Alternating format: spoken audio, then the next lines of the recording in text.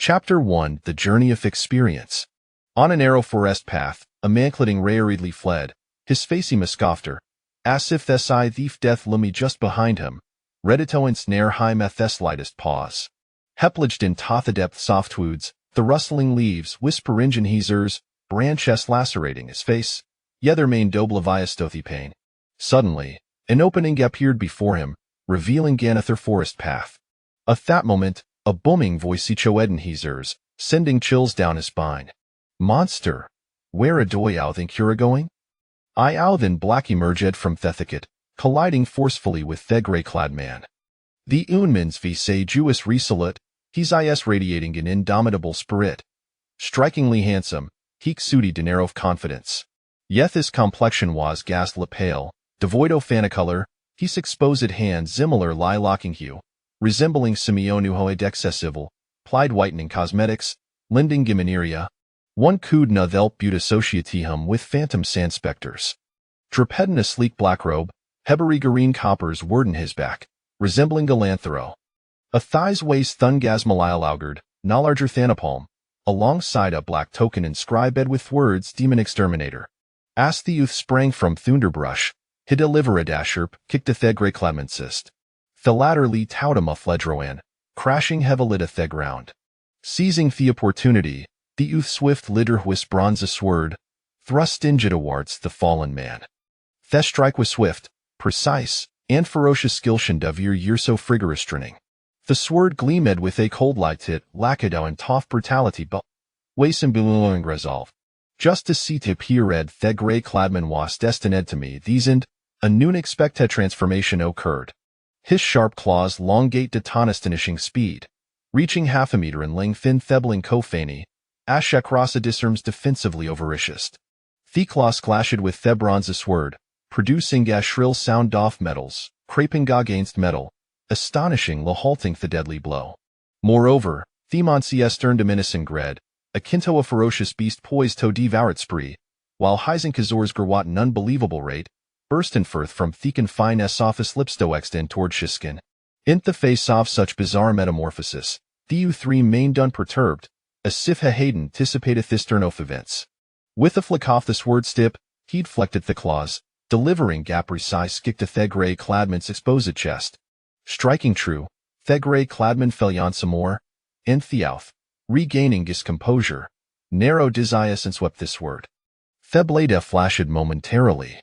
With his back turned to the grey-clad man, the youth shetheth that word. A heavy thudi code behind him.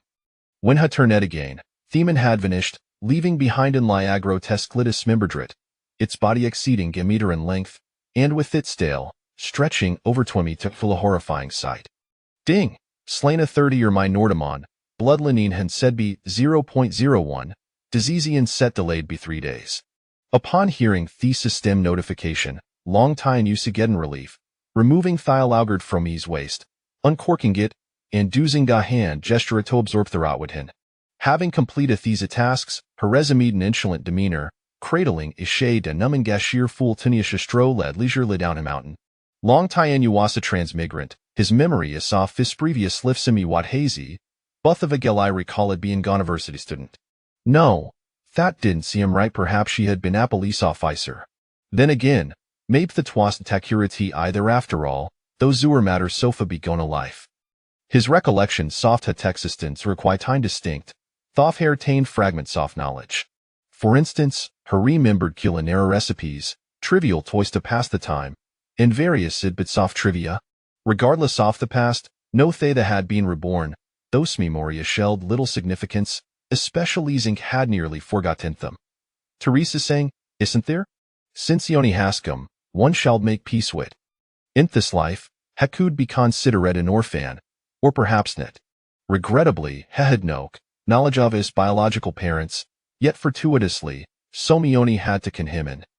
That person was a woman named Qin Fingtian, a celestial master and demon exterminator, also served as mentor. Demon exterminator swore out ni ke profession in this world, officially recognized, primarily tasked with banishing demons, much like Heatherot from earlier. Indeed, these world ways inhabited by supernatural beings, and long ways initially astonished, tolerant of their existence, on his arrival, Yethegar Wakastum toit over time. Under the tutelage Giave's master, Qinfengtian, Hitubi Kimidamon exterminator. The rank soft demon exterminators varied, classified from lowest to highest as Yin Master, Earth Master, Celestial Master, Immortal Master, and Emperor Master. Thought a distinction between Earth Master and Emperor Master was more a single character, their strengths were worlds apart. These ranks were a further divide in Tonin tiers. Conversely, the classification of the demon race follow a different hierarchy or demons, major demons, demon kings, demon emperors, and demon sovereigns. At present, Long Tianyu was more a 50 Yin Master, among the weeks to fisking. With a celestial master like Qin Fengshan Ash's mentor, one would expect them to be farmer formidable after 18 years, yet reality told different tale. Their ace and fourth eyes, was evident from his pallid complexion he was grave lyle. Long Tianyu had been frail since secondhood, particularly suffering at night when his body would burn, with if ever had there been a thermometer in this world, it would have surely shuddered from the heat. Were it not for Qin Fengtian using her spiritual guide to cool him down each night, he might have come long ago. Fortunately, hope was not lost when Long Tianyu reached the first Shi master level. The system was activated, providing him with methods to alleviate suffering. By exterminating demons, each creature dispatched a lathian feasileness, and the stronger Thiedman, the longer Thetale. Thanks to E-System's assistance, Long Tianyu endured considerably less agony. However, this feature proved somewhat redundant. Human adaptability is remarkable and kangaroo wakastum to pain over time. After 18 years, even if lacked the system, he could withstand the torment of his affliction. Thus, the system's capacity to postpone it and to feasileness felt superfluous. It was precise lib cause Long Tianyu could bear the pain that Qin Fengtian felt secure allowing him to venture out alone fortuning. Ashua ket along the forest path, Long Tianyu opened the system panel to assess his current physical condition. Name Long Tianyu. Strength 50 Shin Master. Bloodline density 0.09. Disease onset 2 days, 23 hours, 58 minutes, and 36 seconds. Innate skills node activated. Closing the systempanel, Long Tianyu side, 3 days so frespeted. I wonder how my master is faring. Heglin said towards the north, a wavy of nostalgia was Shinjavurim. No. It's only been a week I can't return it. Shaking his head, Long Tianyu dismissed his master semi Jeffromis mind and continue down a path. In the capital, within a grand courtyard, 4 women Kladinsli Katira gathered around dateable. 5 tiles. Lost. Pay up. Theother 3 woman, realizing the loss was genuine, reluctantly extracted their silver soins. The victorious woman suddenly sensed something, raising her gaze towards the south. Then she shook her head, resuming her gammy off mahjong. I wonder what's going on in your precious disciples mind how could come up with such a hand? One woman quipped, drawing agreement from Theothers. From a aungage, Tianyu has been uniquely hesh hood Hofkas and Misha's master. Ha, I've heard that Tianyu has been swindling his master for so very hour so foolish, but careful not to lose our dowry. The 4 women chattered inimitedly, playing cards while sharing gossip, at a light full scene. Meanwhile, Long Tianyu retraced his steps, Aravingata village. At the village entrance, a shifty-eyed man, spotting the pale Long Tianyu return, instantly beamed with joy. Themister has returned. Everyone, come out quickly. Aethyscol, villagers gradual limerjed from Theromes, thought each worried expression, cautiously approaching. However, upon seeing Long Tianyu, their apprehension visibly lessened. The village chief stepped forward, inquiring, Master, what became of Theman? Long Tianyu smiled, producing Third corpse. Rest assured, the demon has been slain. You can live peacefully from now. The Saitov Tetwameter long rat, despite being lifeless, sent shockwaves through it villagers. In unison, there coiled, and those who had not yet seen the corpse fled in panic town known corners. After a moment, the villagers sly approached, realizing Jit was Meridrit. The village chief way, kneeling before Long Tianyu. Thank you, master, for letting us off this scourge. Seeing Fetchif kneel, the villager chastened to follow suit. Their eyes fled with gratitude as some victims were moved to tears, proclaiming Long Tianyu Bodhisattva. This made Long Tianyu somewhat bashful, and he hurried to assist the chief to his feet. Itis thedudi ava demonic exterminatoria need not be so formal. Having spent 18 years in this world, Long Tianyu had grown accustomed to many things, yet he found himself at a loss in situations like these. After some persuasion from Long Tianyu, the villagers finally stood up. Reabsorbing the Raten Tothagord, Long Tianyu bid farewell to the villagers and set off towards the next village. The corpses of the monsters are indeed valuable treasures, delivering them to the exorcist guild can yield both talismans and silver. Naturally, Long Tianyu must take great care to safeguard them. 2 days later, Long Tianyu arrived at Tanather village. Traveling solely in foot proved Tober rather sluggish had he known, he would have requested a horse from his master before setting out. No, it wasn't just a horse he needed, but also funds. Suddenly, Long Tianyu realized that prior to his departure, it seemed that his master had given him nothing gatal. They talismanship possessed Wariel purchased with his own money, and even his provisions so long the journey had been financed by him. How infuriating, Long Tianyu lamented, feeling a wave of regret wash over him, completely oblivious to a substantial wealth he had swindled from Qin Fengti and over the past 18 years. Chapter 2 The Affliction. Thut waste token appears stobalunth exorcist. Indeed, I have seen it with my own eyes it must be. What oest his person's complexion looks so pale? The murmur soft he villagers reached Long Tianyu's ears, prompting him to halt in his tracks. Listening to their discussions, Hezen said that this place didn't seem to harbor random monsters. Otherwise, someone would have approached them for assistance saying capturing gone upon recognizing his identity. However, it was prudent to investigate further, just in case. In the next moment, a gleam of golden light flickered in Long Tianyu's eyes. Heavenly eye, open. As the incantation, which only he called here, resounded, the world before him darkened momentarily. An overwhelming mass of dark energy surged through Hesky, engulfing the entire village like an inverted bowl, shroud in giant inner atmosphere. The sight with heavenly eye activated was drastically different thighs, was the universal technique of texorcist known as heavenly eye. It allowed it to perceive the presence of demon's energy direct, lion gageth the strength of the monsters based on the intensity of tut energy. Long Tianyuner lilas this footing, almost toppling to the ground, Hishiar tracing gun controllably. Sachaden's concentration of demon's energy was there perhaps Sodom and Kingra sitting here?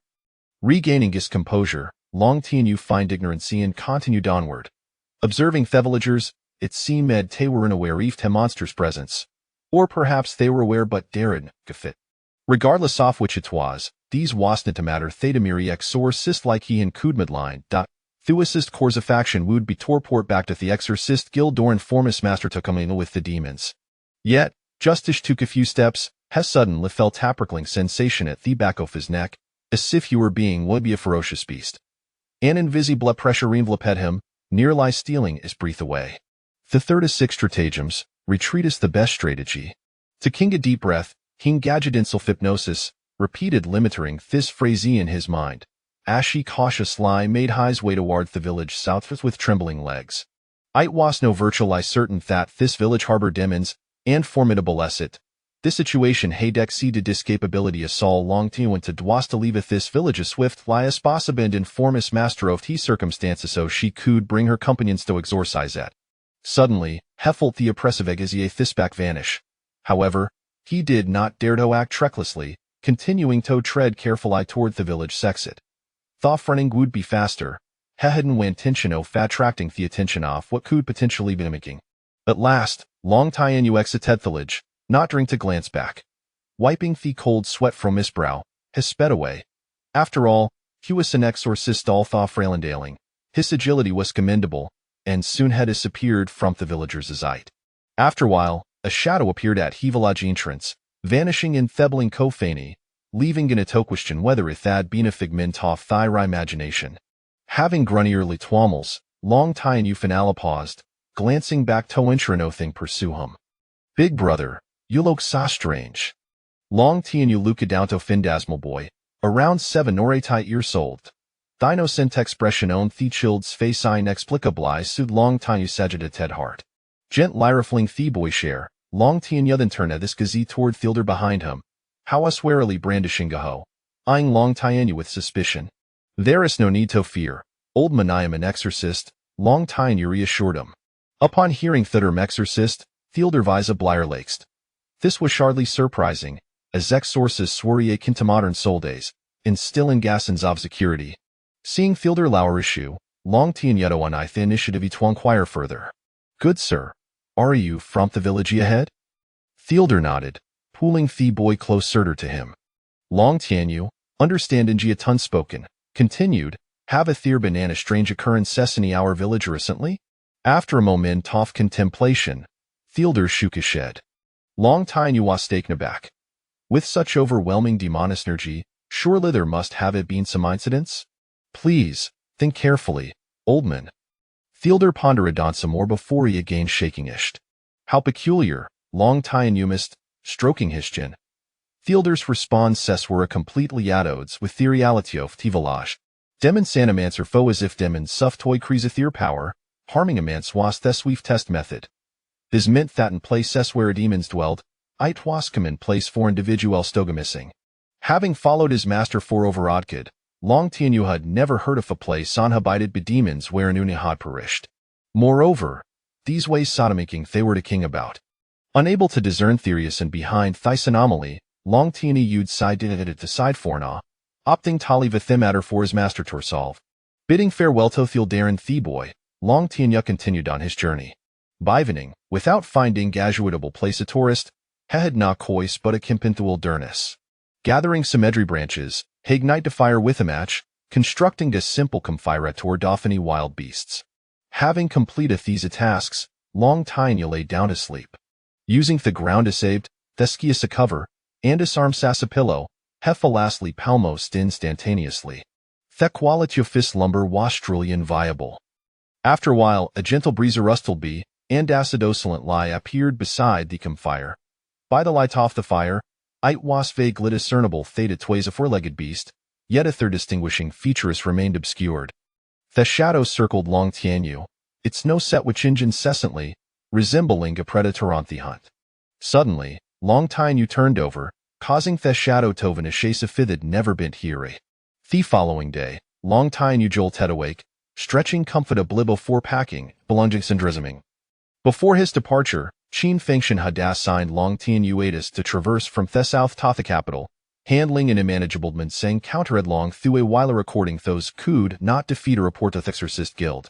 Having been out for last 10 days, Hehadal Redian counter at Adaminking. What would happen when Hiriak had the capital would know to encounter the demon Pararazwell? Long Tine was filled with trepidation regarding this trial. Nevertheless, Hepender with a demon king from the village had spared him. If humans and demons were adversaries, then exorcists and demons were mortally enemies, the kin they engaged in immediate conflict to pawn meeting. Theruus Norius and fourth a demon king Talathimgo. Unablido Fathamthus, Long Tine Yud Sai dead ta stop over and Kinjit the immediate to priority wasto hastin, his journey Andrew Knight with his master in the capital. With urgency, Hefina lie entered a county town just before dusk. Lacking the luxury of to mito explore, Long Tine has to Lefoundanen, tossing Isbunli and Tothabed before collapsing on Toit. As night descended, Azure Joff prime Mali Nurge erupted within Long Tine. In Namara 3 seconds, the pallid-faced Long Tine waist transformed into Adiep crimson hue, the color intensifying further. 3 days shad passed, and Long Tine began to succumb to his affliction. Sitting cross-legged on the bed, hesitant lie recited clear heart mantra atop his master, dispersing spiritual energy through on his body. Visible vapors were lead above Long Tine shed, resembling boiling water. Ifane possessed the ability to see through illusions. It would not be difficult to discern that Long Tine was centrally flushed, as if his internal organs were being. Despite the excruciating torment, Long Tine remained silent, bearing the agony in solitude. Outside, a pair of whitey stared, pupils constricting as if witnessing some effing gutter lie fathomable. Inside, Long Tine ailment persisted. A stone broke, casting gapale lie tack crossed he horizon. The crimson hue gradually faded, revealing his original pallid complexion. With assai, he exhaled a stream of white vapor, collapsing gontathebed, and falling into Adiep slumber. Outside, the shadow had long since finished. As the sun reakeditsineth, Long Tine lazily awakened and took a refreshing bath. Dressed in a clean black robe, Himidi Hisueto, the Exorcist Guild, retrieving Themauscarcus Drevius collected. Along with this, after exchanging the demon corpses for silver, Long Tian Yuproceeded to the post office to write a letter to his master. While a matter concerning the demon king was significant, the majority of the letter was filled with expressions of longing for his master. Ash wrote, he nearly broke down tears. In summary, it boiled down to intimate. The outside world was perilous heroist no place for Thambia's master's reside. He was the embodiment of facultwo, have engendered hardship, soft solace and comfort and embrace of a parent. Chapter 3. The astonishing revelation upon exiting the Xinqing establishment, Long Tianyu made his way to a tavern. He was indeed famished, and he also sought to inquire about certain rumors concerning monsters. Waiter, a plate of braised beef, some peanuts, and a meat bun, please. Certainly, esteemed guest. Right this way. After a brief interval, the waiter returned.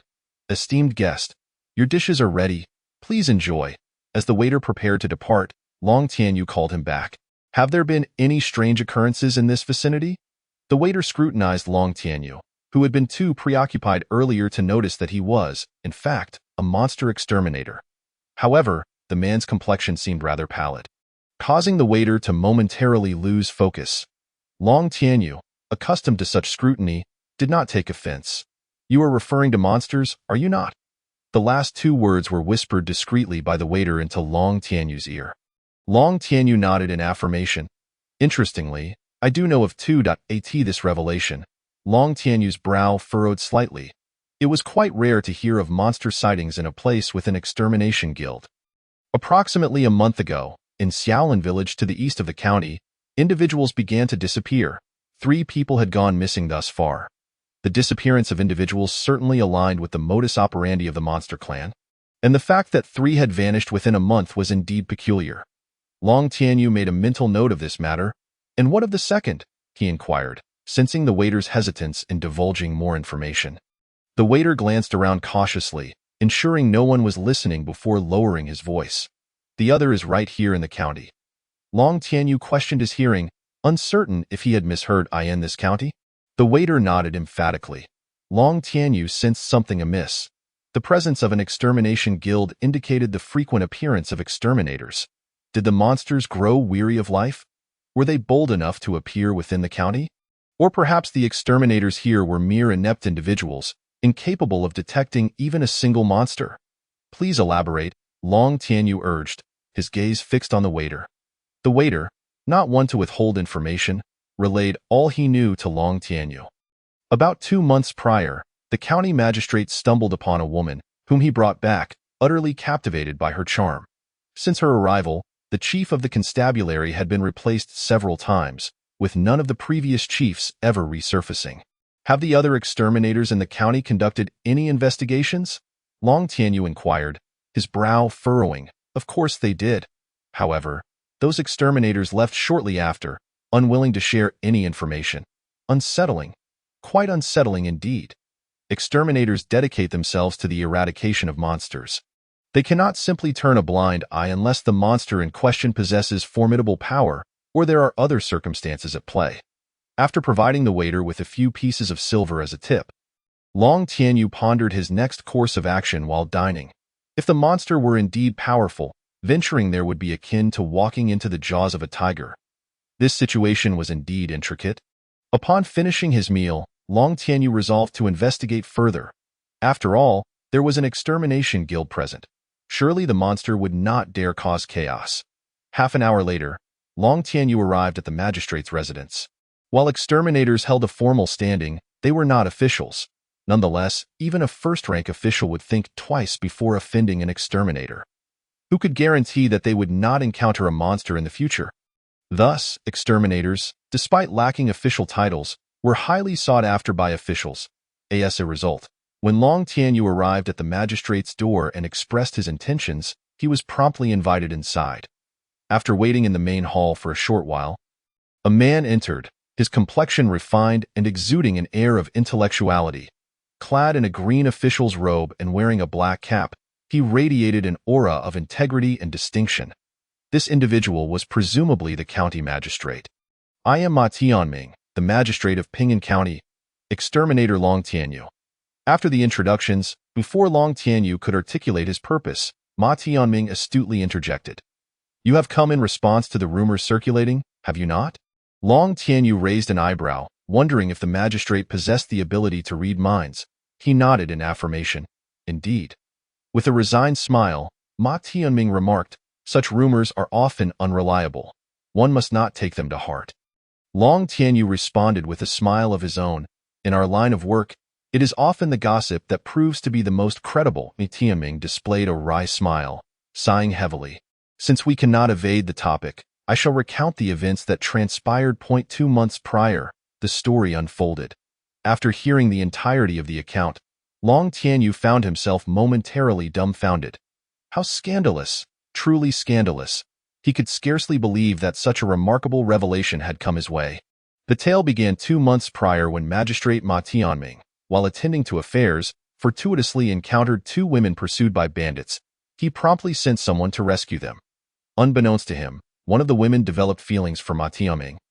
And soon thereafter, they wed. On the following day, the woman revealed her true identity as the 9th princess of the realm, expressing her desire to return to the capital with Ma Tianming to meet her father. Upon learning this, Ma Tianming nearly fainted. A mere county official marrying a princess. Were he to venture into the capital, his life would surely be forfeit. Thus, Ma Tianming chose to keep the matter concealed, even silencing those who had glimpsed the princess's true form with a generous SUM.AS for the individuals who had disappeared from the magistrate's office. They had been sent to Ma Tianming's residence, where they were kept under constant protection to ensure the safety of the princess. Long Tianyu could not help but exclaim inwardly, how fortunate! How come such luck has not befallen me? This was infinitely better than being pampered by a wealthy patroness. A patroness might offer money, but a princess could provide not only wealth but also official titles, a veritable golden opportunity. After mentally lamenting Ma Tianming's good fortune, Long Tianyu felt compelled to meet the princess. For seeing was believing. He could not dismiss the possibility that Ma Tianming had fallen victim to enchantment or deception. After a moment's hesitation, Ma Tianming sighed and ultimately decided to lead Long Tianyu to her. He summoned his secretary, whispering a few words into his ear before guiding Long Tianyu towards the rear courtyard. Upon reaching the courtyard, they were approached by the secretary, who bore a box. I hope you will accept this. Long Tianyu frowned, suspecting it was an attempt at bribery. However, he was not one to squander an opportunity and accepted it gracefully. Seeing Long Tianyu accept the gift, Ma Tianming visibly relaxed. Accepting a bribe could ease tensions. And a smile crept onto his face. Please, this way, esteemed master. As they turned a corner, Long Tianyu was taken aback. Within the modest courtyard stood a dozen constables, even 3 perched upon the roof. At the entrance to one of the rooms stood a woman clad similarly to Long Tianyu, in a black robe, with a gourd and badge at her waist, and a blade on her back, an exterminator herself. Long Tianyu nodded in acknowledgement to the woman. Afterward, he activated his celestial eye, scanning the magistrate's residence from top to bottom. There was indeed no trace of monstrous energy. Suddenly, the door swung open, and 2 women emerged. The foremost was breathtakingly beautiful, her hair elegantly arranged, and her every movement emanated the grace of a noble lady. Her vibrant smile revealed pearly white teeth, and her complexion resembled that of smooth jade. She rivaled Long Tianyu's master, Qin Fengtian, though she appeared a touch younger. She could not be more than 16. Long Tianyu's lips twitched as he glanced at Ma Tianming, his expression slightly askew. However, considering the norms of this world, where young women married at 14, it was not entirely surprising. Trailing behind the princess was a maid of considerable beauty. Her head bowed slightly, exuding an air of respect. My husband, you have returned, she said. Dearest, you should not be out here. You must avoid catching a chill. The couple held hands, gazing deeply into each other's eyes. Long Tianyu could not help but grimace, turning his gaze towards the clear blue sky, the sun shining brightly. Would one truly catch a chill in such weather? He could not shake the feeling that he had encountered the 9th princess somewhere before. Chapter 4. Xiaolin Village. After meeting the 9th princess, Long Tianyu departed the magistrate's residence, refraining from engaging in lengthy conversation with her. for such interactions could prove complicated. Indeed, there was no trace of monstrous energy within Ma Tianming's household. It appeared that the rumors were unfounded, with no malevolent forces at play. Furthermore, the mutual affection between Ma Tianming and the princess rendered them a fitting pair, prompting Long Tianyu to turn a blind eye to the matter. With that resolved, he decided to venture to the eastern Xiaolin village. Perhaps there were further revelations awaiting him. As Long Tianyu contemplated his next move, he found himself at the Extermination Guild. Horses were considered a strategic resource. Aside from official channels, one could only acquire them through less reputable means. Thus, Long Tianyu had come to purchase a horse. Among the many steeds, he selected the most robust one. Henceforth, you shall be called Red Hair. Long Tianyu gently stroked the forehead of the red steed, then mounted and left behind a handful of silver coins as he galloped swiftly towards the east. On the rustic path, a majestic crimson stallion raced at breakneck speed.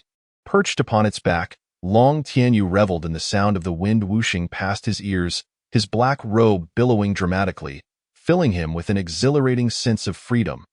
This speed was a remarkable improvement over his own 2 feet. In the span of just an hour, he arrived at Xiaolin village. Before even entering the village, Long Tianyu activated his celestial vision. A swirling black mist was evident, indicating the presence of malevolent creatures. He murmured to himself, a smile gradually forming at the corners of his mouth, recognizing that he had come at the right time. Upon reaching the village entrance, he dismounted and led the red steed into Xiaolin village. Along the way, he encountered several villagers, each appearing listless, their eyes sunken as if they had not slept in days, their condition dismal. However, the women seemed vibrant and full of life, exhibiting no signs of distress.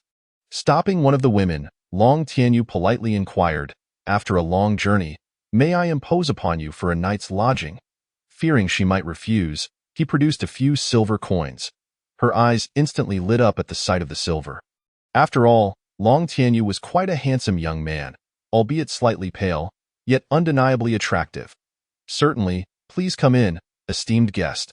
The woman's house was modest, comprising a main bedroom, a firewood room, and a small courtyard. As expected, Long Tianyu was assigned to the firewood room. The woman brought a quilt and laid it on the ground for him. "My humble abode is a bit lacking. Please forgive me." Only then did she notice Long Tianyu's attire and referred to him as master. "It matters not, as long as I can rest." The woman cast a meaningful glance at him before slowly retreating from the firewood room. After a while, she returned, holding a bowl of millet porridge.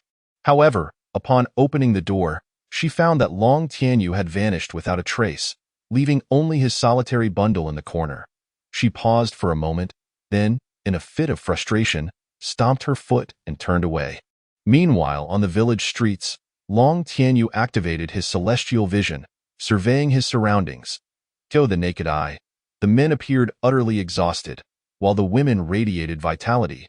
Yet, through his celestial vision, the reality was quite the opposite. The men remained lifeless, while a faint black mist of malevolence enveloped the women. After a moment's contemplation, Long Tianyu discerned the source of the problem.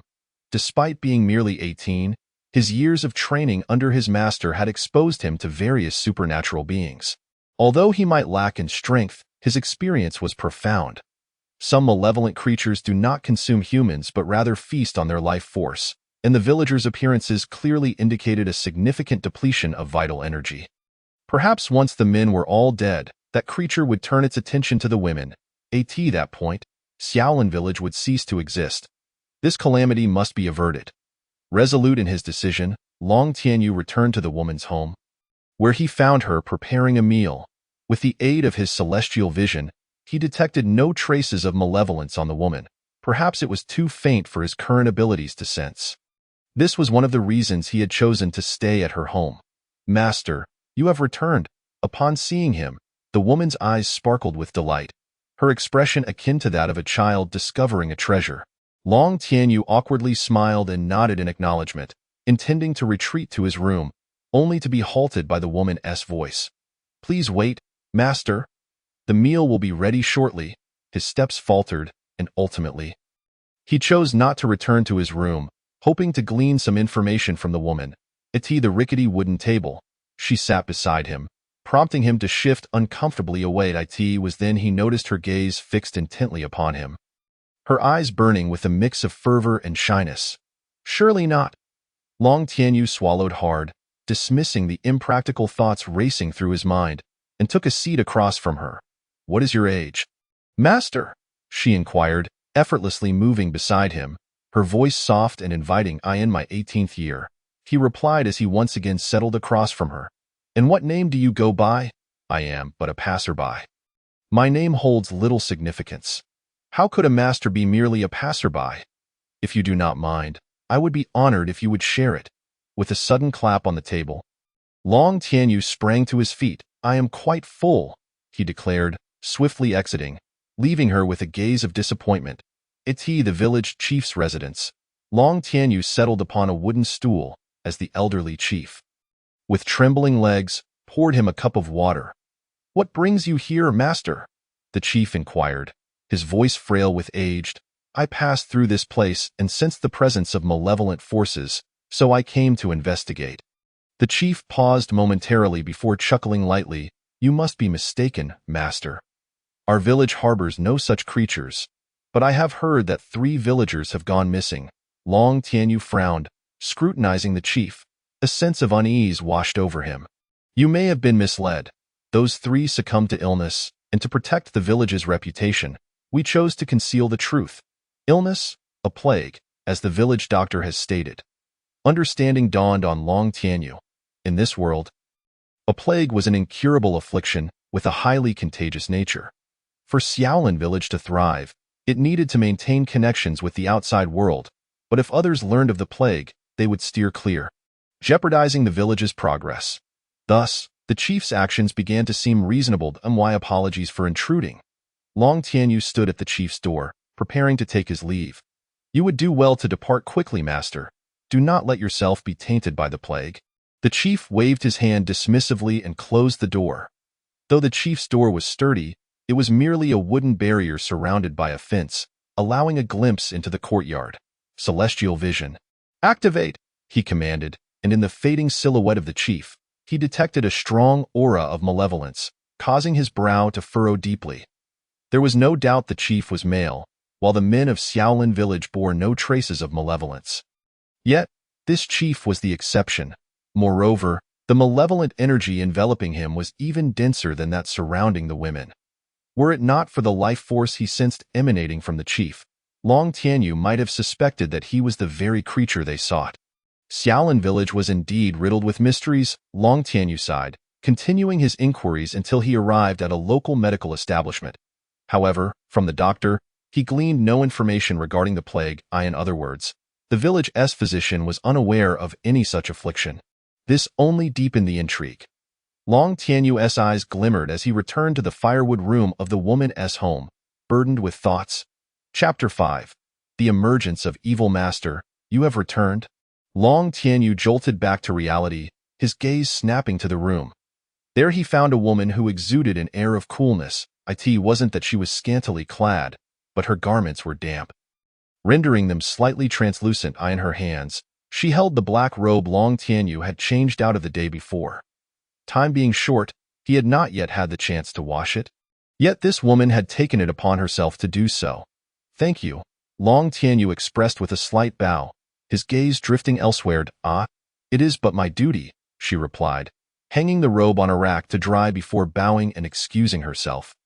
By the way, master, my surname is Lin, and my given name is Chan. Once Lin Chan departed, Long Tianyu finally exhaled a sigh of relief, internally lamenting, a demon. Lin Chan appeared to be around 30, her allure undeniably potent. Nightfall soon enveloped the village, and Long Tianyu sat cross-legged on the makeshift bedding, quietly reciting the heart-purifying mantra. With the onset of night, the primordial energy within him began to stir restlessly at times. He found himself questioning whether another being resided within him, as the night seemed to belong to a different self. Perhaps one day, he would succumb to the inner struggle, and that other self would seize control of his body, leaving Long Tianyu to fade into oblivion. Time passed slowly. He could not tell how long it had been when he suddenly heard muffled cries, subdued yet insistent. As the sounds grew louder, they began to disrupt his concentration. causing a momentary lapse in his control over his internal energies, resulting in the primordial force within him breaking free from its confines. If someone had been present, they would have witnessed Long Tianyu's visage becoming increasingly crimson, akin to the setting sun, darkening as the intensity grew. Not good. He swiftly formed a seal with his left hand to stabilize his body and hastily retrieved a blue talisman from his robe, slapping it onto his forehead without hesitation. This was a mid-tier talisman, the Ice Sealing Talisman, typically employed to restrain the movements of malevolent creatures or to temporarily seal away troublesome entities. It was likely that Long Tianyu was the only one who would use it on himself. As the Ice Sealing Talisman began to take effect, a wave of chilling energy surged into his body, countering the searing heat within. Miraculously, the two forces reached a precarious balance, allowing Long Tianyu to avoid another eruption of primordial energy. Even the flush on his face began to subside, lending him a semblance of relaxation. Who on earth would disturb my tranquility at this hour, costing me a precious Ice Sealing Talisman? Long Tianyu, filled with rage, burst through the door and hurried toward the source of the sound. The Hanbing Talisman, valued at a gold ingot, was not inexpensive, and its expenditure caused him some pain, even though he possessed many similar talismans. The thought of wasting a mid-level talisman for no reason left Long Tianyu quite infuriated. Upon arriving outside a small wooden cabin, he paused. Faintly, he seemed to discern the nature of the sound. It appeared to be a couple playfully bickering. Suddenly enlightened, Long Tianyu felt a twitch at the corner of his mouth. Who on earth makes such a racket at night, practically begging the entire village to take notice? Standing still, Long Tianyu clenched and relaxed his fists repeatedly before ultimately throwing on his sleeves and departing. On his way back, he collided with a man who had risen for a midnight visit. The man, groggy and bewildered, opened his eyes to find himself face to face with a figure clad in black robes. As his gaze slowly ascended, he was met with a pallid visage akin to snow, accompanied by a blue talisman. The man's pale cheeks, the soul-restraining talisman, and the black official robe. Hiss! The man immediately blacked out. Long Tianyu had intended to greet him, yet before he could utter a word, the man collapsed. With such heavy dark circles under his eyes, one could hardly blame him. Casting a glance at the fallen man, Long Tianyu shook his head and hastened away. Upon returning to Lin Chan's home, he secured the door and turned around, only to be met with a scream that struck like thunder. Causing his eardrums to ache, quick as a flash, Long Tianyu covered Lin Chan's mouth and, peeling back the Hanbing talisman slightly, revealed his strikingly pale and handsome features. "It's me." His deep voice resonated, and Lin Chan finally recognized the figure behind the talisman. However, she remained puzzled as to why, in the dead of night, a master would choose to frighten her in such a manner. Was he attempting to garner her attention? As Lin Chan's mind wandered, her heart raced like a startled deer. Ever since her husband's demise, she had felt an emptiness each day, yet as a widow, she could not afford to exhibit such vulnerability, lest she be discovered and face dire consequences. Yet, if someone else harbored affection for her, that would be an entirely different matter. Little did Long Tianyu know of Lin Chan's inner thoughts. Seeing her regain her composure, he returned to the woodshed. Left alone, Lin Chan stood there, lost in a silly smile as she gazed at the woodshed. Just as Long Tianyu was about to rest, a sudden realization struck him. Nighttime was indeed the prime time for monsters to roam. Why hadn't he opened his heavenly eye to take a look earlier? Recalling his master's teachings and his duties as a demon slayer, Long Tianyu ultimately arose from his bed, donned his attire, and ventured outside once more. Hearing the commotion, Lin Chan followed suit, catching a glimpse of Long Tianyu's fleeting figure and thus hastening after him. Upon activating his heavenly eye, he discovered, as anticipated, that the demonic aura in the village was several times more potent than during the day.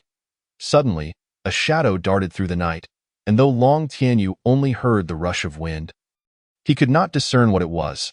His instincts told him that a demon lurked nearby. Silently drawing his bronze sword, Long Tianyu prepared himself, his expression grave. Swish! A sharp sound erupted from behind, and Long Tianyu quickly crossed his sword to block. A yellow claw collided with the bronze sword, producing a piercing crack through the gaps in the talisman. Long Tianyu was astonished to discover that his opponent was, in fact, a fox. Its fur shimmered in shades of yellow and white.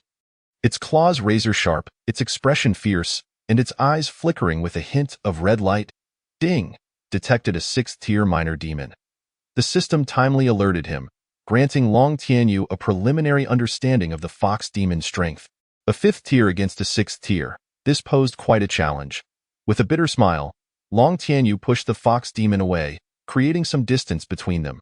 Lin Chan, trailing behind, turned a corner and was met with the sight of Long Tianyu and a fox nearly 2 meters in length.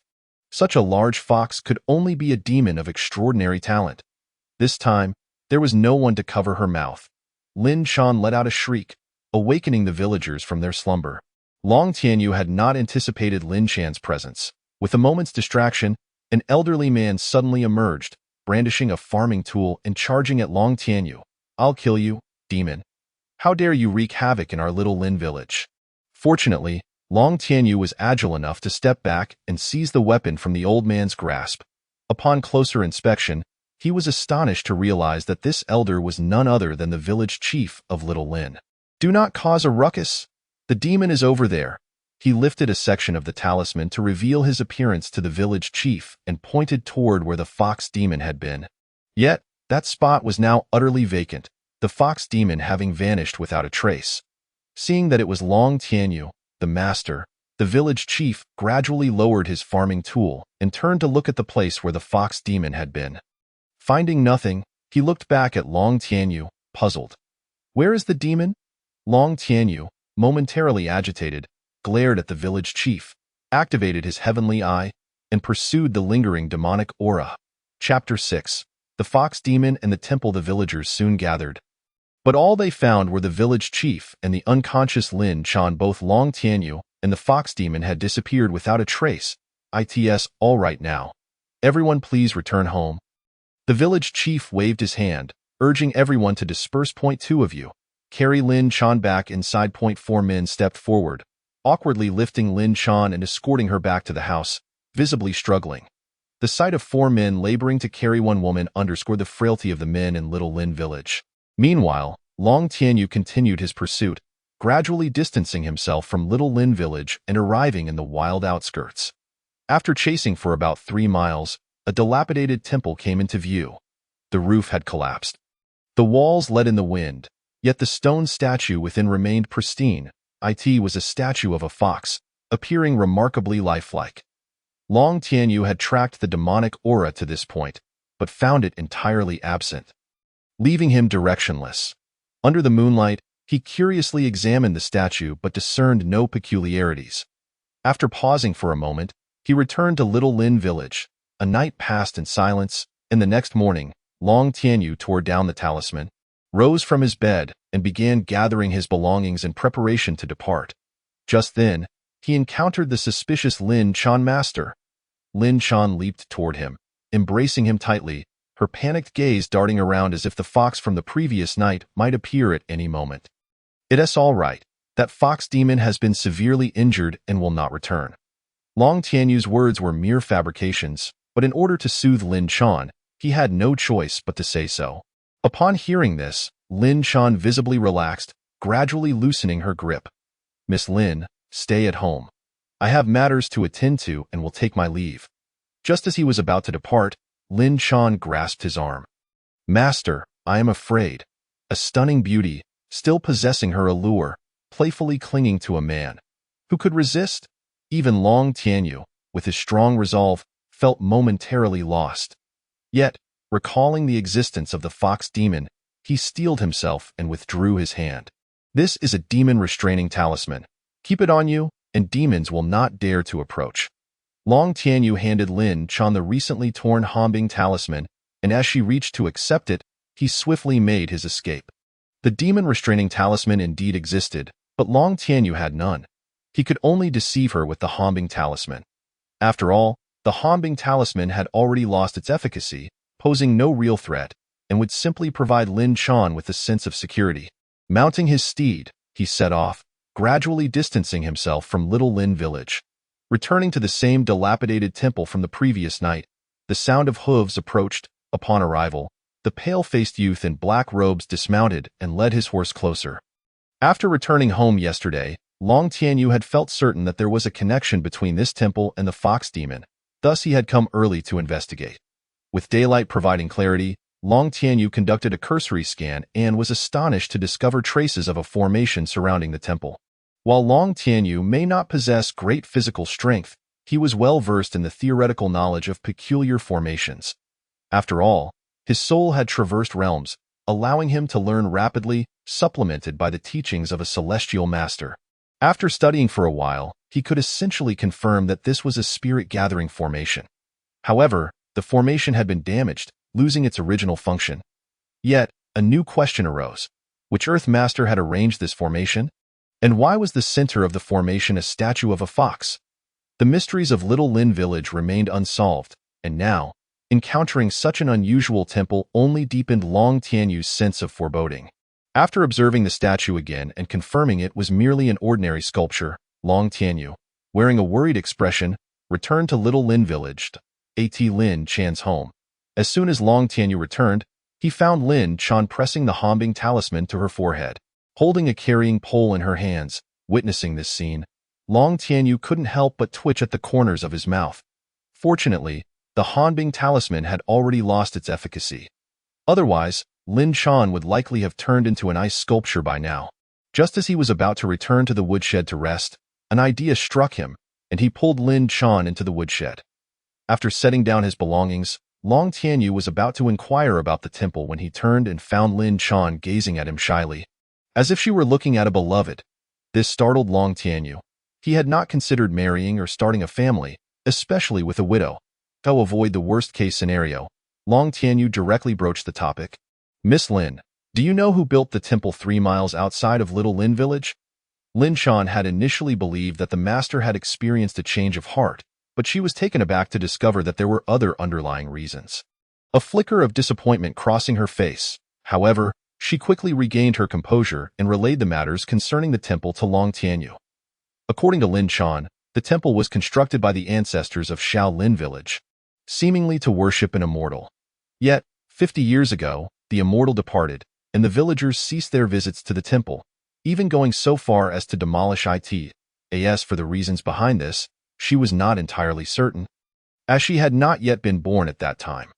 Nonetheless, Lin Chan suggested that Long Tianyu consult the village elders, as they might possess some knowledge on the subject. With a newfound direction for his investigation, Long Tianyu was eager to make haste and went directly to the home of an elder indicated by Lin Chan. The elder, named Lin Tu, had reached the venerable age of 70, according to the previous life's reckoning. His face was lined with wrinkles, resembling a centipede, and he bore an unsettling appearance. Leaning on a wooden cane, he walked with a tremor, clearly embodying the essence of a living encyclopedia. Long Tianyu felt a twinge of regret for not having sought the village elders sooner. However, it was not too late. After expressing his intentions, the elder welcomed Long Tianyu into his dwelling. Are you aware of the purpose of the temple located a li away? Long Tianyu inquired. Lin Tu did not respond immediately, instead scrutinizing Long Tianyu from head to toe. If it were not for Long Tianyu's attire as an exorcist, Lin Tu might have suspected him to be a local. The pallor of his cheeks bore an uncanny resemblance to that of the villagers. Are you an exorcist? The elder asked, uncertainty lacing his voice. Indeed, Long Tianyu replied, nodding with a dignified demeanor. After a lengthy pause, the elder sighed and began to answer Long Tianyu's question. His account differed slightly from Lin Chan's, yet the essence remained consistent. The temple was indeed erected by the ancestors of Shao Lin Village, housing a fox demon that fed on the villagers' essence to cultivate its powers. In return, the fox demon would safeguard the villagers. Although the villagers were lacking in vitality, they had not encountered grave misfortunes under the fox demon's protection. However, 50 years ago, the fox demon vanished without a trace and never returned. Subsequently, Shao Lin Village gradually regained its vitality, and the villagers' health began to improve. Yet, starting a few months ago, the villagers' health deteriorated once more, with some even perishing, leading the elder to suspect that the original fox demon had returned. Chapter 7. Obsession. How can you be certain that it is the same fox demon that has returned? Long Tianyu queried. The creature from last night, while indeed a fox, was merely a minor demon. If it were the original fox demon, after 50 years, it would undoubtedly have ascended to the rank of a demon king, if not a demon emperor. Thus, Long Tianyu believed that the two were likely not one and the same. Furthermore, the system had indicated that the fox demon from last night was a 6th-tier minor demon, leaving no room for error. Lin Tu chuckled bitterly and shook his head. This is merely my conjecture, for the villagers 50 years ago were just as frail and listless as they are now. The loss of essence indeed leads to a state of lethargy, yet it seems the villagers of Shaolin Village are suffering from more than mere fatigue. It would not be an exaggeration to say they are half alive. After departing from Lin Tu's residence, Long Tianyu sought out several other elders for their insights, receiving nearly identical responses. In the afternoon, while contemplating the matter at Lin Chan's home, the village chief arrived uninvited. Specifically seeking Long Tianyu. You may converse. I have matters to attend to. Lin Chan excused herself and exited the cottage. Master, are you settling in comfortably? The village chief asked with a smile directed at Long Tianyu. It's acceptable, Long Tianyu replied dismissively. Unperturbed by Long Tianyu's nonchalant response, the village chief maintained his jovial demeanor. The village is currently plagued by an epidemic. It would be prudent for you to leave soon. Should you contract the illness, it would be quite unfortunate. Long Tianyu furrowed his brow, sensing that the village chief was clearly eager to usher him away. Setting aside the matter of the epidemic, the chief's behavior from the previous night had been quite peculiar. Rather than confronting the obvious fox demon, he had chosen instead to target Long Tianyu, a living person.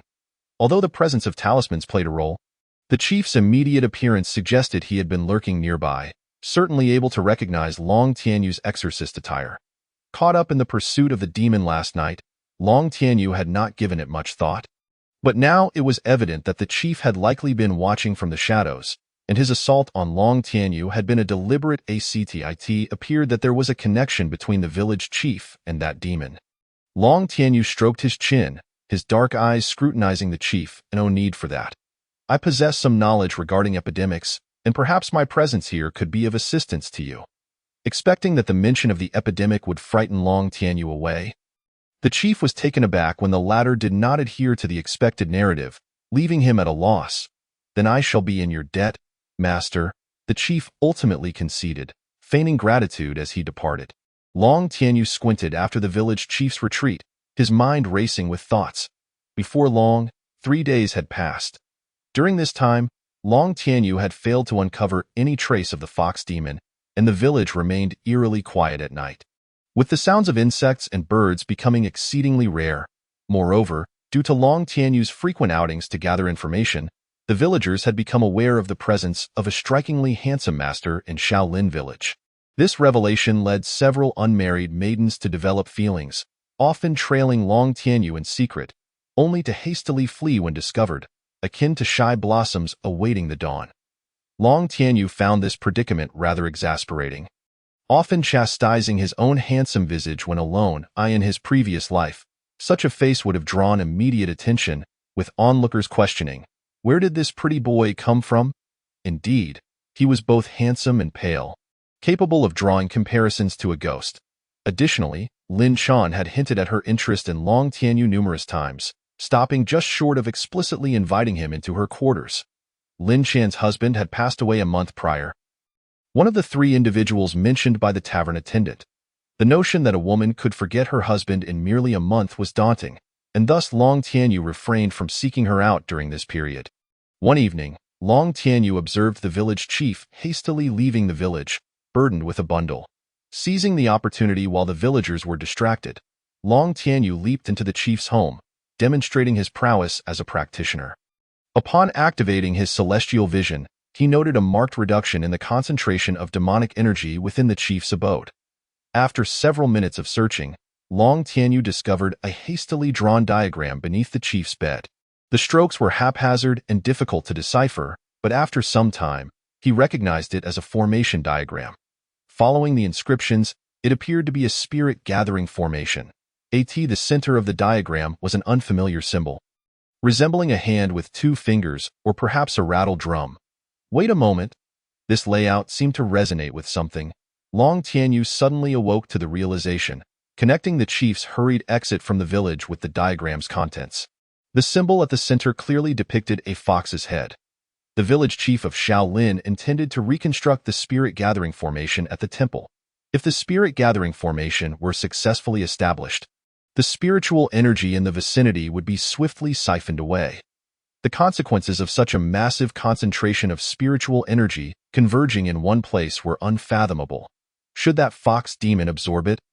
Even 10 of Long Tianyu would be insufficient to contend with it.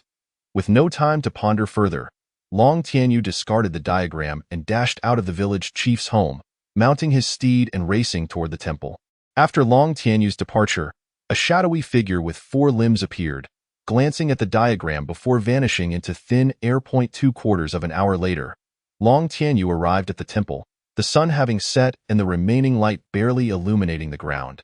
He had no more than 1/4 of an hour before nightfall descended, at which point the primordial power within him would erupt, placing him at a disadvantage. Thus, he needed to expedite the resolution of the temple's affairs. Scanning the surroundings, Long Tianyu spotted the village chief kneeling in front of a fox statue, already having completed the spirit gathering formation. Long Tianyu could distinctly feel the surge of spiritual energy enveloping the area. Without uttering a word, he drew his bronze sword and began to dismantle the formation. It was unclear where the village chief had procured the spirit stones, but he had placed 4 of them at the cardinal points to serve as the energy source for the formation's activation. This was not a realm of cultivation. Although spirit stones existed, they were exceedingly rare. In a year, one might uncover only 100 or so, yet the village chief possessed more than 4. Just as Long Tianyu was preparing to use his bronze sword to dislodge the spirit stones, a sudden surge of black mist erupted from the fox statue, colliding with his sword. The tremendous recoil forced Long Tianyu to stagger back a few steps as the black mist dissipated. A golden-yellow fox emerged, baring its teeth at Long Tianyu in a menacing display. Monster!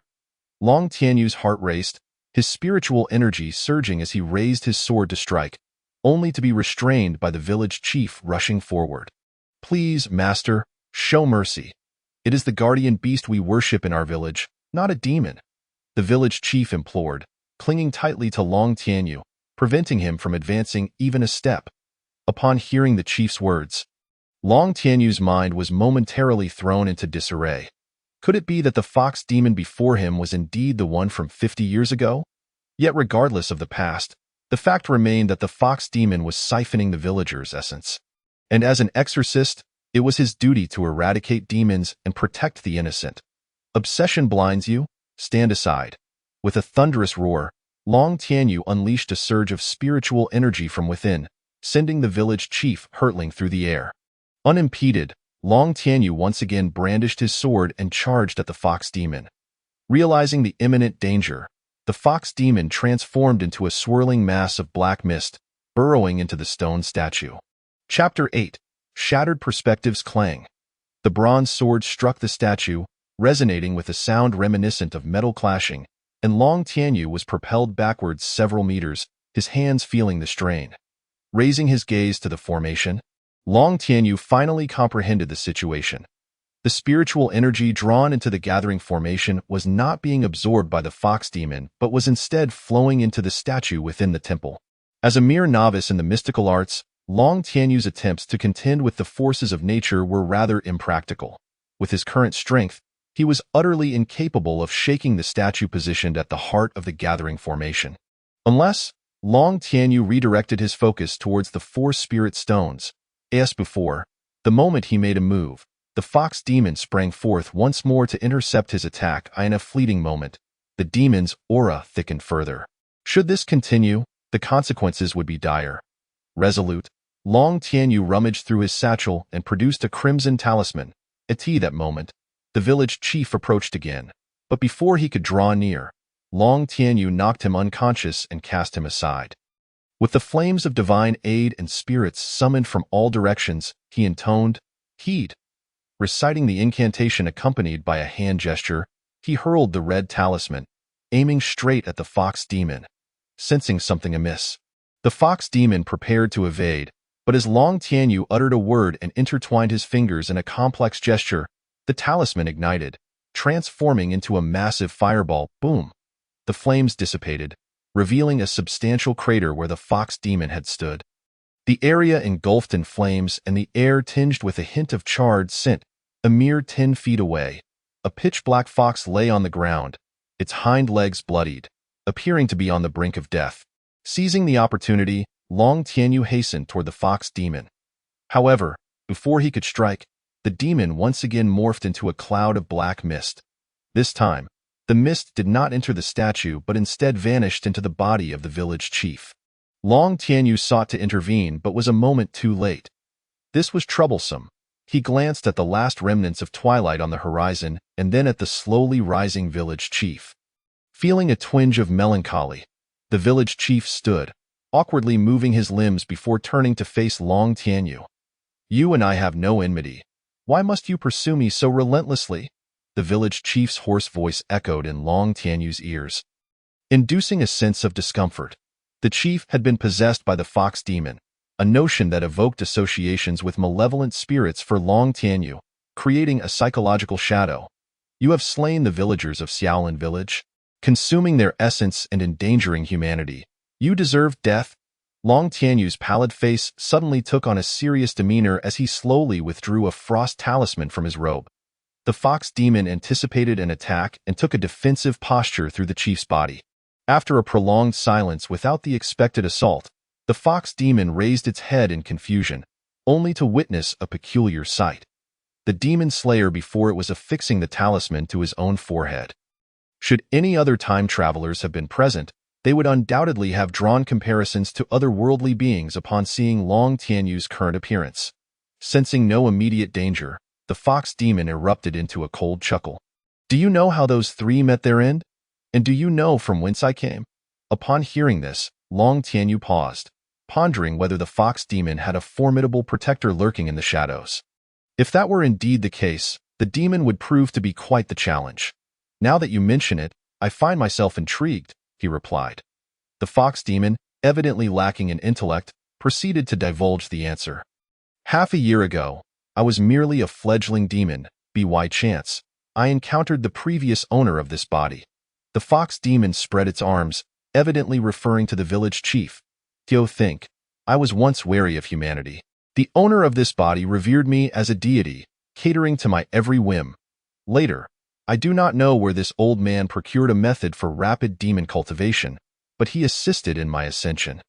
Initially, I only absorbed essence, but eventually, he even delivered a living person to me. Had it not been for the recent visitations by individuals dressed like you, the death toll would have been far greater. The fox demon greedily licked its lips, seemingly relishing the memory, which sent a chill of revulsion through Long Tianyu. "This is all the fault of that old man. Thus, the debt does not fall upon me.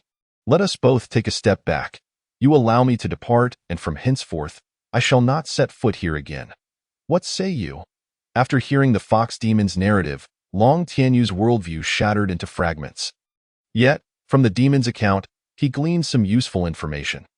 For instance, it was indeed true that demon slayers had visited recently, but perhaps due to the village chief's cover, they had not detected any discrepancies. However, why would the village chief specifically seek a fox demon to harm the villagers?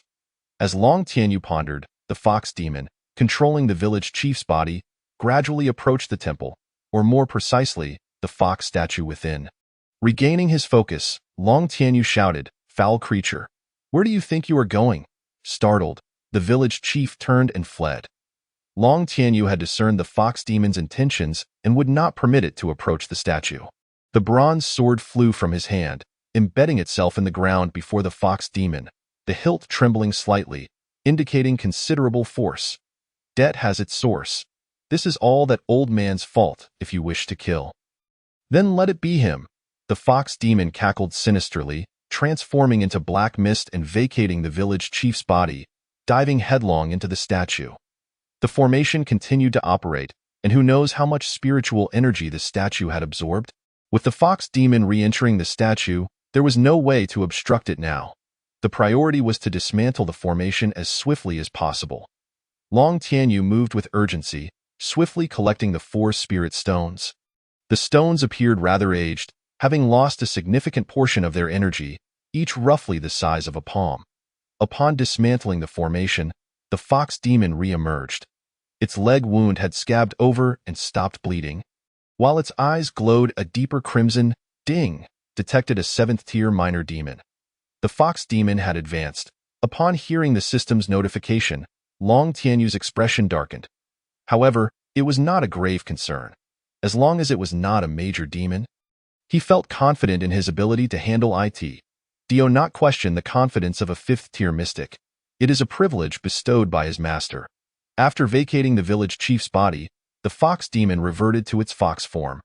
Unable to speak, it bared its fangs at Long Tianyu, its 4 legs propelling it toward him. Long Tianyu remained unperturbed, swiftly retrieving 2 talisman papers from his robes, with the flames of divine aid and spirits summoned from all directions. Heed! The 2 fire talismans were unleashed, causing the running fox demon's pupils to constrict. If it could have spoken, it would have surely erupted in fury. How does this human possess so many talismans? This defies reason. With demons present, what need was there for reason? The 2 fire talismans struck the fox demon directly. As the smoke cleared, a charred, pitch-black fox lay on the ground, blood gushing forth, rendered immobile. Long Tianyu approached the bronze sword, drawing it forth, and steadily advanced toward the fox demon. Justice served. Swish. Chapter 9. System upgrade. Talent skills unlocked. Justice served. Swish. The sword fell, yet it did not cleave the fox demon's form, halted by a layer of crimson barrier. Esteemed human, would you kindly spare its life? As the words fell, a wisp of faint red mist wafted from within the statue, coalescing into the form of a woman. Long Tianyu was taken aback to discover yet another demon within the statue.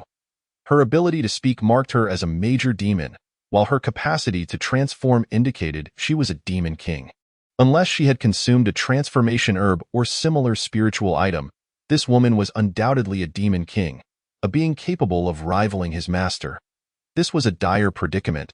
Long Tianyu felt a chill within. He had recently encountered a suspected demon king, and now he faced a genuine one. His luck seemed to have run out.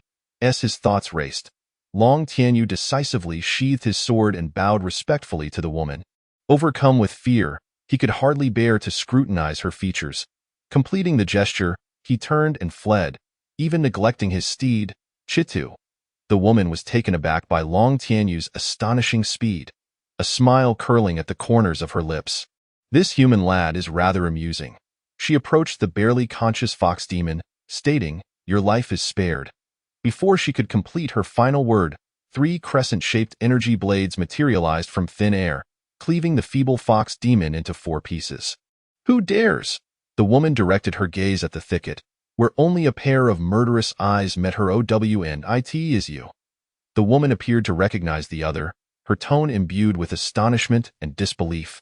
Even tinged with a hint of fear, a gentle breeze swept through, causing the eyes hidden in the grass to vanish as if they had never existed. Yet the lifeless body on the ground attested to the truth of the preceding events. At this moment, the woman's face was a canvas of questions. The entire situation was simply too absurd. After standing in place for quite some time, she still could not comprehend it, and with a deep sigh, she returned to the stone statue. After a while, a shadow stealthily returned to the vicinity of the temple. The shadow was none other than Long Tianyu, cloaked in black. He had originally departed, intending to sever ties with the affairs of Xiaolin village, planning to report the matter to the Demon Exorcism Guild and have them send someone to handle it. However, he had just heard the system notification indicating that the fox demon had been slain, granting him an extension of 1 week before his affliction reoccurred, and the bloodline concentration had reached 0.1. Consequently, the system had upgraded, with an upgrade duration of 24 hours. This prompted him to return and ascertain the circumstances. Seeing that the area was deserted, Long Tianyu boldly used a gourd to collect the fox demon's corpse. He then bowed to the fox statue, picked up the unconscious village chief, and swiftly rode away on his steed. Chitu, the woman, observing everything from within the statue, did not intervene, for she felt a twinge of fear. Moreover, with the fox demon deceased, it was of no further utility to her. Long Tianyu taking it away was inconsequential. With great speed, Long Tianyu did not return to Xiaolin village but instead headed back to the Demon Exorcism Guild in Ping'an County.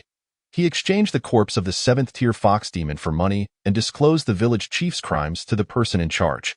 After completing these tasks, he finally found an inn to stay at. The person in charge did not pay much mind to Long Tianyu affixing an ice talisman to his forehead, as he had seen many peculiar exorcists. And Long Tianyu was not particularly unique in that regard. A night passed without incident, and the following morning, Long Tianyu arose, removed the ice talisman, washed up briefly, and ventured outside. This time, he chose a different inn to inquire about any unusual happenings. However, the information he received was consistently the same, only mentioning the provincial governor and the events in Xiaolin village. It seemed there was nothing amiss in the vicinity. After a meal, Long Tianyu returned to the Demon Exorcism Guild to purchase several ice talismans for backup, and he also sold his spirit stones. "Are you truly selling these 4 spirit stones?" The person in charge confirmed once more. "Yes, please expedite the process. I am pressed for time. No reconsideration? No need to deliberate further. Hurry up." Long Tianyu was growing somewhat impatient. The person in charge finally confirmed that Long Tianyu was indeed intent on selling the spirit stones. The 4 spirit stones fetched a total of 200 taels, which was reduced due to excessive spirit power depletion. Had they been intact, they would have been worth 400 taels. A major demon typically valued at 100 taels meant Long Tianyu had effectively vanquished 2 first-tier demons. He kept 100 taels as reserve funds, exchanging the remainder for various talismans. Lacking sufficient strength, he compensated with talismans, a rather extravagant approach. Exiting the Demon Exorcism Guild, Long Tianyu headed to the marketplace to procure some provisions before riding Chidu out of the city. As night fell, Long Tianyu found himself once more sleeping on the streets. Not long after he lay down, a mechanical, electronic synthesized voice resonated within his mind. System upgrade successful, backpack functionality unlocked, talent skill law of fire activated. Commencing fusion. Although Long Tianyu did not hear the system notification, he awoke, jolted by pain. The primal force within him erupted suddenly, leaving him in considerable distress. Without any preparation, this primal energy was akin to a death knell. An ordinary person would not survive such a surge for even 3 seconds. He wished to meditate and resist, yet found himself incapable of exerting any strength, left to silently endure the agony. After approximately 3 minutes, the pain began to subside, and Long Tianyu was drenched in sweat, appearing utterly drained. After taking some time to recover, he finally sat up, his face riddled with confusion. Logically, his affliction should have been postponed by a week. Why then was he still suffering? Unable to make sense of it, Long Tianyu decided to check the system. Name: Long Tianyu Strength, 5th Tier Mystic Master Bloodline Concentration. 0.1 Affliction Time, 5 days, 23 hours, 45 minutes, and 37 seconds. Talent Skill.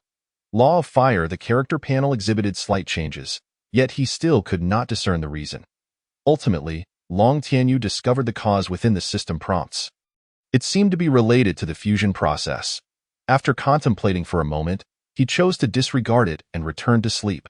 The following morning, Long Tianyu sat up like a zombie, perfectly upright, feeling well-rested and invigorated. Remembering the talent skill from the previous night, he took a moment to gather his thoughts, intending to experiment with it. To his amazement, he found he could now manipulate the primal force within him. Although only a fraction was accessible, it was indeed usable. The primal energy surged from his dantian, coursing through various meridians, and as it circulated throughout his body, it gradually turned his skin a shade of red without causing any pain. The energy ultimately coalesced in his palm. A jet of flame erupted, igniting a tree 10 meters away, creating a large hole in its trunk with an 8-centimeter diameter, showcasing its destructive power. This potency was on par with a fire talisman. Yet, a question lingered. Why did he possess a talent skill? Among all the humans he had encountered, none had displayed such an ability. They relied solely on their strength and talismans to battle. He had never heard of anyone capable of controlling flames. Even his master, Yang Shaoling, a 9th-tier celestial master, lacked a talent skill. Unable to fathom it, Long Tianyu chose to dismiss the thought and continued on his journey atop Chitu. With 6 days remaining, he needed to slay another demon within that time frame. The sensation of being burned by fire was one he preferred to avoid. A day later, Long Tianyu arrived at a village. The good news was that there were demons present in this village. The bad news was that the demons had perished the night before. The bodies lay in the streets, burned by the villagers, and no one knew how the demon had met its demise, nor had any sounds of a battle been heard that night. It was utterly mysterious. Thus, he could only proceed on his way. Chapter 10. Borrowing another 15 days from the demon's young man. Room for the night, please. Certainly, esteemed guest. Here is the key to your room. Please head upstairs. As the attendant watched the guest ascend the stairs, a flicker of hesitation crossed his face before he shook his head and departed. He recognized the guest's attire as that of an exorcist. However, seeing the pallor of the guest's complexion and his listless demeanor, he refrained from engaging in conversation. Exorcists varied in strength, and judging by the guest's appearance, he was clearly not a formidable one. It was best to avoid unnecessary conflicts. Long Tianyu, dragging his fatigued body, unlocked the door with the key and collapsed at the foot of the bed. It had been a month. Over the past month, he had encountered numerous villages and counties, yet he had not encountered a single demon. To say he hadn't encountered any would not be entirely accurate. Had he been a bit swifter, he might have crossed paths with them. Since a month ago, every demon that had plagued the areas Long Tianyu traversed had met with inexplicable deaths. From demon kings to lesser demons, none were spared. All disappeared mysteriously or met tragic ends. This had resulted in frequent episodes of his affliction throughout the month. To have persevered until now was a testament to his resolute spirit. It was midday, yet Long Tianyu felt drowsy, leaning against the foot of the bed and succumbing to sleep. During his slumber, the attendant passed by, noticing the door ajar, and kindly closed it for him. When night descended, Long Tianyu suddenly awoke, a surge of crimson emanating from his lower abdomen, spreading until it enveloped his entire body. His fair skin turned fiery red, the intense heat distorting the very air around him. Upon awakening, Long Tianyu hastily entered a meditative state to stabilize his mind. The spiritual energy within him seemed to have formed a habit, immediately shielding his internal organs as soon as he attempted to channel it. Reciting the heart purification technique, a refreshing chill swept through his body, providing a measure of relief. For the past month, Long Tianyu had spent his nights in this manner, employing techniques to resist the primal force, which had become second nature to him. He could not shake the feeling that since the system upgrade and the unlocking of his talent skill, the primal force within him felt somewhat diminished. An hour passed. Help! Help! A cry for help suddenly rang out from outside the window, causing Long Tianyu to frown slightly. Oh well, he sighed internally, swiftly retrieving an ice talisman from his pocket and affixing it to his forehead. A wave of coldness surged through his limbs, driving the primal force back to his dantian, where it was firmly suppressed. Help! Help! The cries echoed again. Long Tianyu seized his bronze sword and peered out the window. It was now night, and few people were visible on the street. Following the direction of the cries, he spotted a woman and a young boy. However, looming behind them was unmistakably a demon. It was a wolf demon, measuring over 10 feet in length, approximately 3 to 4 meters. Its fur was a patchwork of gray, black, and yellow, creating an appearance that was somewhat grotesque. Gazing upon the wolf demon's face revealed a long snout and a large nose, further accentuating its ugliness. As it ran, its tongue lolled out, saliva spraying about in a most repulsive manner. Yet, this exceedingly repugnant and hideous creature stirred a sense of excitement in Long Tianyu. The monsters he had encountered along his journey had met with mysterious deaths, tormenting him with pain for an entire month. Now, finally catching sight of the demon race he had longed for, he could not let this opportunity escape. After grasping the general situation, he wasted no time. Leaping through the window and skillfully using the rooftops and walls to land firmly on the ground. Before long, he encountered a pair of mother and child, in a county town with a demon-slaying guild. The presence of demons was inherently suspicious. Excited, Long Tianyu overlooked this detail, committing a grave error. Ding! Detection of a 5th-tier minor demon. Ding! Detection of a 3rd-tier minor demon. 2 demons? Long Tianyu glanced around in uncertainty, hoping to catch sight of the other demon. Yet, he failed to notice the fleeting panic on the faces of the mother and child upon seeing him. "Help us, a demon is chasing us." The woman, regaining her composure, cried out to Long Tianyu for assistance. It was at that moment she noticed a talisman affixed to Long Tianyu's face, causing her to hastily release her grip on him. Meanwhile, the wolf demon had drawn near, its bloodthirsty gaze fixed upon Long Tianyu, almost as if it were grinning maliciously. Ding! Detection of a 6th-tier minor demon. Another.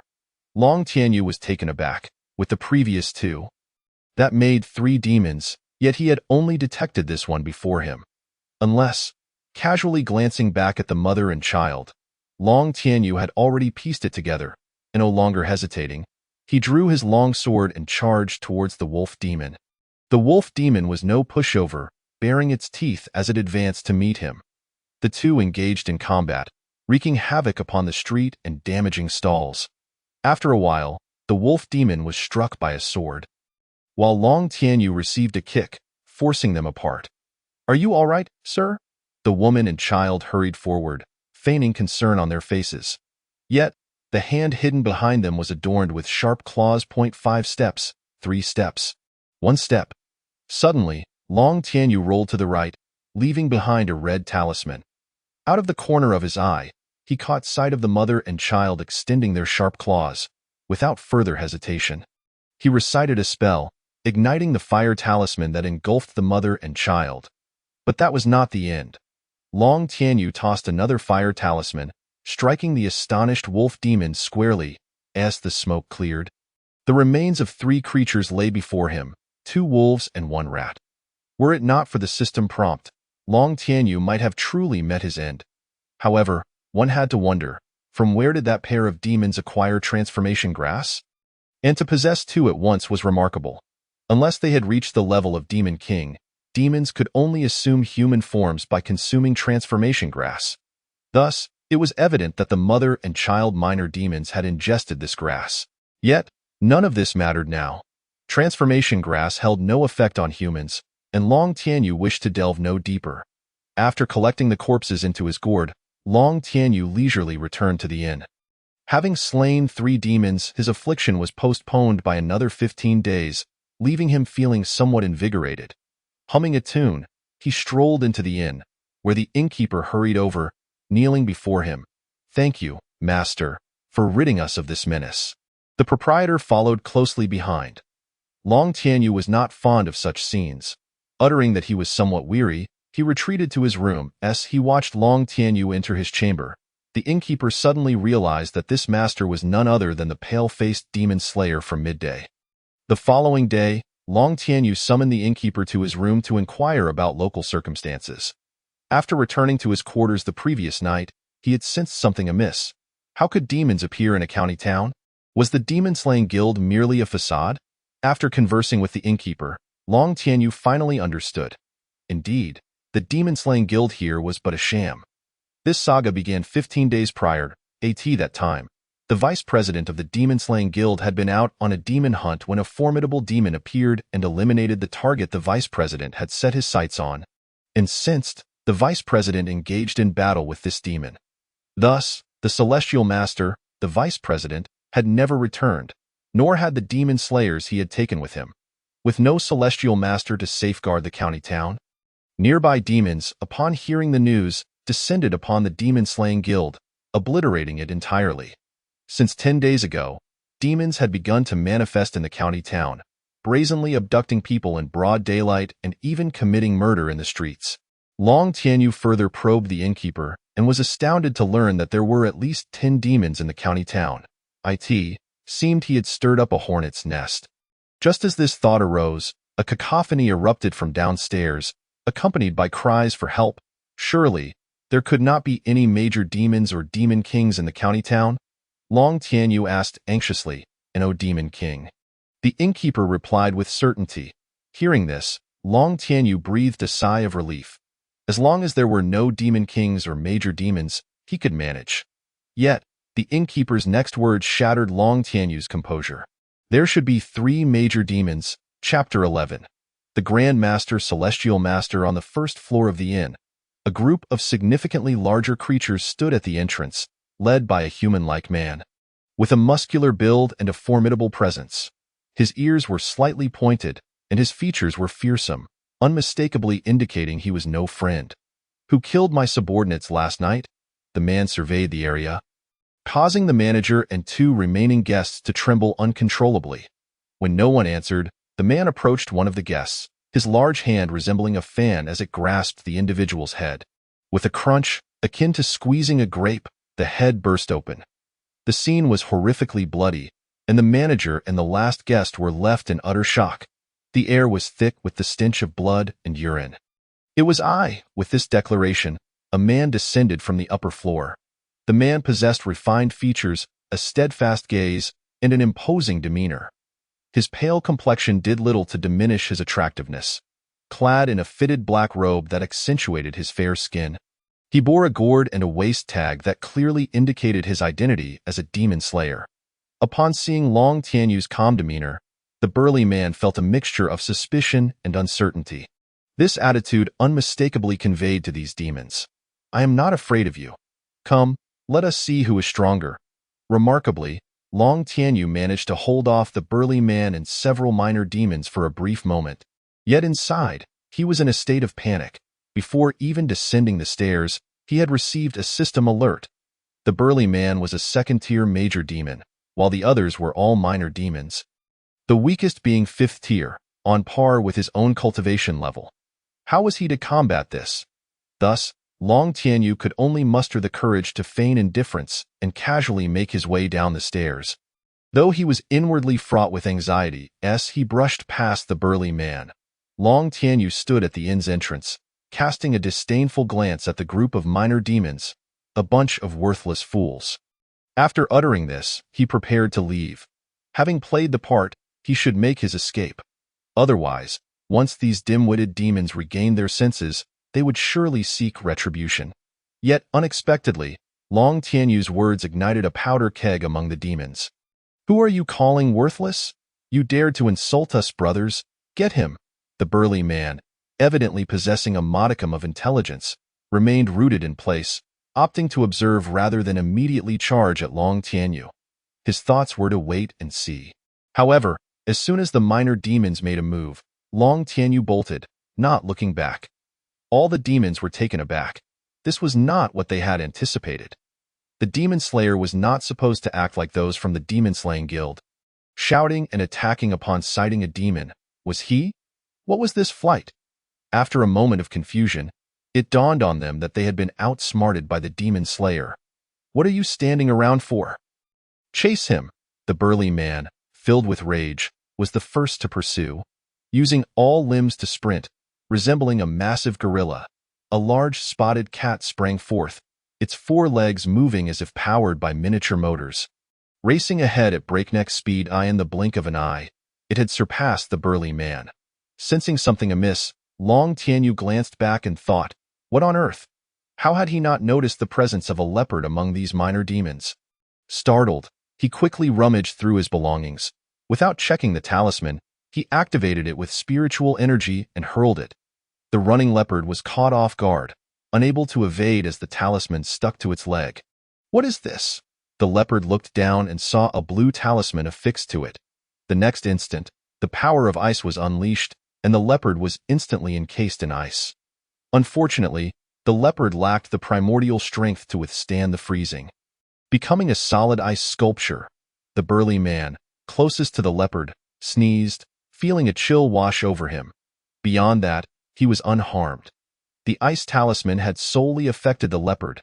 A robust and formidable man still managed to sneeze, which was quite an achievement. After a while, a gray wolf surpassed the muscular figure, closely trailing behind Long Tianyu. This indicated that the man's true form was likely not that of a speedster. Nevertheless, he demonstrated remarkable strength, leaving a throng of lesser demons in his wake. Frugality had always been a habit of Long Tianyu. Noticing that the wolf's speed was comparable to his own, he refrained from wasting any talismans. A few minutes later, Long Tianyu reached the city gates. Once he exited the county town, he could easily conceal himself in the desolate wilderness beyond. However, An unexpected turn of events occurred at that moment. A large white net descended from the sky, ensnaring Long Tianyu tightly. The net possessed a sticky quality, rendering him immobile in no time. Thud! A massive spider dropped from the city walls, landing squarely before Long Tianyu. Its size nearing that of an adult tiger. Ding! A fourth-tier great demon detected. It's over. Upon hearing the system's alert, Long Tianyu felt that his life was drawing to a close. The human appeared quite delectable in the spider's eyes. The spider spoke, its 8 eyes fixated on Long Tianyu, as repulsive slime dripped from its mandibles, corroding the ground beneath it. Another poisonous spider. Long Tianyu's despair deepened. Yet, he still yearned to struggle. Master, Long Tianyu shouted, hoping that invoking his master's name would frighten the demon away and grant him reprieve. As expected, upon hearing the title of master, the spider's 8 legs trembled violently. The muscular figure pursuing from behind experienced the same fear. Toppling over in disarray, the scene fell into an eerie silence. A window beside the street cracked open slightly, revealing a human eavesdropping. Eavesdropping was one thing. Daring to come forth and rescue was quite another. Thus far, aside from the innkeeper, Long Tianyu had not encountered a single living soul in the human county town. This continued for about a minute until the spider spoke again. Then I shall not keep you. With that, the spider prepared to strike. Suddenly, the muscular man interjected, Hold on. The spider turned to regard him, uncertain of his intent. Sister, perhaps we should let him go. If the master arrives, we shall face dire consequences. Let him leave, and if he brings the master with him, we cannot escape our fate. The 2 demons found themselves at an impasse, unable to reach a decision. Should we seek out the elder brother?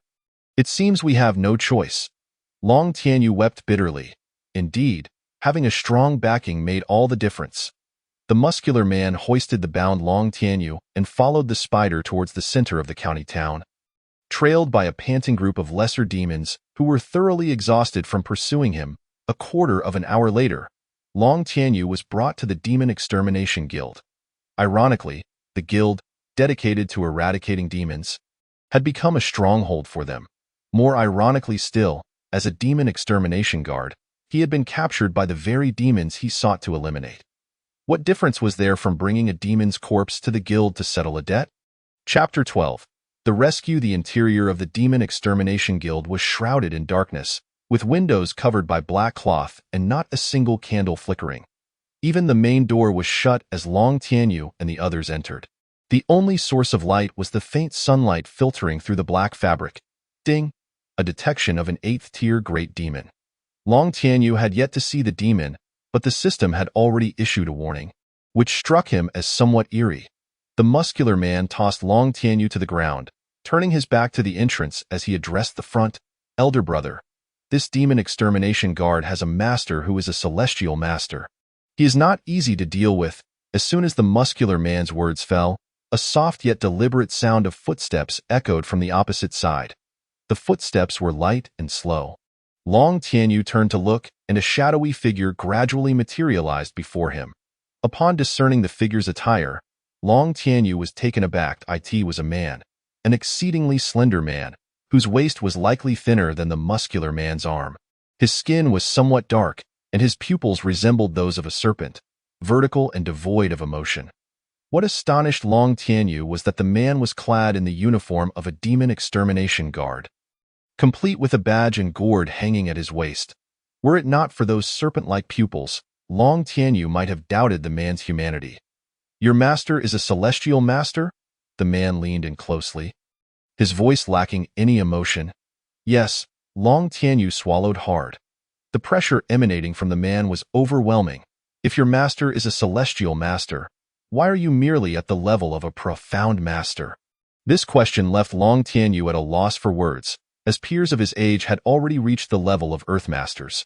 His status as a profound master seemed a disservice to his master. Kill him? He is lying. I am not lying.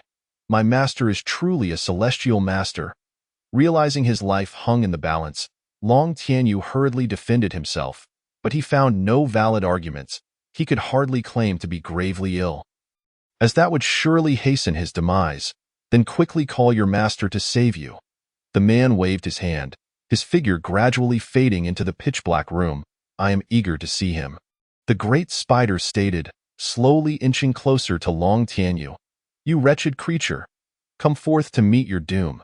Suddenly, a delicate voice rang out from outside, startling the three great demons. Long Tianyu felt an overwhelming sense of familiarity. Could it be the voice of his junior sister? What a coincidence! Long Tianyu was astounded. The three great demons rushed to the door, only to find a young girl standing at the entrance. Her lips red and teeth white, eyes clear, and her brow furrowed in anger, her fair face flushed. Dressed in black robes, with a gourd and badge at her waist, she was unmistakably a demon extermination guard. Hearing of the disturbances in the south, Huang Lingling had come with her master to investigate, only to find herself amidst a demonic presence. Even more outrageous was that the Demon Extermination Guild had been occupied by demons. This was intolerable. Without hesitation, she rushed in to exterminate the demons. You audacious fiends, dare to defile my Demon Extermination Guild? Prepare to die. Upon seeing the demons, Huang Lingling, disregarding all else, drew her sword and charged at the three demons. This girl was truly fearless. How could a 6th-tier Earth Master take on a 2nd-tier, 4th-tier, and 8th-tier demon simultaneously? Yet soon, Long Tianyu understood the source of his junior sister's confidence. Your senior brother seems to have been captured by them. You should go inside and check. The owner of this voice was known to Long Tianyu, and by seniority, he ought to address her as his senior aunt. Creak. The door swung open, a young girl darted inside. Searching frantically but failing to locate her senior brother. Master, I can't find my senior brother. I am here, Long Tianyu exclaimed, speechless. How could this naive junior sister not see him, a fully grown man, following the direction of the voice? Huang Lingling finally spotted a white figure. Oh my! It really is my senior brother. Long Tianyu wished to facepalm. Having such a naive and sweet junior sister left him feeling utterly embarrassed, but alas, bound as he was, he could not perform the gesture. With a couple of swift sword strikes, Long Tianyu was finally freed. Huang Lingling sheathed her sword and stepped forward to assist Long Tianyu. Senior brother, are you all right? No harm done, Long Tianyu replied, affectionately ruffling his junior sister's hair. Huang Lingling thoroughly enjoyed the gesture and did not shy away as the two emerged from the room. They beheld three nearly lifeless demons sprawled on the ground. All having reverted to their true forms, the pitch-black snake demon, feebly addressing Long Tianyu, remarked, You truly do have a celestial master as your master. Long Tianyu, however, ignored the snake demon and instead clasped his hands in gratitude towards the woman hovering above. Thank you, senior aunt, for your timely rescue. Indeed, Long Tianyu's senior aunt was the one soaring in the sky, which was precisely why celestial masters were referred to as such.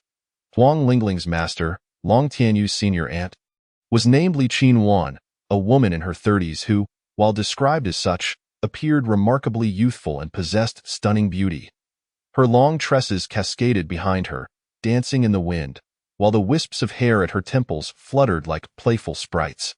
Her features were delicate, her face a perfect oval, and her figure graceful, coupled with a barely perceptible aura of lethality. She epitomized the image of a beautiful yet formidable mentor. Li Qinwan ranked second among her four sisters and had taught Long Tianyu for a time in his youth, which explained why he referred to her as his mentor. Perhaps due to the weariness of travel, Li Qinwan's hair appeared slightly disheveled, complementing her enchanting visage with an added allure. As she descended, Li Qinwan cast a loving glance at Huang Lingling and Long Tianyu. As long as you are unharmed, let us eliminate these demons and find a suitable place to converse. Just as his senior aunt was about to take action, the three demons had already closed their eyes, awaiting their demise, but Long Tianyu suddenly interjected. Senior aunt, might you spare that black bear? Upon uttering this, both his senior aunt and junior sister were taken aback, as was the large black bear. Why? Li Qinwan inquired, her brow furrowing. Sensing that his senior aunt might misinterpret his intentions, Long Tianyu hurriedly explained, that black bear just pleaded for my life. I wish to return the favor. Li Qinwan raised an eyebrow. Is that so? The great black bear was taken aback when Long Tianyu unexpectedly pleaded on its behalf. staring blankly for several moments before regaining its composure and nodding vigorously. Indeed, it was true. I implore the Celestial Master to show mercy. Very well. I shall spare your life today. Li Qinhuan cast a fleeting glance at the great black bear before launching 2 silver needles. Whoosh! The massive spider and the dark serpent shuddered violently, collapsing to the ground, blood seeping from the center of their foreheads. The great black bear, frightened into silence, covered its head with its enormous paws, trembling uncontrollably. As for the fate of the spider and the serpent, Long Tianyu remained silent, having barely escaped with his life just moments prior. Li Qinhuan formed a hand gesture, capturing the 2 monsters within a gourd, and then departed with Long Tianyu and Huang Lingling. After a considerable interval, the great black bear finally rose, its face still reflecting a state of shock. With the emergence of a celestial master in the county, it dared not linger and lumbered out of the city. Chapter 13. The gluttonous and naive junior sister Li Qinhuan, accompanied by her 2 juniors, arrived at an inn to rest. Knock, knock, knock, senior brother. The master summons you. Huang Lingling's melodious voice rang from outside. Moments later, Long Tianyu and Huang Lingling entered Li Qinhuan's room. Sit. Li Qinhuan gestured for her junior siblings to take their seats while she retrieved tea utensils from her backpack to pour tea for them. Thank you, Martial Aunt, for your timely assistance. Long Tianyu expressed his gratitude. I was sent by your master. Li Qinhuan replied meaningfully, casting a glance at Long Tianyu. Why master? Long Tianyu was taken aback, the image of that dual-role mentor mother resurfacing in his mind. However, one must wonder how she knew I was in danger. Has she been following me all along? Sensing Long Tianyu's confusion, Li Qinhuan elucidated, your master is currently in the capital. Upon hearing this, Long Tianyu's bewilderment only deepened. A month ago, a demon emperor emerged in the south, slaughtering dozens of demon queens, and made its way north, this being the last known location of its appearance. Li Qinhuan began to speak slowly. Long Tianyu's hair stood on end as he pieced things together, reflecting on the unexplained disappearances and deaths of various monsters along the way this past month. A chilling dread settled in his heart. Fortunately, the foe had been a step ahead. Otherwise, the consequences would have been dire. If he were to encounter a demon emperor head-on, he could simply close his eyes and await his demise. My master and I have been hurrying without much rest. Thankfully, senior brother, you are unscathed. Otherwise, Lingling would be left without a brother.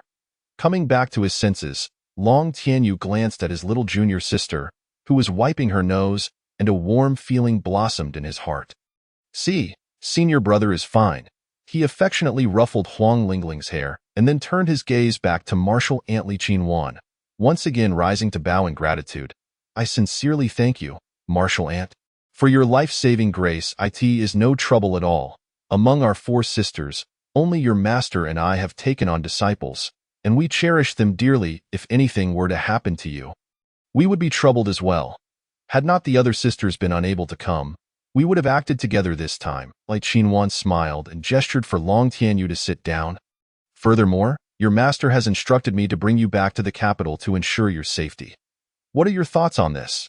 Upon hearing this, Long Tianyu was momentarily elated, ready to agree, but then he recalled his master's previous words before the trial. To become a demon-slaying guardian, one must traverse this path, overcoming various challenges to be deemed worthy of great responsibility. Although arduous, this journey would expedite your growth, and your master awaits you in the capital. I wish to complete this journey on my own. The inner turmoil within Long Tianyu lasted but a fleeting moment, gradually solidifying into determination, his eyes filled with resolve and decisiveness. Li Qinhuan's eyes sparkled with approval at Long Tianyu's response. Have you thought it through? Should you miss this opportunity, it may not arise again.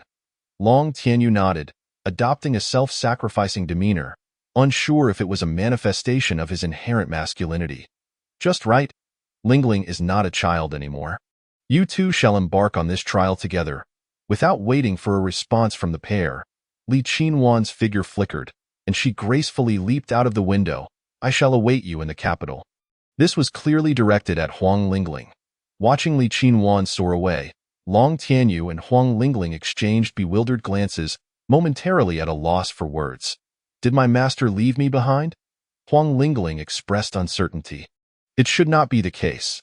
After all, Martial Ant has indicated that you are to accompany me on this trial.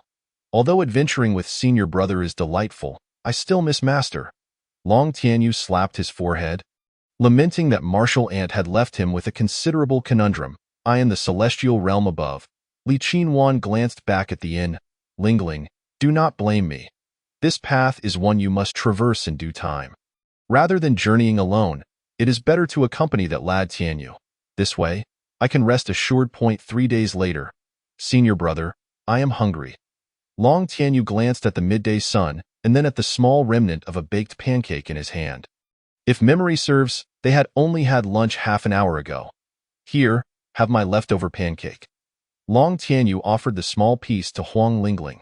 However, she dismissed it without a glance, drooling as she declared, I want barbecued food. Long Tianyu's expression darkened. He regretted ever allowing this little girl to indulge in barbecues.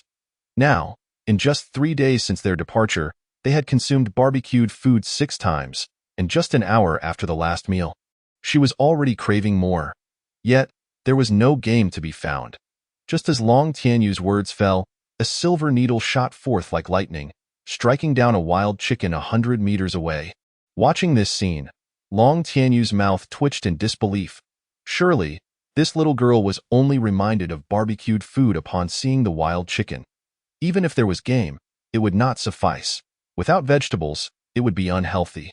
Senior brother, come quickly. There are sweet potatoes here. Long Tianyu nearly lost his balance, almost stumbling over. Sweet potatoes truly existed. An hour later, so delicious. Huang Lingling devoured her meal, grease dripping from her chin, one hand holding a chicken leg, the other a chicken wing, her expression one of utter satisfaction. Burp. I am full. Senior brother, let us continue our journey. Huang Lingling clapped her hands and sprang towards the north with a skip in her step. Leaving Long Tianyu behind, silently staring at the roasted chicken, now missing a pair of wings and a leg. By the way, there are still a few sweet potatoes in the fire in the evening.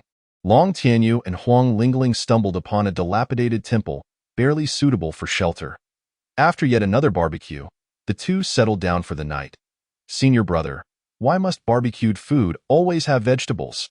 Inside the crumbling temple, the campfire blazed brightly, with 2 mats facing each other across the flames.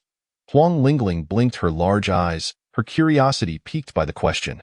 Just as Long Tianyu was about to lie down, ready to activate his instant sleep skill, he heard his junior sister's inquiry, and his mouth twitched once more. It is unhealthy, which is one reason, but more importantly, it is to prevent my little sister from developing cravings.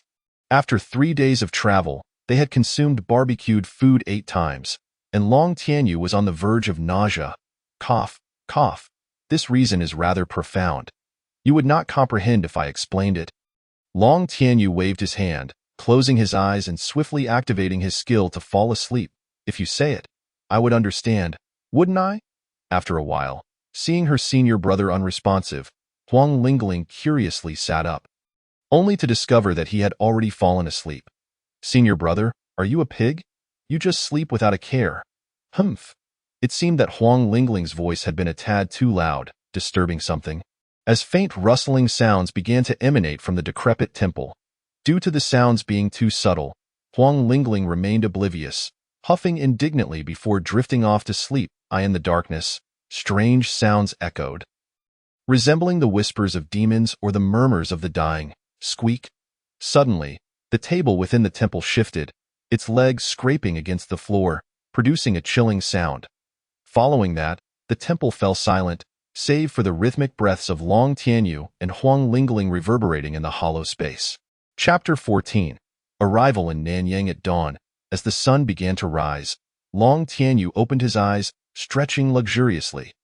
The campfire had extinguished, and the air was filled with the lingering scent of burnt charcoal. Huang Lingling smacked her lips, turning over without any intention of rising. Long Tianyu chuckled helplessly as he began to pack their belongings. While sorting through his bundle, Long Tianyu noticed something amiss with the somewhat decayed offering table. There was a distinct scratch mark beneath it, as if it had been moved by someone.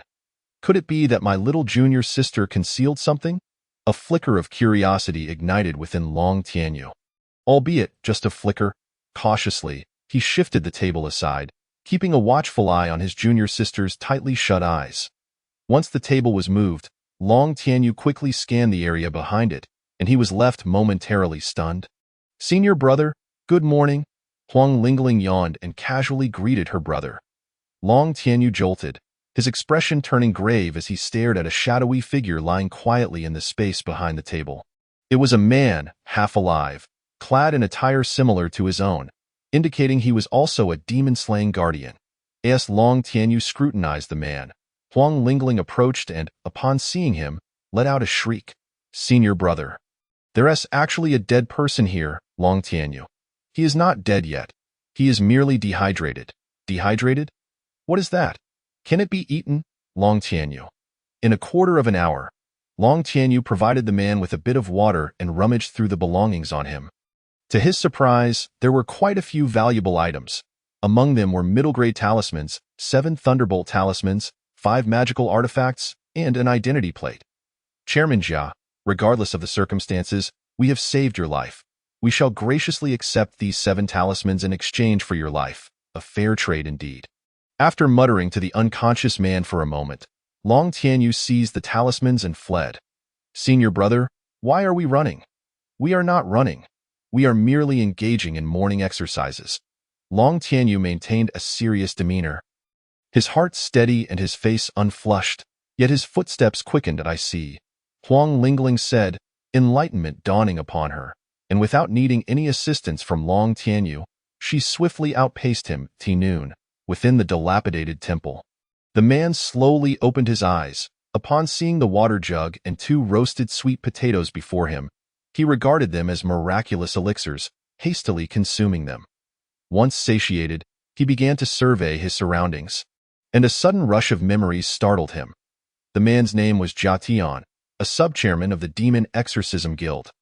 Recently, he had ventured out with his subordinates to hunt demons, but was severely injured by a passing demon emperor with a casual swipe. Initially, he intended to seek help from other towns, but midway he had succumbed to exhaustion and sought refuge in this broken temple. Recalling these events, Chairman Jia felt a sense of urgency. After a brief rest, he immediately set off for Nanyang City. Nanyang City was a grand metropolis, home to a guild of demon exorcists led by a celestial master. Jia Tian's purpose was to seek assistance from this master. A day later, "What a magnificent city!" Huang Lingling exclaimed, her face alight with excitement, appearing as though she had never witnessed such grandeur before. Long Tianyu scoffed slightly, recognizing that while Nanyang City was indeed large, it was only marginally bigger than the county town of his previous life, hardly a reason for such astonishment. "Senior brother, you are quite knowledgeable," Huang Lingling said, her eyes sparkling, a hint of brightness at the corners of her mouth. "This girl must be hungry again." In Nanyang City, entry and exit required scrutiny. However, Long Tianyu and his companion were exempt from such measures, for they were demon exorcists, heroes safeguarding the populace. "Please, esteemed guests." The guards at the entrance bowed and nodded to Tianyu and Huang Lingling. Adopting a sycophantic demeanor, Huang Lingling, oblivious to this, observed her surroundings with the innocent curiosity of a young girl. Just then, a streak of golden light crossed the sky. Both Long Tianyu and Huang Lingling looked up simultaneously. In the golden light, a somewhat disheveled man was cursing as he sped toward the city center. Upon recognizing the man's face, Long Tianyu's expression shifted intriguingly. From the Demon Exorcism Guild, the golden light arrived in an instant, revealing Jia Tian, who was still muttering curses. "Which scoundrel has stolen my Thunderbolt talismans? If I find out who it is, I shall tear him apart." The demon exorcists within the guild exchanged bewildered glances, perplexed as to what had transpired to provoke such an uncharacteristic outburst from a celestial master, reminiscent of a common street hag. "Innkeeper, prepare 2 rooms. Certainly, esteemed guest. Right this way." After several days of rough travel, Long Tianyu fared relatively well, but Huang Lingling, his younger disciple, was somewhat unaccustomed to such hardships. As the disciple of celestial master Li Qinwan, she had always been under her master's protection, and now, for the first time away from her guardian's wings, She felt a bit out of sorts upon entering the room. This innocent and carefree young disciple stripped herself bare and sank into the bathtub, relishing the soothing warmth of the water. 2/4 of an hour later, accompanied by the sound of dripping water, a fair body emerged from the tub. Her waist-length hair cascaded behind her, a harmonious blend of black and white that accentuated her beauty. Her exquisite features resembled a piece of art, leaving one in awe at such unparalleled loveliness. How delightful! Long Tianyu wrapped himself in a bathrobe and admired his own striking visage in the copper mirror. Indeed, Long Tianyu's appearance was extraordinary. His eyes, like the bright moon, conveyed a maturity and decisiveness beyond his years, and upon closer inspection, one could discern a hint of weariness. His refined features rivaled those of renowned beauties. If he were to don a different attire, he might easily be mistaken for a woman. After tidying his long hair to appear more presentable, Long Tianyu exited the guest room. Junior sister, I in the bathtub. Huang Lingling was drowsy, enveloped in the warm water that brought her indescribable comfort. Suddenly hearing her senior brother call her, she sleepily mumbled, advance. Long Tianyu, unsuspecting, lightly pushed the door, only to find it unyielding. Applying a bit more force, he still could not gain entry. The sound from outside jolted Huang Lingling awake. Realizing she was still bathing, she felt her face flush with embarrassment. Wait a moment! She scrambled out of the tub, her drowsy mind now alert. Outside, Long Tianyu heard the splashing of water, his expression becoming somewhat peculiar. Could my junior sister be bathing? 1/4 of an hour later, the door swung open, revealing the scene of a beauty emerging from the bath. Her wet hair was tousled, and the hastily donned black robe appeared a bit disheveled. While her rosy cheeks added to her charm, a passing attendant, witnessing their predicament, immediately began to conjure images in his mind, casting a sympathetic glance at Long Tianyu as he muttered, "The world is going downhill." Before hastily departing, Long Tianyu understood the implication, his fair complexion tinged with a hint of crimson. Huang Lingling, blissfully unaware, shyly urged her senior brother to enter the room. Chapter 15. The guild noticed junior sister. Please tidy up. Soon we must visit the Demon Exorcism Guild. Oh. All right, senior brother, Huang Lingling replied, picking up a comb and starting to groom her hair, showing no hesitation before Long Tianyu. Having gained considerable rewards in the previous county, Long Tianyu naturally intended to visit the guild to exchange for some wealth. Bringing along his junior sister was also meant to help her familiarize herself with the guild. As they strolled side by side through the bustling streets of Nanyang City, the calls of vendors filled the art. As they walked, Huang Lingling suddenly vanished from sight. After searching around, Long Tianyu discovered she had stopped in front of a bun shop. This glutton, he thought, exasperated, as he purchased 2 buns. After leaving the bun shop, it wasn't long before Huang Lingling's attention shifted to a flatbread stall. Her big, watery eyes fixated on Long Tianyu, tears welling at the corners of her mouth. What could Long Tianyu do? He dug into his pocket to buy her the flatbread. By the time they arrived at the guild, Long Tianyu's hands were laden with various food items. Fortunately, few people paid them any mind. At the entrance of the guild, a crowd had gathered, leaving little room for others. Long Tianyu, uninterested in the commotion, accompanied by his foodie companion, entered the guild. 6 corpses of wolf and rat demons lay before them. Huang Lingling watched her senior brother's movements with wide, blinking eyes. Suddenly, a loud bang startled Long Tianyu, and he turned to see Huang Lingling pulling a large water buffalo from her gourd. The aura of a 9th-tier demon enveloped them, leaving Long Tianyu feeling quite overwhelmed. The guild staff responsible for exchanges immediately brightened, abandoning Long Tianyu to rush toward the water buffalo, their eyes gleaming with excitement as if they were gazing upon a stunning beauty. A 9th-tier demon. How rare, little girl, did you slay this? Huang Lingling pondered for a moment before nodding. Indeed, I did. At the time, it was beaten to a pulp by my master, and with one swift jab from me, it perished. Long Tianyu thought to himself, this is stealing credit. Not just anyone's credit but my own master's. Hearing this, the guild members perked up, astonished that this little girl had such a formidable master. A 9th-tier demon was merely a step away from becoming a demon king, yet it had been thoroughly defeated. Her master must be at least of celestial rank. Very well, I shall take this large demon. Afterward, he glanced at Huang Lingling and added, I see you have no weapon. How about I gift you a knife? Huang Lingling wrinkled her nose in disdain but then seemed to remember something and nodded in agreement. I don't like knives. Could you give me a sword instead? Ha ha ha, as you wish, I shall gift you a sword. Before long, the brother and sister duo exited the guild. Long Tianyu's head was still spinning.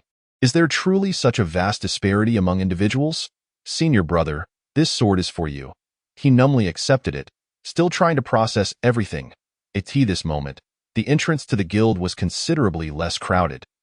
And Huang Lingling noticed a notice posted there. Senior brother, come quickly and take a look. Long Tianyu bitterly shook his head, concealing the sword gifted by his junior sister behind him. After observing the notice for a while, Long Tianyu grasped the general idea. 20 miles outside Nanyang City, there was a cave where, reportedly, a demon had recently appeared, prompting the notice to summon local demon exorcists to take action. After a cursory glance, Long Tianyu and Huang Lingling departed, unaware of the discussion swirling around them. I heard a local master went there recently and still hasn't gotten out of bed. How could it be otherwise? I have heard that the esteemed Master Xian also went to investigate. Master, the president of the Demon Exorcism Guild in Nanyang City? Who else could it be? What was the outcome? I am unaware. Senior brother, shall we go deal with that demon tomorrow? Huang Lingling's face was alight with excitement, though her tone was one of inquiry. Long Tianyu remained silent, engrossed in contemplating the contents of the notice. The notice had been posted for some time, and Long Tianyu found it hard to believe that no one had gone to exorcise the demon. The continued presence of the notice indicated that the demon had not been dealt with, suggesting it might be quite formidable. For the safety of his junior sister and himself, Long Tianyu had no intention of going. Thus, he did not respond to his junior sister. As night deepened, Long Tianyu and Huang Lingling gradually succumbed to slumber. In the hall of the Demon Exorcism Guild in Nanyang City, Master Xian, I implore you to assist me in exorcising this demon.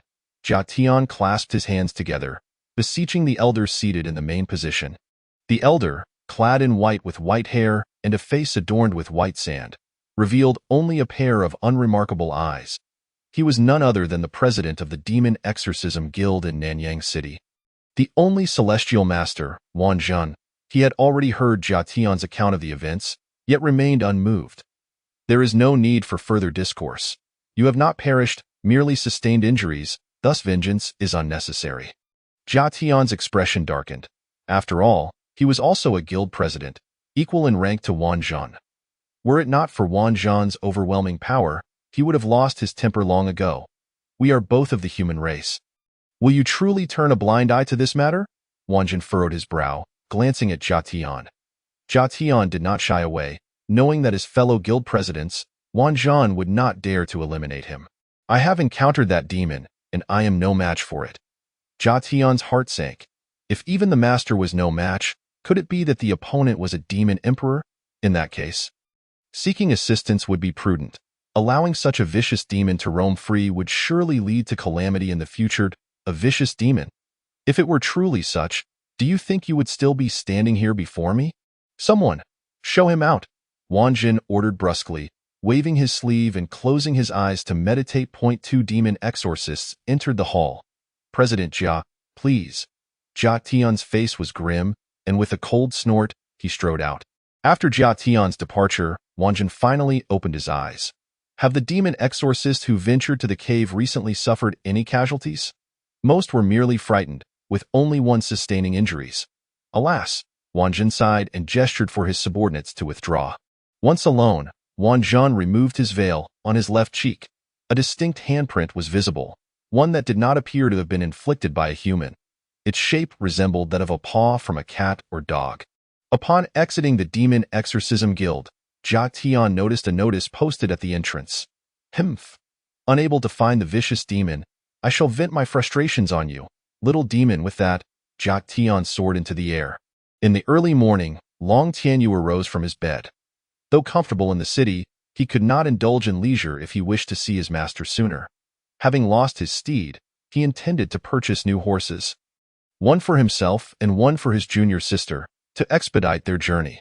Noticing that Huang Lingling had not yet risen, Long Tianyu set off to the horse market alone, selecting 2 strong steeds. Upon returning to the inn, Huang Lingling had just awoken, and the brother-sister duo set off once again. Whether intentionally or not, they found their chosen route aligned perfectly with that of the cave. After riding for an hour, Long Tianyu felt an unsettling familiarity with the path. When they arrived at the cave's entrance, he was taken aback. Huang Lingling, however, was brimming with excitement, dismounting and rushing towards the cave. Lingling, wait! Concerned for his junior sister's safety, Long Tianyu disregarded everything else and hurriedly followed her with sword in hand. To his surprise, Huang Lingling halted at the entrance. Little puppy, be good. Chapter 16. The appearance of the Demon King at the cave's mouth. A small black dog lay on the ground, seemingly napping. Huang Lingling crouched beside it, gently stroking the dog's head with her delicate hand. Where could such a small dog have come from in this desolate wilderness? Long Tianyu was perplexed. Senior brother, look, there's a little dog. I am not blind.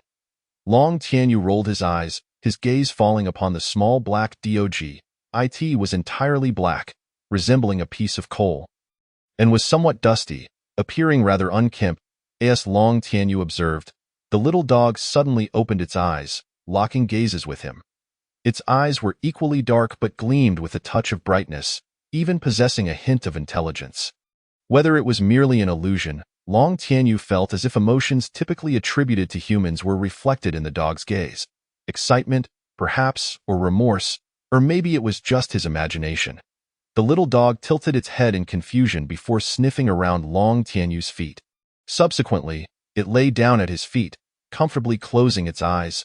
Senior brother, this little dog seems to really like you, Huang Lingling exclaimed, as if she had discovered a new continent. Long Tianyu too felt a sense of affinity from the dog's behavior and gaze. As if it indeed favored him, as this what is referred to as a devoted dog. I have decided. I shall keep this little dog. Huang Lingling placed her hands on her hips, adopting a demeanor of ownership. Long Tianyu rolled his eyes but remained silent. This girl's whims were ever-changing. Perhaps she would grow tired of it in a few days. We should leave quickly. It seems we have arrived at a demon's lair. Long Tianyu called out, reaching to grasp Huang Lingling's hand. Why must we leave? I came here to exorcise the demon, senior brother. Look, I have even purchased a map. Long Tianyu's expression stiffened. It turned out they had been following Huang Lingling's navigation according to the notice.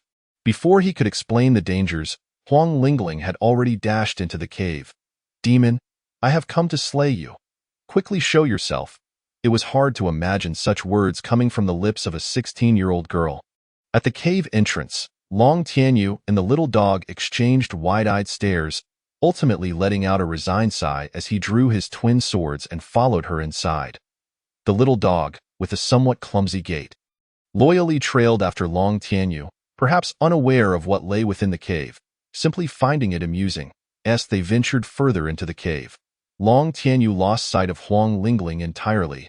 The little black dog, however, continued to follow closely behind him. After a while, rounding a corner, they found themselves in a spacious area.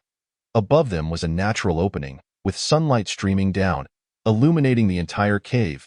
In the center of the cave, a spring bubbled with crystal-clear water, glistening under the light, a sight of breathtaking beauty. By the spring, Huang Lingling was crouched down, and it appeared that someone lay before her. As Long Tianyu approached, he recognized the figure. Huang Lingling, hearing the sound, turned to see her senior brother and waved. Senior brother, this uncle has fainted again. Long Tianyu was equally speechless, having unexpectedly encountered President Jia Tian here, and he too was in a state of unconsciousness. After observing the cave for a moment and finding no demon present, he felt a sense of relief. Checking Jia Tian's injuries, he noted there were no external wounds, and his breathing was steady. He seemed merely to be asleep. A resounding slap echoed through the cave. Huang Lingling's mouth fell open in surprise. Who would have thought there were such methods to wake someone? The method proved effective. As Jia Tian sprang up like a startled bird, quickly retreating, his gaze warily fixed on Long Tianyu and Huang Lingling. As for the little black dog, its presence was so minimal that he completely overlooked it. Are you all right, President? Long Tianyu inquired tentatively. Jia Tian regained his composure, noticing only two juniors before him. Clearing his throat, he adjusted his attire. What could possibly be wrong with this celestial master? I merely dozed off. Though he said this, the reality was quite different. After leaving the Demon Exorcism Guild the previous night, Jia Tian had flown to the location indicated on the notice, initially intending to slay a demon to vent his frustrations. He had been knocked unconscious before even entering the cave, not catching a glimpse of his assailant. Naturally, he would not admit to such a humiliating incident. Since you are unharmed, we shall take our leave. Long Tianyu bowed slightly, preparing to take Huang Lingling's hand and depart. Wait! Jia Tian rubbed his weary face. Have you seen the demon? I have a strange feeling as if someone slapped me. Long Tianyu remained composed. Cupping his hands and stating that they had not encountered any, Jia Tian, trusting his words, waved his hand dismissively, allowing the two juniors to leave. As they exited the sunlit cavern, the surroundings became dark once more. Senior brother, didn't the notice say there was a demon here? Why haven't we seen it? Perhaps it was taken care of by that earlier elder. We should hasten our departures. Oh, that's how it is. Huang Lingling nodded, refraining from further argument. Upon exiting the cave, Huang Lingling spotted the little black dog once more and scooped it into her arms. From now on, your name shall be Coalball, for you are as black as coal. And that name suits you well. The little black dog seemed displeased with this name, casting a pitiful look at Long Tianyu. Long Tianyu was at a loss. After all, it was Huang Lingling who wished to adopt it, and he had no stake in the matter. It's settled then. From now on, you shall be called Coalball, Huang Lingling declared decisively, a joyful smile gracing her face. Yip! Suddenly, the sunlight was obscured, prompting Long Tianyu and Huang Lingling to instinctively look up. Within the cave, Jia Tian also heard the call, and in an instant, it seemed he recalled something, launching himself into the air. Outside the cave, a woman unexpectedly appeared before the siblings, Long Tianyu and Huang Lingling.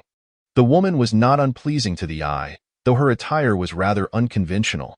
Her entire body was enveloped in black feathers resembling chicken down, rendering her akin to a wild fowl. Her face was adorned with heavy black makeup, accentuating her eyes and lips with a glossy sheen. A triangular black mark, reminiscent of a bird's beak, adorned her forehead. She licked her lips with her tongue, exuding an alluring yet perilous aura. Long Tianyu swiftly comprehended the situation. This woman was a demon, a shape-shifting demon queen. Huang Lingling, possessing a cultivation level surpassing Long Tianyu's, perceived this as well.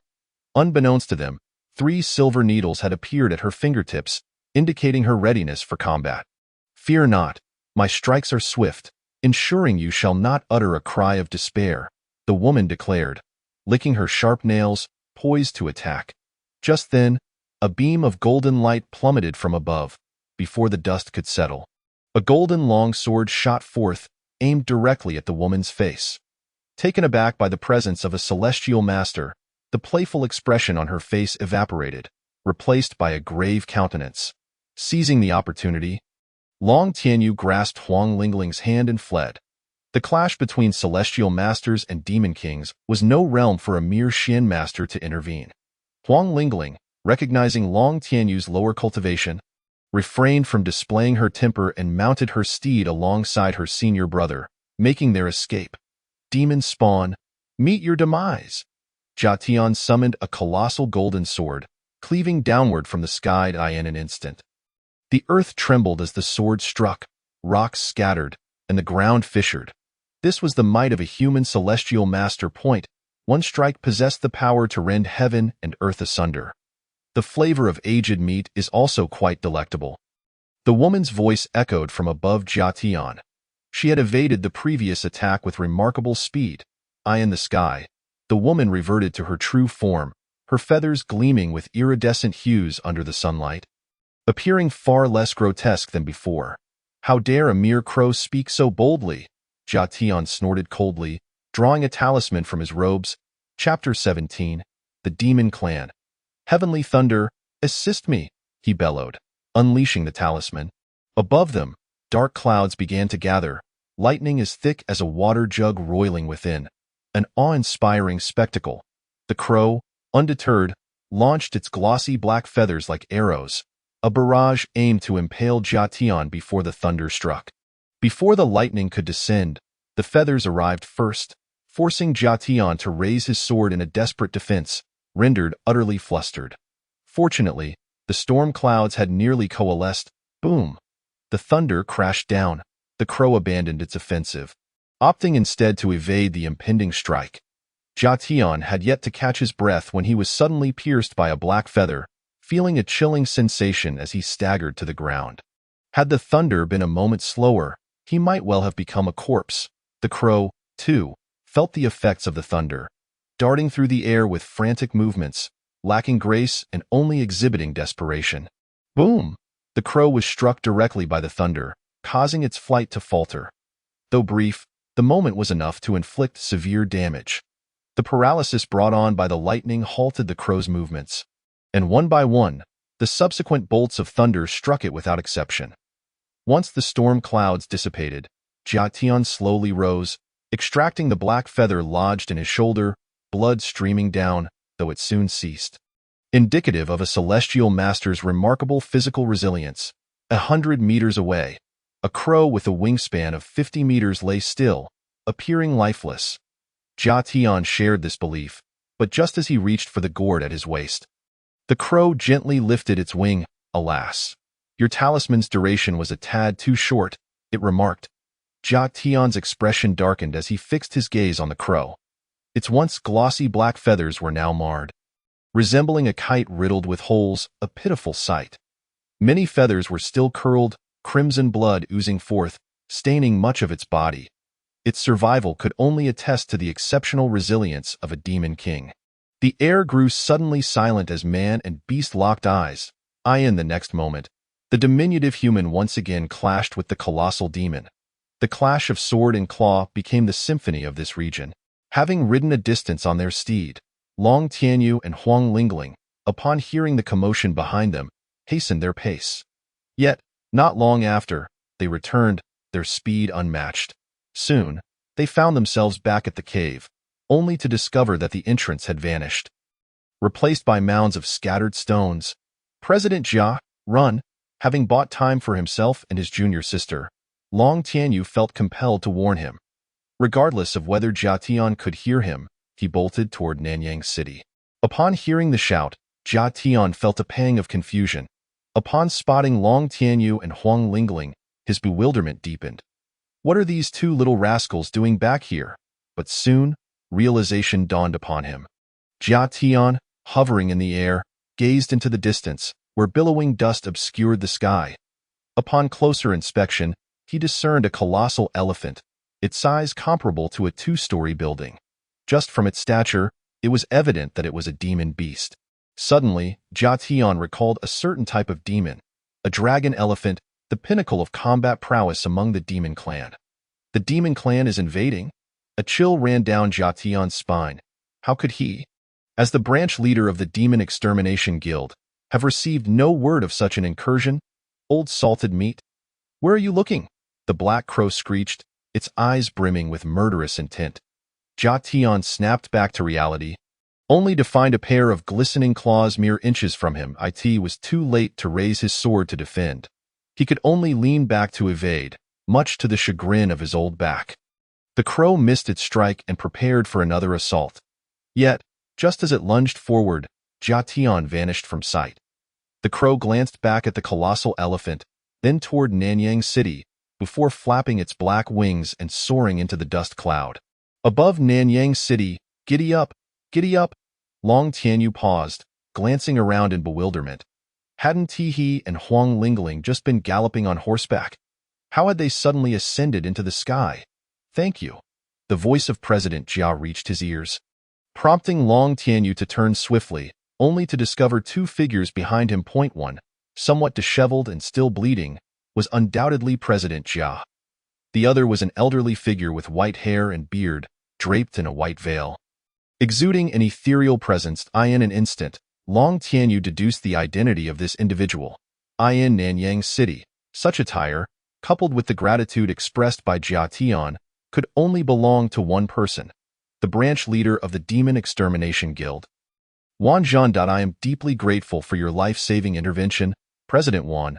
Huang Lingling, now free from danger and having reverted to her innocent demeanor, quickly echoed her senior brother's sentiments with a respectful bow. Wan Zhan offered no further words, merely gesturing for the clouds beneath them to descend gradually.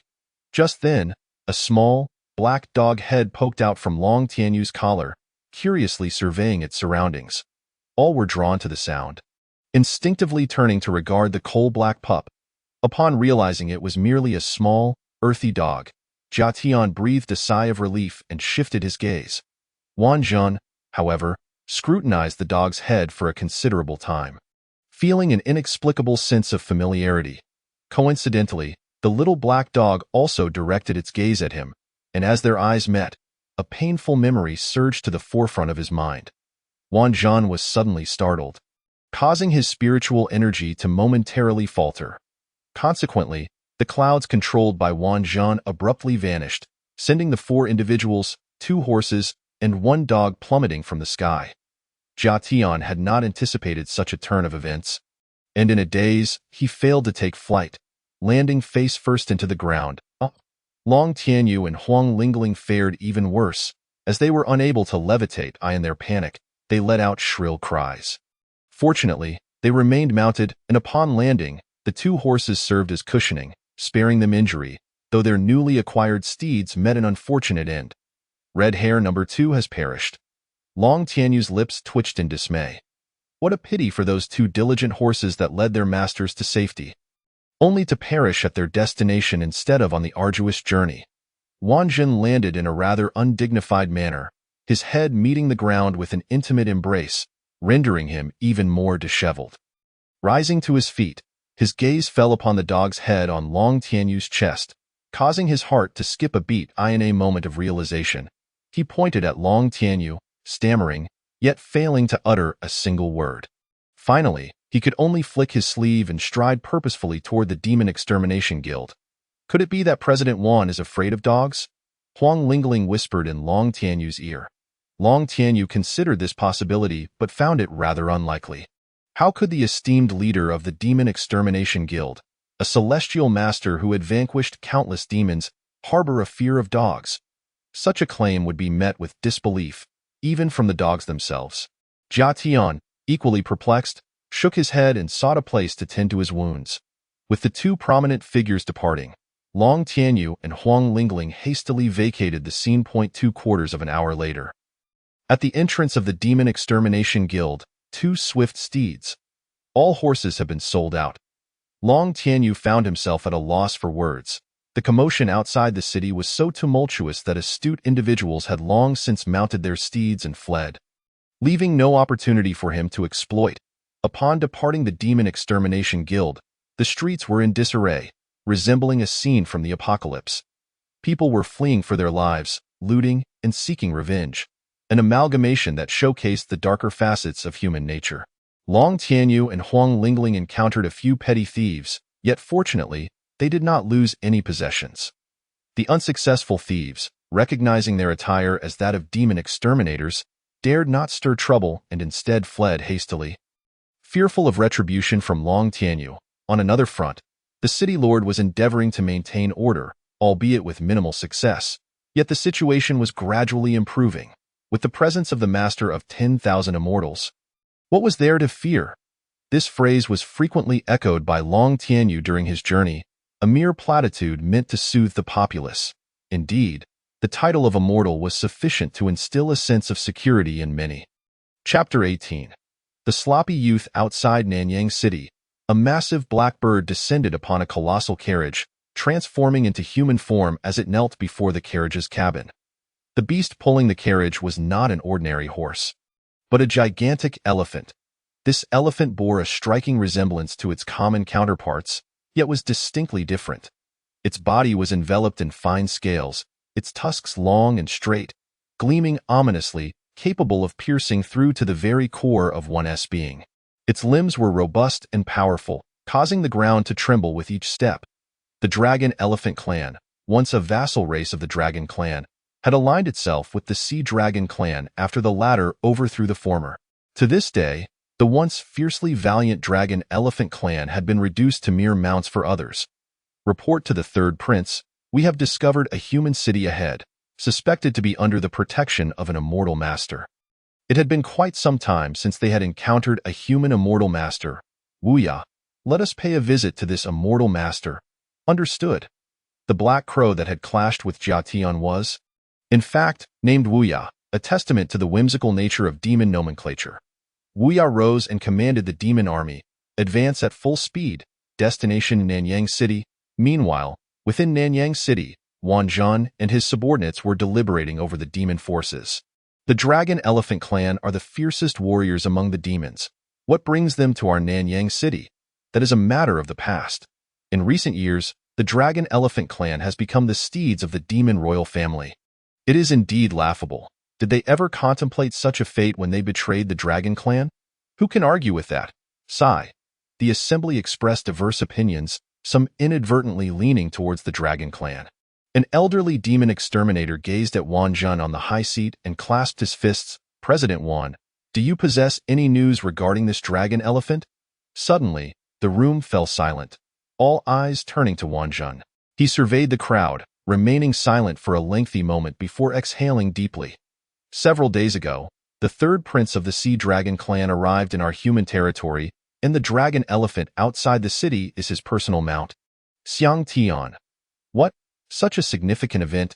Has there been any response from the capital? As Wan Zhan's words echoed, the multitude of demon exterminators could no longer remain composed. Silence. Wan Zhan sighed, and then slowly recounted the unfolding events. Several days ago, the third prince of the Sea Dragon clan ventured alone into the capital, paying a considerable price to obtain our human passage permit.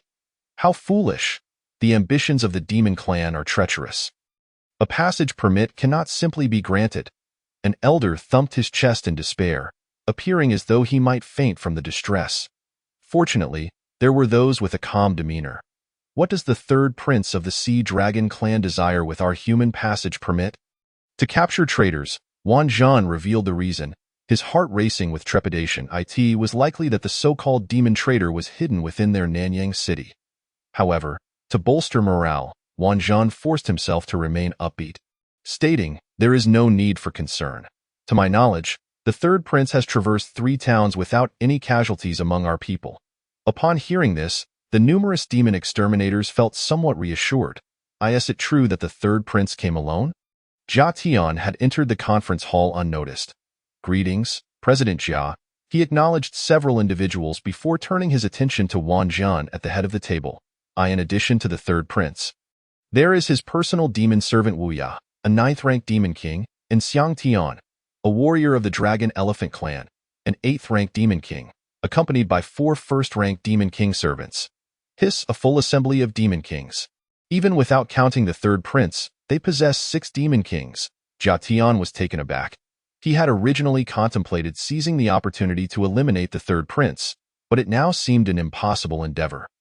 After all, within the entirety of Nanyang City, only he and another possessed the capability of a master, and while Wan Zhan was an immortal master, taking on 4 adversaries would not guarantee success. Moreover, the third prince likely surpassed him in strength. This realization was the final straw. If they had previously entertained notions of vanquishing the third prince, they were now utterly dissuaded. Wan Zhan cast a sidelong glance at Jia Tian, aware that his earlier remarks were primarily directed at him. Thus, regarding the matter of the third prince, they could only adopt a conciliatory stance, resolutely avoiding any provocation. After a brief pause, sensing his words might dampen morale, Wan Zhan added, however, should they initiate unwarranted conflict, we need not fear. This is, after all, our human territory, and our warriors are not to be trifled with. Thus it shall be, they echoed in agreement. We shall heed President Wan's counsel. The assembly dispersed, hastening to impose order among their ranks. Jia Tian also departed, still recovering from his injuries and requiring further rest. On the bustling streets of Nanyang City, Long Tianyu and Huang Lingling strolled aimlessly. Given that escape was no longer an option, they deemed it wiser to remain hidden within the city, for it was, after all, under the protection of a master. As the saying goes, it is pleasant to take shelter beneath a great tree. Calculating the time, Long Tianyu mused that the elephant should have arrived in Nanyang City by now. His gaze momentarily drifted, only to find a scruffy youth in his line of sight. The boy's cheeks bore a few smudges, and his hair resembled a nest, somewhat tangled. Nevertheless, his features were fairly handsome. Once cleaned up, he could easily be deemed strikingly attractive. Long Tianyu's attention was drawn to him due to the boy's peculiar gaze. His face flushed. Following the direction of the boy's gaze, Long Tianyu's temper flared instantly. The cause was evident. The boy was fixated upon none other than his little junior sister. Huang Lingling, at the tender age of 18, was still considered a minor. Although marriage was permissible in this era, Long Tianyu would never allow his junior sister to engage in early romance. Moreover, since his master had entrusted her care to him, he was duty-bound to protect her from the advances of unsavory characters. The mere thought of his innocent and charming junior sister being eyed by a beggar filled Long Tianyu with indignation. Snorting coldly, he glared at the youth, his eyes brimming with warning. The young man, feeling the intensity of the glare, recognized his indiscretion and offered a sheepish smile to Long Tianyu. Huang Lingling, blissfully unaware, remained adorably oblivious. Brushing past the beggar, Long Tianyu averted his gaze, continuing alongside his junior sister. Before long, a figure obstructed their path. I am Lin Juntian. My earlier behavior was rather reckless. Long Tianyu recognized him as the scruffy youth from earlier. He snorted coldly, offering no response, and attempted to sidestep the boy with his junior sister in tow. Huang Lingling, perplexed, had been preoccupied with thoughts of where to procure some game for her brother to roast, completely oblivious to Lin Juntian's gaze upon her. Fortunately, Li Qinwan had the foresight to have Huang Lingling accompany Long Tianyu for training. Otherwise, had she ventured alone to the capital, trouble would surely have ensued. Please, wait a moment, Lin Juntian once more blocked their way, clasping his fists. May I inquire if you two are demon exterminators? Chapter 19. The third prince of the demon clan. Long Tianyu raised an eyebrow. Glancing down at his black robe, the gourd at his waist, and the insignia. Was this attire not indicative enough? To be frank, the sole means for demon exterminators to earn a living was through demon slaying. Anyone attempting to deceive the populace while clad in such garb would be sorely mistaken. Firstly, each demon exterminator's insignia was crafted by the imperial master, making forgery utterly impossible. Secondly, demon exterminators were generally eccentric. The common folk would never approach them unless they sought assistance. For instance, Jia Tian was a quintessential example, petty and narrow-minded. Not even Long Tianyu wished to linger in his company. Is it not obvious?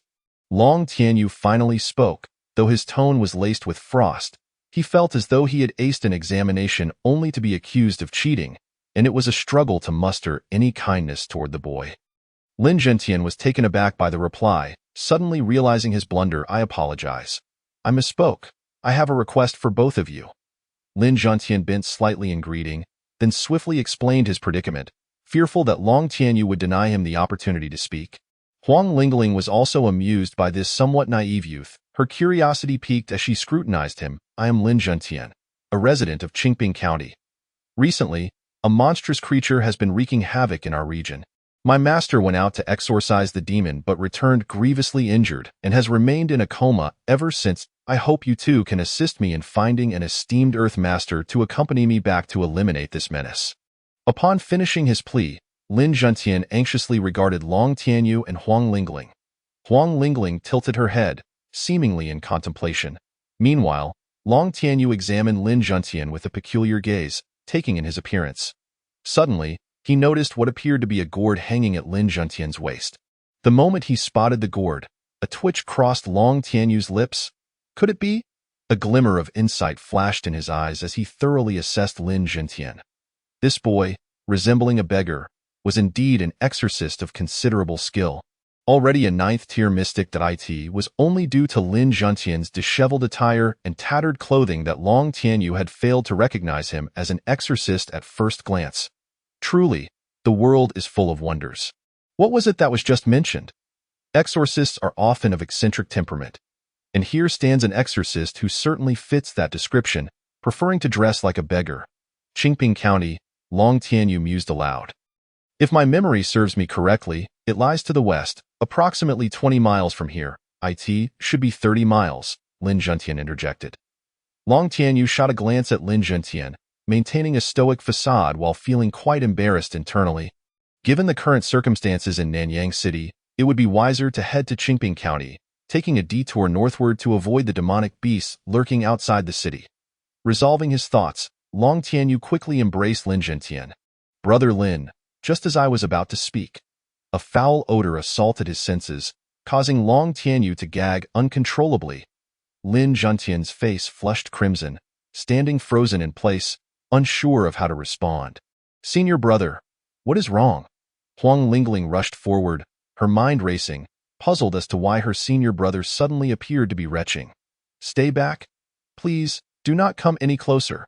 Long Tianyu managed to stammer between dry heaves, gesturing for Huang Lingling to retreat. Now, Huang Lingling too found herself at a loss, silently questioning whether she had inadvertently angered her senior brother. After a brief moment, Long Tianyu regained some composure, though he kept his distance from Lin Zhentian. Finally speaking from 10 paces away, Brother Lin, to be candid, my junior sister is a 7th-tier Earth Master. We can accompany you to Qingping County to exorcise the demon. Upon hearing this, Lin Zhentian's gaze returned to Huang Lingling. Her round face resembled a freshly steamed white bun, radiant and pure, with bright eyes and a charming smile, truly a beautiful maiden. Suddenly, a ghastly pale face intruded upon his vision, startling Lin Zhentian, who briefly thought he had encountered a ghost in broad daylight. Fortunately, just before he could scream, he recognized the face belonged to the beautiful maiden's senior brother. Long Tianyu's lips curled into a smirk, his gaze somewhat intimidating, making Lin Zhentian feel quite uneasy. You think you can pursue my junior sister?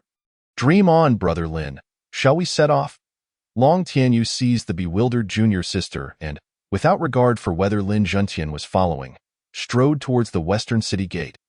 Lin Zhentian, filled with doubt yet compelled to follow, pondered how such an adorable girl could possibly be an Earth Master. He vowed it was not merely because he was enchanted by her charm.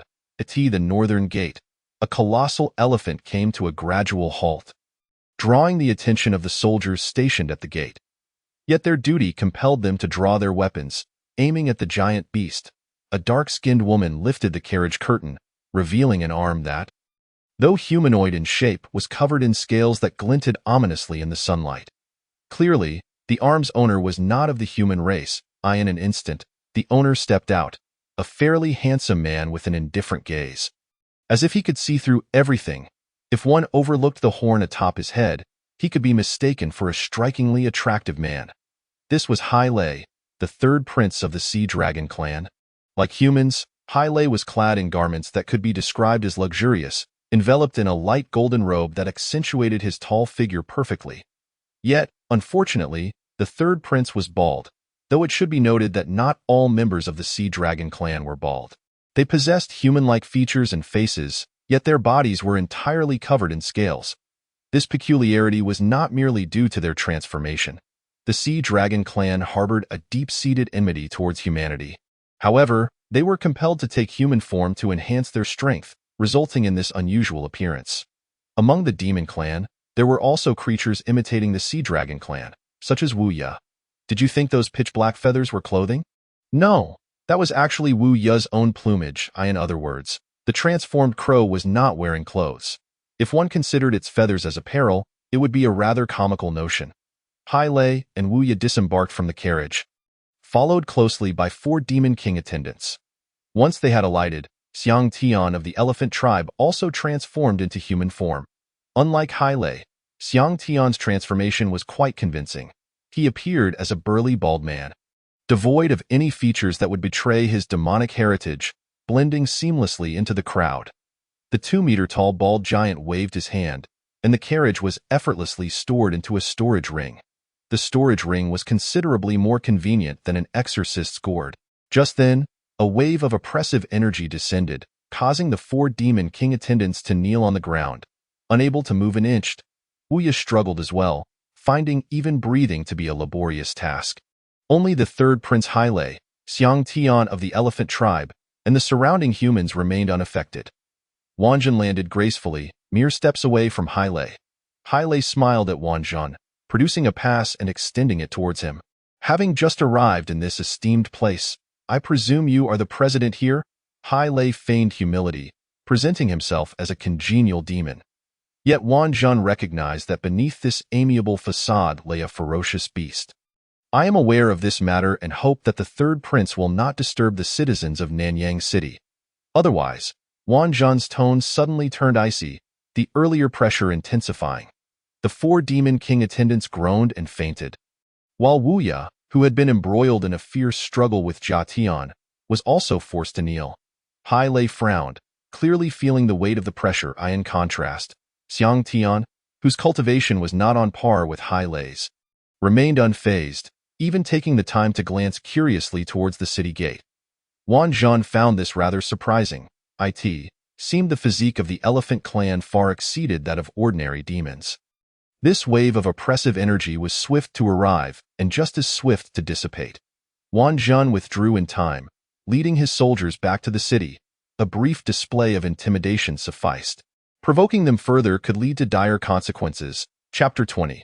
Qingping County. The commotion at the northern gate was unknown to Long Tianyu, who had already set off westward with his junior sister and Lin Zhantian. Had it not been for the unfortunate demise of Chitu No. 2, they would likely have reached Qingping County by nightfall. The trio journeyed onward until they encountered a temple in the evening, deciding to rest for the night before continuing their travels the next day. Throughout the journey, Long Tianyu gleaned much information. Lin Zhantian was the apprentice of the head of the Exorcist Guild in Qingping County, a 9th-tier mystic. About 10 days prior, a serpent demon had appeared near Qingping County, resulting in the deaths of dozens within a mere 5 days. Lin Zhantian's master, as the guild leader, had ventured alone to exorcise the demon but returned the next day severely injured and subsequently fell into a coma. Thus, Lin Zhantian was compelled to seek assistance in Nanyang City alone, but on his way, he encountered the serpent demon, fleeing for his life and hiding in the mountains for a day before finally reaching Nanyang City. This explained his disheveled appearance. Upon closer inspection, it was evident that Lin Zhantian was clad in the standard black robe of an exorcist, albeit in a tattered and miserable state. After resting for the night, the three continued their journey, finally arriving at Qingping County just before dinner. Faced with the tightly shut city gates, both Long Tianyu and Lin Zhantian felt a sense of oppression. Just one serpent demon could instigate such fear among humans. While the demon race numbered in the millions, ordinary people could easily become prey in the face of such overwhelming forces. This oppressive atmosphere left the two young men feeling conflicted, while Huang Lingling, the carefree little darling, had already started shouting at the city gates. "It's not even dark yet. Why is the gate closed? Hurry and open the gates." Long Tianyu was somewhat exasperated, and Lin Zhantian, regaining his composure, called out to the gates, "I am Lin Zhantian. Please assist us by opening the gate." Just as his words fell, a head poked out from the city gate. "It truly is Master Lin. He has found help," the person exclaimed, and soon, heads began to appear one after another. Before long, the gates swung open, revealing a throng of soldiers before the three. "Master Lin, please come in." Lin Zhantian felt quite helpless. The formidable power of the serpent demon had indelibly etched itself into the hearts of each and every one of them, and it seemed unlikely that this could be expunged in the short term. A quarter of an hour later, Lin Zhantian, accompanied by Long Tianyu and Huang Lingling, arrived at the headquarters of the Demon Exorcism Guild in Qingping County. As the disciple of the guild master, Lin Zhantian naturally resided within the guild. After settling Long Tianyu and Huang Lingling in their guest rooms, Lin Zhantian departed. This was partly due to his master's presence, and partly because they were all fatigued and intended to rest for the night. "Awu." Long Tianyu gently lifted the coal ball from his embrace. Perhaps it was due to its growth spurt. As this little creature had been sleeping continuously, now that they had a place to stay, it was only natural to let it breathe a little. Long Tianyu climbed onto the bed, disregarding the time, and slowly drifted off to sleep. In the adjacent room, however, Huang Lingling was quite different. She sat cross-legged on her bed, her beautiful eyes tightly closed, with the surrounding spiritual energy converging towards her. Clearly, she was in the midst of cultivation. Due to his lack of innate talent, Long Tianyu cultivated at a snail's pace and chose to forego it altogether. Meanwhile, Huang Lingling, fearful of disheartening her senior brother, had also refrained from cultivating these past few days.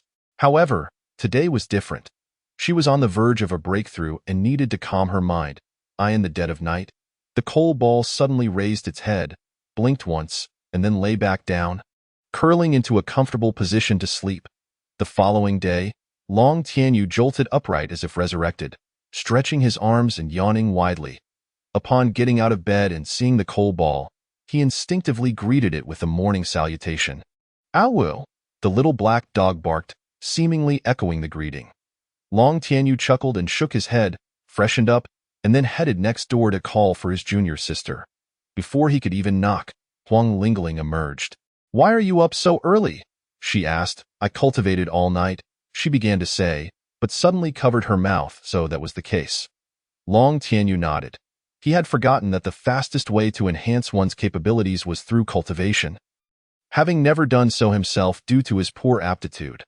Suddenly, he recalled the spirit stones he had obtained in Xiaolin village. At that time, he had sold them since he had no use for them. But now he thought that keeping them for his junior sister's cultivation would have been beneficial. It was a pity that she had not accompanied him on his adventures back then. Otherwise, those few spirit stones might have helped her level up. "Why haven't I seen you cultivating recently?" Long Tianyu inquired as they made their way to the guild hall. "I was afraid of discouraging you." Huang Lingling absent-mindedly revealed her thoughts, immediately wishing to slap herself. "Oh, Huang Lingling, why did you let that slip?" Long Tianyu couldn't help but twitch his mouth. This silly girl was genuinely honest. He shrugged it off. For although he lacked talent, he had an advantage, and it was only a matter of time before he soared. He didn't see anything wrong with his lack of innate ability. Name: Long Tianyu Strength, 5th level Mystic Master Bloodline Concentration, 0. 22 Onset Time, 7 days, 2 hours, 15 minutes, and 47 seconds Innate Skill. Law of Fire. Though this advantage was somewhat monotonous, Long Tianyu shook his head in resignation. One noticed that the coal ball's eyes had blinked. In the hall, a graceful young man stood quietly, his posture upright, his black robe signifying his identity as a demon exorcist. Upon noticing Lin Zhantian's absence, Long Tianyu prepared to seek other avenues with his junior sister. "Please wait, Brother Long." Long Tianyu turned around to see the young man from before running towards him. This lad looked somewhat familiar. After a moment of scrutiny, Long Tianyu finally recognized him. "Brother Lin, you truly are a paragon of talent." He greeted with a polite smile, though his gaze flickered to Huang Lingling beside him. Seeing her merely observing, he felt relieved. Fortunately, his junior sister was not swayed by superficial charms. This individual was indeed Lin Zhantian. He hadn't anticipated that changing into a different outfit could enhance his handsomeness. It was just a pity that he still fell slightly short in comparison. Clearing his throat twice, the three took their seats. "May I ask when Brother Lin plans to exorcise the demon?" Long Tianyu inquired. He intended to complete the task swiftly and did not wish to linger in Qingping County for too long. "The sooner, the better," Lin Zhantian replied, casting a glance at Huang Lingling. Even now, he found it hard to believe that this adorably naive girl was actually a ground master. Mystic masters absorb spiritual energy while refining their bodies, gathering it in their dantian. Ground masters comprehend the laws of nature, drawing energy from the earth for their own use. It was hard to fathom that a girl of merely 16 or 17 could grasp such profound concepts. He couldn't help but reminisce about his master, who only became a third-level ground master at over 70 years of age. It was truly beyond comprehension what kind of talent this extraordinarily beautiful girl possessed to achieve ground master status at such a young age. Seeing Lin Zhantian skeptical of her abilities, Huang Lingling was immediately displeased. She stomped her foot, causing the blue stone floor to shatter, and the entire building trembled as if an earthquake had struck. The sheer force she exhibited was undoubtedly that of a ground master. "Please forgive me, Huang Shimi. I merely wished to confirm, and did not intend any offense," Lin Zhantian stammered. "Who is your junior sister?" Huang Lingling retorted, feeling as though she had been slapped in the face and looking ready to take a swing at Lin Zhantian. "Who are you calling miss?" Lin Zhantian was bewildered. How had the term miss become an insult? Huang Lingling was seething, her eyes blazing with anger, wishing she could pummel Lin Zhantian. She was innocent, but certainly not foolish. Her senior brother had often mentioned that the term miss was typically reserved for women of ill repute, and Lin Juntian daring to use it on her was tantamount to courting death in this world. The term miss had yet to acquire a derogatory connotation. Indeed, in his previous life, it had not been seen as negative either, but had later gained a pejorative meaning due to certain occupations. Lin Juntian had truly stepped into a hornet's nest. Chapter 21. Slaying the Python in his youth, Long Tianyu had been quite clever. Possibly due to the soul transfer, he learned things rapidly. Consequently, Huang Lingling had studied her academic subjects alongside Long Tianyu. Naturally, some of the peculiar knowledge from his past life had inevitably mixed in. Being inexperienced and lacking a way to verify that odd knowledge, Lin Juntian found himself inadvertently caught in the crossfire. Long Tianyu cleared his throat, redirecting the focus of their gazes onto himself. If he didn't intervene soon, Huang Lingling might genuinely resort to violence. Lingling, Brother Lin truly did not insult you. Please take a seat. After saying this, he turned to Lin Juntian. Brother Lin, let us discuss the serpent demon. Although Lin Juntian was frustrated, he set aside the trivial matters to attend to the more pressing issue at hand. The serpent demon is likely a 9th-level demon. When my master confronted it, it was in the midst of a breakthrough. My master interrupted it, and now it should be significantly weakened, probably only possessing the strength of an 8th-level demon. Do you think your junior sister can handle it? Lin Juntian had learned from experience and directly referred to Huang Lingling as your junior sister to avoid further provoking her anger. Long Tianyu pondered deeply. An 8th-level demon. His junior sister was a 6th-level groundmaster, and with various talismans, she could indeed contend with an 8th-level demon. However, it would still be somewhat precarious. Senior brother, I broke through to 7th level last night. Pfft. Lin Juntian nearly spat out his tea. Startled by Huang Lingling's announcement, just 16 years of age, she was already a 7th-level groundmaster. How monstrous! If his junior sister was such a prodigy, then surely Long Tianyu couldn't be an ordinary groundmaster as well. Instinctively, Lin Juntian used his heavenly eye to assess Long Tianyu. The result left him utterly flabbergasted. His junior sister was a 7th-level groundmaster, while his senior brother was merely a 5th-level mystic master. Were they truly siblings? He found this world increasingly incomprehensible. Long Tianyu and Huang Lingling exchanged glances at Lin Juntian's repeated sputtering, their expressions bemused. Could it be that the tea was unpalatable? However, with his junior sister's breakthrough to 7th level, their chances of success were significantly bolstered. When shall we take action? Long Tianyu asked Lin Juntian. Lin Juntian took a breath and replied, What is Brother Long's suggestion? There's no time like the present. Let us set out today. Then we shall proceed as Brother Long suggests. Let us each prepare, and we shall gather here in half an hour. Excellent. Returning to the guest room, Long Tianyu opened his pack. Inside, it was densely packed with various talismans, filling every corner. It was as if he were using talismans as his baggage. What a display of opulence! The crafting of talismans is a privilege reserved for those of Earth Master rank and above. The intricate process of drawing talismans necessitates a vast reservoir of spiritual power, which Earth Masters can readily access by harnessing the strength of the Earth itself. In contrast, the talismans wielded by Long Tianyu are entirely the creations of his esteemed mentor. The talismans inscribed by a celestial master far surpass those of an Earth Master in potency. This is one of the reasons why Long Tianyu dares to venture out alone to hone his skills. Even as a 5th-tier mystic master, having selected several potent talismans to carry with him, Long Tianyu finally set forth, leaving his coal ball behind in his guest room. After a brief wait, Huang Lingling emerged, and together they made their way to the hall. Upon their arrival, Lin Juntian had been waiting for quite some time. Clad in his customary black robe, he bore a knife and a satchel on his back. Without further ado, the trio set off, following the directions provided by Lin Juntian's master, heading southward. By noon, they arrived at the edge of a pond. Brother Long, this is the place. The serpent demon should be lurking within these waters. But how shall we summon it? Long Tianyu asked. With the assistance of heavenly fire and the spirits of the 4 corners, I command. Lin Juntian turned, and suddenly a familiar incantation echoed in his ears.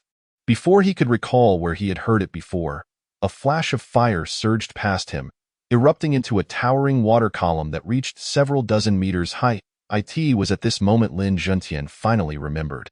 This was indeed the activation incantation for talismans. Witnessing the waste of a fire talisman filled him with sorrow. Yet, the outcome was undeniably impressive. With a thunderous roar, a massive azure python burst forth from the water. Its head thrown back in a ferocious cry. Before they could discern the identity of their foe, a silver needle appeared out of thin air, piercing the python's eye with deadly accuracy.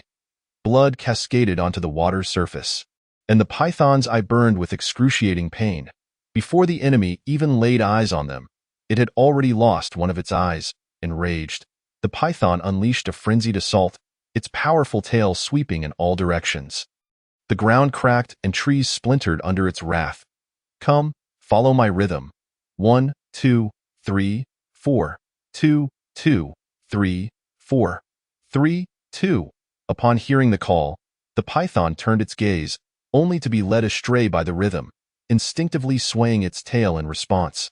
The beat was utterly hypnotic. Meanwhile, Long Tianyu pulled Huang Lingling and Lin Juntian along, shouting the rhythm as they leapt, using the python's tail as a jump rope. "Brother Long, what kind of incantation is this?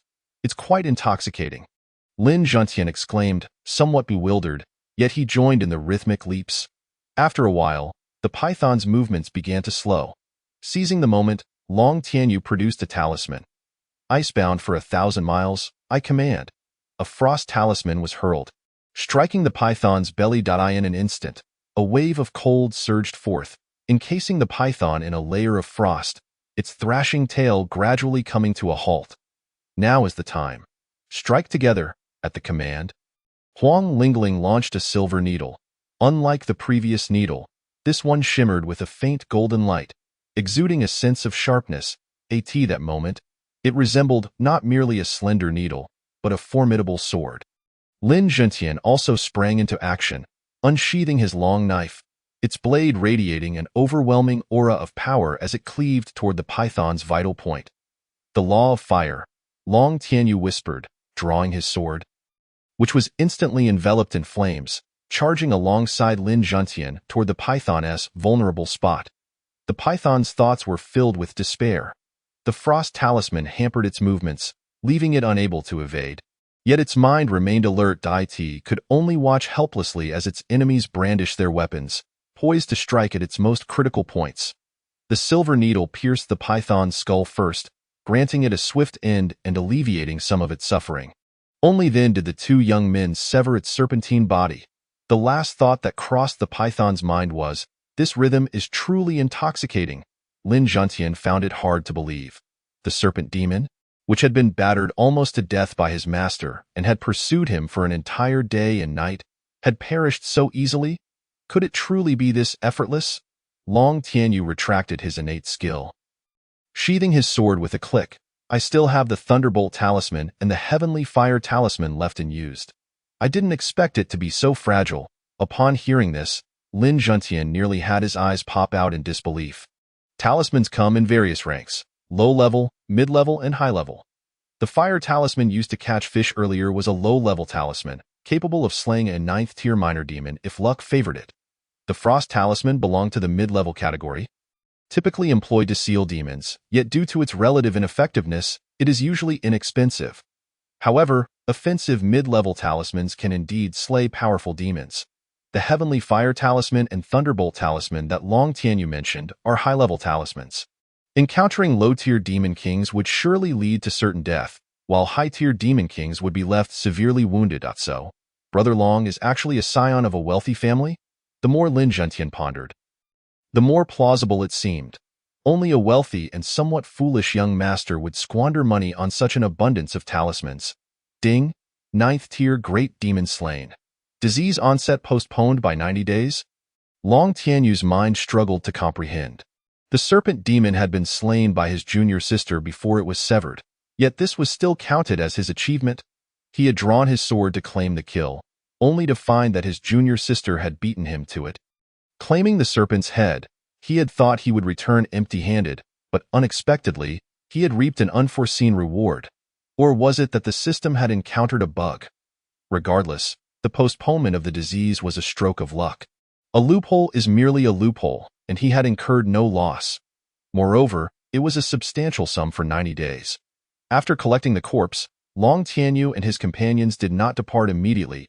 "Do you think the giant python was guarding something valuable?" Long Tianyu mused, furrowing his brow as he gazed at the pond. "Brother Long, your foresight is exemplary. Why not dive down and investigate?" Lin Zhentian shivered at the thought of the pond, now a pool of blood. Before he could decline, Long Tianyu gave him a gentle push. Splash! Lin Zhentian felt a wave of nausea wash over him, inadvertently swallowing several mouthfuls of the murky water. The chilling effect of the frost talisman rendered the pond exceptionally frigid, with a layer of ice already forming on the surface. Casting a resentful glance at Long Tianyu, Lin Zhentian begrudgingly held his breath and plunged into the depths. The pond was not particularly deep. Measuring about 20 meters in no time, Lin Zhentian reached the bottom, and much to his surprise, Long Tianyu's hunch had proven correct. There was indeed something lurking beneath the water. After a considerable time, Lin Zhentian resurfaced, clutching an object as he swam back to shore.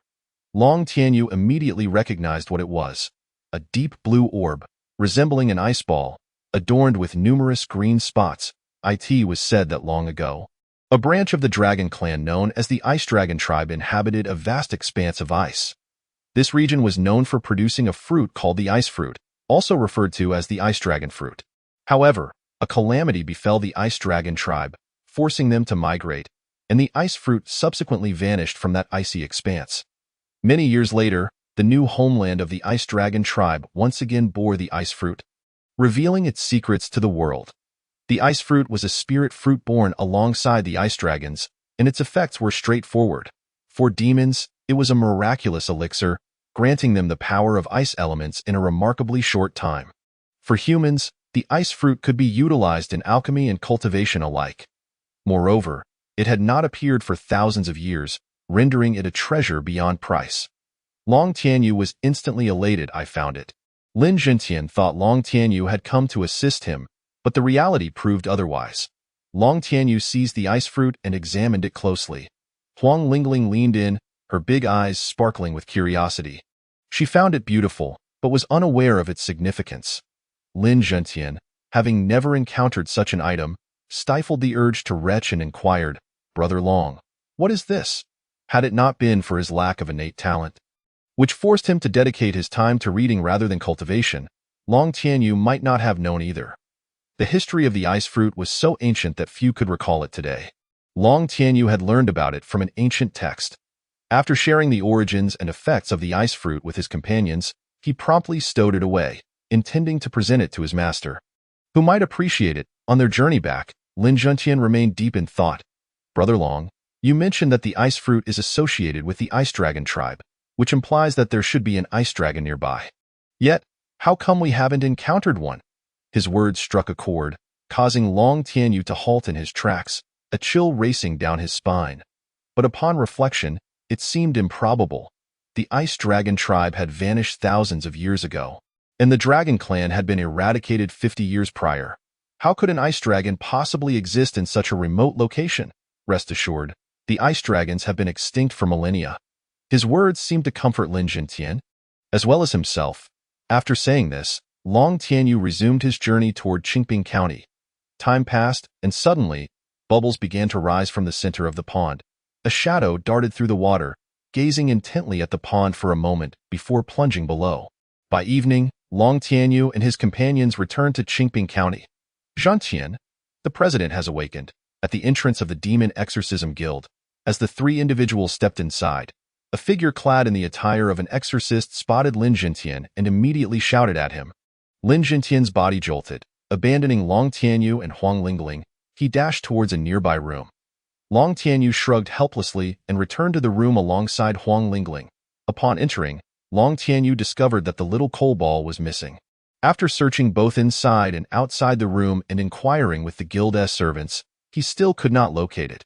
With no other choice, he returned to his quarters. The little coal ball was still young and prone to running away, which did not surprise him much. He merely had to think of how to explain its absence to his junior sister the following day.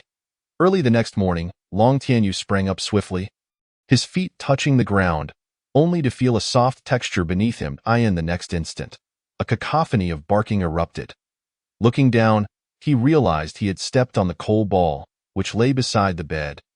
Its entire body pinned underfoot, leaving only its little black head to bark incessantly. "You're stepping on me. Let go, let go." Long Tianyu, amused, imagined a voice for the coal ball and smiled as he lifted his foot. Freed from its predicament, the coal ball barked at Long Tianyu and quickly scurried under the bed. This scene brought a smile to Long Tianyu's face. He also deduced that the coal ball must have crawled under the bed to sleep last night, which was why he hadn't seen it. Now, he wouldn't need to comfort his junior sister after all. After a brief morning routine, Long Tianyu went to call for Huang Lingling. With the serpent demon dealt with, it was time for them to continue their journey. However, before departing, he felt it necessary to bid farewell to Lin Juntian. Not spotting him in the hall, Long Tianyu approached a servant for information. Before long, Lin Juntian arrived, supporting an elderly man. The man appeared to be around 70, his face marked by age, with pale lips suggesting he had suffered considerable injuries.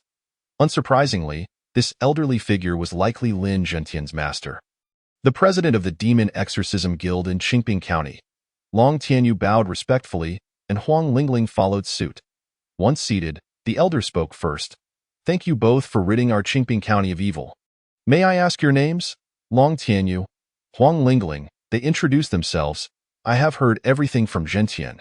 I did not expect Master Huang to be so young yet so powerful. It is a pity that I, at over 70, am still only at the 3rd tier."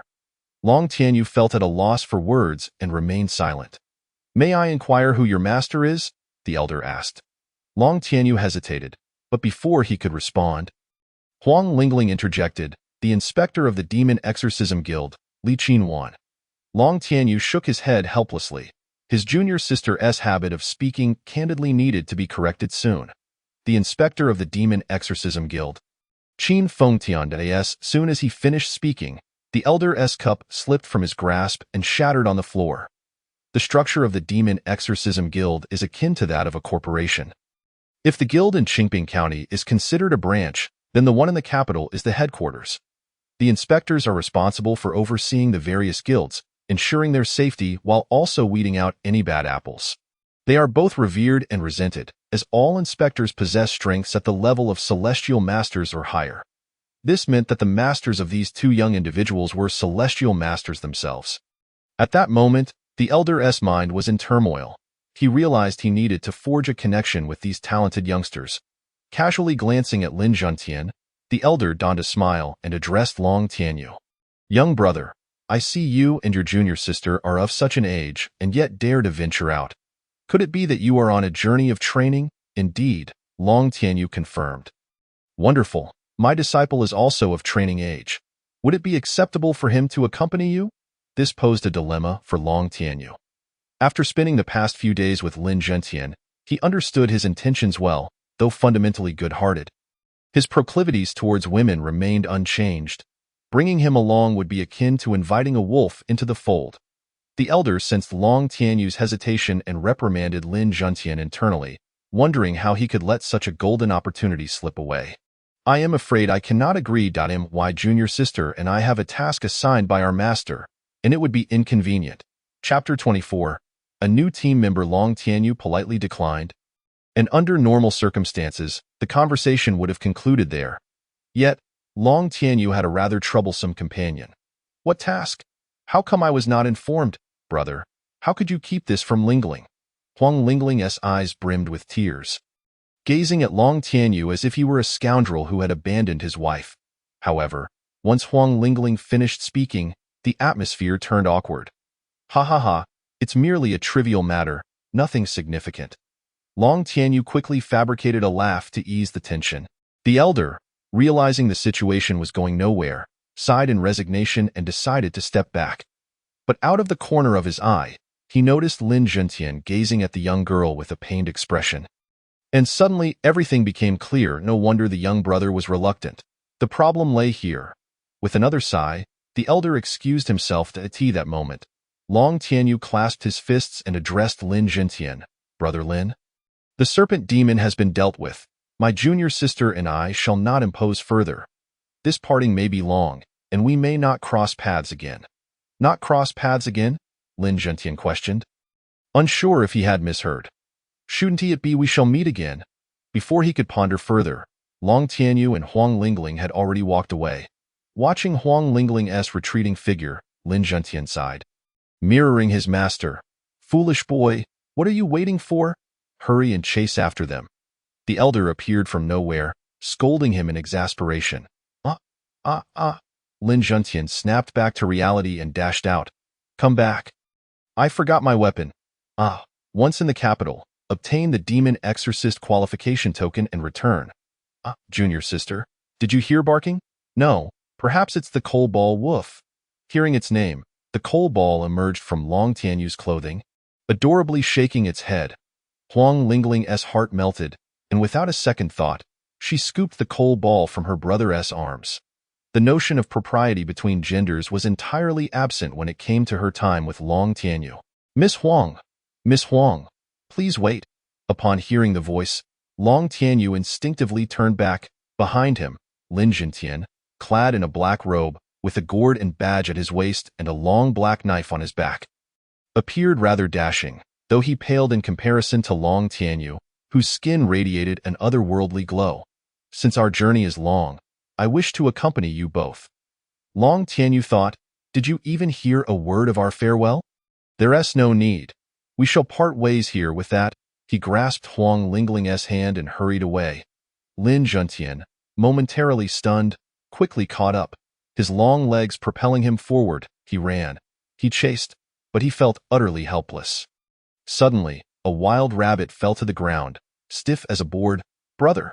Long Tianyu chuckled, skillfully extracting various seasonings. He skinned and cleaned the rabbit, marinated it with spices, and soon the aroma of roasted rabbit wafted through the air. 30 paces away, by a tree, Lin Zhentian was gnawing on a hard bread roll when he caught a whiff of the delightful scent, his face lighting up with delight. How unfair! This is utterly intolerable. Since leaving Qingping County 3 days ago, Long Tianyu and Huang Lingling had enjoyed barbecues daily, while he was left with this tasteless, hard bread. Not only was it flavorless, but it was also as tough as leather. Meanwhile, Long Tianyu and Huang Lingling feasted, their mouths glistening with oil.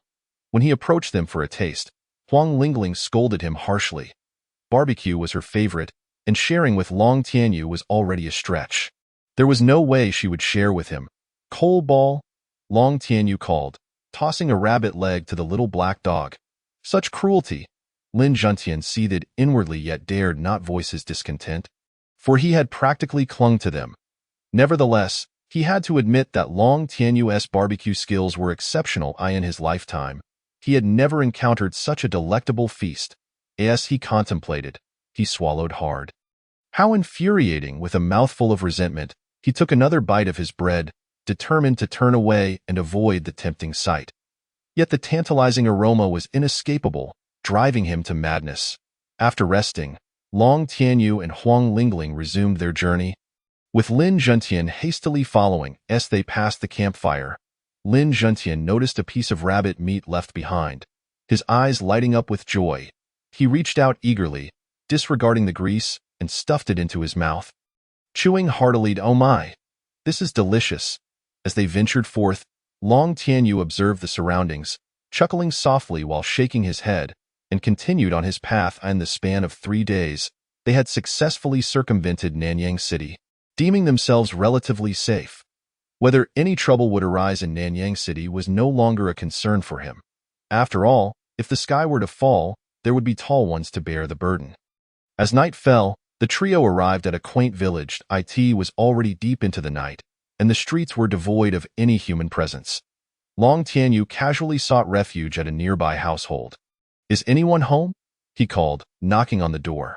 After a brief pause, a voice responded, Who is it? We are merely travelers passing through, hoping to find shelter for the night. Might we trouble you for a favor? Travelers? The person inside, momentarily puzzled, opened the door a crack to confirm. A strikingly fair young man and an adorably charming little girl stood before him.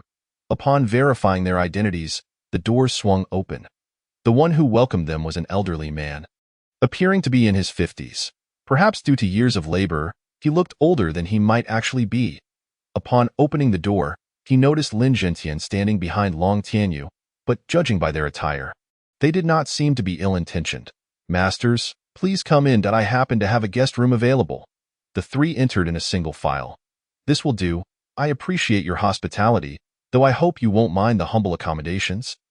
Long Tianyu remarked graciously.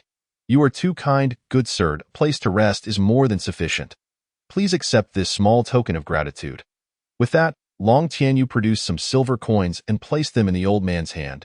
The elder did not refuse, taking the bedding and candle before retreating to his own room. "Junior sister, you should go in and rest. I'll manage outside for the night," Long Tianyu suggested. "Thank you, senior brother," Huang Lingling replied sweetly, entering the room and closing the door behind her. Her smile seemed to captivate a certain soul. "What are you looking at? Hurry up and sleep," Long Tianyu snapped at Lin Zhentian, who was lost in thought.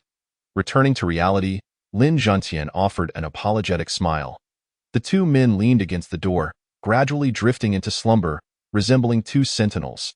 During these 3 days, Lin Zhentian had observed that neither the extraordinarily gifted Huang Lingling nor the seemingly inept Long Tianyu had cultivated any consistent practice. So he too refrained from training that night. Instead, he indulged in food and drink alongside Long Tianyu, thoroughly led astray by him. As dawn broke with the first light of day, Long Tianyu awoke, promptly getting up and giving Lin Zhentian a gentle kick. Thinking there might be a demon, Lin Zhentian sprang up, instinctively reaching for his weapon, only to relax upon realizing it was Long Tianyu. Soon after, Long Tianyu began his morning exercises in the courtyard. He had sensed a presence of demonic energy in the village the previous night, and once the old man arose, he intended to inquire further. After waiting for over an hour, the elder finally emerged from his dwelling, much to Long Tianyu's impatience. This was not quite the simple lifestyle he had imagined of the villagers, who supposedly rose with the sun and retired at dusk. An hour had passed, equating to 2, yet Long Tianyu had waited for at least 3 hours for the old man. Strangely, the village was eerily quiet, devoid of any inhabitants. Otherwise, he wouldn't have been left waiting for the elder to awaken. Chapter 25. Chengyu. After a night had passed, the old man felt significantly more relaxed, having enjoyed a rare and restful sleep with the 3 demon exterminators guarding outside. "Elder, I discern an overwhelming presence of demonic energy in the village. Are there demons lurking about?" Long Tianyu asked directly. The elder did not withhold the truth and recounted the events to Long Tianyu and his companions. A few days prior, 2 demons had invaded the village, causing chaos. Just yesterday morning, a demon exterminator had passed through, claiming he would help rid them of the demons, yet he had yet to return, leaving the villagers too frightened to venture outside. This explained the absence of people in the village, as they all cowered in their homes. Understanding the situation, Long Tianyu wasted no time in clarifying the location of the demonic activity before setting off. With Huang Lingling, a formidable expert, by their side, he felt assured that as long as they were not facing a demon king, they would be able to vanquish one, or even 2, should they appear. The vicinity of the village was shrouded in dense forest, where the 2 demons were said to dwell. The previous demon exterminator had entered the woods and had not emerged since. With a clear direction in mind, Long Tianyu activated his heavenly sight, following the trail of demonic energy as he explored step by step. Around noon, they stumbled upon a cave, from which the potent demonic aura emanated. Before the trio could step inside, a pair of blood-red eyes emerged. Then came the second pair. Roar, roar, 2 large gray wolves burst forth from the cave, lunging directly at Long Tianyu. Ding! Detected a 3rd-tier great demon. Ding! Detected a 3rd-tier great demon. "What the?" Long Tianyu exclaimed, narrowly evading the wolf's attack. Lin Zhentian and Huang Lingling reacted swiftly. Lin Zhentian drew his long knife, blocking one wolf's claws, while Huang Lingling, with a swift kick, struck the other wolf's jaw with a downward motion, sending it crashing to the ground, its eyes rolling back in unconsciousness. With the aid of heavenly fire, he summoned spirits from all directions. Command! Upon hearing the incantation, Lin Zhentian was taken aback and quickly stepped aside. The next moment, the wolf's body exploded in a fiery blaze. With a flick of his wrist, another talisman was gripped in Long Tianyu's hand. Just as he was about to chant, a silver needle shot forth, piercing through the wolf's skull. The battle had scarcely begun when one wolf met its demise. Ding! Slayed a third-tier great demon, extending the cooldown period by 30 days. Ding! Accumulated 100 days. Unlocking store functions. Ding! Unlock failed. Unlock failed. How is that even possible? While Long Tianyu was momentarily stunned, a shadow leaped from the bushes. Wielding two short axes and struck down the unconscious wolf. Huang Lingling, initially believing it to be a demon, shot forth a silver needle, only to later realize the identity of the assailant, causing her aim to falter slightly. The axe severed the incapacitated wolf's head, while a silver needle left a crimson mark on the shadow's face. Had Huang Lingling not acted in time, the shadow would have met the same fate as the previous wolf. When Long Tianyu regained his composure, he found the shadow poised with the axe, having just beheaded another wolf. Yet, the system issued no reward for this kill. Could it imply that an assist was considered a default kill? And that monsters he did not directly slay did not count? Chengyu? Lin Jintian exclaimed in surprise. Brother Lin, it has been quite some time. Chengyu replied with a smile that looked more pained than joyful, addressing Lin Jintian while remaining motionless. Long Tianyu glanced over, noticing that this Chengyu fellow was trembling uncontrollably. Clearly, that previous jab had left him with quite a psychological scar. Are you the demon exterminator the villagers spoke of? Lin Jintian inquired, realization dawning upon him. Plop. Without answering, Chengyu knelt, facing Long Tianyu directly. There's no need for such formalities upon our first meeting, Long Tianyu remarked, his expression peculiar. Having been so focused on the system, he had overlooked Huang Lingling's silver needle. 15 minutes later, Cheng Yu's legs finally ceased their trembling, and he joined Long Tianyu and his companions on their return to the village. Cheng Yu appeared to be of a similar age to the three, perhaps 16 or 17 years old, and was quite a sturdy lad. His fitted black robe clung to his form, accentuating his muscular build, a testament to his strength. Through Lin Jintian's introduction, Long Tianyu learned of Cheng Yu's background. His father, Cheng Jin, was also a demon exterminator and served as Lin Jintian's mentor's right-hand man. Tragically, he had perished 2 years prior during a demon extermination mission. Following that, Cheng Yu had faded into obscurity, with only occasional whispers of his name circulating. However, those whispers were far from flattering, often associating him with terms like sneaky, backstabbing, and underhanded. This explained why Cheng Yu had been so adept at claiming the kill earlier. Clearly having indulged in such actions before, fair maiden, I truly did not intend to steal your kill. I merely wished to assist. Seeing you overwhelmed, Cheng Yu lamented, his facade of innocence apparent. It was difficult to envision a burly man weeping like a delicate flower. Huang Lingling, realizing what had transpired, only became aware that Cheng Yu had claimed her kill when he spoke up. I believe my master mentioned that when encountering kill stealers, one should eliminate them on the spot. Recalling her master's words, Huang Lingling quietly retrieved a silver needle, surveying Cheng Yu as if searching for a target.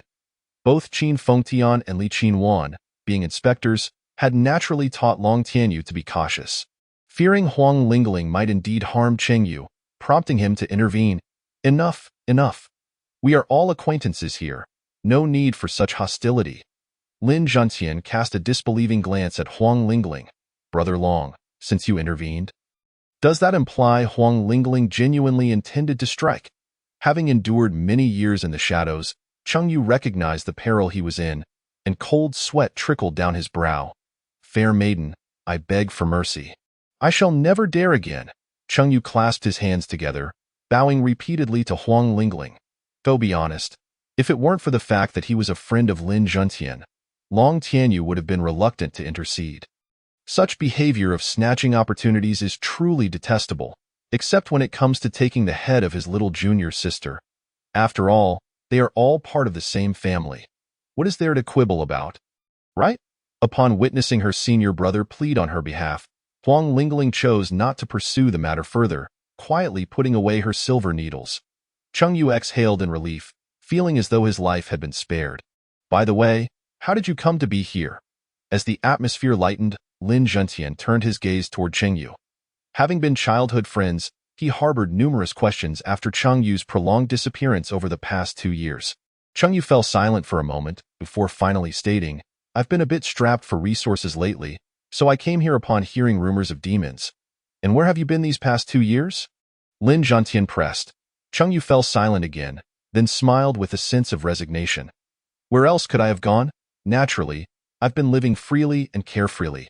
Lin Zhantian discerned that Cheng Yu's words lacked sincerity but chose not to press further. Throughout their journey, they engaged in much conversation, cherishing their long-awaited reunion and the myriad of topics to discuss.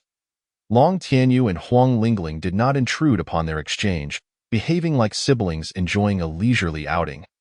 Commenting on the scenic views within the dense forest, upon returning to the village and informing the villagers that the demon had been vanquished, Cheng Yu bid farewell to the group and departed alone. Long Tianyu and the others, however, stayed in the village for another night. Chapter 26. Death and Breakthrough. That evening, Long Tianyu and his companions took lodging in the village chief's home, Huang Lingling in one room, while Long Tianyu and Lin Zhantian shared another. Sitting on the bed, Long Tianyu quietly opened the system panel. He was particularly concerned about the failed activation of the shop earlier that day. Name: Long Tianyu. Strength: 5th tier Xian Master. Bloodline concentration: 0.32. Onset time: 125 days, 2 hours, 13 minutes. Talent skill: Law of Fire. Shop not yet opened. Earth Master. Great Demon backpack has been unlocked. Please check. Host. The system only mentioned the shop during the day, without referencing the backpack. He hadn't anticipated this pleasant surprise. Upon opening the backpack, he discovered an almost infinite space within, just as he contemplated testing the waters by placing his items into the system's backpack. Long Tianyu noticed Lin Zhantian lost in thought nearby. Perhaps due to their long separation followed by a sudden farewell, Lin Zhantian's mind was a tumultuous sea of emotions. He stared blankly at the ceiling, still unable to sleep. Long Tianyu decided against disturbing him and began pondering how to activate the system's backpack and shop, as well as the reasons behind the shop's failed activation. He had a premonition that if the shop were to open, it could lead to a qualitative leap in his strength. Unavoidably, Long Tianyu recalled the events of the day. The shop's failure to activate occurred right after defeating the wolf demon. Following that victory, the system rewarded him with an extension of 30 days for the onset of his condition, coupled with the previous 90 days that amounted to a total of 130 days. Could it be because he surpassed the threshold of 100? Similar to how his bloodline concentration had upgraded after crossing the point of 0.1. The more he thought about it, the more plausible it seemed.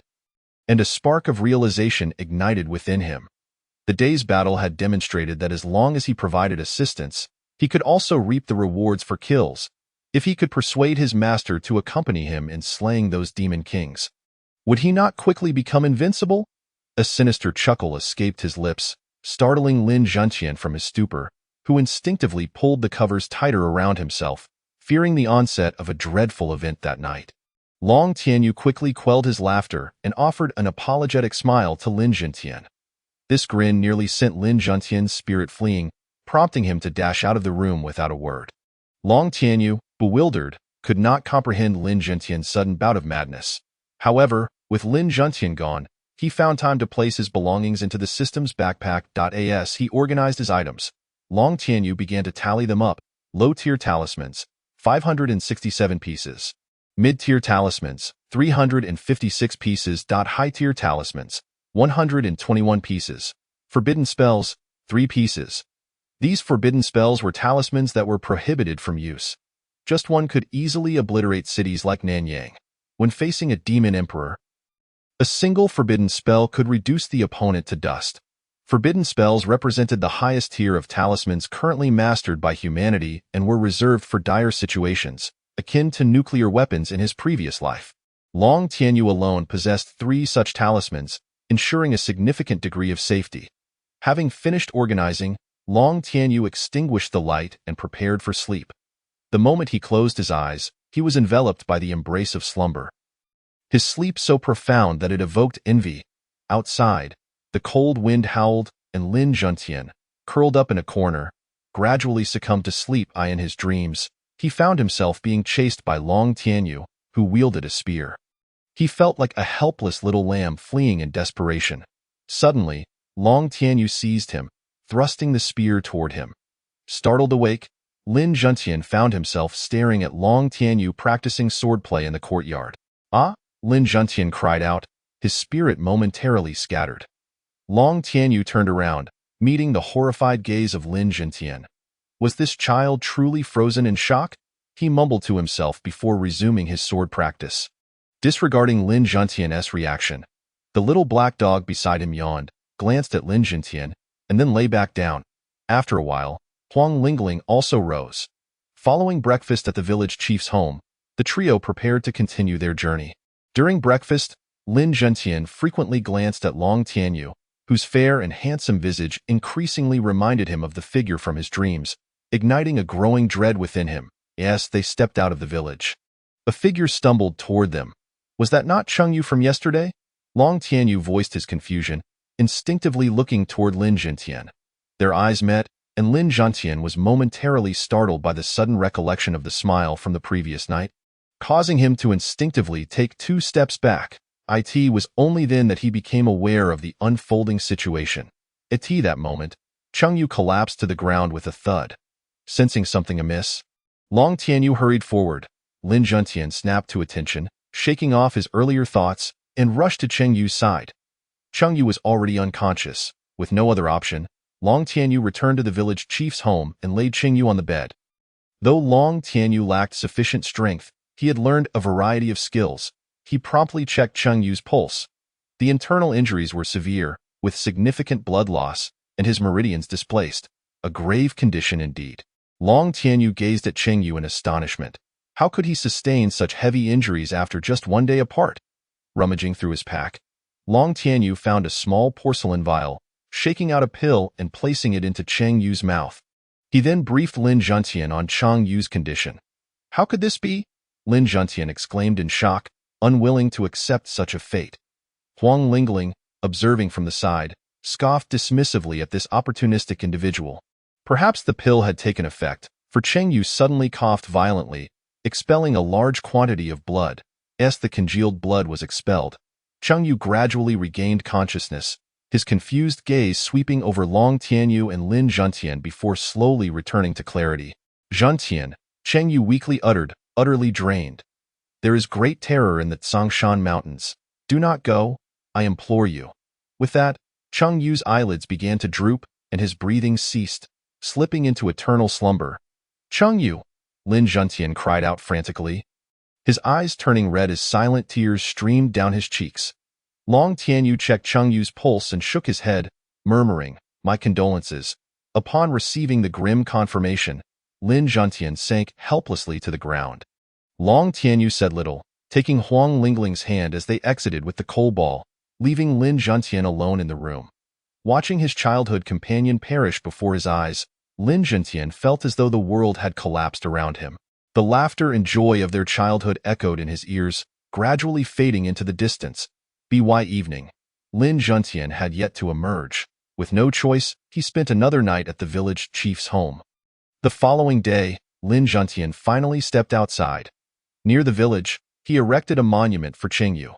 Suddenly, the wind shifted dramatically, and the surrounding spiritual energy was drawn in, forming a colossal vortex. At the center of the vortex stood Lin Juntian. Long Tianyu and Huang Lingling looked up at the intangible whirlwind. He was about to break through. Huang Lingling observed with curiosity. Although she had experienced it herself, the sensations of breaking through personally and witnessing another's breakthrough were entirely different.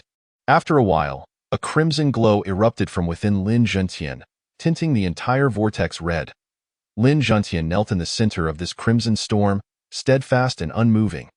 Observing the vortex, Long Tianyu pondered, if memory served him correctly, red spiritual energy signified slaughter and belonged to the most potent and perilous laws.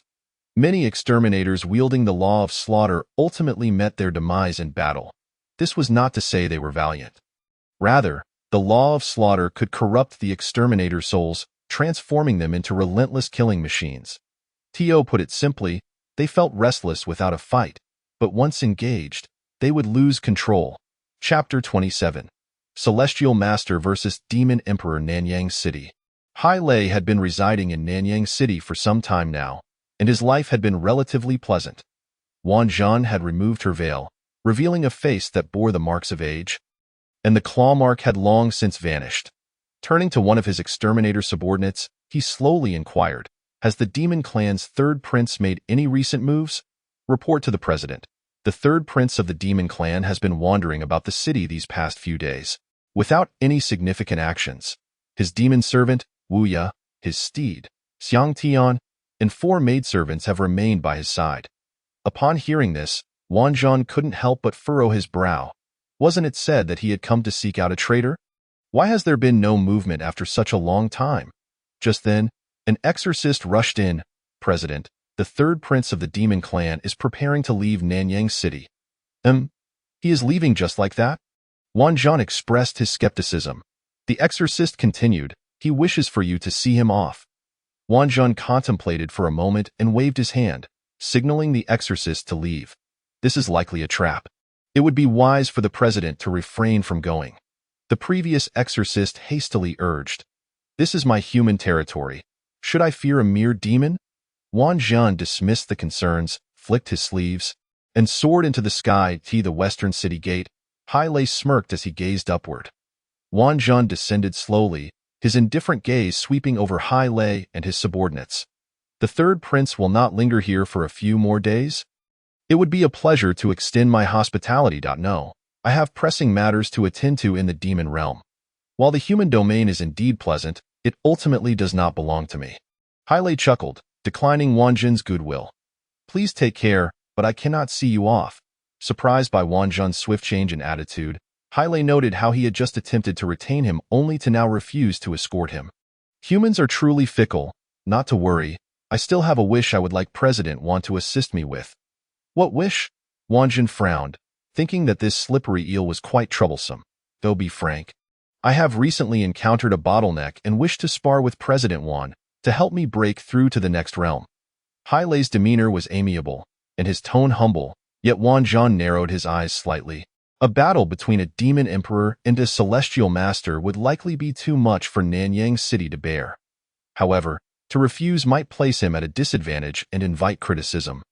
Suggesting that humans fear battle, contemplating this, Wan Zhan found himself at an impasse. Hai Lei did not press, patiently awaiting his decision. "Very well, it has been a while since I last exercised my skills." In the end, Wan Zhan agreed to Hai Lei's request. With that, he soared into the air, heading towards a distant mountaintop. Hai Lei followed closely, transforming into a massive serpent measuring 100 meters in length. With a serpent's body, a single horn, a fish tail, and a pair of claws on its abdomen, its entirely black form, adorned with sharp fangs, appeared exceedingly ferocious. This was the true form of the Hai Jiao clan, the deep sea dragon. Though it bore the name of a dragon, it was worlds apart from true dragonkind. Revealing his true form, Hai Lei roared, his gigantic body spiraling in the air as he swiftly charged towards the mountaintop. The citizens of Nanyang City were filled with terror, hiding in every corner while occasionally glancing up at the serpent in the sky, their eyes brimming with fear. The city gate, Wu Ya chuckled upon witnessing the plight of the humans. Before long, the sounds of battle erupted from the mountaintop. Flames erupted, frigid air surged, fierce winds swept through, and thunder roared. In just a few breaths, half of the mountaintop collapsed. Approximately half an hour later, a somewhat disheveled Hai Lei flew back. After waiting a moment longer, the ethereal Wan Zhan arrived leisurely on his cloud. Observing Wan Zhan's apparent ease, Hai Lei's lips curled into a smirk, revealing a mocking smile. He chose not to expose the truth, signaling his subordinates to leave Nanyang City. Upon returning to the Exorcist Guild, Wan Zhan could no longer suppress his injuries, abruptly spitting out a mouthful of blood, his breath gradually waning. In truth, it was Hai Lei who had triumphed in their earlier confrontation. But due to his status and influence, Wan Zhan could only conceal his injuries, hence his delayed return. Fortunately, the outcome was still satisfactory. Hai Lei did not reveal his secret, and Wan Zhan remained a stabilizing presence in the hearts of the Nanyang citizens. "President, are you all right?" Several subordinates rushed forward, eager to assist Wan Zhan, bewildered by his condition. "I'm fine." Wan Zhan waved his hand, continuing, "I shall enter seclusion for a time." Any matters may be discussed among yourselves. Meanwhile, on the side of Long Tianyu, Lin Jintian had been enveloped in the crimson storm for a day and night. Just as Long Tianyu and Huang Lingling were enjoying barbecued food, the red storm suddenly ceased. It then began to swirl more rapidly, gradually contracting until it converged at Lin Jintian's abdomen, vanishing from sight. It seems he is broken through. Long Tianyu bit into a piece of roasted chicken, glancing at Huang Lingling beside him. Indeed, the aura of murderous intent has intensified. Huang Lingling remarked, discarding the bone in her hand and reaching for another chicken leg, as if Lin Juntian's breakthrough had nothing to do with them. At that moment, Lin Juntian slowly opened his eyes, a flash of crimson light flickering briefly. Songshan, Lin Juntian murmured to himself, the fierce glint in his eyes growing ever stronger. Suddenly, a fragrant aroma wafted into his nostrils. Causing his throat to involuntarily constrict, the crimson light in his eyes began to fade. Who am I? Where am I? Lin Juntian momentarily felt disoriented, turning to survey his surroundings, ultimately locking his gaze on Long Tianyu and Huang Lingling. As his mind began to function again, he finally awakened. Stop dawdling. What I left for you. Come eat. Long Tianyu beckoned to Lin Jintian, pointing at the sizzling roasted chicken over the fire. For me? Lin Juntian was momentarily taken aback. Previously, when they had barbecues, there had never been a portion for him. Why the sudden change today? However, thoughts aside, Lin Juntian had already dashed to the fire, seizing a roasted chicken. Delicious. So incredibly delicious. He had never tasted such delectable roasted chicken in his life. A quarter of an hour later, Lin Jintian was left with nothing but a chicken skeleton in hand, cleaner than a coal ball. Burp. He let out a satisfying belch, patting his belly contentedly. Once Lin Juntian finished eating, Long Tianyu spoke. Do you wish to seek revenge? Lin Juntian was suddenly taken aback, recalling Cheng Yu's situation, and a surge of murderous intent began to rise within him. Noting Lin Juntian's risk of losing control, Long Tianyu hastily added, don't wear that grim face. We will accompany you. I have yet to witness the great terror myself. This statement seemed to possess some magical quality, instantly restoring a semblance of reason to Lin Juntian. Simultaneously, the part of Cheng Yu that was missing seemed to be filled by another piece. Thank you. Lin Juntian expressed his gratitude to Long Tianyu, then fell into silence, unsure of what else to say. Let us depart. Long Tianyu waved his hand, extinguishing the fire. Shortly after the three left, a figure suddenly appeared before Cheng Yu's grave. The figure's features were indistinct. Upon closer inspection, it was evident that he lacked legs, his entire being floating in midair. What a fine seedling. The figure murmured softly, waving a hand toward Cheng Yu's grave. In the next instant, a white shadow drifted out from the grave.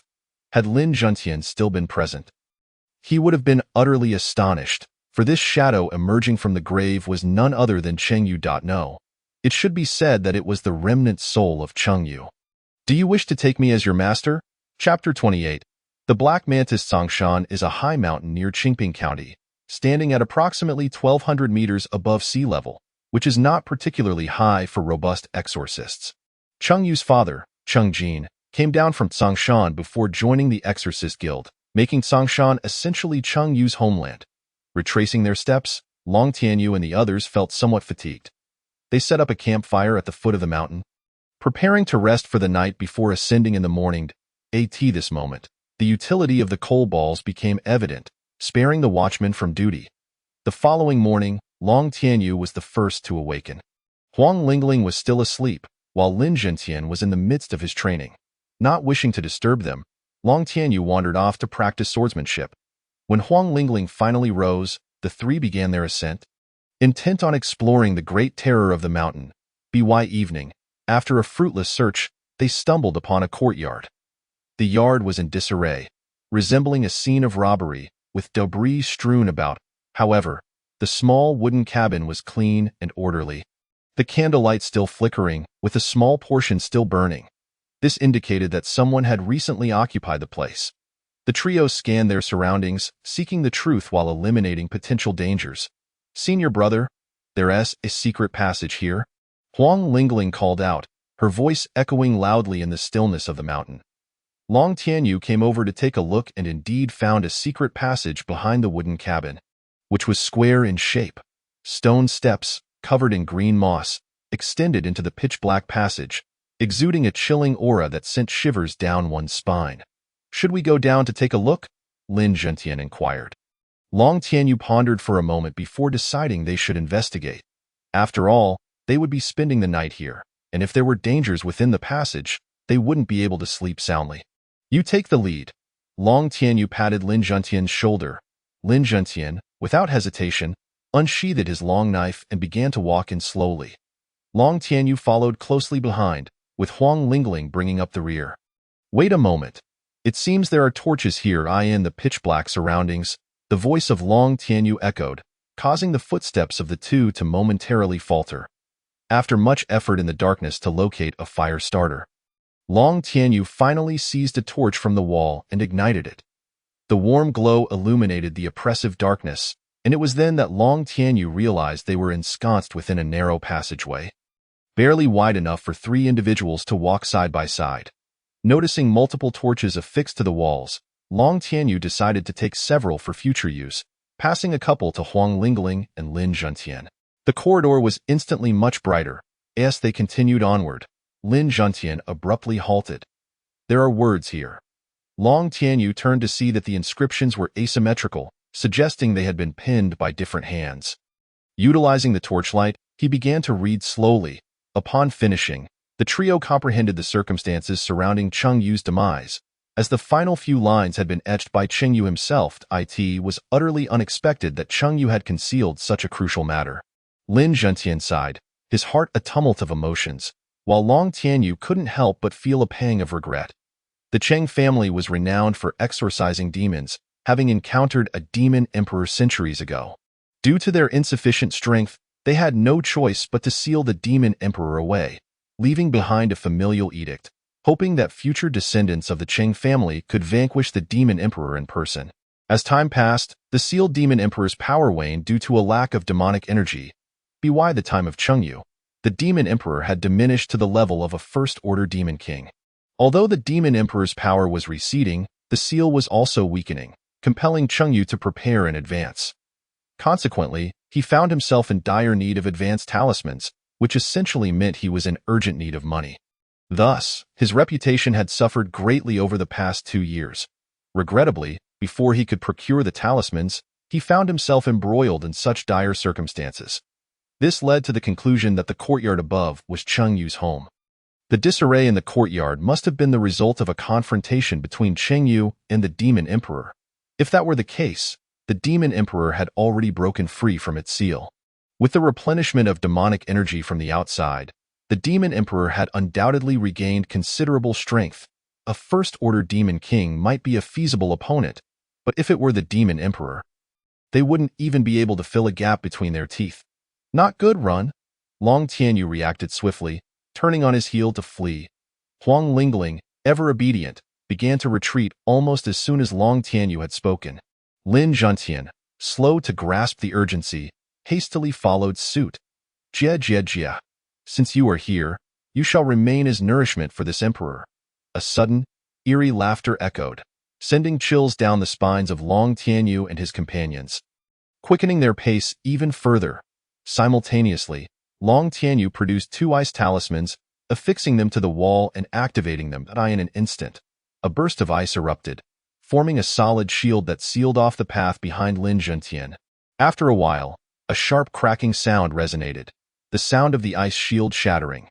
The fire talismans activated and floated backward, while the 2 ice talismans were reactivated, repelling the advancing threat. This cycle repeated 3 times before Long Tianyu and his companions finally made their escape back to the surface. Not daring to linger, the trio continued their frantic flight. Upon exiting the courtyard, a colossal figure descended from the sky, blocking their path. "You, boy, possess quite a collection of talismans." The enormous black mantis spoke with a voice dripping with malice. The air was thick with demonic energy as the mantis's form began to shrink, transforming into a humanoid shape. Unlike the transformation of Hai Lei, this mantis demon bore an uncanny resemblance to a human. Intriguingly, its human guise was adorned in the attire of a chivalrous warrior. average in appearance, a sword sheathed on its back, hair neatly arranged and secured with a hairpin, and a wine gourd dangling from its waist, making it difficult to discern its true nature as a demon without the use of supernatural vision. Beep. Detected Ninth Order Demon Emperor. Target strength compromised. Redefining target. Beep. Detected First Order Demon King. As the system's notifications faded, the Mantis Demon spoke again. I have not had a chance to stretch my limbs in ages. You shall serve as my practice. With a wicked smile, the Mantis Demon charged straight toward Long Tianyu. In the blink of an eye, Long Tianyu found himself unable to activate his talismans, forced to stumble and evade. Long, be careful, Lin Juntian shouted, drawing his sword to strike at the Mantis Demon. His strike missed. And just as the Mantis Demon prepared to counterattack, a flash of cold light flickered before it. The black blade surged forward, poised to pierce the Mantis Demon's chest, when two fingers suddenly appeared, effortlessly pinching the blade, rendering it immobile. What? Lin Juntian's eyes widened in shock, fear gripping his heart. The Mantis Demon smirked, regarding Lin Juntian as one would a toy. Your timing was commendable, but alas, your strength falls short. With a sudden surge of power, the Mantis Demon's fingers crushed the black blade, producing a sound reminiscent of a mournful wail. Stunned, Lin Juntian found himself momentarily dazed and taking advantage of his distraction. The Mantis Demon delivered a powerful kick to his abdomen, sending him flying. Simultaneously, a golden-hued silver needle shot through the air, targeting the Mantis Demon's temple. A fleeting look of surprise crossed the Mantis Demon's face as it nimbly executed a backflip. Evading the silver needle, I didn't expect there to be a capable little brat among you. Turning its gaze toward Huang Lingling, the Mantis Demon's expression shifted to one of keen interest. 8 centuries without a battle. It seems today I shall have my fill. Young lady, you are worthy of being my opponent. To hell with you. Do you not know that villains perish from excessive chatter? Interrupted, the Mantis Demon frowned in displeasure, casting an irritated glance behind it. Meanwhile, Lin Juntian and Huang Lingling had momentarily distracted Long Tianyu, allowing him to activate his talismans. These were not the lowly fire and ice talismans, but rather the formidable Thunderbolt talismans, capable of slaying a demon king. Heavenly Thunder, assist me, command. As the Mantis Demon turned, it heard a somewhat familiar incantation. In rapid succession, a talisman hurtled toward it. Having been sealed for 8 centuries, the Mantis Demon's reflexes were not what they once were. The Thunderbolt talisman struck true. The moment the talisman made contact, a memory surged forth in its mind. 8 centuries prior, a young human named Cheng had hurled a similar talisman at it, uttering the same command. Back then, it had been a demon emperor, and that talisman had posed no threat. However, now, having just regained the strength of a demon king, the talisman was indeed significant. Kid, you seek death? Recalling its time of captivity, the Mantis Demon erupted in rage, its face contorting as it transformed into a massive mantis, towering over 50 meters. With its transparent wings rapidly flapping, it sped toward Long Tianyu. Brother, be careful. Huang Lingling shouted anxiously, her fingers deftly moving as she launched silver needles one after another. In her haste, her aim faltered slightly, but for the enormous Mantis Demon, such minor deviations were negligible. Lin Juntian, drawn by Huang Lingling's voice, gradually regained his senses and, seeing Long Tianyu in peril, rushed forward with his sword raised. The silver needles clanged against the Mantis Demon's tough exoskeleton, producing a series of sharp sounds. A torrential storm of needles filled the air, with a few piercing through the Mantis Demon's vulnerable abdomen, momentarily slowing its advance, though it remained considerably faster than Long Tianyu. As they fled, Long Tianyu glanced upward at the sky. The storm clouds were quickly gathering.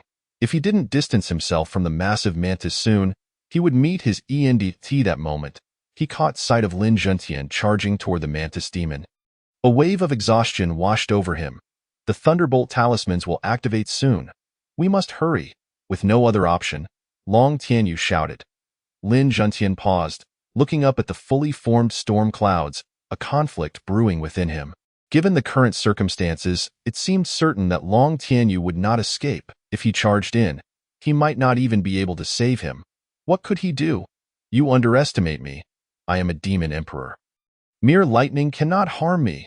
The mantis demon laughed boisterously, its speed surging once more. Then brace yourself. What kind of game is this, chasing me? Long Tianyu resigned himself to fate, fleeing while bantering with the mantis demon. Don't you want to experience the taste of lightning? That delightful sensation of tingling all over is quite marvelous. Curse you, you perverted fiend. A shiver ran down Long Tianyu's spine as he uttered a phrase from his past life. With a thunderous roar, a bolt of white lightning streaked across the silent night sky, illuminating the darkness for a brief moment. At the entrance of a small wooden cabin, a tiny black dog observed the unfolding chaos. Glancing up at the ominous storm clouds overhead and then back at Long Tianyu, who was nearly caught by the pursuing mantis. Howl! The sound of the howl seemed to possess a certain magic, penetrating the sound barrier created by the thunder and striking at the very core of the mantis demon's being. The mantis demon's movements abruptly ceased, its eyes losing their luster, rendering it as motionless as a puppet. Unaware of the events transpiring behind him, Long Tianyu glanced up at the storm clouds and, as if resigned to his fate, came to a halt. With a flourish, he turned, shouting with all his might. Come on! Who's afraid of whom? Only then did he realize that the mantis demon was utterly still, and the distance between them had widened considerably. With a crackle, the lightning descended, striking the mantis demon squarely on the crown of its head. Curse it! Long Tianyu was taken aback, instinctively retreating several steps. The mantis demon suddenly jolted back to consciousness, gazing around in bewilderment. At that moment, a second bolt of lightning struck down. Without a doubt, it hit its mark, and the mantis demon finally regained its senses.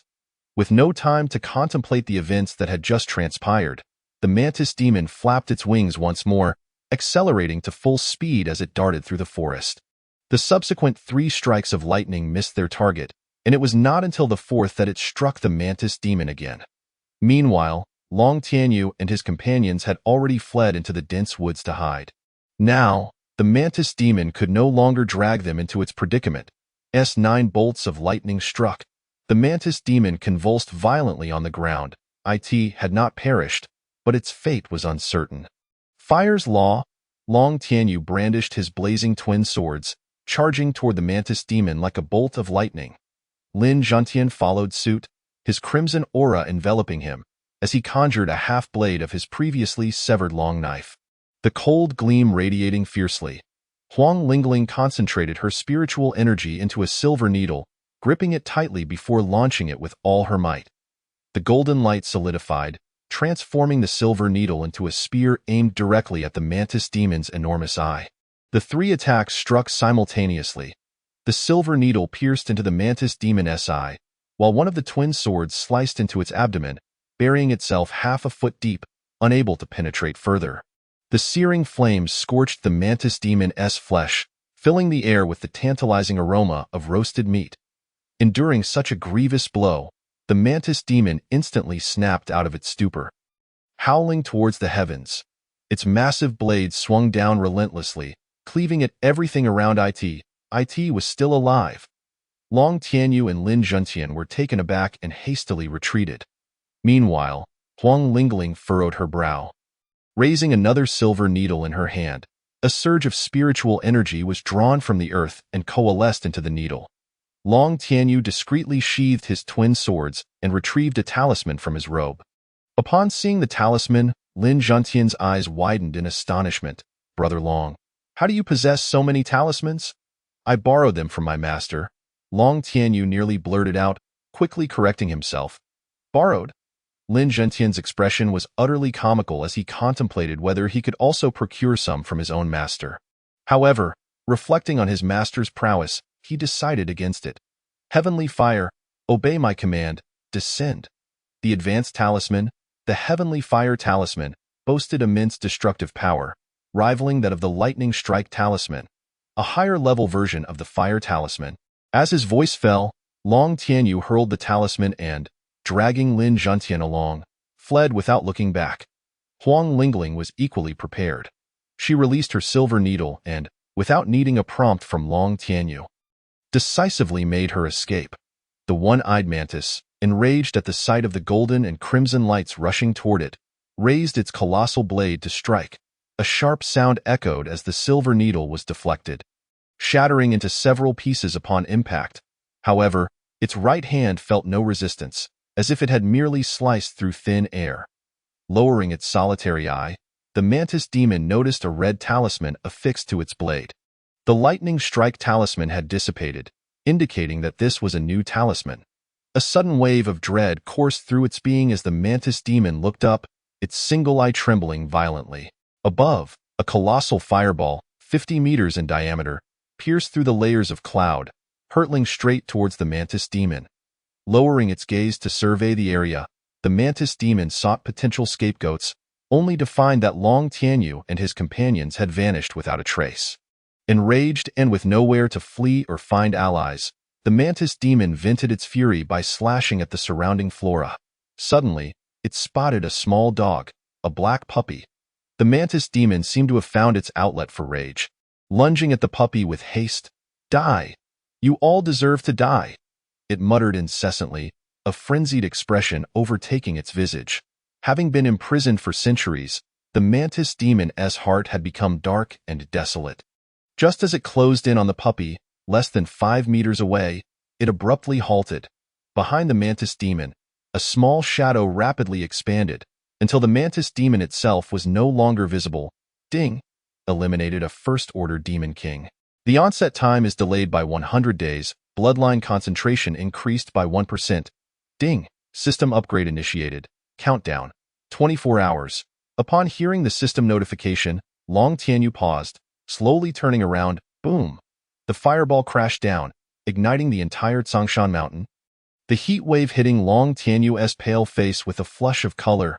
Phew! It's finally dead. He exhaled deeply, sinking to the ground in relief.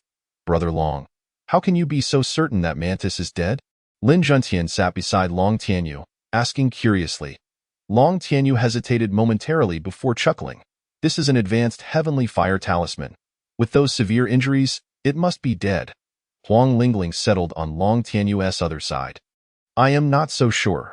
While that mantis demon may possess the strength of a demon king, its body is genuinely that of a demon emperor. An advanced talisman might not be sufficient to slay it. With Huang Lingling's words, Long Tianyu couldn't help but feel a twinge of doubt. Could it be that the system was malfunctioning again? Silently, he opened the system panel, and the previous notification echoed in text form, confirming its accuracy. Moreover, the reward for the delayed onset time had been credited, which could not be fabricated. Let us go take a look, and we'll know for certain. Long Tianyu rose, striding forward, with Lin Juntian and Huang Lingling closely behind. Miss Huang, your attack was formidable. Could you teach me? Miss Huang, is the lethality of the silver needle truly that great? Cough, cough, Brother Lin. We're approaching the site of our earlier battle. How about you take the lead? Brother Long, I believe it's better if we go together. What if the mantis demon is not dead yet? What would I do then? Lin Juntian replied seriously, nearly displaying his reluctance to go. Enough chatter, move.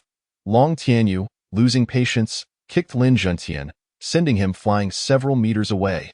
This kick was undoubtedly personal. With Lin Juntian silenced, Huang Lingling discreetly pocketed her silver needle. This particular needle was a sewing needle, and with the thread still attached, it almost led to someone's mouth being sewn shut. After searching through the inferno, Lin Juntian found no trace of the mantis demon's corpse, not even a charred remnant. However, the small wooden cabin remained intact.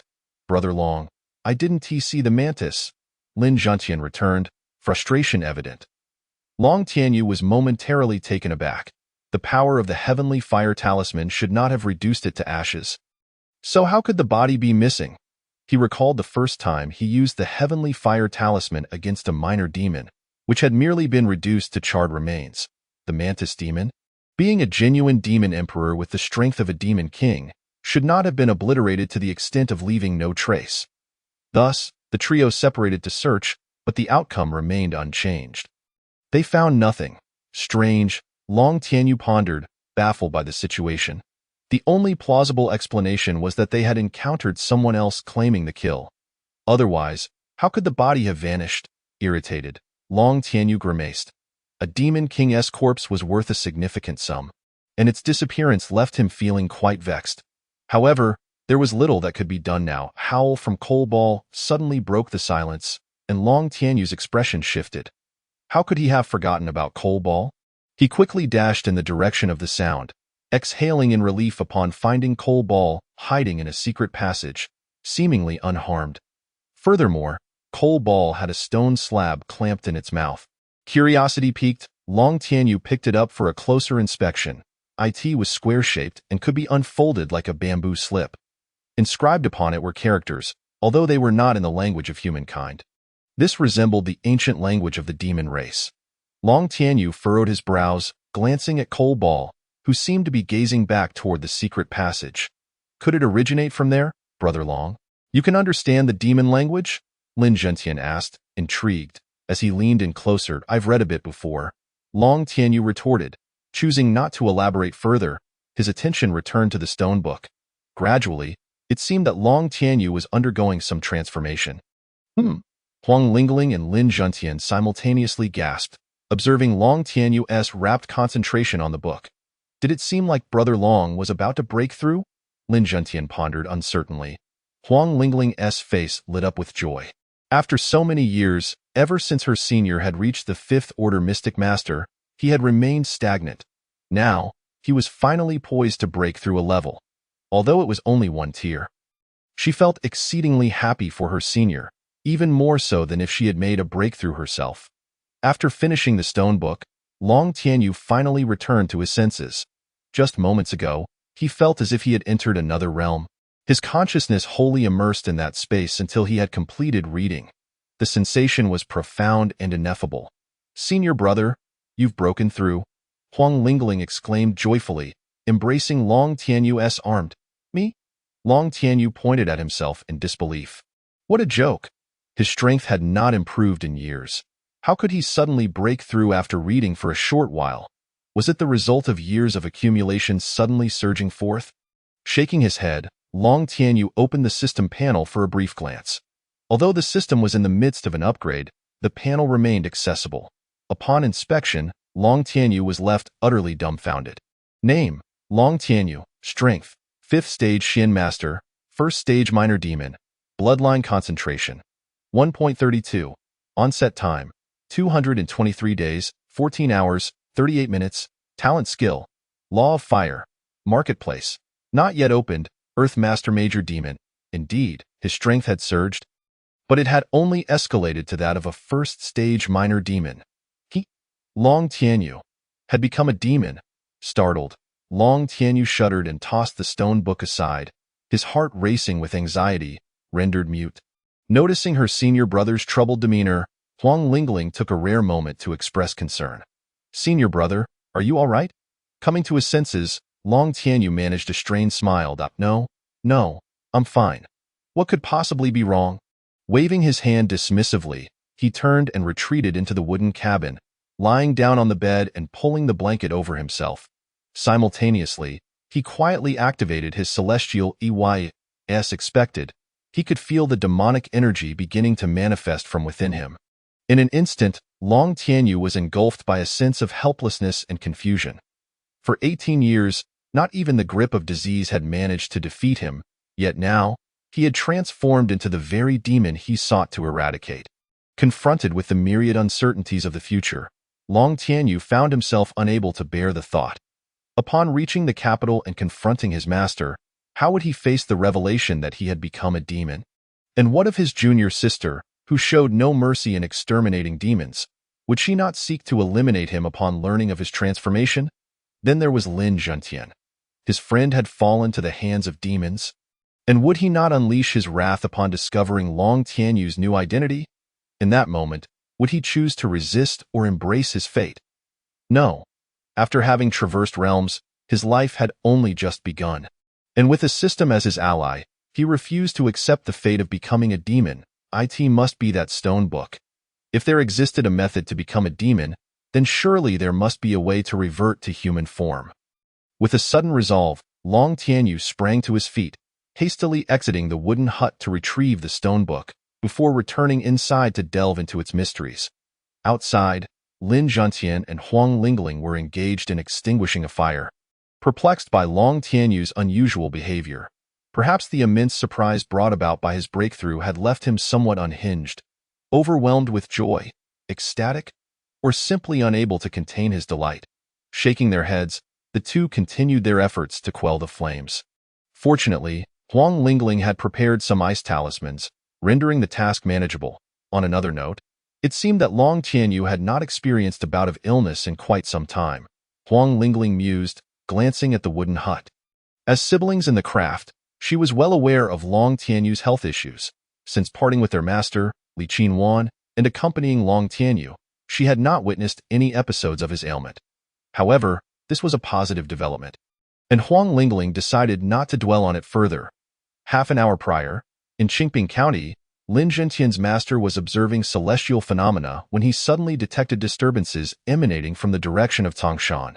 Initially, dark clouds gathered, followed by a tempest of thunder and lightning, culminating in the fall of a meteorite. Upon witnessing this, he realized that a demon exterminator was utilizing talismans to combat a demon.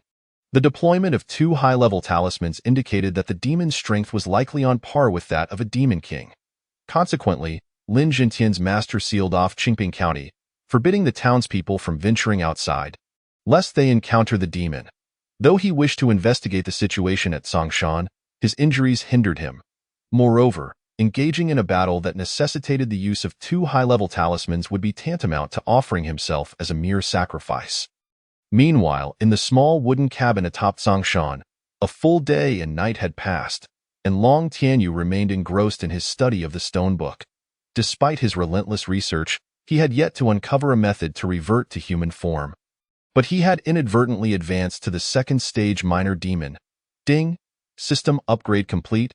Talent skill unlocked. In that instant, Long Tianyu felt something amiss within his body, as though something was attempting to emerge from beneath his skin. Tingling sensation coursed through him, accompanied by an itch that was both uncomfortable and unsettling. Ding ding ding! A series of crimson crystals erupted from his skin, producing a crisp sound as they quickly enveloped his entire body. Including his face and scalp, he had undergone demonification. Long Tianyu stood in disbelief, his heart racing with mounting anxiety. Thankfully, Huang Lingling and Lin Zhantian were outside practicing. Otherwise, the consequences of them witnessing his current state would be dire. Regaining his composure, Long Tianyu hurriedly accessed the system panel once more. Name: Long Tianyu. Strength: 5th stage Xian Master, 2nd stage Minor Demon. Bloodline concentration: 1.32. Onset time: 221 days, 2 hours, 14 minutes. Talent skills: Law of Fire. Transformation: Marketplace. Not yet opened. Earth Master Major Demon. He had gained an additional talent skill, Transformation. Was this an ability bestowed by the system, or was it a manifestation of his innate talent? As he began to comprehend his situation, Long Tianyu gradually calmed himself. With a mere thought, the scales swiftly retracted, revealing the pale skin of a human beneath. Taking a few deep breaths, he murmured to himself, "Why would the system grant me such an ability? Talent skills are your own capabilities, having no relation to the system." What was that voice? Long Tianyu's heart raced as he scanned his surroundings. "I am within your system." The voice echoed directly within Long Tianyu's mind. "I am the system?" He reopened the system panel. Unlike before, a virtual figure now appeared on the interface. Was this a new feature following the system upgrade? "Sort of. I owe it all to you. Otherwise, I wouldn't have been able to meet you so soon." Long Tianyu rolled his eyes at the male projection, feeling somewhat disdainful. Why does it have to be a male? System, change my virtual projection to a feminine one. After a moment of silence, nothing happened. Meanwhile, the expression of the virtual man grew increasingly grim. "First, I am not the system. Second, your disdain towards me is quite impolite." Long Tianyu was taken aback, realizing that the man's face bore a striking resemblance to his own. Recognizing this, his wariness heightened. "Who exactly are you?" Cough, cough. The projection cleared its throat and performed a courteous bow. Appearing both gentlemanly and formal, "Allow me to introduce myself. I am a soul that has traversed from another world. Lacking a physical form, I was absorbed by your system and have been residing within your body." What a joke! Get out of my body at once. Long Tianyu's expression shifted slightly. When had this entity invaded his body, and how had he remained unaware? This unexpected development was too much for him to bear. Especially now, having inexplicably transformed into a demon. The added burden of another soul residing within him was utterly overwhelming. Calm down. To be precise, I reside within the system, which is situated in your body. So I am indeed also within you. The projection waved his hand dismissively, as if cohabiting another's body were an everyday occurrence. But for Long Tianyu, this was intolerable. How could anyone remain unfazed by the presence of an unwelcome soul within their body? There's no need to panic. I lack a physical form. Are you really afraid I would devour you? The projection's words appeared somewhat reasonable, and Long Tianyu gradually regained his composure. Still, what do you intend to do? Surely you aren't just here for idle chit-chat? Smart. The projection snapped his fingers, though no sound emerged due to his lack of corporeality. I wish to make a deal with you. What kind of deal? Long Tianyu's guard went back up. However, the projection refrained from revealing the terms of the deal, instead recounting his own experiences 18 years ago. On the very day your master Qin Fengtian adopted you, I happened to arrive, only to be absorbed by the system within you. Although I was rendered mute and unable to disclose my existence, I have been observing you for the past 18 years. And I know you better than you know yourself. Suddenly, the projection's tone shifted, a smirk gracing his lips. You think you are a fellow traveler, don't you? What do you mean? The revelation of his two greatest secrets. The system and his identity as a transmigrator stirred a tempest within Long Tianyu. No, you are not a transmigrator. Your memories stem from me. You, Long Tianyu, are a bona fide native of the demon spirit continent. No, to be precise, you are a demon. The projection's bombshell left Long Tianyu reeling, his heart pounding with fear. How could I possibly be a demon? I am undoubtedly human. This cannot be true. Long Tianyu struggled to accept this reality. TCH, is it really that important to dwell on this? Whether you are a demon or a human, what difference does it make? The projection scoffed, clearly displeased with Long Tianyu's internal conflict. Why not simply be yourself? All this fretting is entirely unnecessary. Reduce mental strain and live a vibrant life. That is the true essence of existence. No, you must be lying. I possess a human body and practice human cultivation techniques. How could I possibly be a demon? Yet you must also recognize that the power of the laws is not something an ordinary Xian master can wield. You have cultivated human techniques for 18 years, achieving only the 5th stage. Yet, you can grasp demon techniques with a mere glance. Long Tianyu's head throbbed, the words of the projection echoing incessantly in his ears. Indeed, the Xian master merely understands the application of spiritual power. It is the Earth Master who begins to comprehend the nascent forms of the laws of heaven and earth. Only upon reaching the Celestial Master can one wield such powers with ease. However, the laws of fire are a complete force that can only be possessed by a Celestial Master. In contrast, the demon race is different. Even a newly cultivated young demon, if endowed with a powerful bloodline, might awaken innate skills, all of which are divine abilities related to the laws. Thus, it can be said that he is indeed a demon. Long Tianyu staggered backward, collapsing onto the edge of the bed, his eyes void of life. How about making a deal with me? I can grant you the ability to transition freely between the human and demon races. Upon hearing that he could become human, a flicker of vitality finally returned to Long Tianyu's eyes. Yet, in the face of an unknown soul, he maintained a necessary vigilance. What do you want? Hee. The projection suddenly chuckled mischievously. I desire your body. Chapter 32. A single entity with dual souls, two bodies impossible. Long Tianyu rejected without a moment's thought. Calm down. Normally, you will control the body. I will merely emerge to take a breath when you have the time. As you can see, my world is quite different from yours. Having crossed over with great difficulty, it is only right that I enjoy it. Long Tianyu couldn't help but recall the towering skyscrapers of his previous life, which indeed contrasted sharply with this place. No, it can no longer be referred to as a past life. It should be called the projection's past life. Is it truly so simple? Long Tianyu remained reluctant to believe that the projection's conditions were so uncomplicated. You are quite guarded, The projection chuckled lightly in the next moment. Long Tianyu's gaze became vacant once more, and the projection vanished from the system panel. After a few breaths, Long Tianyu opened his eyes again. But there was an unusual aura about him. Look, I can easily control your body. The reason I am discussing this with you is simply that I do not wish to force you against your will. Long Tianyu muttered to the air, then slowly closed his eyes. Upon reopening them, he gasped for breath. Meanwhile, the projection reappeared on the system panel. At this moment, Long Tianyu felt an overwhelming shock. He could effortlessly control his own body.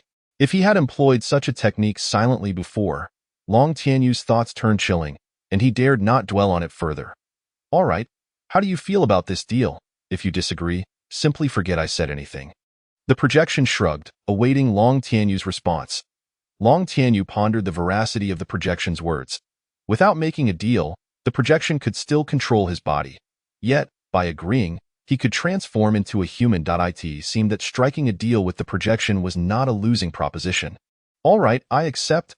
Excellent, the deal is struck. The projection snapped its fingers, and its virtual image gradually faded.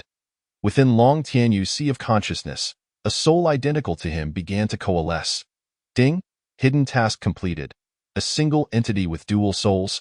Task functionality unlocked. Ding, reward. Human body X1. Capable of freely transitioning between demon and human forms. Name. Long Tianyu human race. 5th tier Xian master demon race. 2nd tier young demon bloodline concentration. 1.32 time of onset. 221 days. 1 hour, 51 minutes and 8 skills. Law of fire, transformation, dual souls in 1 mall. Not yet opened. Earth master great demon. Task 1. Slay 10 young demons. Task 2. Break through to Earth master. Task 3. Break through to Great Demon with the completion of the deal. Long Tianyu's system panel underwent a dramatic transformation. The power levels of the human and demon races were now distinctly separated, alongside the opening of the task panel.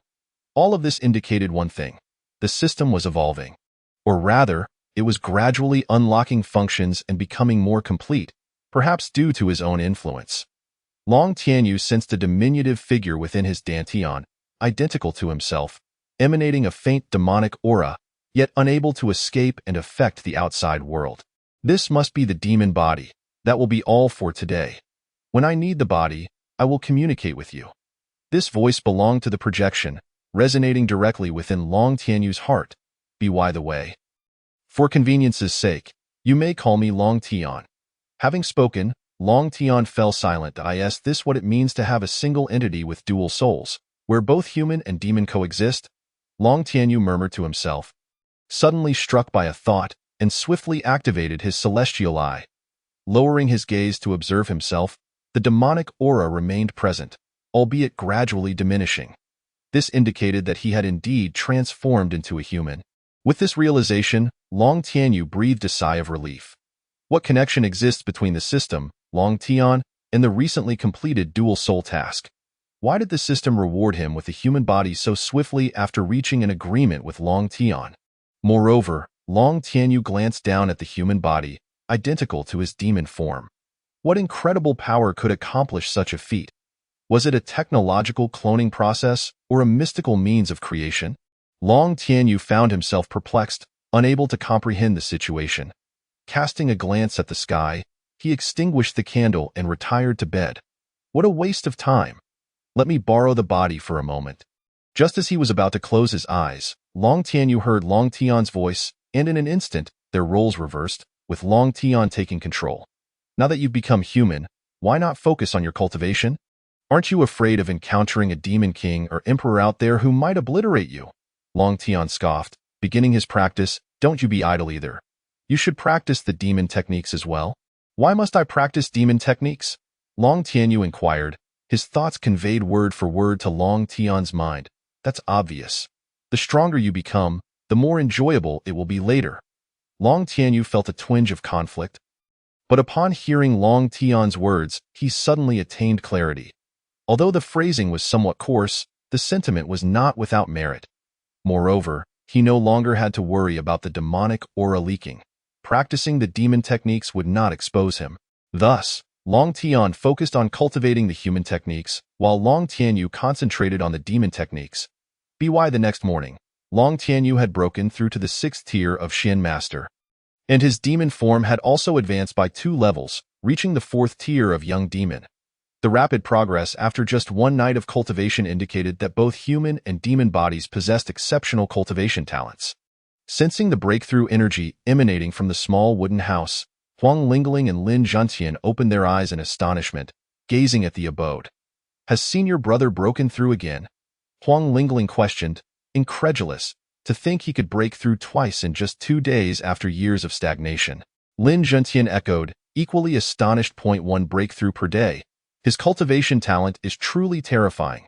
It seems Brother Long was merely disinterested in cultivation before. He is indeed a genius, Lin Zhentian mused inwardly, glancing at Huang Lingling. Both siblings are monstrous talents. Nothing can compare. Long Tianyu regained control of his body, pushed open the door, and stepped outside. Let us continue on our journey. Having transformed into a human and enhanced his cultivation talent, Long Tianyu felt considerably more at ease. Huang Lingling nodded and hurried to pack her belongings. A quarter of an hour later, the trio set off again, with Meiqiu snuggling into Long Tianyu's embrace. Finding a comfortable position to doze off. 2 days later, a carriage drawn by a colossal elephant brushed past Long Tianyu and his companions. After the carriage passed, a shadow obstructed their path. Have we met before? Wu Ye furrowed her brow, scrutinizing Long Tianyu, whose complexion was excessively fair. Long Tianyu and the others were aware of the events in Nanyang City and knew they did not dare to harm them, which was why they did not flee. Half a month ago, we encountered each other outside Nanyang City, where there was also a celestial master. Long Tianyu replied, unperturbed. "Oh, now I remember," Wu Ye exclaimed, her expression shifting as she cast a piercing gaze at Long Tianyu. "What is your relationship with that old rascal?" After the battle with Jia Tian, Wu Ye felt a sense of restlessness. Had it not been for Wang Jin's intervention, she would have ensured a clear victor against Jia Tian. "We have no relationship. We merely crossed paths by chance. Young handsome, the price for deceiving me is quite steep." Wu Ye's gaze was playful, twirling a black feather as she smiled at Long Tianyu. Lin Zhentian instinctively placed his hand on his weapon, while Huang Lingling silently retrieved a silver needle, causing the atmosphere to grow tense. Long Tianyu was also on high alert, one hand reaching to his back to retrieve a Thunderbolt talisman from his system pack. "Wu Ye, do not meddle." Suddenly, a male voice emerged from within the carriage. Long Tianyu turned to look, catching a glimpse of a scaly arm through the partially lifted curtain. It bore a resemblance to Long Tianyu's demonized form. "Yes, Your Highness." Wu Ye slightly bowed, casting a glance at Long Tianyu before she spread her wings and soared into the sky, continuing her role as a reconnaissance drone. Once the carriage had moved further away, the coal ball nestled in Long Tianyu's embrace finally opened its eyes, the corners of its mouth lifting in a faint smile, only to close them again and drift back to sleep. The encounter with the third prince of the demon clan was merely a brief interlude.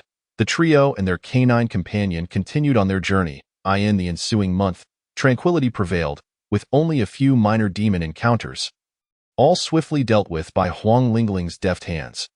Regrettably, Lin Zhentian's blade had broken, significantly diminishing his combat prowess, and they had yet to stumble upon a suitable replacement weapon along the way. Had the corpse of the mantis demon still been intact, it could have been forged into 2 fine blades, but alas, the body had vanished. Truly a pity. Tea stall nestled within the woods. Long Tianyu and his companions settled down. "A pot of tea, please." "Certainly, esteemed guest." Upon the arrival of the tea, Long Tianyu poured a bowl for the coal ball, allowing it to lick at the edge of the table. During this time, the coal ball had shared in whatever they consumed, yet after over a month, it remained diminutive, showing no signs of growth. Perhaps it was a limitation of its breed, restricting its size to this extent. "Have you heard? There is a secret realm in Yu City that opens only once every 100 years, and it happens to be in 5 days. Such significant news was impossible to overlook. It was rumored that the realm contained countless heavenly materials and treasures, with acquiring even a single item being a profitable venture. Yet, one must also possess the means to enjoy such riches. It was said that besides the treasures, various demon beasts lurked within, making entry perilous for even Earthmasters. Indeed, those of our ilk, such as we mystical practitioners, ought to refrain from meddling in such affairs. Listening to the conversation of the four individuals behind him, Long Tianyu remained indifferent. Danger was something to be avoided, and thus he had no intention of investigating further. Just then, a chime echoed in his mind. Ding! Hidden mission triggered. Enter the Great Earth Secret Realm and comprehend the power of the laws. Completion reward. Increase in human physique level by 1. Him. Long Tianyu raised an eyebrow in surprise. What is it, senior brother? Huang Lingling inquired with curiosity. Long Tianyu regained his composure, waving his hand dismissively. It had been a month, and this was only the second time the system had issued a mission. Initially, he had no intention of visiting the secret realm, but it seemed prudent to reconsider. Lin, what do you think? What do you mean? Lin Zhentian withdrew his gaze from Huang Lingling, looking at Long Tianyu with puzzlement as he took a sip from his teacup. Long Tianyu's expression darkened slightly, suppressing the urge to strike, and reiterated his previous statement. There is a secret realm in Yu City that opens in 5 days. Should we not take a look? A secret realm? Lin Zhentian exclaimed, his eyes widening in astonishment. The nearby demon exterminators turned to him, their expressions a mix of surprise and curiosity. The discussion of the secret realm had long since concluded. Why was he just now displaying such astonishment? Long Tianyu face-bombed, unable to bear the sight. Was it truly wise to have Lin Zhentian along? Feeling the odd gazes directed at him, Lin Zhentian chuckled sheepishly and sat back down. Brother Long, how did you learn about the secret realm? They mentioned it just now, Long Tianyu replied, one hand covering his face while the other gestured behind him. Lin Zhentian smiled awkwardly once more. We must go. After sharing a laugh, Lin Zhentian resolutely proclaimed his stance. The secret realm is filled with countless treasures. Anything associated with it is undoubtedly worth its weight in gold. I have heard my master speak of various types of secret realms, one suffused with the power of laws, another teeming with heavenly materials, and yet another where treasures are strewn about. I wonder what type the secret realm in Yu City is. If it is a treasure realm, I could forge a new blade. Long Tianyu was well aware of the nature of secret realms. Judging by the mission from the system, it was likely that the secret realm in Yu City pertained to the power of laws. Enough! You youngsters, still in your infancy, would find only death within. It is best not to aim too high. The four behind him burst into laughter, doubting the capability of Long Tianyu and his companions to enter the secret realm. Alas! Your human physique is merely at the 9th level of the mysterious practitioner. Otherwise, it would be a splendid opportunity for them to witness your prowess. Long Tian's voice resonated in his mind. Showing disdain for the four, those who can boast of their strength are merely posturing. Lacking the strength to do so is simply inviting humiliation. It is imperative to elevate one's own strength swiftly. At that moment, Huang Lingling let out a soft huff, raising her hand to launch a silver needle that pierced through the table where the four were seated. The wooden tea table cracked in half, splinters flying in all directions. This is the law of gold. One of the demon exterminators, aged around 30, trembled as he pointed incredulously at the silver needle on the ground. Ah, your little junior sister is quite remarkable. Long Tian beamed with delight. Long Tianyu couldn't help but chuckle. His little junior sister was simply innocent, having not yet seen the world, and not truly foolish enough to remain silent in the face of ridicule. Shaking his head, Long Tianyu produced some silver coins and placed them on the table, taking his little junior sister and Lin Zhentian toward Yu City. The silver was plentiful enough to cover the cost of the tea table. After leaving the tea stall, the streets were noticeably busier, with the majority of passers-by being demon exterminators. Long Tianyu even spotted several heavenly masters soaring through the sky. After approximately 3 more hours, a city came into view for the trio and their canine companion. The throngs of pedestrians were akin to a tide, the scale and population far surpassing that of Nanyang City. Occasional flashes of golden light in the sky indicated the passage of demon exterminators of heavenly rank. A cursory glance revealed hundreds of demon exterminators of varying strengths, from mysterious practitioners to heavenly masters. The guards at the city entrance were all demon exterminators as well, conducting meticulous inspections. After waiting for over an hour, Long Tianyu and his companions finally entered the city. Upon entering, a different scene unfolded. The clamorous voices of ordinary people and demon exterminators filled the air. Buns, freshly steamed meat buns, armor crafted from the scales of the Demon King. Come take a look, griddle cakes, selling griddle cakes. Exorcism talismans for sale, essential for warding off evil spirits. The streets bustled with activity, leaving no space for respite. Just as Long Tianyu pondered where to go next, a small child, seemingly around 10 years old, approached them. Masters, do you need a guide? I am a local of Yu City and know it well. Watching the eager child, Long Tianyu couldn't help but chuckle. They were in need of someone to lead them, so he promptly handed some silver coins to the boy. Please take us to a place where we can stay. Certainly. This way, masters, the boy led the way. And the trio followed at a leisurely pace, taking in the sights of the street stalls. Some demon exterminators performed feats of igniting flames from thin air, garnering enthusiastic applause from ordinary folks, while others showcased their strength by breaking stones against their chests, similarly met with cheers. After winding through several twists and turns, they arrived at an inn. Landlord, we require a room, the boy puffed out his chest. Meeting the landlord's gaze, however, the landlord merely cast a disinterested glance at the child. All rooms are full. The boy immediately flared up, pointing at the landlord with indignation. Landlord, did we not come to an agreement? You promised to save a room for me, yet now you go back on your word. The landlord paid him no heed, continuing to tally on his abacus without sparing him a glance. That was in the past. We have an influx of people in Yu City lately. Do you think I am lacking guests? You shameless pig dog of a landlord. The boy fumed, struggling to find suitable insults as he sputtered. Long Tianyu and Lin Zhantian exchanged glances, frowning that it appeared the boy was an employee of the inn, earning a commission for bringing in guests. Yet it seemed the landlord had breached their agreement. Forget it. I have no desire to stay in this shabby establishment. Suddenly, Long Tian took control of the body, and Long Tianyu barely had time to react before the reins were snatched away. After delivering a harsh remark, he turned to leave, only to be blocked by two burly men at the door. Well, you've come at the right time. This is my moment to shine. Long Tian suppressed a smile, maintaining an impassive expression as he turned to face the landlord. What, do you intend to bully your guests? The landlord's gaze met Long Tian's, and an invisible pressure enveloped the air, nearly causing the landlord to crumble in fear.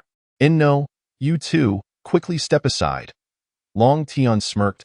He had expected a confrontation, but the landlord's cowardice was disappointing. How dull, he muttered, and with that, Long Tian withdrew, allowing Long Tianyu to regain control of his body as he continued to stride out. To onlookers, it seemed as though Long Tianyu had merely paused for a heartbeat. Chapter 34. An incomplete yet warm home afterwards, the little boy attempted several more inns, but the outcome was invariably the same. All were fully booked as night approached. The boy hesitantly suggested to Long Tianyu, if the esteemed masters do not mind, you may spend the night at my home. It seemed there was no other option. Long Tianyu let out a sigh and followed the young boy to his home. He had not anticipated that the allure of a secret realm could be so profound, rendering the vast domain city devoid of any place to rest. Lin Zhantian and Huang Lingling did not oppose. They were content to follow Long Tianyu's lead. Slums such as these exist everywhere, at all times. The young boy's home was nestled within the impoverished quarters of the domain city, where several cave dwellings intertwined chaotically, lacking any semblance of order, yet standing resilient despite decades of decay. The boy's abode was situated within one of these caves. Mother, I'm back, the boy exclaimed as he entered the cave. Chun'er has returned, ahem, and you have guests? Upon entering, Long Tianyu spotted a woman reclining on a kong. She appeared to be in her 40s, her eyes vacant, likely blind. Mother, these are 3 esteemed masters. I had arranged with the innkeeper for a room, but he proved untrustworthy, so I had no choice but to bring the 3 masters home, the boy explained. The woman gently touched the boy's head, bending slightly towards the entrance as she spoke. Ahem, you are welcome to our humble abode. Please do not disdain it. No trouble at all, dear lady. It is we who have intruded, replied Long Tianyu and Lin Zhantian, both bowing slightly. Old woman, my vision fails me. Esteemed masters, please make yourselves at home, said the woman, rising from the Kong with the boy's assistance to sit upon a brick. The boy then fetched a bowl of water for Long Tianyu. After he finished, the boy brought another bowl for Lin Zhentian, followed by one for Huang Lingling. While the boy busied himself with fetching water, Long Tianyu surveyed the cave. It occupied no more than 20 square meters, containing a Kong, a table, a battered water tank, and a corner piled with what could barely be considered food, fruits and vegetables, some of which were already rotting. In the center lay a fire pit encircled by stones. Aside from that, there was nothing else, not even a chair or stool. The sight of a blind mother relying on her 10-year-old son for sustenance evoked a profound sadness in the trio, particularly within the dragon residing in Long Tianyu. As a modern individual, he was quite sensitive, more so than most in this world. Find an excuse to give him more money, the dragon urged Long Tianyu. Unable to bear the sight, Long Tianyu shared the same sentiment, aligning with the dragon's thoughts. As days swiftly passed, Long Tianyu consistently found reasons for the young boy to work, whether it was running errands, discussing matters about the domain city, or acting as a little assistant. For his labor, the boy received fair compensation, amassing over 10 taels of savings in merely 2 days. This sum, though seemingly modest, could buy a decent courtyard in a small county town, or at least sustain the mother and son for a while in the domain city. On this particular day, Long Tianyu and his companions made their way to the Demon Extermination Guild. Today marked the final day for signing up to enter the secret realm. The day before, the place had been bustling with people, but today, the number of registrants had significantly dwindled. By noon, it was finally their turn. Name, Strength. Long Tianyu, 9th Stage Mystical Master. Entering as a mystical master is fraught with danger. Have you reconsidered? Thank you, but I still wish to proceed. Suit yourself. Next, Lin Zhentian, 1st Stage Earth Master. Next, Huang Lingling, 8th Stage Earth Master. 8th Stage. The registering demon exterminator looked up, astonished by Huang Lingling's rank. Long Tianyu and Lin Zhentian were equally surprised. When had their junior sister advanced a stage? Good luck. Next, Wu Dahai, Celestial Master. Celestial Masters are not permitted. Next. Long Tianyu was taken aback by the exchange. Having encountered numerous Celestial Masters on their way, he had assumed they too could enter the secret realm, but it appeared he had been mistaken. After registering, each of them received a token, crafted from materials found within the secret realm, allowing direct access upon presentation. The secret realm was typically a small world created by powerful beings, enveloped by a spatial barrier that could not be breached without formidable strength. However, things from the native world were not obstructed. With the proper incantation inscribed upon it, one could bring others along.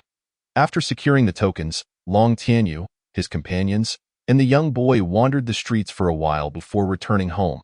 Upon entering the cave, they found the coal briquettes quietly resting on the ground, appearing to be in a deep slumber. The boy's mother lay on the Kong, and upon hearing the commotion, she immediately sat up. Mother! I'm back. At the sound of her son's familiar voice, the woman felt at ease. Mother, this is a delicacy the masters bought for me. Try it. Delicious. Observing this heartwarming scene, Long Tianyu couldn't help but think of his own master. For him, Qin Fengtian was both a mentor and a maternal figure. Huang Lingling felt a similar pang of longing for Li Qinwan. With less than a month's journey remaining to reunite with their master, a smile began to grace Long Tianyu's lips. After conversing with his mother for a while, the boy ventured outside to play with other children his age. Thanks to Long Tianyu's generosity, the boy had become the leader among his peers. Let us go. Big brother will treat you to some sweets. With a flourish of his hand, the boy led a throng of children to the street for treats. Long Tianyu chuckled and shook his head before finding a quiet spot to practice. Before long, a child came rushing back, breathless. Not good. Chunji has been beaten.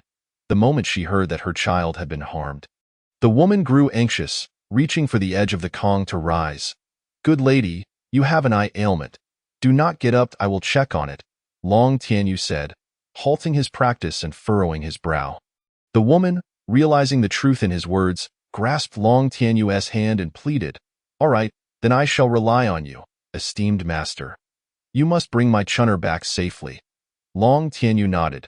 recalling that the woman could not see, and added a reassuring word. Lin Zhentian and Huang Lingling, having awakened from their own practices, decided to accompany him as well. In a short while, the three followed the child to a shop.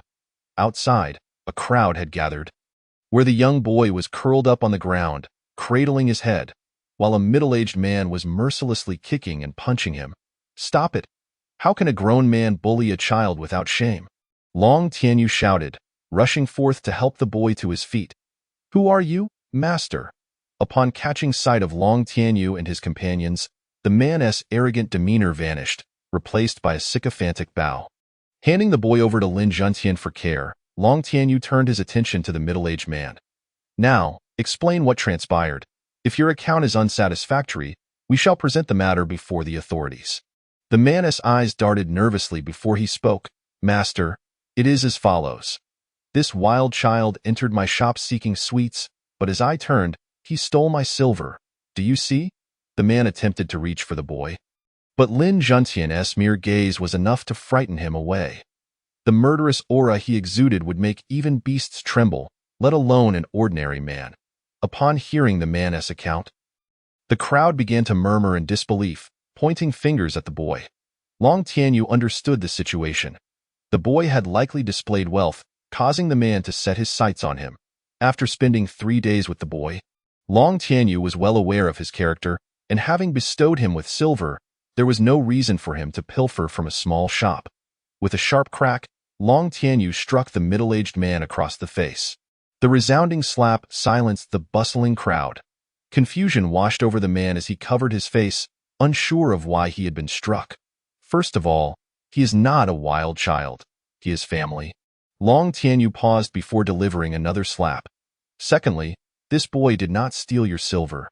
The man, clutching his face, winced in pain. "Master, you didn't see it. How can you be sure he didn't steal?" "I didn't steal. That silver was given to me by the master," the boy retorted defiantly, confirming Long Tianyu's suspicions. The man, startled that the boy knew Long Tianyu, momentarily displayed a flicker of panic, but quickly regained his composure. "Ah, so you are in cahoots?" The crowd erupted in realization, casting scorn upon both the boy and Long Tianyu. Long Tianyu's expression darkened. He hadn't anticipated the man's skill in distorting the truth to such an extent. "Everyone stand back. The authorities are here." As the crowd parted, 3 captains strode into the center. "Who is the thief?" The lead captain scanned the crowd and paused upon seeing Long Tianyu and his companions before quickly diverting his gaze. "Sir, it is they who stole my silver."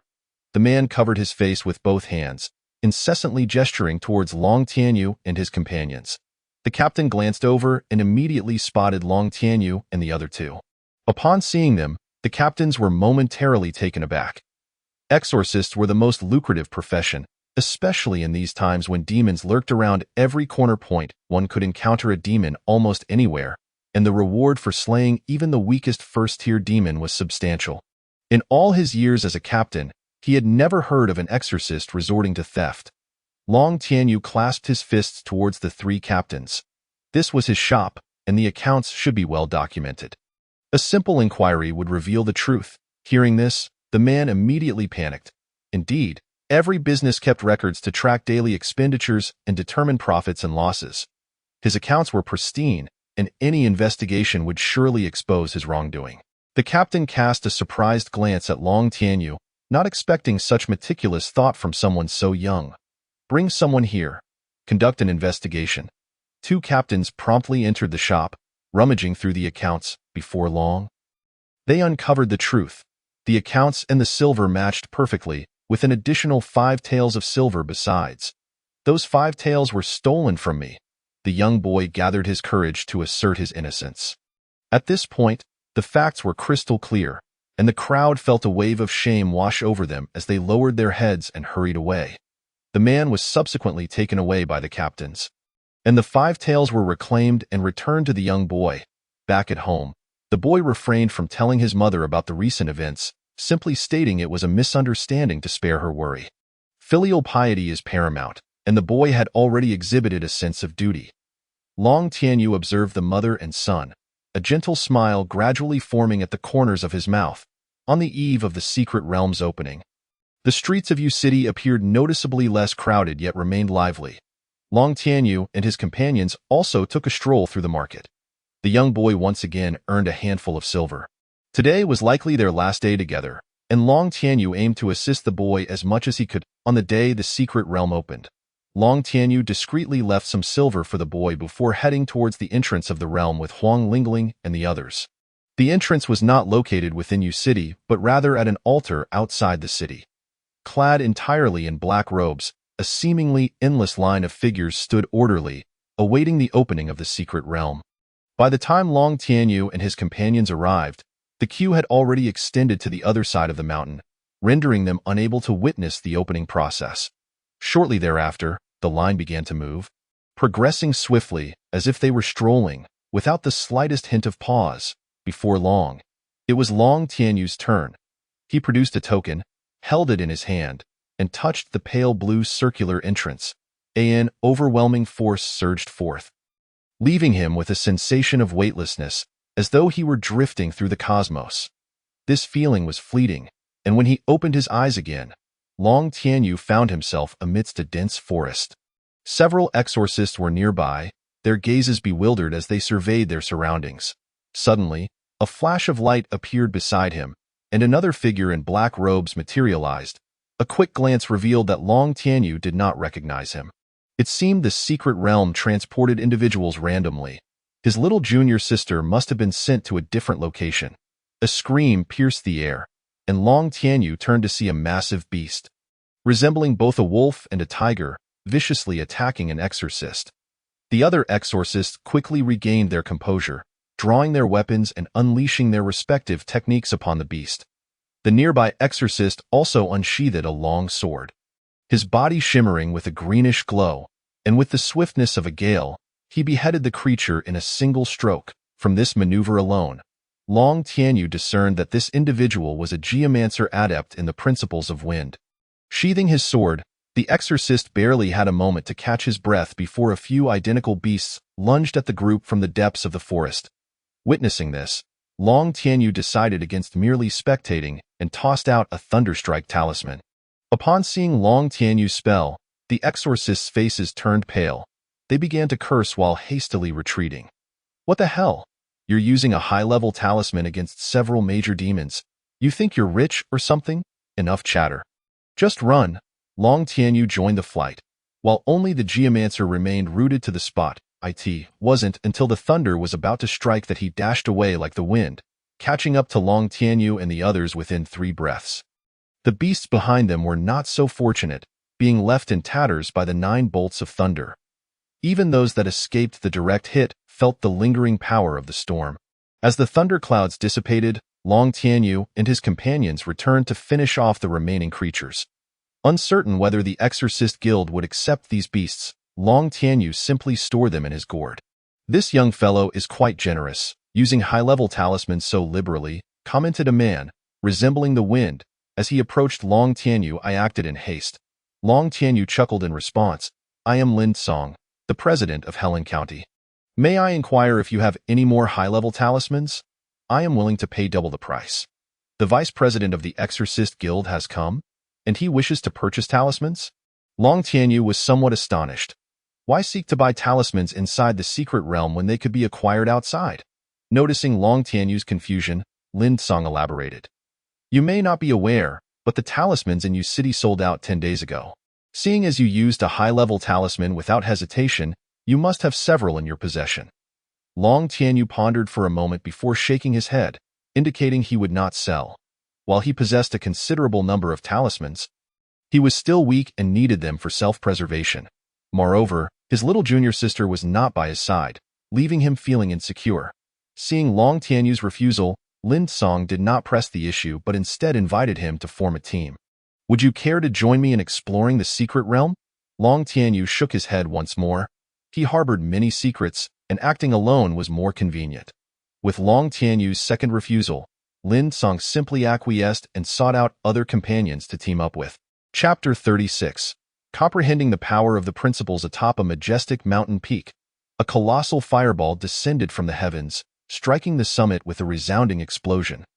After a considerable time, a figure clad in black robes, his complexion pale, emerged slowly from the dense woods, standing at the cliff's edge and gazing down upon the entire secret realm. The undulating mountain ranges stretched on, resembling a colossal dragon lying in repose. At the center, a high peak radiated an extraordinary light, ethereal and mysterious like a celestial tapestry. To the left lay an expansive plain, where a few towering beasts could be faintly discerned. To the right, endless waves surged, their edges invisible. This secret realm is rather vast. Long Tian's voice echoed in Long Tianyu's mind. Indeed, merely standing atop one of the mid-height peaks offered a glimpse of the secret realm's elusive grandeur. One could only imagine the boundless expanse beyond. The area where the demon race sensed the most potent power of the principles must be the highest mountain. Long Tianyu murmured, seemingly conversing with Long Tian. More than 10 days later, Long Tianyu scaled the highest peak. Along the way, he had vanquished several demon beasts. Although the number of minor demons was scarce, most were major demons, allowing Long Tianyu to complete a system task. Ding! Task completed. Slay 10 minor demons, reward. Spirit Stones x10. Previously, due to his innate talent, cultivating had been an arduous task, rendering the Spirit Stones useless. However, the situation was now different. Moreover, he was on the brink of comprehending the power of the principles and advancing to Geomancer, making these Spirit Stones timely indeed. Upon reaching the summit, he found numerous exorcists had already gathered there. Most were at the 9th tier mystic level, like Long Tianyu, seeking to comprehend the principles. A small number of Geomancers were also seated in meditation, solidifying their understanding of the principles. Without delay, Long Tianyu found a secluded spot to sit down and began to contemplate the principles. The principles differ from spiritual energy. They cannot be directly absorbed by the human body. The power of the principles must be comprehended, and the deeper the understanding, the higher the probability of grasping the power of the principles. For instance, with the principle of wind, one must understand how wind forms, how to utilize it and grasp its trajectory. Once understood, one is not far from mastering the principle of wind. In this regard, Long Tianyu had an advantage. In an ancient world devoid of scientific understanding, Long Tianyu, equipped with modern knowledge, felt as if he were wielding a cheat code. As soon as he closed his eyes, he perceived dozens of principles. If he so desired, he could immediately grasp one of the principles. It was akin to a primary school student solving problems with the help of a PhD. Not only could he solve them correctly, but he could also elaborate on them using various complex formulas and incomprehensible jargon to arrive at the same answer. Meanwhile, a primary school student might struggle to calculate even simple additions, often failing to arrive at the correct result. Presently, Long Tianyu was equivalent to a PhD, while the other exorcists were akin to primary school students. The disparity was evident. Long Tianyu had not anticipated such an abundance of principles responding to him, leaving him torn as to which one would best suit him. The principle of wind offered the advantage of speed, ideal for escape, but lacked offensive power and provided little aid in enhancing strength in the short term. The principle of fire was inherently possessed by the demon race, rendering it unnecessary. The principle of gold was the most potent in terms of attack. It was also the principle possessed by his little junior sister, warranting consideration. The principle of space, revered as the most formidable power, could elevate a person to great heights if mastered well, but if misused, could merely facilitate the movement of a warehouse. Its effects were polarizing. How troublesome! Long Tianyu opened his eyes, a look of dejection etched upon his face. Beside him, several individuals also opened their eyes upon hearing his words, shaking their heads and sighing. Yet, little did they know that Long Tianyu was troubled by the choice of which law to comprehend. Unlike them, who were utterly oblivious to the power of the laws, he was grappling with his options. What about the law of wood? The wildfires may not be extinguished, yet spring breezes breathe life anew. It embodies the cycle of creation, capable of restraining foes from afar and intercepting them up close. Coupled with the law of fire, it would be quite the combination. How could any adversary hope to survive such an onslaught? Long Tianyu smacked his lips, envisioning the future demise of monstrous beings engulfed in flames. For a moment, he was taken aback. Long Tian's reasoning seemed rather sound. In terms of lethality, The law of fire was already sufficient, thus he needed only to contemplate a law that leans towards support. Fortunately, the law of wood was ideally suited to complement the law of fire. Furthermore, the law of wood possessed remarkable healing properties, capable of reviving one as long as a single breath remained.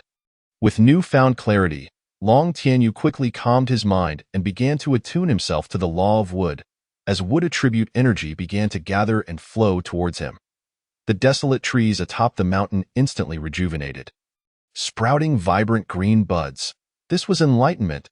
The individual who had previously expressed disbelief turned back, his face a mask of incredulity.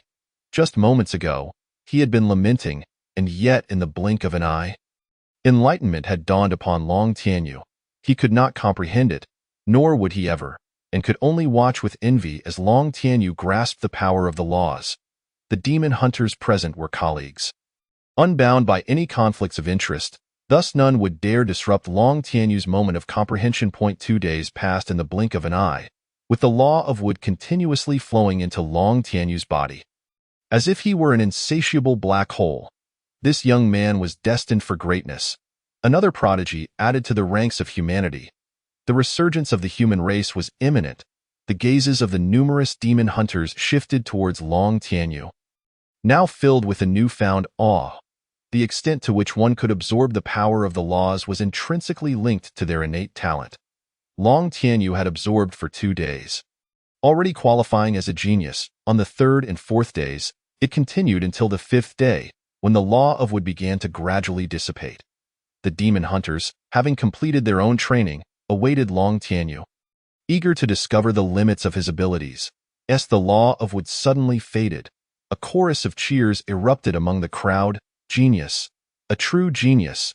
The existence of such a prodigy among humanity is indeed a stroke of fortune. Long Tianyu slowly opened his eyes to behold the frenzied expressions of the demon hunters. Fearing he might catch their madness, he hastily descended the mountain. By the time the demon hunters regained their composure and sought out the prodigy, Long Tianyu had already raced far away. Regret washed over them, lamenting the missed opportunity to meet with such a genius. Ding, mission accomplished. Attuned to the power of the laws, reward, human physique, level 1. Upon hearing the system's notification, Long Tianyu broke into a smile and hummed a cheerful tune as he made his way down the mountain. The cavern located within the secret realm. A naive and charming young girl strolled forward, trailing behind her the massive corpses of monstrous beasts. Ahead of the girl lay an array of fruits in various hues. In another part of the plain, countless weapons lay scattered, while a handsome young man surveyed his surroundings in bewilderment, his eyes ablaze with fury. A blood-red long knife stood upright in the ground, and the young man felt an irresistible urge to step closer. As if demons whispered in his ear, in the dense forest, a creature of colossal size, covered in black scales, advanced with unparalleled pressure, each step resonating with authority. Behind it trailed countless beasts of varying shapes, marching in an orderly fashion like a well-drilled army. Upon encountering a few demon hunters, the sight of such a formidable procession sent them fleeing, not daring to glance back. A few foolhardy demon hunters attempted to confront the beast head-on, only to be sent flying by a single swipe of its paw. The beast horde roamed aimlessly within the secret realm, as if in search of something. Suddenly, a rustling sound emanated from the grass. The army of beasts halted, baring their teeth and glaring at the underbrush. Spitting out the leaves in his mouth, Long Tianyu looked up to see a massive shadow looming before him. It resembled a general of the battlefield. Its gaze filled with disdain as it looked down upon him, a mere insect. Long Tianyu swallowed hard as a talisman materialized silently in his hand. Chapter 37. The Palm of Heaven's Fire. Before he could complete his incantation, a pitch-black paw came crashing down, abruptly interrupting Long Tianyu's spellcasting. In desperation, Long Tianyu had no choice but to dodge quickly, only to find the shadow before him once more, again disrupting his incantation. Heaven's fire? Boom! A tremendous pawprint appeared where Long Tianyu had been standing moments ago. The trees in that vicinity collapsed under the forced heaven's fire. Heed my command. Long Tianyu was sent hurtling through the air, roaring loudly, The four-legged beast let out a thunderous cry, and the other beasts immediately surrounded Long Tianyu and the creature, forming an immense circular battlefield. Long Tianyu scrambled to his feet, sunlight pouring down upon him. He found himself in a clearing, devoid of any shade. The shadow stepped into the light, revealing its true form. Long Tianyu gasped in shock. It possessed four legs, was hairless, covered in scales, with two horns on its head, resembling a dragon with sharp fangs. This was none other than a black Qilin. Though the spirit realm was said to have Qilins, they were thought to have vanished alongside the dragon clan. He never expected to encounter one in this secret realm. Glancing at its cultivation level, he realized it was merely a first-tier great demon, and Long Tianyu breathed a sigh of relief. Fortunately, it was slightly weaker than himself. After comprehending the power of the laws, Long Tianyu naturally broke through to first-tier Earthmaster. Coupled with the system's level reward, he had now ascended to second-tier Earthmaster. Long Tianyu's lips moved, silently reciting the incantation in his mind. Unless one reached the level of Celestial Master, an incantation was required before activating a talisman. Noticing Long Tianyu's small movements, the black Qilin narrowed its eyes. With a powerful stomp, a magical array rose, isolating this space from the outside world. The principle of talismans lies in harnessing the power of heaven and earth. Now that the space was severed, spiritual energy was blocked from entering, rendering the talisman ineffective. Long Tianyu was left utterly dumbfounded. He had reason to suspect that this Qilin possessed intelligence, and not a lowly one at that. "What do you want?" he asked, irritation evident in his voice, his face darkening. The black Qilin remained silent, launching itself at Long Tianyu with a powerful leap. This only exacerbated Long Tianyu's frustration. While great demons could speak, the creatures within the secret realm likely could not. Thus, it was probable that the Qilin would be mute as well. It was hard to believe that the indigenous beasts of the spirit realm had ventured into the secret realm, with no means of communication.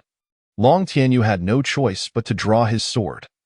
After a round of combat, Long Tianyu was sent sprawling once more. In the second round, he was again sent flying. By the 89th round, he continued to be flung away without fail. Long Tianyu was on the verge of bloodshed from sheer anger. Had it not been for his comprehension of the law of wood, which enhanced his recovery abilities, he would have been flat on the ground by now. Moreover, this black Qilin was not like other beasts.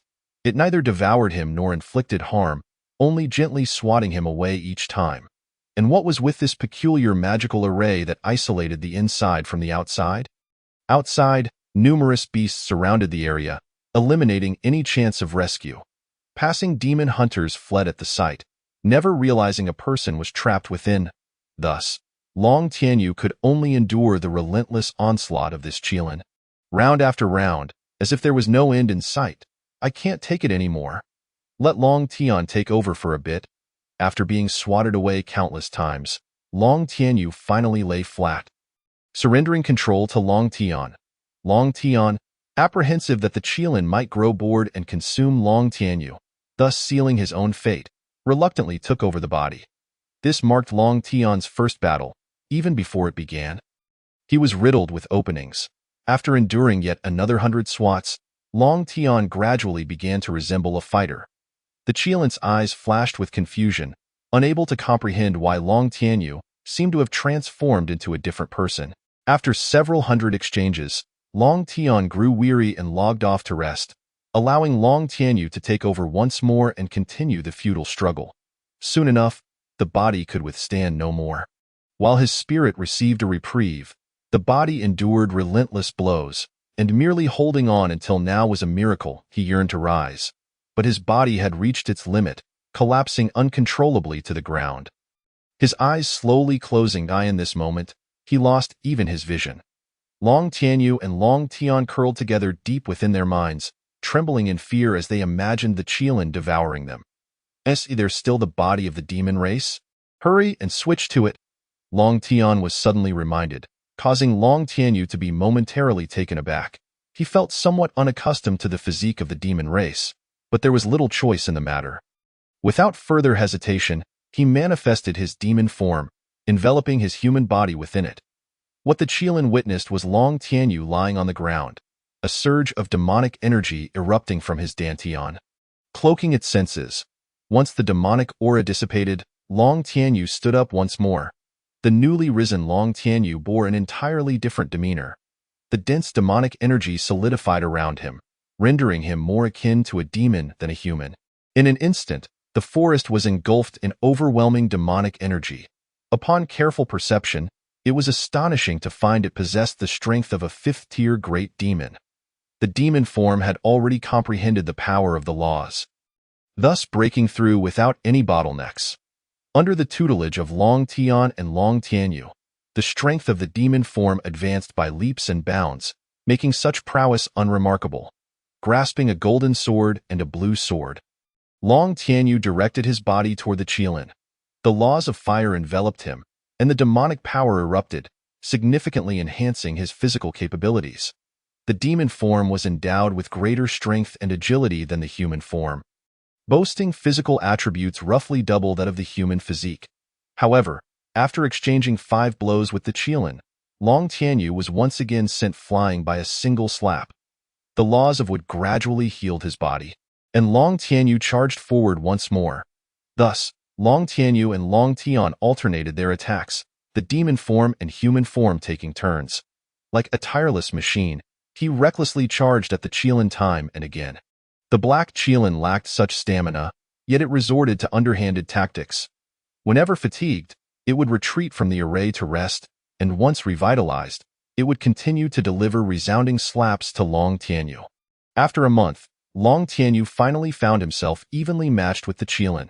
However, the Black Qilin's aura suddenly surged, achieving a breakthrough in no matter. A few days later, just as he was poised to behead the Black Qilin, it broke through once again. Thus, 2 months passed without interruption. Whether it was Long Tianyu or Long Tian, be it the demon form or the human form, they had all attained a level where they could contend evenly with the Qilin. Yet, whenever victory seemed within reach, the Black Qilin would unexpectedly break through.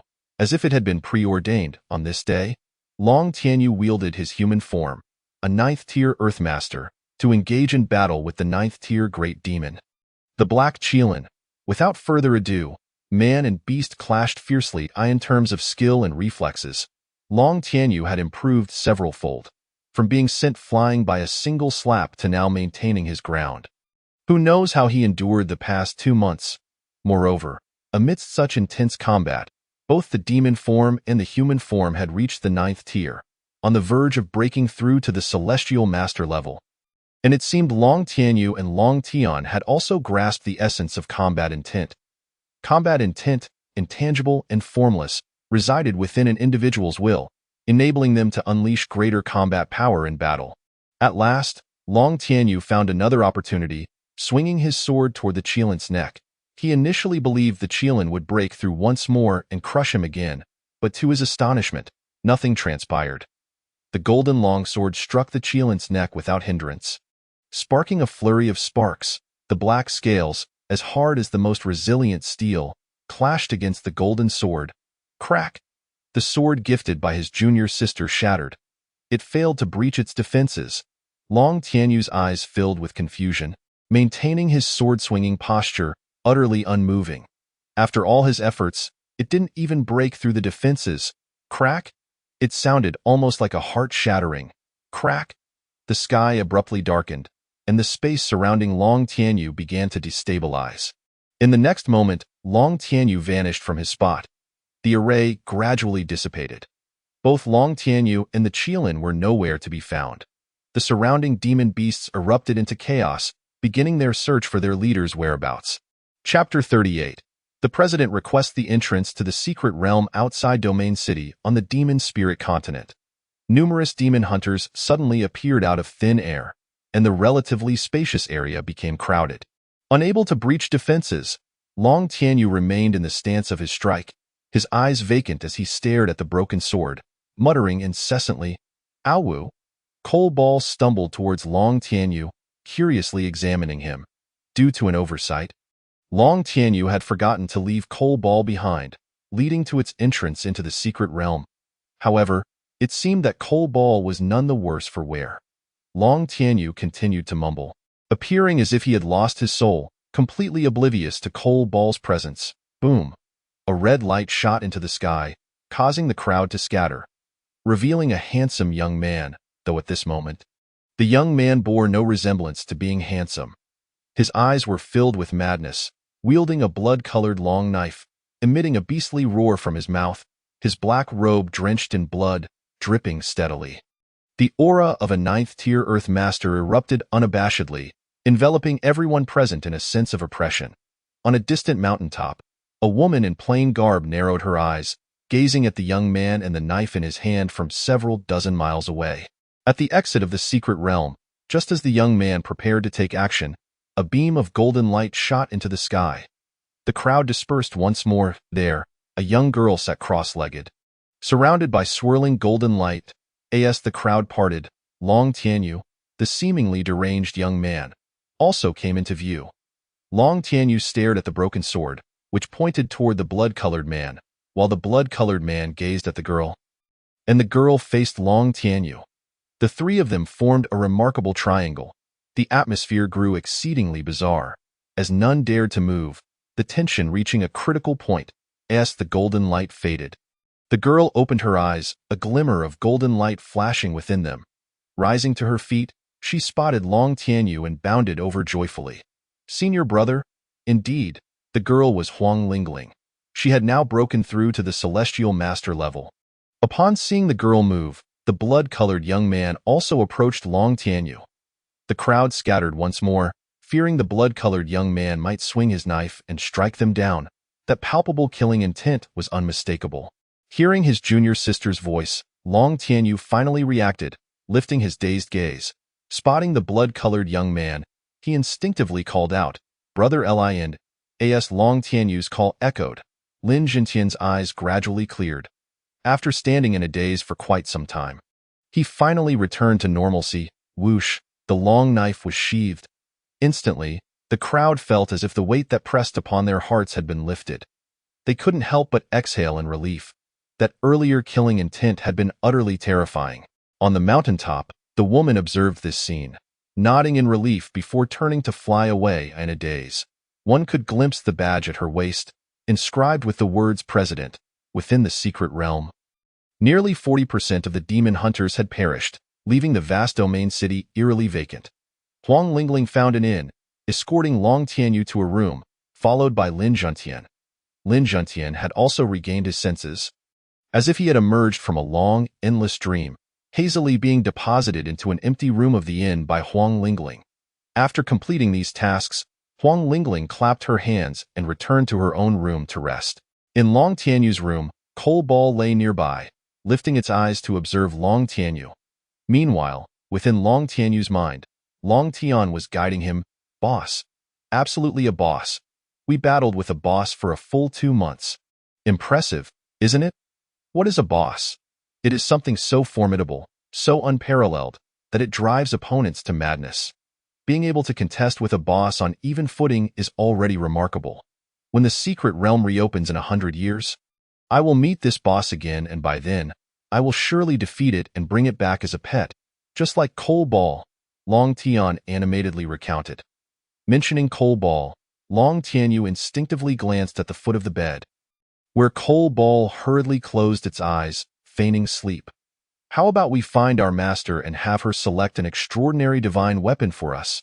In 100 years, we shall challenge that pitch-black Qilin to determine supremacy." With a sigh, Long Tianyu exhaled a breath of turbid air, slowly reclining on the bed. Long Tian's words held some merit. Returning in a century, he would ensure that the black Qilin bowed in submission. 100 years in the east, 100 years in the west. Do not underestimate the youth in poverty. Observing Long Tianyu's gradual recovery, Long Tian couldn't help but smile. Fortunately, he had encountered numerous formidable bosses during his past life in gaming. Initially, he had been thoroughly defeated, but through relentless effort, he ultimately triumphed over the boss.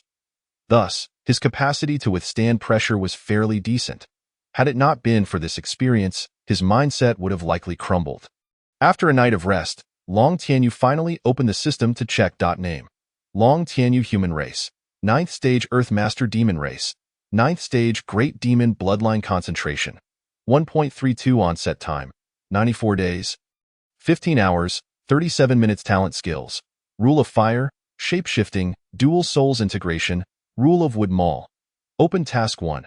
Slay 10 Great Demons Task 2. Breakthrough to Celestial Master Task 3. Breakthrough to Demon King in the first month within the Secret Realm. Long Tianyu completed the tasks and advanced to Earth Mastered AT that time. He hadn't had the chance to check the system, as he was confined by the Qilin. The subsequent 2 months were spent enduring blows, and only now did he have the time to examine the system. For some unknown reason, while slaying demon beasts in the Secret Realm, he could complete tasks but gained neither time nor bloodline concentration. Additionally, the breakthrough to Earth Master granted him 50 Spirit Stones. The breakthrough to Great Demon also awarded 50 Spirit Stones, and slaying 10 lesser demons provided 10 Spirit Stones. In total, he acquired 110 Spirit Stones. Furthermore, with the enhancement of his strength, the mall finally opened. Unable to contain his excitement, he clicked in to take a glance, and was immediately captivated by the merchandise. Dragon-slaying sword, priced at 10,000 days Celestial Slayer sword. Priced at 10,000 days Advanced Forbidden Spell. Priced at 5,000 days Forbidden Spell. Priced at 2,000 days Healing Elixir. Priced at 100 days Spirit Stones. Priced at 10 days. After reviewing these items, Long Tianyu felt that perhaps he wouldn't need to wait a century to defeat that Qilin. Now, he could only express his desire for the Secret Realm to open once a year. Eager to see if he could vanquish it, the pricing of the items clearly indicated that the currency for purchase was the time delayed from the onset. This further fueled his determination to eradicate demons. Ugly Qilin, just you wait. Suddenly, a chill ran down the back of Meichio, causing her to shudder.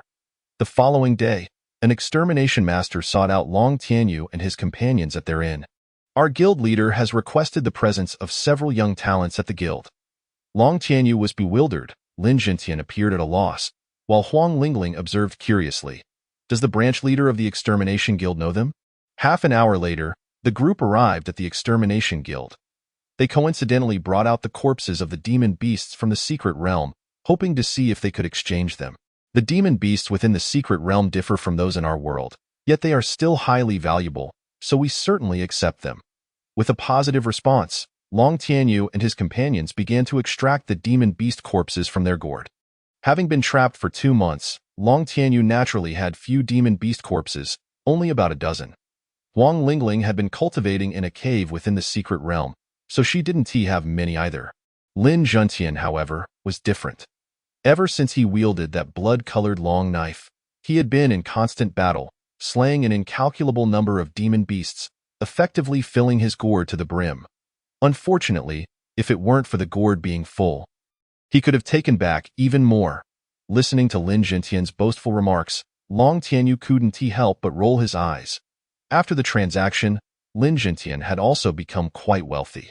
With a grand gesture, he purchased over a dozen advanced talismans. He too wished to achieve talisman freedom like Long Tianyu. When encountering monsters, it would be advantageous to cast a talisman first. Just thinking about it was delightful. However, his financial resources were somewhat lacking, so he could only afford a dozen or so. Chapter 39. Ling Xiao. After exiting the trading hall, Long Tianyu and his companions were led to a small courtyard. It was an ordinary courtyard, lacking any distinguishing features. If one were to insist on identifying something peculiar, it might only be that this courtyard was situated right in the heart of the Extermination Guild. Appearing out of place from the outside, our guild leader is inside. The 3 of you are invited in. Long Tianyu, unperturbed by shyness, stepped into the wooden house. Lin Juntian and Huang Lingling followed closely behind. The interior was quite tidy, adorned in muted colors, with a fabric curtain hanging down, dividing the room into 2 spaces. Through the curtain, Long Tianyu could vaguely make out the outline of a figure. This person sat on the bed, seemingly observing them. I am Long Tianyu, honored to meet the branch leader of the Extermination Guild. There's no need for formality. Please sit at your leisure. The voice was as melodious as a wind chime. The branch leader of the Extermination Guild was, surprisingly, a woman. Long Tianyu was momentarily taken aback before he and the others took their seats at the table. The atmosphere instantly became tense. The woman remained silent, and Long Tianyu and his companions were at a loss for words. leaving the room enveloped in silence. After a long while, the woman finally spoke. "You are Long Tianyu." "Indeed, that is I." Long Tianyu mused internally whether this woman had a hearing issue, as he had just introduced himself. Yet she seemed to possess her own style, slowly continuing. 3 months ago, you registered as a 9th stage Mystic Master? Her voice carried a hint of inquiry, and without waiting for Long Tianyu's response, she continued. Yet you have already advanced to 9th stage Earthmaster, achieving a breakthrough of 1 major realm and 9 minor realms in just 3 months. Among the geniuses I have encountered, your talent is indeed exceptional. Long Tianyu was at a loss for words, unsure of how to respond. Forget it, everyone has their own secrets. I Shanti Prai. Thank you, esteemed senior, for your understanding. Long Tianyu sighed in relief, cupping his fists in salute.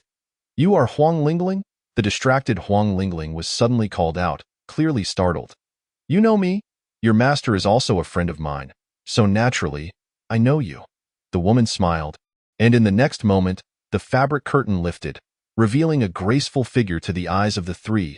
Her skin was as fair as snow, her face adorned with a rosy hue, embodying the delicate beauty of a Jiangnan woman. Truly a sight to behold.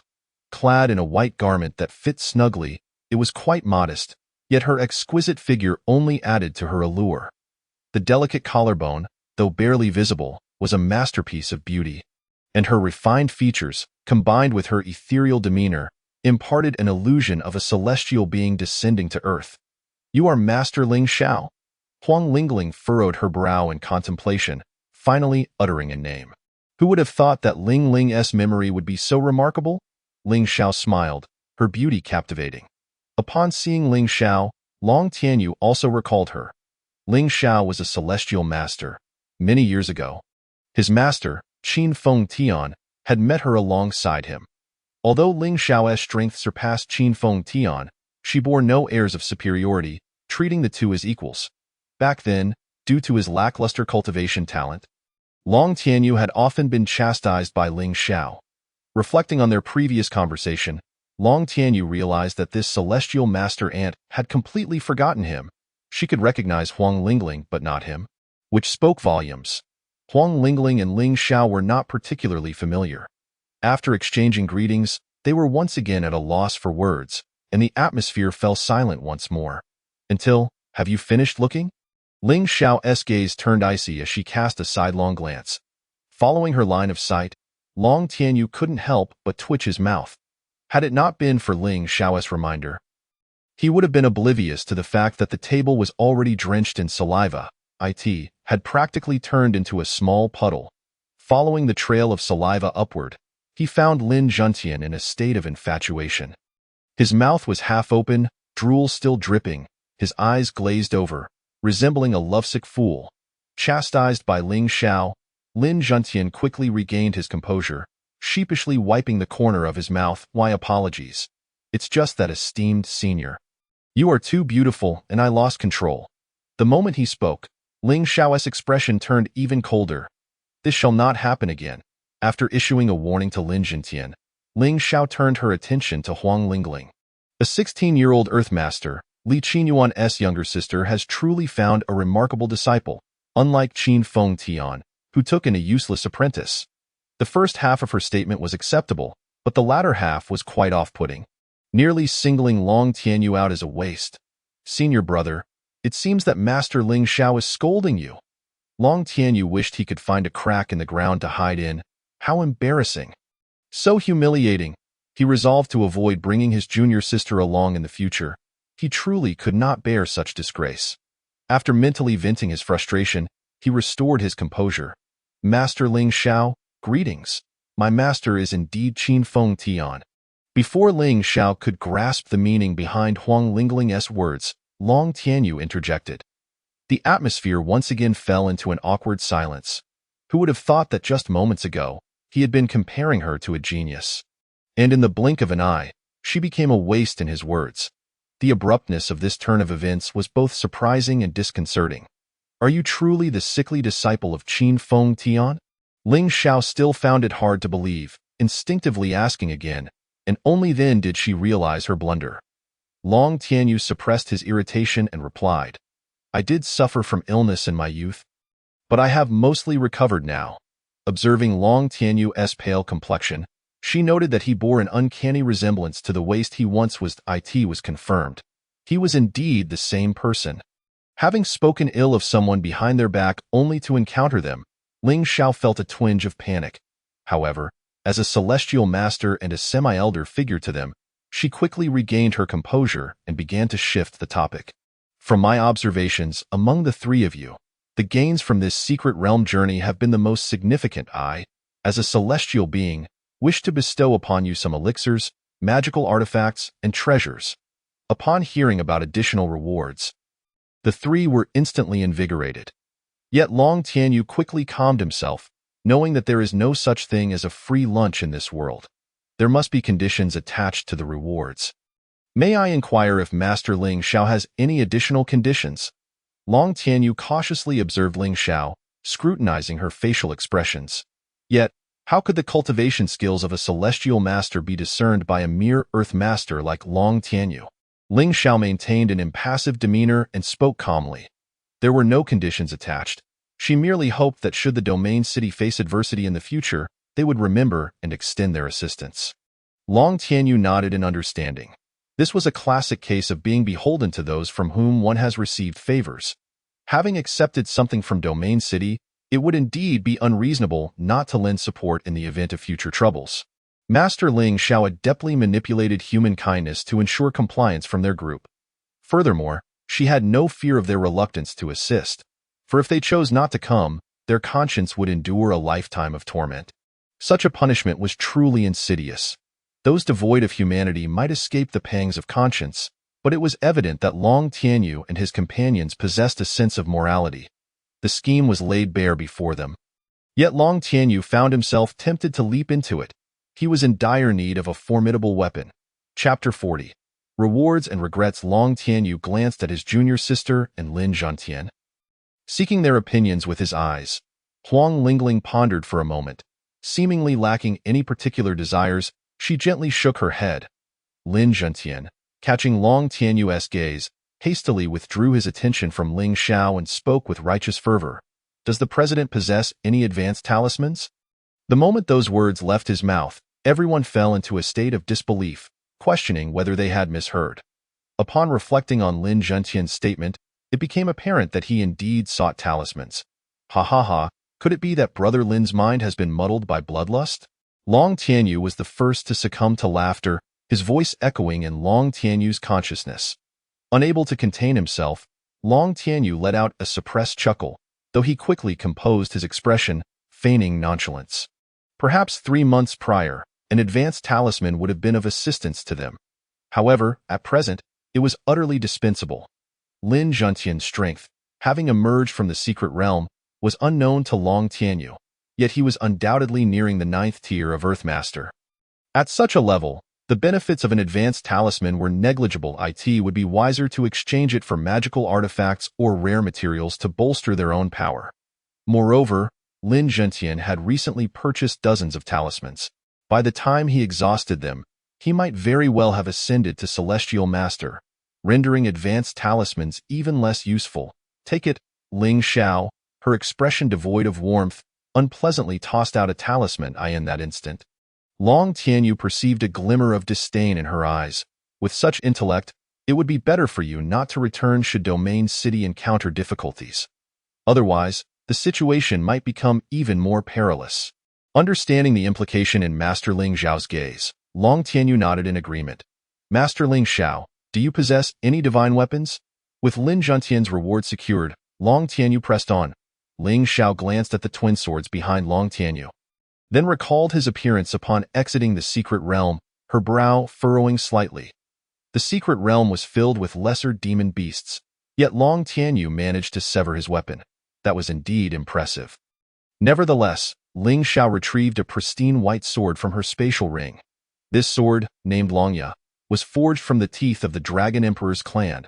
As Long Tianyu accepted the sword, he had yet to examine it closely when an unexpected pulse resonated from the demon blood within his dantian. This sensation was fleeting, causing Long Tianyu to question whether it was merely an illusion. Without further contemplation, he stood and swung the sword twice within the wooden cabin. The gust of wind howled, demonstrating its efficacy. It was indeed a fine weapon. With another attempt, the Qilin would undoubtedly meet a grim fate. Magical artifacts are classified into levels: Heaven, Earth, Xian, and Huang, with each level further divided into 3 tiers. This longest sword was undoubtedly a Xian level Tier 3 artifact. The distinction between magical artifacts and ordinary weapons lies in the former's ability to channel spiritual energy, making them indispensable for demon hunters. Additionally, advanced magical artifacts possess inherent attributes that can double a demon hunter's combat effectiveness. This longest sword, being a Xian level Tier 3 artifact, certainly bore such enhancements, yet due to the confined space, Long Tianyu refrained from thorough testing, opting instead for a few simple swings before halting. "Thank you, Master Ling Xiao." Long Tianyu expressed his gratitude with a respectful gesture. With only his junior sister yet to make a choice, all eyes turned to her. As his brother once said, a fool is one who does not take advantage of a bargain. Hence, despite lacking any needs, she accepted a type of spiritual herb. The spirit soul herb, a variant of ordinary soul grass, was 3 times more effective than its predecessor. Earth masters comprehend the power of laws, while celestial masters refine this understanding. To transcend from celestial master to celestial teacher necessitates the cultivation of divine consciousness. The fusion of divine consciousness with the physical form is what elevates one to the status of a celestial being, possessing the ability to perceive 100 miles and sense areas beyond the reach of the naked eye. Such a skill is indeed worthy of being called celestial. Fortunately, Ling Xiao had retained some from her own ascension years ago, generously bestowing 3 plants upon Huang Lingling. This was the privilege of a prodigy. Long Tianyu clicked his tongue in astonishment. Once the rewards were distributed, Ling Xiao turned her gaze back to Long Tianyu. Under the scrutiny of such a captivating beauty, Long Tianyu felt inexplicably flustered. "I am quite curious about how you managed to sever a yellow level Tier 2 artifact." Ling Xiao's curiosity piqued, as did that of Huang Lingling and Lin Zhentian, who awaited Long Tianyu's response in silence. Long Tianyu, however, could only manage a bitter smile as he recounted his encounter with the Qilin within the secret realm. "You encountered a Qilin within the secret realm?" Ling Xiao suddenly stood, her voice rising several octaves. A stark contrast to her previously composed demeanor. Before Long Tianyu could respond, Ling Xiao muttered to herself in a flurry. "Impossible, absolutely impossible. I have seen all the demon beasts within the secret realm, and over the course of several millennia, I have never heard of a Qilin residing within. Could it have entered from our world? No, no, no. Those who enter the secret realm undergo scrutiny, and besides, the Qilin has been extinct alongside the Dragon Clan. It is utterly inconceivable." Pacing back and forth, she murmured to herself, and then, with a sudden clap of her hands, she strode out the door. Just as she prepared to take flight, a thought seemed to strike her, and she turned to Long Tianyu and his companions. "You must leave Domain City at once. I shall personally investigate the secret realm. If it truly is a Qilin, Domain City is in grave danger." With that, Ling Xiao ascended into the sky and vanished in the blink of an eye. Long Tianyu had not anticipated that the Qilin within the secret realm was not an indigenous creature. After a moment of stunned silence, the 3 hastily departed. Regardless of whether Master Ling Xiao was being overly dramatic, they had to prioritize their own safety and leave quickly. As Long Tianyu and his companions exited, the entire Demon Hunter Guild sprang into action. All personnel were on high alert, with strategic supplies being relocated to accessible positions. Before long, the soldiers of Domain City also began mobilizing. Upon returning to the inn, they gathered their belongings and prepared to depart with the still sleeping Meiqiu. As they passed through the slums, Long Tianyu recalled the little boy named Chun'er. He wondered whether he and his mother had managed to find refuge. Perhaps out of compassion, Long Tianyu instinctively ventured into the slums.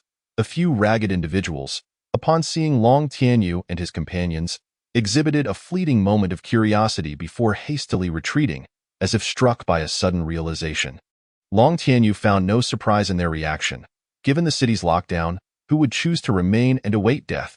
As they drew nearer to Chun'er's home, Long Tianyu spotted several children who had accompanied Chun'er to buy sweets before.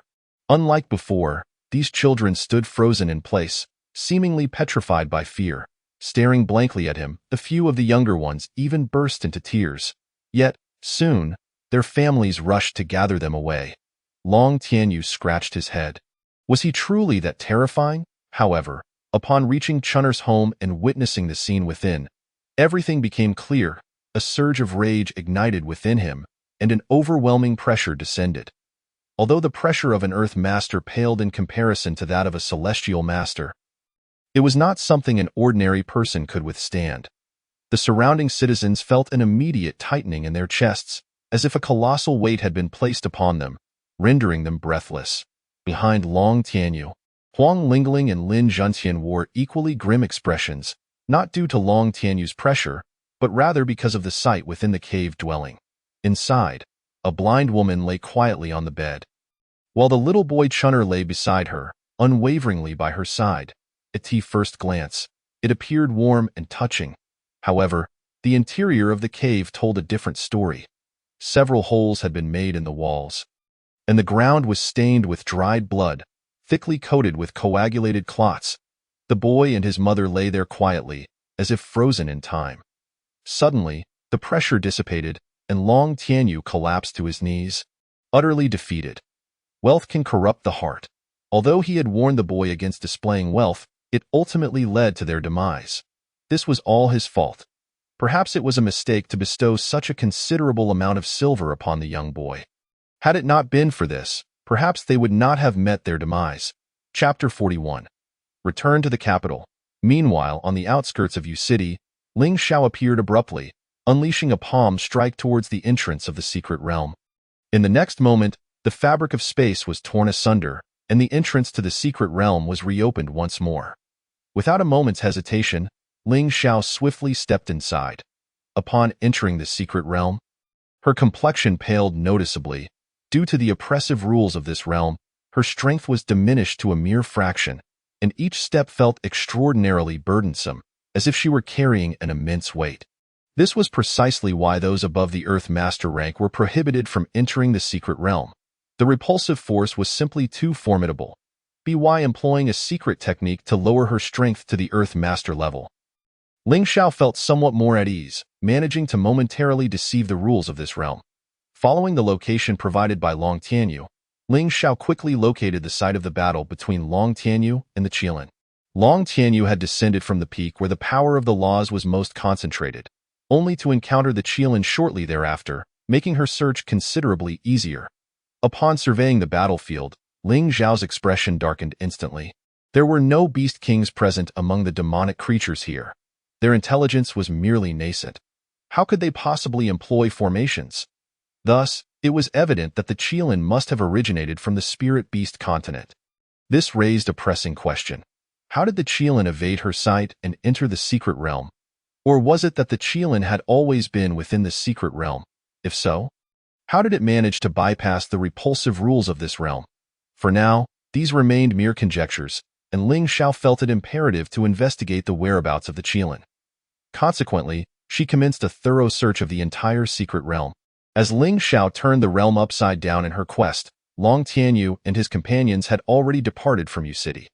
Long Tianyu could surmise the identity of the perpetrator behind the young boy's murder. Yet he found himself unable to seek vengeance. Laws of the nation and rules of the family constrained him. Bound by these regulations, the only recourse available to him was to report to the authorities. Long Tianyu was similarly troubled, but having been constrained by the rules for far too long, he felt powerless. Before leaving Yu City, Long Tianyu acquired 3 swift steeds, significantly increasing their speed. Undoubtedly, Long Tianyu's new mounts inherited the names of their 2 predecessors. Aptly named Red Hair, during this journey, Long Tianyu had already advanced to the 9th level Earth Master, while Huang Lingling had reached the rank of Heaven Master, effectively completing the majority of their demon-slaying tasks. Coupled with the incident involving the young boy, Long Tianyu found himself disinclined to continue his training, primarily focusing on traversing the road whenever no demons were encountered. Thus, a month later, they arrived in the capital. As the heart of the human realm, the capital was a place where demons dared not tread. Even newly transformed minor demons would swiftly be detected and exterminated by the demon-slaying guards. Consequently, during their month-long journey, Long Tianyu and his companions encountered not a single demon. Upon entering the capital, Lin Zhenqian appeared as a curious bumpkin, filled with wonder at every sight. This was indeed the case. Qingping County and the capital were akin to the difference between a small village and a bustling metropolis. Lin Zhenqian truly was a naive rustic. In contrast, Long Tianyu and Huang Lingling were far from inexperienced. Having followed their master since childhood, they had spent time in the capital, accompanying him on various outings and witnessing a multitude of experiences, far exceeding Lin Zhenqian's limited exposure. Upon arriving in the capital, Long Tianyu and Huang Lingling's first order of business was not to return home, but rather to head to the headquarters of the demon-slaying guild. After completing their trials, demon slayers would submit the corpses of demons, which would be duly recorded. Only those whose strength or number of demons slain met the criteria could become demon-slaying guards. The distinction between demon-slaying guards and demon slayers was akin to that between formal and informal personnel. The task assigned to Long Tianyu by Qin Fengtian was to become a demon-slaying guard. Thus, he needed to visit the guild to obtain the necessary token. Naturally, Huang Lingling would accompany her senior brother. Lin Zhenqian had the same objective, so they proceeded together. Extra, extra. A dragon has been spotted in the south. Boss, your takeout has arrived. Honey snow milk tea, delicious and affordable. The familiar shouts reached Long Tianyu's ears, causing a smile to break across his lips. After 18 years of being unable to cultivate, he had accomplished quite a number of feats. Brother Long, what is this takeout? And what is honey snow milk tea? Takeout refers to food delivered to one's doorstep, while milk tea is a beverage made from the infusion of milk and tea leaves. Would you care to try some? With a smile, Long Tianyu approached the entrance of the establishment named Honey Snow Milk Tea. 3 servings of milk tea, half sugar with ice. Certainly, esteemed guest, please hold on a moment. The staff replied habitually, but upon recognizing Long Tianyu's appearance, their eyes lit up. This pale-skinned, familiar figure clad in black robes, appearing somewhat weak, was none other than their employer. No, he should be referred to as the boss. Welcome back, boss, the staff shouted, instantly drawing the attention of several hundred pairs of eyes. Immediately, a few individuals of peculiar appearance greeted Long Tianyu. Some newcomers were unsure of the situation, but seeing their companions greeting him, they smiled in acknowledgement. Continue with your duties. Do not let the time slip away, Long Tianyu chided playfully. Oh no, we're running out of time. Boss, I must take my leave. The delivery person clad in yellow robes, along with the courier in blue, hurriedly dispersed. Meanwhile, a short distance away, in a courtyard just a street away from the demon-slaying guild, a servant rushed in, shouting excitedly, Madam, young master has returned. With a sudden appearance, a beautiful woman stood beside the servant, her eyes gleaming with barely concealed joy. What is on her back? The woman inquired, her voice calm yet revealing her delight. The servant, startled, quickly caught his breath and continued, I saw it with my own eyes. He is on the street and must have just entered the city. Xiaohua, go prepare and gather the servants at the entrance to welcome him. I will change my attire, the woman instructed before vanishing in an instant. The servant named Xiaohua, a young man, quickly went to summon others in the household to prepare for the young master's homecoming. This was a routine they were all familiar with. When the young master had not gone out for training, they had rehearsed welcoming the mistress back. However, today, the roles had reversed as they prepared to welcome the young master. At the entrance of the demon-slaying guild, Long Tianyu and his companions sipped their milk tea as they slowly made their way inside. Huang Lingling, who was not particularly fond of sweet foods, took a couple of sips before passing her drink to her senior brother. In contrast, Lin Zhenqian, experiencing such delectable flavors for the first time, finished it in no time. Indeed, he consumed it rather than merely drank it. Given the primitive nature of this world, the cups for the milk tea were crafted from wood, their lids easily removed. Thus, after a couple of sips, Lin Zhenqian devoured it completely, even crunching the ice cubes. Long Tianyu saved the cup, as it was not only difficult to make but could also be returned for a refund of 2 copper coins. The demon-slaying guild headquarters occupied a vast expanse, featuring 3 main buildings, the demon-slaying office, the trading pavilion, and the supervision pavilion. The demon-slaying office served as the venue for official gatherings, with its top floor housing the conference room for the guild's leadership. The trading pavilion was where the identities of demon slayers and guards were recorded, and where the exchange of demon corpses occurred. The supervision pavilion functioned as a quasi-prison, housing demon slayers and guards whose crimes did not warrant death. Additionally, it also served as the private quarters for the supervisors, akin to their offices. Upon entering the demon-slaying guild, an inopportune voice rang out beside Long Tianyu and his companions. Oh, is that not the waste of space? It seems he has returned from his training, remarkably alive and well. What luck? Turning to look, they beheld a lecherous figure, a demon slayer wielding a long blade. Upon seeing this person, a flicker of displeasure crossed Long Tianyu's face. Zhang Dong, born into a family of demon slayers, boasted 5 generations of demon slayers in his lineage, and he held a position within the guild. His father, like Qin Fengtian, was also a supervisor, while his grandfather was an elder in the guild, serving in the demon-slaying office as a celestial master. With such a formidable background, it was hardly surprising that he had grown into a spoiled brat. Chapter 42. Returning home. Zhang Dong possessed decent cultivation talent but was perpetually engrossed in indulgence. Lacking diligence. Half a year ago, when he left the capital for training, he was an 8th-level Earth Master, and now he remained at the same level. Long Tianyu recalled that Zhang Dong was a frequent patron of his establishment, Tianshang Renjian, and had even acquired a membership. Their enmity had begun at Tianshang Renjian, a place offering various services such as KTV, foot massages, and bars, appearing somewhat disreputable yet functioning as a legitimate establishment. On one occasion, perhaps after a night of heavy drinking, Zhang Dong had foolishly claimed that Tianshang Renjian was a brothel and insisted on summoning a girl for the night. By sheer coincidence, Long Tianyu had encountered him at that moment. Subsequently, Long Tianyu had humorously offered Zhang Dong a talisman massage, thus sealing their rivalry. Despite their feud, Zhang Dong was quite fond of visiting Tianshang Renjian, frequently indulging himself there. However, he refrained from harboring ulterior motives due to his fear of the hidden talisman massage service. Nevertheless, Zhang Dong relished belittling Long Tianyu for his cultivation talent. It was no surprise that after half a year, he rushed over to confront him. Just as Long Tianyu was about to retaliate and showcase his strength, a discordant voice within him began to vie for control. "Let me take over." This particular display of arrogance and face-slapping is my absolute favorite. "Please, allow me to take part." Long Tianyu's lips twitched slightly, utterly astonished to discover that Long Tian possessed such a peculiar penchant. He decided to let Long Tian proceed with his antics. The twitching expression on Long Tianyu's face did not go unnoticed by Zhang Dong, who burst into laughter. "A fool is indeed a fool. Just a few words from me, and he can't bear it." Once Long Tian seized control of his body, he opened his eyes, and in an instant, a silver needle vanished. In the next moment, Zhang Dong found himself pinned against the wall, a silver needle piercing through his black robe, securing him firmly. Clang! Lin Zhantian also took action, his blade unsheathed, resting ominously against Zhang Dong's neck. "Dragon brother, shall we dispose of him?" Lin Zhantian flashed a smile at Long Tian, his words sending a shiver down Zhang Dong's spine. Lin Zhantian cared little for titles or noble lineage. If one provoked him, they would pay the price.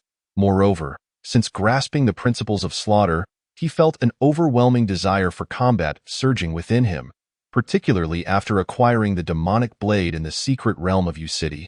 This craving had intensified dramatically. Long Tian was still reeling, pondering how the situation had so swiftly turned against him. Shouldn't it have been Zhang Dong mocking him, subjecting him to countless humiliations, only for him to reveal his strength and send Zhang Dong flying with a single slap? How had the script gone awry in that fleeting moment of consciousness transfer? Covering his face, Long Tian shook his head and replied, "No need." Lin Zhantian expressed his disappointment but withdrew his hand, stepping back behind Long Tian. Regardless, Zhang Dong remained stuck against the wall, unable to extricate himself, for that golden needle had pierced far too deeply. Long Tian returned, feeling dejected over his failed display of bravado. Long Tianyu, too, found himself in a state of bemusement as he, along with Huang Lingling and Lin Zhantian, entered the Exorcist Guild. Officially recognized, Exorcist Guard, name, strength. Long Tianyu, 9th-level Earthmaster. Huang Lingling, 2nd-level Celestial Master. Lin Zhantian, 8th level Earthmaster. On their journey back to the capital, Huang Lingling and Lin Juntian both broke through to the next level, while Long Tianyu's human body remained unchanged. However, the demon race, known for their rapid cultivation, had stagnated at the threshold of Demon King, unable to progress further. Long Tianyu? The man responsible for the registration looked up, gazing at Long Tianyu with uncertainty. If memory served him correctly, there was a rather famous waste in the capital who bore the same name. Could it be a coincidence? Shaking his head, the man continued his recording. After a moment, he raised his gaze again. Huang Lingling. The man turned to the junior sister. With your celestial master rank, you can directly become an exorcist guard. He then glanced at Long Tianyu and Lin Juntian. You two should return and wait. Come back in 3 days. I need to verify the number of monsters you have slain. The man produced a pitch-black token, upon which the words Exorcist Guard were inscribed in bold blood-red letters. Handing the token to Huang Lingling, he dismissed them as they exited the Exorcist Guild. Zhang Dong remained pinned to the wall. Long Tianyu cast a glance but soon lost interest, hurrying home with the 2 others. Dragon brother, this must be the residence of some significant figure, Lin Juntian remarked, marveling at the surrounding architecture. Long Tianyu lightly tapped his forehead in acknowledgement. Lin Juntian, feeling somewhat bored, began to critique the various estates. This is the Zhao residence. One can tell it's a scholarly household, even the servants at the door exude refinement. This is the Zhang residence. Those with disdainful gazes are clearly not good people. And this is the Long residence. Why is there not a soul in sight? Could something have happened? Ha ha ha, Dragon brother. This Long residence is your own family home. Lin Juntian laughed heartily, only to be silenced abruptly as he caught sight of Long Tianyu's somber expression. Meanwhile, Huang Lingling had drawn a silver needle, gesturing with it as if searching for a target. If you can't speak sensibly, then refrain from saying anything. Long Tianyu shot Lin Juntian a glare before striding purposefully toward the entrance of the Long residence. It dawned on Lin Juntian that this was likely Long brothers' family home. Long Tianyu gazed at the empty gate of the estate, his heart pounding with unease. Could something have indeed gone awry at home? As he raised his hand to knock, the intricately carved door of purple gold sandalwood swung open with a flourish. Welcome home, young master, the assembled crowd exclaimed in unison. 4 maidservants stood on either side, holding flower baskets and showering petals. Several musicians played, infusing the courtyard with a lively atmosphere. Long Tianyu also spotted a guitar, a drum set, and a piano. In the center of the courtyard stood a beautiful woman, approximately 30 years of age, clad in a striking red gown and adorned with exquisite jewelry, exuding an air of regal elegance. Her lips, as delicate as silken wings, curved into a slight smile, her gaze gentle, her skin a flawless white with a rosy undertone, stunningly beautiful. Her graceful figure, paired with the opulent gown, was as radiant as the sun itself. Long Tianyu was entranced. Lin Juntian, too, was spellbound, drooling at the sight. Suddenly, the woman's demeanor shifted to ice, and with a disdainful huff, an invisible wave of pressure bore down on Lin Juntian's chest. Just like that. Before he could even step inside, he was rendered unconscious by the woman. The music momentarily paused before resuming its lively tune. Long Tianyu's mouth twitched uncontrollably. He should never have brought this fool along. The woman, Long Tianyu's master Qin Fengtian, after incapacitating Lin Juntian, turned back to her beloved disciple with a smile. Long Tianyu, regaining his composure, called out joyfully, rushing towards the beautiful woman. Master, disciple has missed you so much. Your master has missed you too, thud. Long Tianyu found himself embracing thin air. Qin Fengtian stumbled, revealing her long, fair legs and a pair of red, gold-trimmed high heels. Long Tianyu instantly understood the situation. The high heels were a creation of his from the previous year, hastily completed before his training. He never expected that after 6 months apart, his master would craft her own pair. The advantage of high heels is that they accentuate the leg shape. But their drawback is that they are prone to causing sprains, especially for those wearing them for the first time. One must twist an ankle or two to truly honor the high heels beneath their feet. Qin Fengtian hadn't anticipated the difficulty of managing these shoes, and her cheeks flushed with embarrassment. She had intended to test the new heels upon her disciple's return, only to find herself in such a predicament. What a disgrace, Windflower! Quickly help your master back to her room to rest. Long Tianyu hastily beckoned the two maidservants, who had been scattering flowers at the entrance. Yes, young master, the two maidservants replied, assisting Qin Fengtian as they made their way to the back courtyard. Chapter 43. You are the real lapdog. With Qin Fengtian gone, the servants were left in a state of confusion, unsure of what to do. What are you staring at? Resume the music and dancing. Long Tianyu commanded, gesturing for everyone to continue. Xiaohua, he called out to a young boy. Immediately, the boy rushed over. Go gather a few people to take that fool at the door to the guest room, and then head to the kitchen to whip up some good food for the main hall. Understood, young master, Xiaohua replied eagerly, scampering off. He first enlisted two others to carry Lin Zhentian inside, then headed to the kitchen alone. Since Long Tianyu hadn't notified anyone of his return, the meal took a considerable time to prepare. Dompa pork, mapo tofu, fish-flavored shredded pork, roasted suckling pig, and several side dishes were finally served. All right, everyone take a break. Let's eat. Yes, young master. The coal balls were brought out, and Long Tianyu began to indulge in the feast, feeding coal balls pieces of meat as well. In no time, only the head of the roasted suckling pig remained. Once satisfied, Xiaohua approached once more. Young master, is this lapdog a monster? Ow woof. Coal ball barked at Xiaohua. Who are you calling a lapdog? Speak again, and I shall bite you. The inner turmoil of Coal Ball was beyond comprehension, resulting only in furious yapping. It's not a monster. I found it on the road. Its name is Coal Ball. Long Tianyu waved his hand dismissively before continuing. You can take care of Coal Ball, but do not mistreat it. Huang Lingling also glanced over. Compared to her initial fascination with Coal Ball, the junior sister now displayed little interest. This is what they call a fleeting infatuation. After dining with the servants, Lin Zhentian finally stumbled over. Dragon brother, why do I feel a bit tight in my chest? Long Tianyu shot Lin Zhentian an exasperated glance. The fact that he hadn't perished was already a stroke of luck. Why was he now fretting over a tight chest? Long Tianyu had come to a new understanding of Lin Zhentian. This fellow wasn't merely infatuated with the junior sister. He was simply enamored with beautiful women in general. A true lecher, Tio put it plainly. He was a pig. If it weren't for his master knocking him out, he would have already been a corpse. Huang Lingling, in a rather irritable manner, let out a huff. Indeed, before Qin Fengtian made his move, she had already prepared her silver needles. Had it not been for Qin Fengtian's preemptive strike, her needle would have surely descended. This implies that Lin Zhentian had unknowingly danced on the edge of death today. Long Tianyu shook his head, unwilling to engage with this lecherous individual, and retreated to his chambers. Huang Lingling also had her own room within the Long residence, thus she too returned to her quarters. Only Lin Zhentian remained, consuming leftover food, his mind filled with confusion.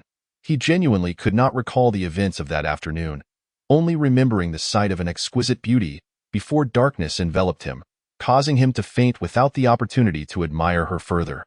When he next opened his eyes, he found himself lying in bed. However, it must be said that the woman he encountered that afternoon was truly the most beautiful he had ever seen. Without exception. After finishing his meal, Lin Zhentian was at a loss for what to do next, and thus he returned to his room to cultivate. Ever since Long Tianyu acquired a human form and displayed remarkable cultivation talent, both Huang Lingling and Lin Zhentian had begun to actively pursue their own training. In another chamber, Qin Fengtian, with the assistance of Feng'er and Huar, gradually learned to walk in high heels, glancing at the sky. Noticing it was still somewhat early, Qin Fengtian instructed the two maidservants to accompany him in search of Long Tianyu. After navigating a few corners, an unexpected thought struck Qin Fengtian, causing him to turn around in shock. In that direction, Xiaohua was leisurely taking Coal Ball for a stroll. Madam. Xiaohua bowed respectfully. However, Qin Fengtian paid no mind to Xiaohua, his gaze fixated on Coal Ball. Coal Ball, in turn, was also staring intently at Qin Fengtian. Their eyes met, and an unspoken familiarity lingered in the air. After a long moment, Qin Fengtian let out a sigh of relief, smiling as he inquired of Xiaohua, "Where did this dog come from?" In response to Madam, it was picked up by the young master during his travels, and the young master even named it Coal Ball. Coal Ball, is it? Quite a fitting name. Qin Fengtian suppressed a smile, casting another glance at Cole Ball before departing. Xiao Hua took no heed of this exchange and continued her leisurely stroll with Cole Ball, completely oblivious to the resentment reflected in Cole Ball's eyes. Upon reaching Long Tianyu's room, Qin Fengtian gently knocked on the door. "Is my disciple asleep?" Long Tianyu had not yet retired. He was busy browsing items in the system shop. Upon hearing his master's voice, he promptly closed the system and opened the door. "Master, is your foot feeling better?" He assisted his master to his seat, inquiring with concern. "Do you take me for someone fragile? A mere sprain is nothing." Qin Fengtian shot Long Tianyu a sidelong glance, exuding a certain charm. Indeed, as the revered celestial master, a sprained foot is hardly an injury. Long Tianyu hurriedly flattered. "Celestial master? That was in the past. As for now." Qin Fengtian suddenly smiled with pride. In the next instant, Long Tianyu felt a wave of dizziness wash over him. This was a mental attack, a unique technique of an immortal master. "Master, you have broken through," Long Tianyu exclaimed with immense joy. "Feeling that his support had become even stronger. If it weren't for you, I would have broken through long ago." Qin Fengtian huffed in a spoiled manner. Indeed, due to the primal forces within his body, his master had expended considerable time and effort on his behalf. Were it not for his peculiar ailment, his master could have saved a significant amount of cultivation time. Who knows, perhaps his master might have already ascended to the rank of imperial master by now. Noticing Long Tianyu's momentary despondence, Qin Fengtian quickly shifted the topic. "During my absence, your ailment did not flare up, did it?" "No, I am quite well," Long Tianyu replied with a forced smile, suddenly recalling something that brought excitement to his face. In the next moment, the previously lifeless wooden table began to sprout new buds. "Is this the law of wood?" Qin Fengtian paused, then uncertainly asked, "Have you broken through to Earth Master?" "Ninth tier Earth Master." "Without a doubt." Long Tianyu pounded his chest, akin to a child yearning for praise. "This should not be. How could it be the wood attribute? No, this is too peculiar." Qin Fengtian did not commend Long Tianyu but instead muttered to himself incessantly. "Master, master." Coming back to himself, Qin Fengtian wore an expression of lingering shock. "I feel a bit unwell. I shall return to my room." With that, he departed, leaving Long Tianyu puzzled, scratching his head. After exiting Long Tianyu's chamber, Qin Fengtian dismissed the two maidservants and searched the estate, finally locating the duo of one person and one dog enjoying a stroll. "Xiao Hua, I shall take Cole Ball with me and return it tomorrow." Without waiting for Xiao Hua to respond, he scooped up the dog and dashed off. The high heels that had been unsteady in the afternoon now served as running shoes, allowing him to move with remarkable speed. For a brief moment, Xiao Hua was rendered speechless, questioning whether he had encountered a dog vendor resembling the madam. With a resounding thud, the door was forcefully shut, and Qin Fengtian promptly cast a soundproofing array. Only then did he look at Cole Ball with a frantic expression. "Is Tianyu the person we are searching for?" Cole Ball glanced at Qin Fengtian with a peculiar expression.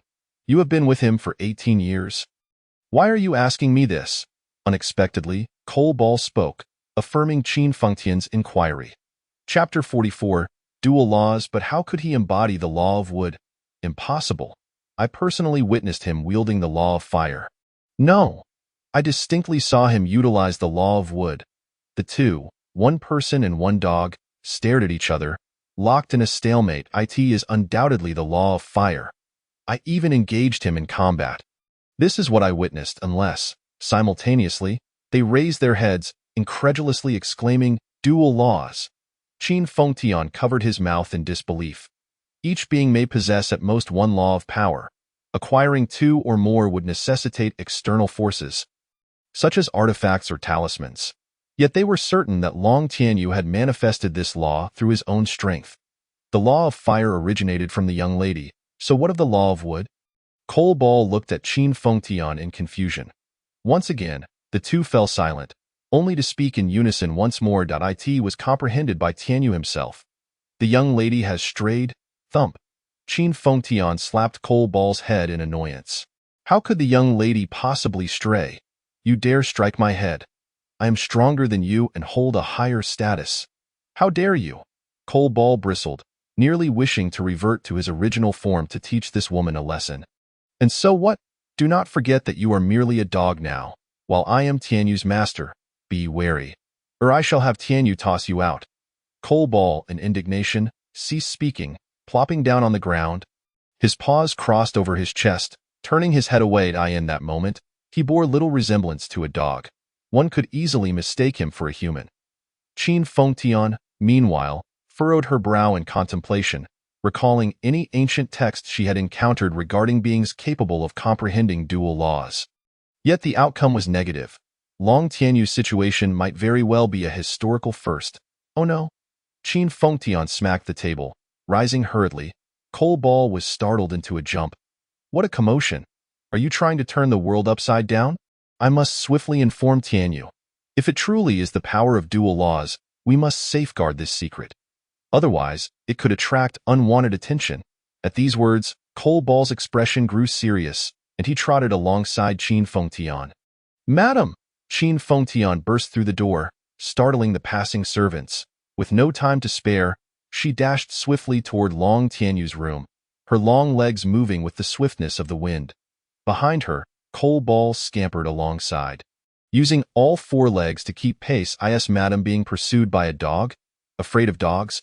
Nonsense. What stature does Madam possess to fear a dog, especially a mere puppy? Yet the servants hesitated to voice their thoughts, watching as one person and one dog disappeared around the corner. Meanwhile, within Long Tianyu's room, Qin Fengtian's sudden departure left him bewildered. He had intended to present the ice fruit to his master. But alas, he had not the chance to mention it before his master fled. Master seems rather surprised by your law. Long Tianyu's voice suddenly broke. As a transmigrant and observer, he had not missed the subtle shifts in Qin Fengtian's expression. Prompted by Long Tianyu's observation, he began to reflect. Yet why would there be surprise? Unable to deduce a reason, he could only convince himself it was perhaps an illusion. An illusion? It certainly does not feel that way. Long Tianyu shook his head, dismissing it as unimportant. After tidying up his room, he sat cross-legged on the bed, preparing to cultivate. The room was immaculate, arranged just as it had been prior to his departure. Requiring minimal tidying, just as he settled onto the bed, he heard a flurry of urgent footsteps outside. And this sound, Long Tianyu recognized well. It was the sound of high heels. Who could be so bold as to run through the courtyard in heels? Intrigued, he prepared to investigate, but the footsteps halted right outside his door. Then, a knock echoed. Is Tianyu asleep? Master wishes to speak with you. Master? A fleeting smile danced across Long Tianyu's face as he swiftly leapt from his bed to open the door. Outside, Qin Fengtian stood, his breath slightly labored, beads of fragrant sweat trickling down his cheeks, exuding a hint of allure. Long Tianyu, taken aback by the sight of his master, let his gaze gradually descend to the high-heeled shoes adorning Qin Fengtian's feet. To run while wearing such heels, his master truly lived up to the title. Soon after, Meichio came into Long Tianyu's view. Qin Fengtian strode into Long Tianyu's room with unreserved confidence, plopping down onto a stool with ease. Meichio followed closely behind, her eyes fixated on the tender sprouts emerging from the wooden table, a tempest of emotions stirring within her. It hadn't been long since the essence of the wood law lingered, and Meichio had sensed it even from outside the door. Now, witnessing it firsthand, her astonishment deepened. Indeed, it was the dual laws. Meichio composed herself, discreetly lying down to feign sleep. Long Tianyu, oblivious to her intentions, closed the door and seated himself opposite Qin Fengtian. Before a word could escape Qin Fengtian's lips, Long Tianyu reached into his bosom and produced a deep blue, crystal-like fruit. The sight of this fruit caused Qin Fengtian's pupils to constrict involuntarily as he instinctively glanced at Meichio on the floor. Meichio, catching a glimpse of Qin Fengtian, yawned and continued her act of feigned slumber.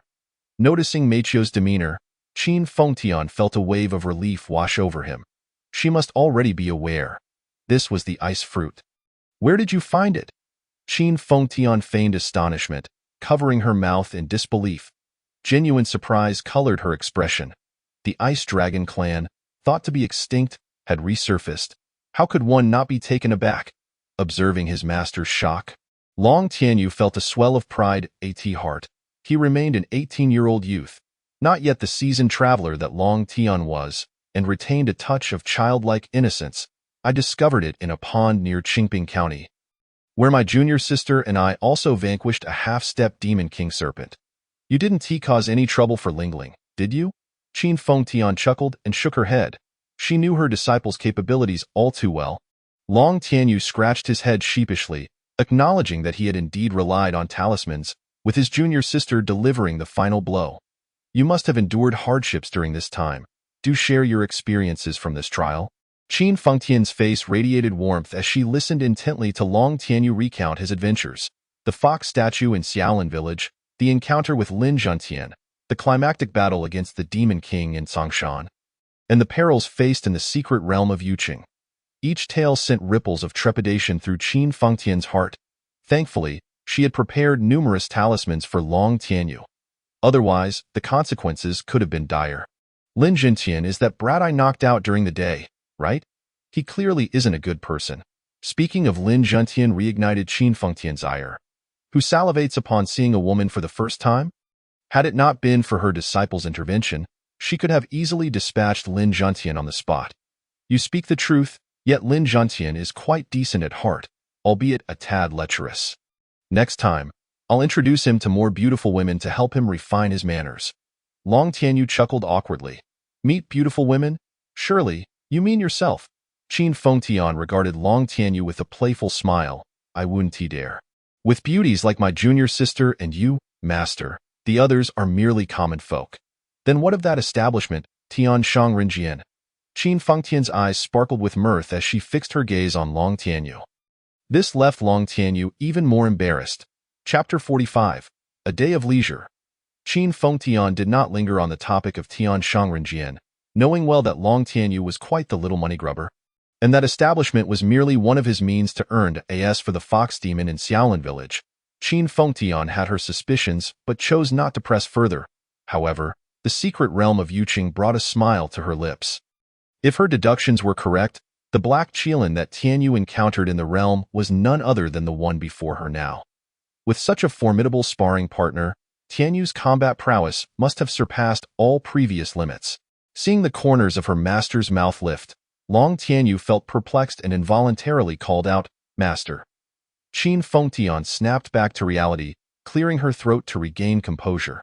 Earlier, you mentioned utilizing fire abilities while slaying the serpent. From where did this power originate? Long Tianyu's expression instantly froze. After boasting moments ago, he now faced the consequences of revealing too much. The fire law was an innate ability of the demon race, and Long Tianyu had yet to fully accept his identity as a demon. Noticing Long Tianyu's dazed look, Qin Fengtian discreetly glanced at Meiqiu. It seemed Meiqiu's words were indeed true. Tianyu had mastered the fire law. It is the fire law, Long Tianyu eventually confessed after an internal struggle. So, you have grasped the dual laws? Yes. Both Qin Fengtian and Meiqiu could hardly contain their excitement. Suspecting it was one thing, hearing Long Tianyu confirm it was another. Long Tianyu, however, wrestled with the decision of whether to reveal to his master that he was, in fact, a demon. But before he could reach a conclusion, his master's concern came first. With two laws coexisting in your body, you haven't experienced any adverse effects, have you? A warmth spread through Long Tianyu's heart as he shook his head, assuring, I am well. I have completely mastered both laws. Qin Fengtian, upon hearing this, felt a wave of relief wash over her. Yet she still conducted a thorough examination of Long Tianyu's body to ensure all was well before finally relaxing. So it is. This matter is of great importance. You must not disclose your mastery of the dual laws to anyone. Qin Fengtian earnestly cautioned Long Tianyu. The secret of the dual laws encompassed both Long Tianyu's identity as a demon and the mysteries of his system. Naturally, he would not speak indiscriminately. Had he not been boastful earlier, revealing the fire law, he would never have divulged it. Unbeknownst to Long Tianyu, Qin Fengtian had come expressly to discuss the dual laws. And even if he remained silent, she would find a way to unveil the truth. Afterward, the master and disciple conversed for a while longer before Qin Fengtian took her leave. Meiqiu followed suit. Once they had bid farewell to his master, a A sense of emptiness enveloped Long Tianyu. Ultimately, he lacked the courage to reveal the truth to his master. Fortunately, she did not press further. Otherwise, he might have inadvertently disclosed his identity as a demon. To Long Tianyu, Qin Fengtian was not merely a master but also a maternal figure. It was exceedingly difficult for him to lie to someone who occupied both roles. Yet, how different was concealment from a lie? Meanwhile, Qin Fengtian and Meiqiu returned to their abode, brimming with uncontainable excitement. The dual laws. Tianyu was the first genius in history to master both. The duo embraced, tears streaming down their faces, as if they had won the grand prize. The power of the laws was immensely formidable yet exceedingly unstable. Mastering just one was already a monumental feat. In the realm of demon spirits, no one had ever wielded two laws simultaneously. Even the mightiest of dragon clans had never achieved such a thing. The dual laws represented two distinct energies.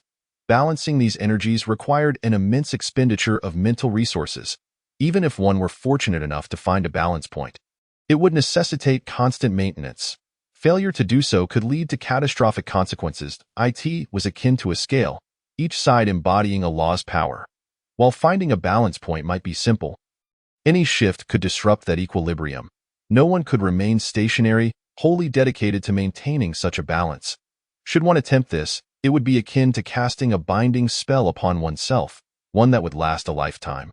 This was precisely why no one had ever managed to wield two laws simultaneously. Yet Long Tianyu had accomplished it, and not only that, he had mastered both laws impeccably. This matter must remain confidential. Not even that old coot should learn of it. Qin Fengtian's lips curled upward, unable to suppress her elation. Mentioning that old coot also brought a smirk to Meiqiu's face. They eagerly anticipated the old man's reaction in the future. A night passed without incident. The following day, Long Tianyu awoke from his training, stretching his stiff neck. Upon opening the door, he was greeted by two delicate young maidens who slightly bowed. "Good morning, young master." Long Tianyu cast his gaze upon the two young maidens, yet his thoughts drifted back a decade, at that time. He seemed to have been merely 7 years old, accompanying his master on an expedition to vanquish demons. The battle itself remained obscured from his view. He only recalled his master emerging from the demon's lair with several children in tow. From those children, he learned that they hailed from nearby villages, abducted by the fiends to serve as potential nourishment. After rescuing these innocent souls, Qin Fengtian and Long Tianyu endeavored to reunite them with their families.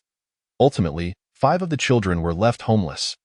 And with no other recourse, Qin Fengtian took them into his own home. Initially, the intention was to hand them over to the demon-slaying guild, yet these 5 children proved to be quite understanding, diligently attending to household chores. Each one was exceedingly cautious, fearful of incurring the ire of Long Tianyu and Qin Fengtian. In the end, their compassion led to these 5 children remaining in the household. It was then that the 7-year-old Long Tianyu embarked on a business venture, leveraging his memories from a previous life to amass wealth in this realm. With Qin Fengtian as his steadfast ally, he encountered a series of fortuitous events, with any troubles he faced being mere trifles. During a period of financial strain, he resorted to cleverly extracting resources from his master, thus introducing the game of mahjong, valued at 5 taels of gold, into this world for the very first time. Subsequently, he brought forth playing cards, Ludo, and Monopoly. These simple tabletop games yielded him a substantial fortune in exchange for his master's patronage. This marked the genesis of Long Tianyu's rise to affluence, commencing with his subtle exploitation of his master. The 5 children, in turn, were nurtured by Long Tianyu to become managers, now serving as the stewards of the household. Given their tender ages, some had yet to receive formal names, while others were only known by their childhood monikers. Hence, Long Tianyu bestowed upon them new names, granting them the illustrious surname of Long. They were named Long Feng, Long Hua, Long Shui, Long Yu, and Long Hua. Among those before him were Long Shui and Long Yu, the embodiments of wind, flower, snow, and moon. "Good morning, Shui, Yuer." Long Tianyu greeted the 2 maidens with a warm smile, akin to the gentle caress of spring. "Let us first partake in breakfast and then venture outside. It has been an age since my last visit, and I am curious to see if the capital has undergone any changes." Having been away for several months on his training journey, it was only natural that a considerable amount of time had elapsed. Long Shui stifled a giggle, exuding an enchanting charm. The ages of Feng Hua Shui, and you were comparable to that of his young apprentice, ranging from 15 to 17 years. Among them, Long Shui and Long Yu were the youngest, being 16 and 15, respectively. These two undeveloped young girls were brimming with vivacity and exuberance. Outsiders often mistook them for mere servants of the Long family, unaware that they shared a bond with their young master akin to that of siblings who had grown up together. "Young master, where are we planning to go for fun today? I hear there are several lovely ladies at Tianshang Renjian recently," Long Yu exclaimed with a playful grin, revealing her small canine teeth. Appearing exceedingly lively, am I the sort of person to be swayed by such things? Long Tianyu cast a sidelong glance at Long Yu before speaking nonchalantly, "Just remember to reserve a room for me." The mere utterance of this line sent both maidens into fits of delightful laughter. Amidst their joyous banter, the trio soon arrived at the dining table, however. Before they could take their seats, Long Tianyu sensed an unusual atmosphere. Master Qin Feng Tian sat expressionless, quietly consuming his meal, while Lin Jin Tian lay sprawled across the table in a most relaxed manner, his demeanor remarkably serene. A single glance at the drool trickling from Lin Jin Tian's lips made Long Tianyu acutely aware of the situation. "This fellow cannot remain." Long Tianyu sighed inwardly, adopting a facade of indifference as he began to eat. Before long, Huang Ling arrived, seemingly oblivious to Lin Jin Tian's presence on the floor, as she took her seat and commenced her meal with an air of tranquility. After breakfast, once everyone had departed, Lin Jin Tian slowly awakened, surveying his surroundings with a dazed expression, his mind still clouded. Accompanied by the three young maidens, Long Tianyu left the Long residence and made his way to a shop. The establishment appeared rather desolate, devoid of patrons. Any local resident of the capital would recognize the reason for its lack of clientele upon seeing the shop's sign. The Takeout Bureau. Indeed, this was one of Long Tianyu's enterprises, specializing in food delivery services. With the delivery staff out on their routes, it was no wonder the place was so quiet. In this world devoid of the internet, the manner of ordering takeout was quite distinct. Delivery personnel were required to traverse their designated areas, meticulously observing the doorsteps of every household for any notes. Should a note be present, they would follow the instructions to place an order at the inn, collect the food, and return it. This also implied that delivery workers faced greater fatigue, necessitating a larger workforce. Given the severe class disparities in this realm, the impoverished found it exceedingly difficult to earn a living, making them relatively easy to please. Presently, the commission for delivery was split 37 to 63, with the delivery worker receiving 30% and the company taking 67. A single order guaranteed a minimum running fee of 10 won. Exclusive of tips, completing one order netted the delivery worker 3 won, accumulating to 31 after 10 runs. In this world, 10 won sufficed for a common person to survive for 1 to 2 days. By making additional runs, one could save a considerable sum, rendering it a rather lucrative endeavor, especially with the support of the Long family, which allowed them to walk with a certain pride that set them apart from others. Long Tianyu was unperturbed by the potential for greed. With 3 individuals assigned to each street, they monitored one another, ensuring that all earnings were submitted and commissions distributed according to the number of notes collected. However, this system was not entirely foolproof, as there was a risk of the trio skimming off a few orders. Consequently, Long Tianyu also instituted a customer service system, conducting monthly visits to gather data and verify records, while also distributing small gifts, concerned about customers forgetting their orders. There was little need for such anxiety. This was the capital, where wealthy patrons abounded. Most affluent households placed orders nearly every day, making the likelihood of forgetfulness exceedingly low. A few middle-class families might occasionally order, yet they too would remember, much like individuals who meticulously track significant expenditures throughout their lives, recalling even the precise time and location of such events. They could recount exactly how much they spent and how much they haggled with the proprietor, almost like a computer, retaining every detail with crystal clarity. Thus, these customers were easily managed. Additionally, with customer service conducting monthly inquiries, the residents of the capital gradually formed a habit of accurately recalling their order frequency. In this manner, the takeout system became increasingly refined. Long Tianyu's reluctance to expand the delivery service to other counties stemmed from the scarcity of affluent individuals in those areas, where profits would be minimal, if not outright losses. Walking alongside his young apprentice into the takeout bureau, Long Shui and Long Yu closely followed. The individual in charge here had once been Long Tianyu himself, but had since transitioned to Long Yue.as. The delivery system continued to improve. Long Yu had begun to visit less frequently. The current manager was a delivery worker casually selected by Long Yu. "Greetings, esteemed proprietor. What brings you here today?" The manager beamed upon spotting Long Tianyu, rushing out to greet him. Internally, the manager felt immense gratitude towards Long Tianyu. Had it not been for him providing employment, he would have long since perished on the streets. Witnessing Long Yu behind Long Tianyu only deepened his appreciation. Without Long Yu, he would never have achieved his current position. It could be said that the two youths before him, significantly younger than himself, were the greatest benefactors of his life and no need for formalities. "Continue with your duties. I merely came to review the accounts." Long Tianyu waved his hand dismissively, approaching the counter to locate the latest ledgers. "Rest assured, the accounts are impeccably accurate. Please take your time. I shall have someone bring some pastries shortly. No need for that. I shall be on my way shortly," Long Tianyu replied with a smile, swiftly perusing the ledgers with remarkable speed. Why resort to an abacus when one possesses a sharp mind? In just half an hour to an hour, he had thoroughly reviewed the financial records from the past 6 months. The formidable physical prowess of a demon slayer allowed Long Tianyu's intellect to reach new heights, rendering his memory nearly infallible. Initially believing there would be no discrepancies, he soon discovered inconsistencies. The accounts for August were erroneous, missing several taels of silver. "Please investigate this matter thoroughly. I will return in a few days," Long Tianyu instructed. He had no reason to doubt the manager. Having ascended to this position, he had undoubtedly undergone scrutiny. Though the manager remained blissfully unaware of this evaluation, assuming it was simply a stroke of luck that had elevated him. Upon hearing Long Tianyu's words, the manager's face turned pale, fearing that Long Tianyu would impose a penalty. To his surprise, the proprietor simply departed. "What is trust?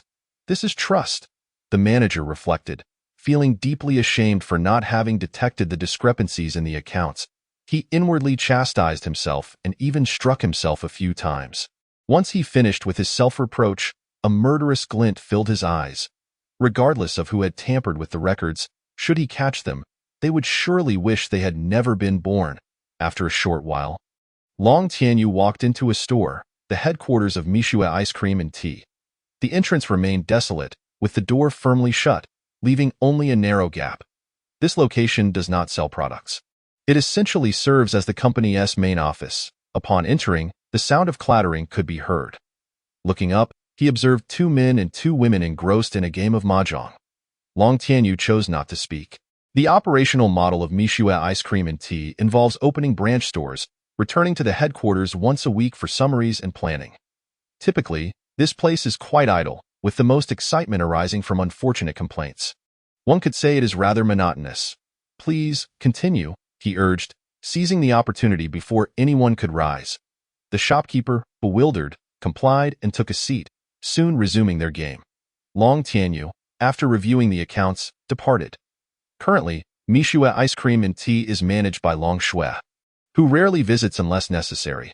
Usually, she attends one meeting and returns to the Long residence to continue her duties as a maid. Next, he visited the courier agency. They traveled worldwide, picking up a few orders in one location before continuing their journey. Lacking technological advancements, they could only resort to this rudimentary method. Unlike the other industries, the courier agency is staffed entirely by rogue demon hunters. Given the global reach, encounters with demons are inevitable. These demon hunters not only eliminate bandits but also slay demons, making them well suited for the role of escorts. Most of these hunters were once under the tutelage of Master Qin Feng Tian, having made mistakes that led Long Tianyu to retain them and assign them to this task. The agency is managed by Long Feng, a young girl who, alongside Long Hua, serves as the Master's personal maid. The quartet of Wind, Flower, Snow, and Moon are now all demon hunters, most possessing the strength of Shen masters. With only Long Feng being a D-mastered, it was ideal for her to oversee operations here. After glancing at the account books, Long Tianyu took his leave. The agency faced significant accounting issues, not due to demon hunters misappropriating goods and funds, but rather because they encountered formidable demons that seized the merchandise. Such losses were considerable. Fortunately, there were still profits. Otherwise, Long Tianyu would have been reluctant to continue operations. After wandering for a whole morning, hunger struck, leading Long Tianyu, Huang Lingling, and 2 maids to another establishment, Long Xing Tianxia, the largest and most bustling tavern in the capital. The dishes served here are all delicacies from Long Tianyu's world, leaving patrons enchanted, with flavors dancing upon their palates, making it hard to resist. Repeat customers flock in waves, nearly monopolizing the business of other taverns. Were it not for Long Tianyu's fear of inciting public outrage, branch stores would have proliferated across the capital. At table number 3, they ordered boiled shrimp, spicy and sour shredded potatoes, braised pork, and stir-fried bamboo shoots. At table number 9, they indulged in roasted suckling pig and skewers. Table number 7 featured spicy hot pot, braised lion's head, and beggar's chicken. Table number 5 offered spicy beef hot pot. With 8 major cuisines represented, there were at least 100 dishes available. Some ingredients were still relatively scarce. After running around with his master for so long, Long Tianyu had only managed to collect a few dozen. Additionally, due to a lack of agricultural knowledge, some ingredients had not yet reached mass production levels, making them scarce and limited in quantity. Ascending to the second floor, they sought a private room. Just as Long Tianyu prepared to place an order, he suddenly paused. It had been ages since he savored such flavors. "Would you hold it against me?" Long Tian took control of the body, silently speaking to Long Tianyu before commencing to order. Without consulting the 3 young ladies, Long Tian ordered a dozen dishes. Having observed Long Tianyu for 18 years, he was intimately familiar with the preferences of those around him, thus rendering inquiries unnecessary. Indeed, upon hearing Long Tian's list of favorites, the expressions of the 3 girls altered. Huang Lingling appeared astonished, as her senior brother typically preferred simple meals. This was the first time he had ordered such an extensive array of dishes. Furthermore, the abundance of skewers was unprecedented. Ordinarily, he would only indulge in 1 or 2 to sample the taste. Why such extravagance? Most of Huang Lingling's knowledge and understanding came from Long Tianyu, who regarded skewers as junk food. Today, her senior brother seemed rather uncharacteristic. Huang Lingling frowned and shook her head, soon dismissing the thought. An opportunity to enjoy barbecued food was a rare blessing. Before the dishes arrived, Long Tian had already begun feasting, savoring every bite. Upon receiving a plate of skewers from the waiter, Long Tian devoured one before presenting it to his junior sister. Huang Lingling was taken aback, glancing at her senior brother, who was indulging heartily, and soon joined in. Long Shui savored fish-flavored shredded pork and kung pao chicken, while Long Yu delighted in sweet pastries. The 3 girls were lost in their meal, as was Long Tian, who could only be described as a voracious eater. Within his consciousness, Long Tianyu began to understand. No wonder he recalled so many dishes. Long Tian must have been a foodie in his past life, or perhaps a chef. Chapter 47. A Day of Leisure. Long Tianyu had indeed guessed correctly. Long Tian had been both a chef and a foodie in his previous life. Once the meal concluded, Long Tian used his pinky to pick his teeth, eliciting mild disgust from the 3 girls. Having eaten to his fill, he relinquished control back to Long Tian. "Achoo. I feel a bit drowsy." Long Tianyu, back in command of his body, instantly felt nauseous from overeating. Burp. He quickly covered his mouth, glancing at the 3 girls. Sure enough, all 3 were laughing. Huang Lingling feigned composure, yet the corners of her mouth betrayed her amusement, her expression adorably torn between laughter and silence. The 2 maids were already doubled over in laughter. "Young master can truly eat. I've never witnessed him burp before." The sound of silver bell-like laughter made Long Tianyu's cheeks flush with embarrassment. "Long Tian, you truly are insufferable," he muttered under his breath, clearing his throat and adopting a nonchalant demeanor as he leaned back in his chair. "Overindulged, and now I feel lethargic. How dare you say that? I've been trapped in your body for 18 years, nearly forgetting what good food tastes like. You can't entirely blame me." "Not blaming you? Who else can I blame?" As Long Tianyu feigned sleep, He exchanged banter with Long Tian in his mind. Isn't it your fault? If you had cultivated successfully earlier, I wouldn't have been stuck inside you for 18 years. Long Tianyu twitched his mouth. Could he really be blamed for this? Yet upon reflection, it seemed to hold some truth. After resting for a while, the four finally exited the inn and continued to wander through the capital.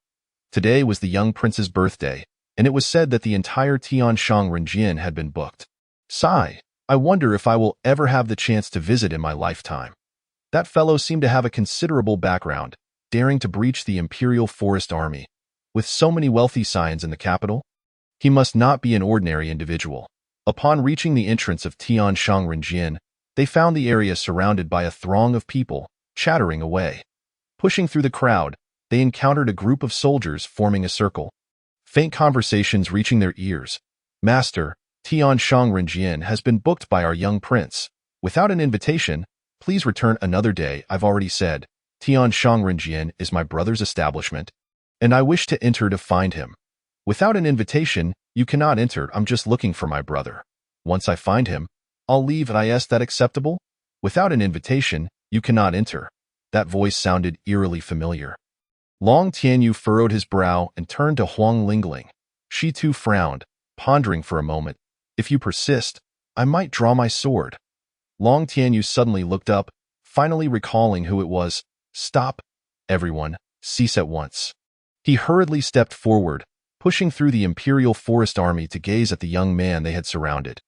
The youth clad in black robes gripped the hilt of his sword, ready to draw. Upon seeing the young man, Long Tianyu smacked his forehead in disbelief. He never expected Lin Juntian would come here searching for him. Upon spotting Long Tianyu, Lin Juntian's face lit up with joy as he released his grip on the sword and approached. Some members of the Imperial Forest Army recognized Long Tianyu, which prevented any extreme actions. This is my friend. It's all a misunderstanding. Long Tianyu smiled apologetically at the soldiers. It turns out it's young Master Long's friend. We apologize for any offense. The commander of the Imperial Forest Army clasped his fists in apology towards Long Tianyu and Lin Juntian. Oh, this is young Master Long. He appears so youthful and frail. The rumors are indeed true. Hmph. To run an establishment like Tianshang Renjian, it's no wonder he looks delicate. The crowd erupted in murmurs, both favorable and unfavorable. Long Tianyu heard the comments but made no response. As his complexion indeed appeared pale, though the reality was quite the opposite, he couldn't be bothered to engage with these ordinary folks. After exchanging greetings, Long Tianyu pulled Lin Juntian into Tianshang Renjian, with Huang Lingling and the other girls following closely behind. Once they had left, a curious young soldier from the Imperial Forest Army asked, Commander, why were you so courteous to that person just now? This is quite different from your previous behavior. Young Master Long is renowned in the capital as a kind-hearted individual and an exceptional merchant favored by His Majesty. I've heard of merchants. But what does exceptional merchant mean? It simply means he is quite formidable. The commander could not fathom why His Majesty would bestow such an odd title, yet it was certain that the emperor had his own reasons. The layout of the place, known as Heaven and Earth, bore a resemblance to the Demon Exorcism Guild. Its center stood aloft, surrounded by a sequence of interconnected rooms. These were not wooden cabins, but rather small bungalows constructed of concrete. Among them was a KTV featuring resident musicians, as well as private rooms for foot massages and spa treatments. The two largest bungalows housed a bar and a dedicated party venue, while at the far end lay a grand swimming pool. What brings you here? Long Tianyu asked, shaking his head with a wry smile, unable to comprehend how Lin Juntian had come to seek him out in such a place. It seems your family isn't particularly welcoming of me, Lin Juntian replied, a hint of shyness in his smile. I thought I'd venture out to find you, and after inquiring with a few passers-by, I discovered this is your establishment. Long Tianyu rolled his eyes in response. Not welcoming?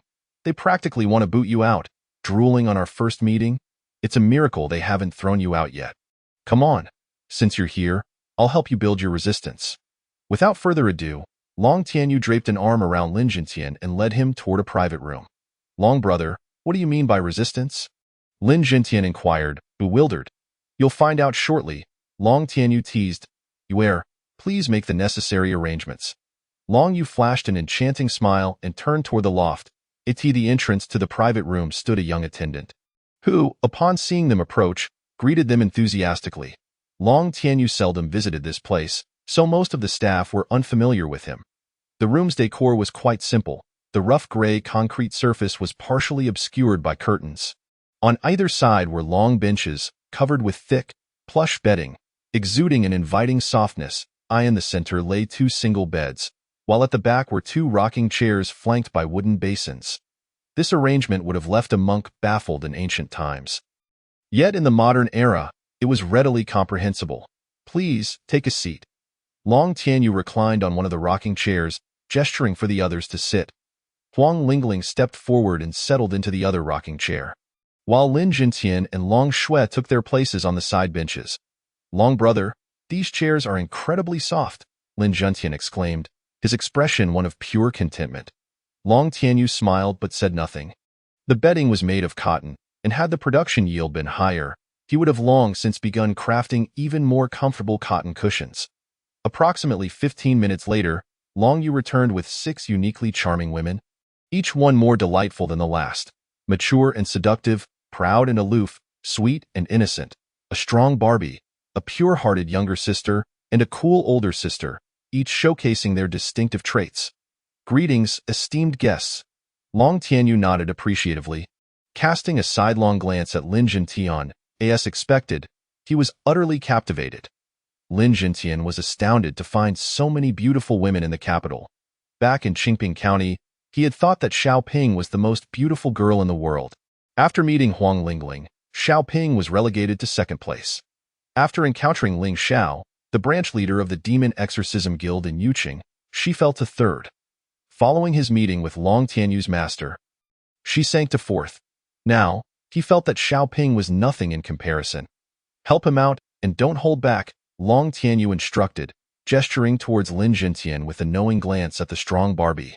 Receiving the signal, the strong Barbie quickly shed her outer garments, revealing arms thicker than Long Tianyu's thighs, her muscular physique strikingly impressive as she confidently approached Lin Jintian.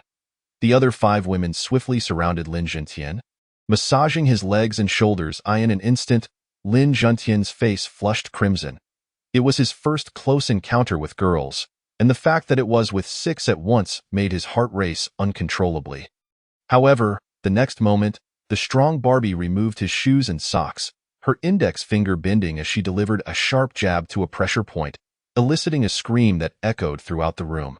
Long Tianyu watched with keen interest, urging her on with enthusiastic cheers, which only bolstered the strong Barbie's strength, causing the screams to intensify. Lin Jintian was caught in a whirlwind of both pleasure and pain. Chapter 48.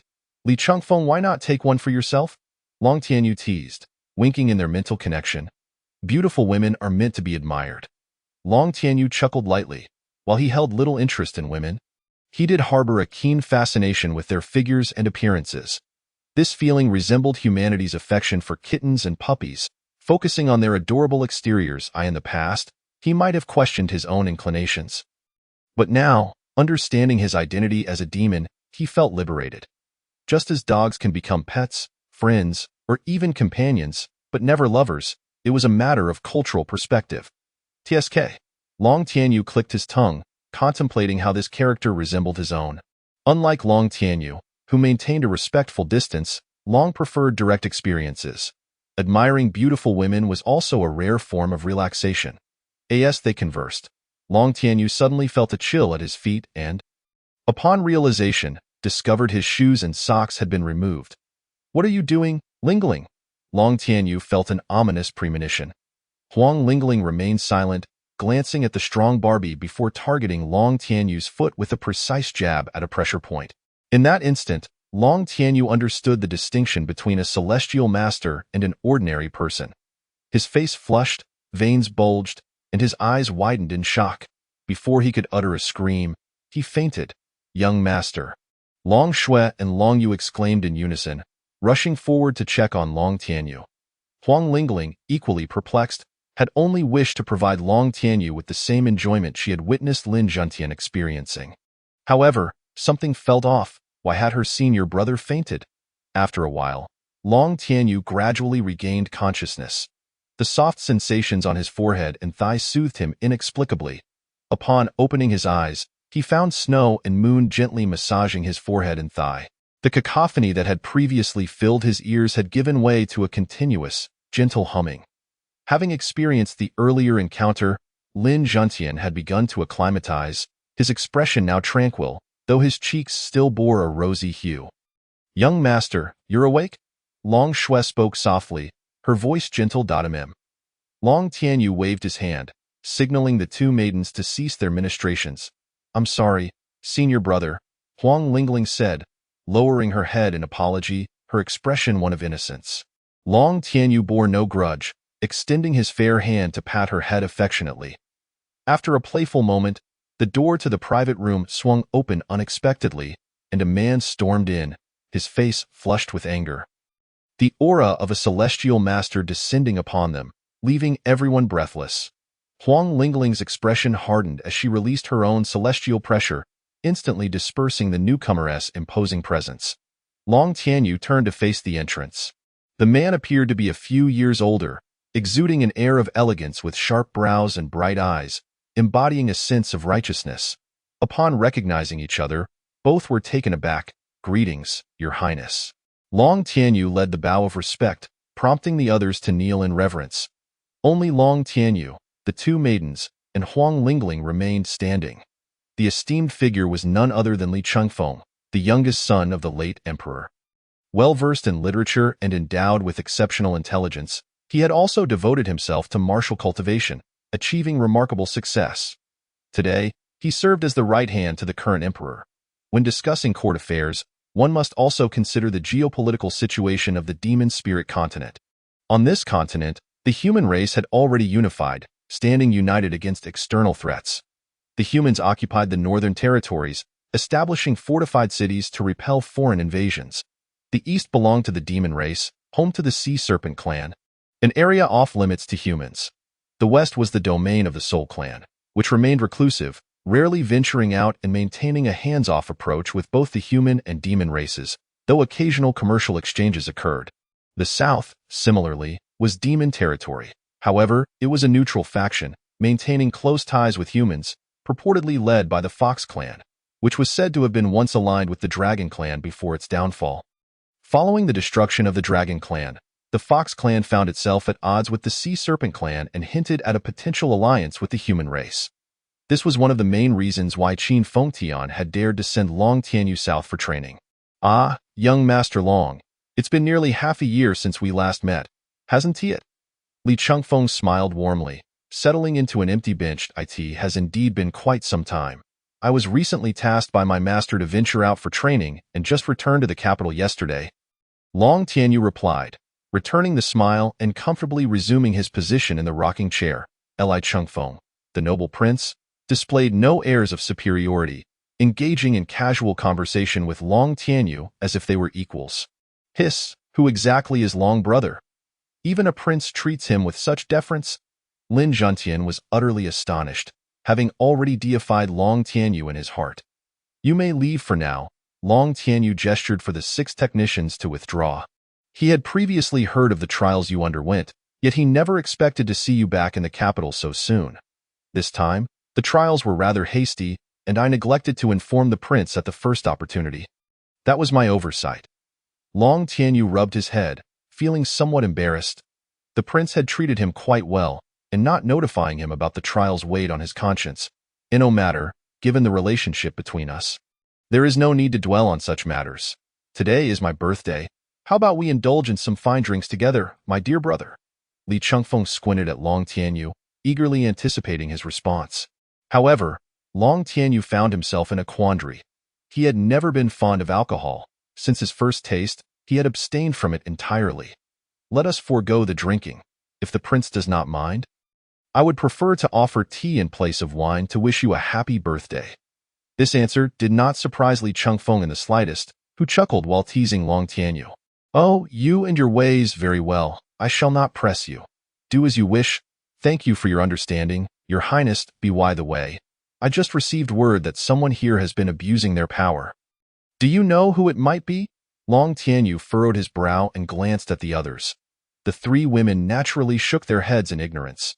However, upon seeing Lin Juntian's bewildered expression, Long Tianyu's frown relaxed, and a smile inexplicably crept onto his lips. If he was not mistaken, Lin Juntian's earlier cries must have been a misunderstanding, leading to the prince's dramatic entrance. With this thought in mind, Long Tianyu recounted the events to the prince in detail. After hearing Long Tianyu's account, Li Chengfeng's expression stiffened momentarily. I see now. Your friend is quite the character. Lin Juntian's cheeks flushed slightly, and he lowered his head in silence. They are waiting for me to preside over matters, so I shall not trouble you any further. I will certainly pay you a visit in the near future. Having clarified the situation, Li Chengfeng took his leave, as a prince, inviting others to his birthday celebration and gracefully accepting their refusal without a hint of displeasure showcased an extraordinary demeanor. Li Chengfeng, of course, was not alone. Outside, his personal guard, Li Yixiao, awaited respectfully. Li Yixiao appeared refined and handsome, distinctly different from the rough and rugged types often seen in combat. After the two had distanced themselves, Li Yixiao finally spoke to his prince. Your Highness, are you truly going to let young Master Long treat you with such disregard? What else could I do? Li Chengfeng replied dismissively. Li Yixiao was taken aback by this statement. Muttering softly, in this world, aside from His Majesty, perhaps only this young master would dare to defy your authority. The Celestial's keen hearing allowed Li Chengfeng to catch this, yet he remained unfazed. For reasons unbeknownst to him, he felt an inexplicable affinity towards Long Tianyu, which led him to indulge the young man. Li Chengfeng even pondered if his reclusive father had erred somewhere, inadvertently gifting him a brother. Chapter 49. The woman who came to scold after Li Chengfeng departed. Long Tianyu and the three women also exited the establishment. Lin Juntian, however, found himself once again enveloped in a realm of tenderness, utterly entranced. Time swiftly passed, and 2 days slipped by. Long Tianyu and Lin Juntian returned to the Demon Subjugation Guild to collect their respective identity tokens. The process unfolded without a hitch, and soon they had obtained their Demon Subjugator badges. The blood-red characters emblazoned on the tokens would inspire them to grow and forge ahead in the future. The following days were uneventful until, Long Tianyu, I know you've returned. Hurry up and come out.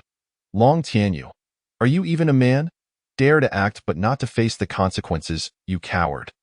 Early in the morning, the Long residence echoed with the shrill tones of a scorned woman, laced with foul language. In the main hall, Lin Juntian, blissfully asleep, was jolted awake by the raucous commotion. Rubbing his throbbing head, he looked up, only to be struck dumb by the sight before him. During this time, Lin Juntian had managed to cultivate a certain composure around beautiful women. However, the striking figure before him left him slack-jawed and drooling. The woman, in a fit of rage, had initially intended to ignore the awakening Lin Juntian, but his unabashed drooling proved too tempting a target. Like a furious lioness, she charged at him. Recognizing the imminent danger, Lin Juntian sprang to his feet and fled. Yet, the woman was quicker, delivering a swift kick to his backside, followed by a flurry of relentless blows. As the altercation continued, the woman noticed Lin Juntian's handsome features and instinctively softened her strikes. Seizing the opportunity, Lin Juntian executed a nimble maneuver and sprung to his feet. It's a misunderstanding. Miss Sihua, it's all a misunderstanding. However, in the face of Lin Juntian's flustered words, there was no sincerity to be found. At that moment, Long Tianyu arrived, late to the scene. Lin Juntian, perceiving a lifeline, swiftly ducked behind Long Tianyu. Upon catching sight of the woman's face, Long Tianyu was momentarily taken aback and instinctively called out her name. Zhao Ye? Long Tianyu. You finally have the decency to face me, Zhao Ye exclaimed, stamping her foot in indignation, yet refraining from further aggression. Meanwhile, Long Tianyu and Lin Juntian feasted their eyes on the spectacle. Zhao Ye, at that moment, was dressed quite provocatively. Her face was relatively understated, with long, flowing hair cascading down, cheeks slightly flushed, and eyes wide open, adorned with a hint of rouge that enhanced her beauty. However, the true audacity lay in her attire, a daring short skirt, a rarity in an era where long skirts were the norm. The hem of her skirt barely reached her knees, leaving little to the imagination. Most strikingly, She wore fishnet stockings and high-heeled shoes. An utterly seductive combination. It was no wonder Lin Juntian couldn't contain his drool. Realizing the implications of the situation, Long Tianyu suddenly felt a wave of embarrassment wash over him. "Miss Zhao, shall we discuss this indoors?" "Humph." With a disdainful huff, Zhao Ye strode into the main hall, her high heels clicking against the floor. Huang Lingling arrived shortly after, intending to intervene, but upon reflection, decided against it. After all, she was a friend of Long Tianyu's and deemed it best to show some respect. So she took a seat inside to observe the unfolding drama. Once Zhao Ye entered, Long Tianyu covered his forehead in exasperation. Though he shared a close relationship with Zhao Ye, even considering her a childhood companion, he felt no romantic inclination towards her. A year prior, when designing high-heeled shoes, he had contemplated whether to expand his fashion line. Zhao Ye, eager to assist, had volunteered to model for him, which inadvertently led to the creation of the provocative ensemble she now sported. Consequently, rumors about her reputation began to circulate throughout the capital. For an ordinary person, such gossip might be endured, but Zhao Ye was no ordinary individual. She was the daughter of the Zhao family, from a prestigious lineage. Such scandalous rumors posed a grave threat to her and her family's standing. In modern terms, it would be akin to the daughter of a high-profile CEO being publicly shamed for wearing a swimsuit in public. With her name explicitly mentioned, it could be said that Long Tianyu had inadvertently tarnished Zhao Ye's reputation. The only remedy for this predicament was to marry her. After all, with her reputation in tatters, finding a suitable match would be exceedingly difficult, if not impossible. Marrying Long Tianyu, who had risen from humble beginnings to become the wealthiest man in the capital, would be the most advantageous choice for her. Previously, Zhao Ye had made a scene, only to be gently persuaded by Qin Fengtian to retreat, after which he personally apologized to the Zhao family and promised a resolution. Consequently, the Zhao family had remained quiet until Long Tianyu set off on his trials and did not disturb him further. Long Tianyu had nearly forgotten about this matter. Had it not been for Zhao Ye's appearance today, he might have completely overlooked it, as so much had transpired during his trials that he had little time to consider other issues. Who is that woman? In the sky, two ethereal figures hovered, observing the long residence below. The first speaker was a shadowy figure, its features obscured, clearly a member of the demon clan. Alas, it seems to be Tianyu's romantic tribulations. Beside the shadow, a woman clad in a striking red gown and red high heels, none other than Qin Fengtian, stood. The two were in a state of spiritual awareness, invisible to others. Decades have passed. "And you still enjoy eavesdropping," the shadow remarked, rolling its eyes, though its gaze remained fixated below. "How can this be called eavesdropping? According to Tianyu, it's merely enjoying the gossip." "Enjoying the gossip? Where's the gossip?" The shadow looked around, scanning the surroundings. Here, in the bedroom, Qin Fengtian unexpectedly produced a bowl of sunflower seeds and placed it before the coal stove. Thus, the man and the dog sat together, munching on seeds while listening to the grand tales. Upon returning to the main hall, Long Tianyu and Lin Juntian found a suitable spot to settle down. Huang Lingling was also indulging in the seeds, which irked Long Tianyu. Unbeknownst to him, within the depths of his consciousness, a transparent sunflower seed had appeared in Long Tian's hand. "Miss Zhao, I must apologize. I failed to consider your reputation." "Stop. I do not wish to hear this. I demand a solution." The corners of Long Tianyu's mouth twitched. How could someone from a scholarly family like the Zhaos produce a person devoid of any literary charm? Long Tianyu cautiously probed, "What if you grant me a bit more time? Allow me to promote those garments? It has already been a year. How much longer do you require?" Zhao Ye frowned, her gaze turning dangerously intense. Long Tianyu felt a throbbing headache. Indeed, a year had elapsed, yet he had spent half a year away from the capital. "Let's be frank. Today, you either agree to marry me, or we shall perish together." With a swift motion, Zhao Ye drew a short dagger from her bosom, exuding an air of readiness for death. Good heavens! "Bear, draw your blade." Long Tianyu thought it best to accept. This woman truly appealed to him. Long Tian was gleefully amused, while Long Tianyu felt increasingly troubled. He should never have meddled and pursued fashion design.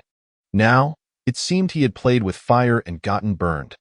Before Long Tianyu could utter a word, a silver needle appeared out of thin air, sending Zhao Ya's dagger clattering to the ground. Both Long Tianyu and Zhao Ya were taken aback, instinctively glancing at Huang Lingling. Continue. Huang Lingling, seemingly unfazed, continued to relish her sunflower seeds. Lin Zhentian suddenly felt something in his mouth and extended his hand toward the seeds beside Huang Lingling. She said nothing, allowing him to take a handful. The onlookers grew in number. Chapter 50. The contrasting attributes of the Zhao family's young lady. This girl possesses quite the fierce disposition, suitable for the battlefield. The shadow mused, chuckling to itself as it resumed watching. Realizing the situation, Zhao Ya bent down to retrieve her dagger. Ding!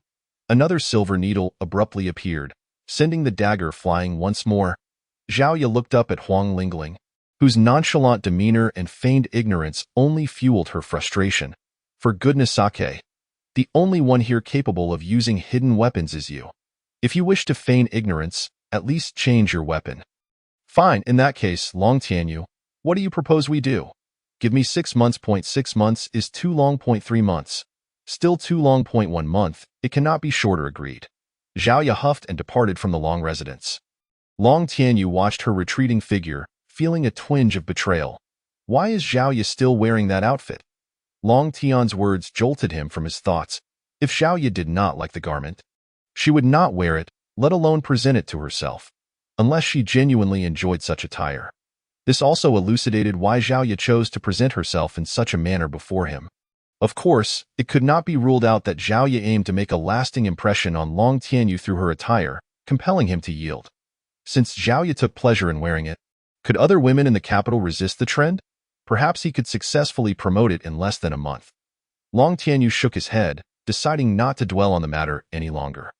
Huang Lingling set down her seeds, clapped her hands, retrieved the dagger and 2 silver needles from the ground, and followed Zhao Ya out of the Long residence.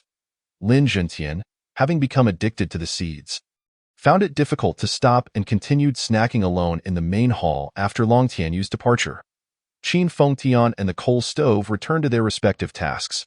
Long Hua, relieved by Zhao Ya's departure, sighed as a servant of the Long residence and a friend of Long Tianyu. He was extremely reluctant to see a woman as unruly as Zhao Ya enter their household. Fortunately, the young master had managed to dissuade her. With nothing to do, Long Hua ventured into the backyard. The backyard was filled with rare herbs, typically tended to by the mistress and the young master, with Long Hua occasionally assisting. However, amidst the sea of herbs, a doghouse had appeared. A small black dog, only slightly larger than an adult's boot, lay quietly in the house, its furry body rising and falling, evoking an urge to hold it and play. Long Hua was immensely grateful that the coal stove was now sleeping in its own nest. Just a few days prior, the coal stove had either been in the young master's room or the mistress's chamber, causing him to search for it every morning. He had intended to bring a leash for the coal stove, but the mistress had dismissed the idea, and the young master had turned a blind eye, evidently reluctant to restrain the little creature. This illustrated the coal stove's esteemed status within the Long residence. The young master's trust in entrusting the coal stove to him meant he must take good care of it. With this thought, Long Hua approached the doghouse with a smile. "Coal stove, wake up. I shall take you for a walk." Before Long Hua's hand could touch the coal stove, it stood up on its own, glaring at him with evident displeasure. It was unclear what the inhabitants of the Long residence had consumed, for they treated it as if it were a treasure, constantly petting and holding it. Especially this young man named Long Hua, who visited 3 to 4 times a day. If it weren't for the inconvenience of revealing its identity, the coal stove would certainly scare this Long Hua fellow. Reluctantly, the coal stove followed Long Hua, step by step, out of the residence. Before long, they encountered several servants. Wow, what an adorable dog! And thus, the coal stove was subjected to unwelcome attention. It gazed lifelessly at the hands that roamed through its fur. Yet, the servants were undeterred, each taking a moment to pet it before departing. Zhao residence. Upon returning home, Zhao Ya's expression suddenly relaxed, and she skipped joyfully towards her room. She encountered several servants, all of whom lowered their heads, unable to bear the sight of their young lady in such scandalous attire. They were genuinely embarrassed and feared being discovered and expelled from the Zhao residence. Once inside her room, Zhao Ye closed the door and rummaged through her wardrobe in no time. She retrieved 3 short skirts and 2 pairs of fishnets. It was evident that these 2 pairs differed slightly from the one gracing her legs, as the fabric was more densely woven. This was due to the fact that these 2 pairs were new styles. Long Tianyu had mentioned that once the artisans mastered their craft, the fabric of these fishnets would increase in density, ultimately evolving into a type of socks known as black silk. Zhao Ye tirelessly stripped down and tried on the 3 skirts before a bronze mirror, thoroughly enjoying herself. A desire for beauty is inherent in all. As the daughter of the Zhao family, she too could not resist such temptations. Thus, she did not shy away from these garments. In fact, she adored them. However, the growing gossip outside had begun to tarnish her reputation, compelling her to bother Long Tianyu. She aimed for the entire capital to recognize that the attire she donned was crafted by his hand. This was also a directive from her family elders, intended to secure a future for Zhao Ye, ensuring she would not end up unmarried. Huang Lingling, visiting the Zhao residence with the intent to comfort Zhao Ye and see if her senior brother could grant additional time, unexpectedly followed the servant's directions and overheard Zhao Ye's excited voice. Using a silver needle, she pierced a hole in the window, allowing her to witness Zhao Ye's entire outfit change and the joy radiating from her face. Being a girl herself, Huang Lingling was not overly concerned, but she did care about Zhao Ye's feelings. This was a stark contrast to the desperate Zhao Ye from earlier. After some contemplation, Huang Lingling decided against knocking on the door, leaving her dagger at the entrance before exiting the Zhao residence. Meanwhile, Long Tianyu sought out Shuer and Yuer. "Have you prepared everything I asked for prior to our expedition?" The two exchanged a glance, immediately understanding, and gently nodded. Replying to the young master, "The garments have been prepared. The new shop location has also been secured." Long Tianyu nodded, then furrowed his brow in contemplation. The garments in question referred to the style Zhao Ye had just worn. The shop was intended for Long Tianyu's forthcoming clothing store. However, conservative individuals would find it challenging to accept short skirts and stockings in a short time. Thus, promoting them would be fraught with difficulties. Ahem, have the boudoir garments been prepared as well? Long Tianyu's usually composed face flushed slightly at the mention of this topic. Shuer and Yuer also felt their cheeks heat up, lowering their heads, unable to meet the young master's gaze. Replying to the young master, "Everything has been readied. Good, prepare yourselves. We shall open tomorrow." However, the 2 maidservants did not take their leave, their faces still flushed, too shy to lift their heads. "Young master, do we truly have to sell those items? It's quite embarrassing." "Ahem, what do you know? These are beneficial items for the nation and the people." Long Tianyu spoke without a hint of embarrassment, fabricating excuses. The 2 maidservants, witnessing the young master's demeanor, could only depart blushing. Beneficial for the nation and the people. Why not say it's for all of humanity? Long Tiance narrowed his eyes as he scrutinized Long Tianyu. Long Tianyu remained silent, for the garments he had initially envisioned were indeed meant to satisfy his own desires. However, following the incident involving Zhao Ye, he found himself compelled to promote these outfits. Otherwise, he would be forced into marriage and fatherhood far sooner than he wished. He was not yet prepared to embrace the role of a caretaker. As his strength grew, so too did his lifespan. With his current status as a 9th-tier Earth Master, living an additional 100 to 180 years posed no challenge. Should he marry and have children now, he would likely miss out on the vast expanse of the world outside. Chapter 51. The Wanhua Building. After enjoying breakfast at his residence, Long Tianyu was preparing to step outside when he encountered Huang Lingling, who had just returned from the Zhao residence. Huang Lingling promptly recounted Zhao Ye's demeanor and actions to Long Tianyu. Observing Huang Lingling's unperturbed expression as she described her eavesdropping on Zhao Ye left Long Tianyu quite astonished. Yet, after hearing his junior sister's account, he couldn't help but award Zhao Ye a score of 9. 9 for her acting prowess. He was taken aback to discover that the usually carefree young lady possessed such a contrasting side. With a smile, Long Tianyu felt an even stronger urge to promote the new garments. Venturing out alone, Long Tianyu meandered for a quarter of an hour before finally halting before a grand edifice. Gazing at the 3 bold characters on the plaque that read Wanhua Building, He took a deep breath and rapped gently on the door. After a considerable wait, a somewhat irritable female voice emerged from within, who was so impatient to come knocking so early in the morning. With a creak, the door swung open. A somewhat attractive elderly woman stood before him, instinctively mistaking Long Tianyu, clad in black, for an exorcist. Such a refined interest, esteemed master, but we do not conduct business during the day. Please return later. Upon seeing Long Tianyu's pale and youthful countenance, the woman fell silent. At first glance, it was no wonder he appeared so anxious. He looked utterly drained on the second glance. The young lad bore a striking resemblance to the scion of the Long family. Recognizing Long Tianyu's face, the elderly woman instantly perked up, her drowsiness dissipating. Why, it is young Master Long. Please, do come in. Long Tianyu had indeed come to the Wanhua building for a purpose and would not decline the invitation. Stepping inside, the woman closed the door and raised her voice, calling out to the upper floors, "Ladies, we have a guest. Come down and greet him." Soon after, a throng of women, like a flowing dragon, descended from the upper levels. "How dare you come here looking so haggard?" one of the young women murmured. She was swiftly chastised by another. "Mind your manners. That is the eldest son of the wealthiest merchant in the capital." From the Long family. After this revelation, all fell silent, their curiosity piqued as they regarded Long Tianyu. Having started his business endeavors at 8, opened a shop at 10, made waves in the capital at 12, received a personal summons from the emperor at 15, and become the richest man in the capital by 16. Such a legendary trajectory belonged to the seemingly frail young man before them. In an instant, countless women found themselves enveloped in fantasies. If only young Master Long were to take notice of them and rescue them from the Wanhua building, they could ascend to the status of affluent matriarchs.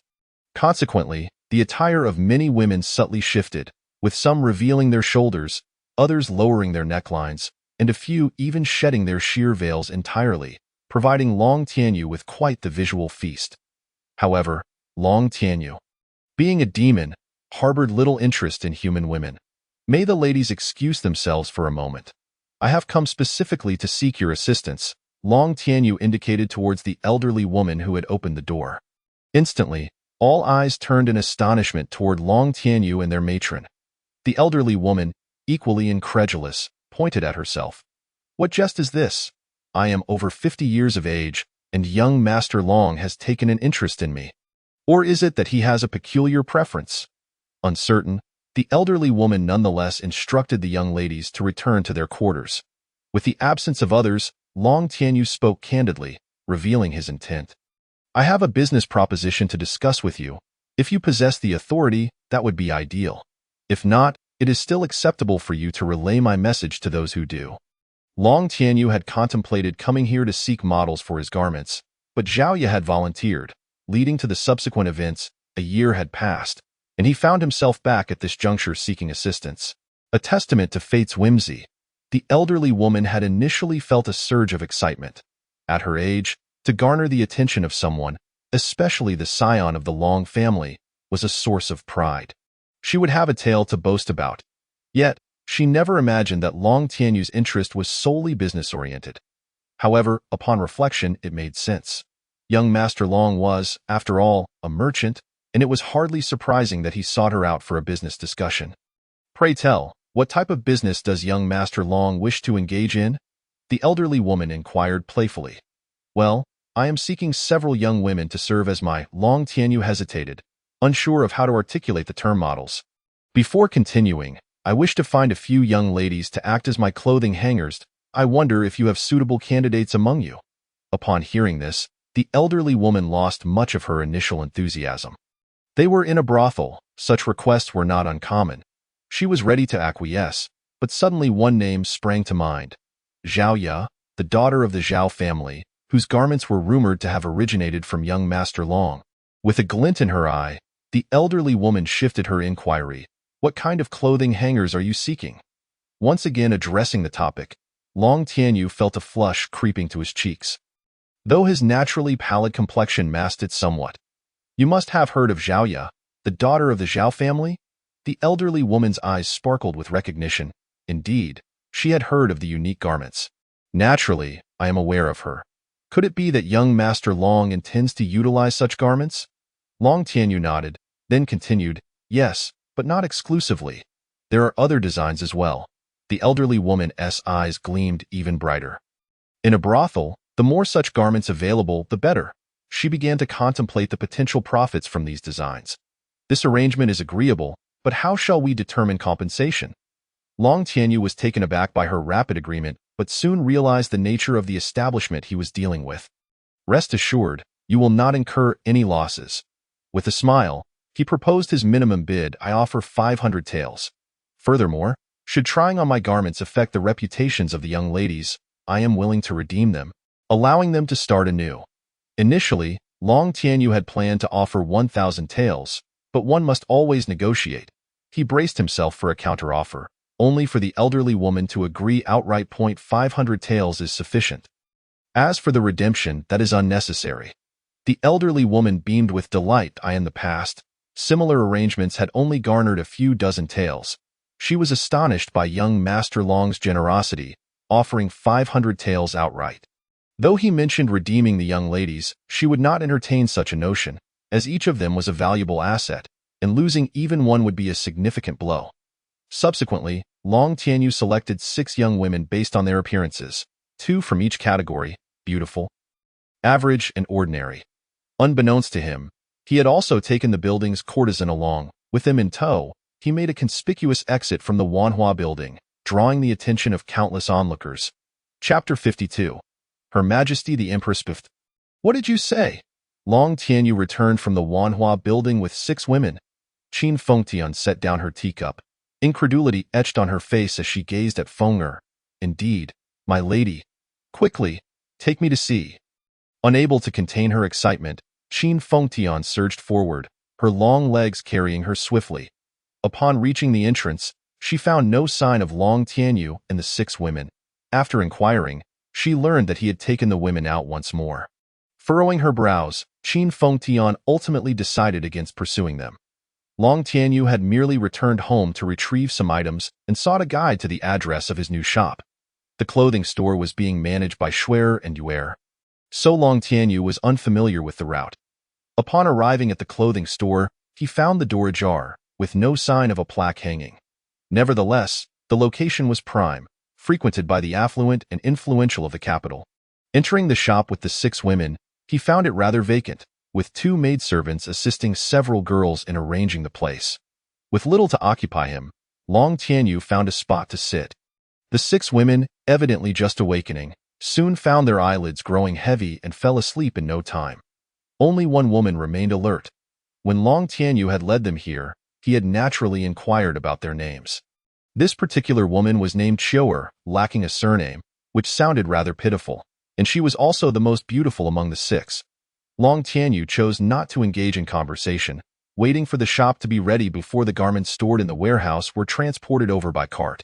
After giving a few instructions to Schwer and Yuer, the 6 women were led to the fitting room to try on the outfits. Approximately an hour later, they emerged, each one blushing profusely. Clearly, even the courtesans felt a sense of bashfulness at such avant-garde designs. How do they look? Are they suitable for showcasing to our guests? Long Tianyu cast a glance at the 6 women and inquired. The 6 women murmured among themselves for a moment before finally nodding in agreement. Long Tianyu let out a sigh of relief. It was indeed a favorable outcome. He then invited the 6 women to dine at Longxing Tianxia before escorting them back, reminding them to report to the clothing store early the next morning. With the matter of the models settled, it was time to focus on the invitations. It was imperative to invite the influential elite to attend, in order to create a momentum for himself. Just before dusk, he successfully dispatched all the invitations. In the depths of the night, within the imperial palace, a woman clad in green knelt on one knee, addressing the figure behind the screen. Your Majesty? That young master of the Long family has opened another shop and intends to hold its grand opening tomorrow. What amusing endeavor has Long Tianyu concocted this time? Came the voice from behind the screen. Laced with languor yet tinged with excitement, the sound of slurping indicated that the emperor was indulging in some beverage, likely tea. The green-clad woman hesitated, torn over whether to inform his majesty her demeanor suggesting she was on the verge of speaking yet held back. Fashion? The emperor responded with a soft gasp before chuckling. It must be the kind that young Zhao wears, indeed, but not entirely, the woman replied. Speak plainly without beating around the bush, the emperor said with a hint of displeasure, gesturing for her to answer quickly. Subsequently, the names and styles of various garments were revealed to the emperor. Impudent. How dare Long Tianyu invent such garments?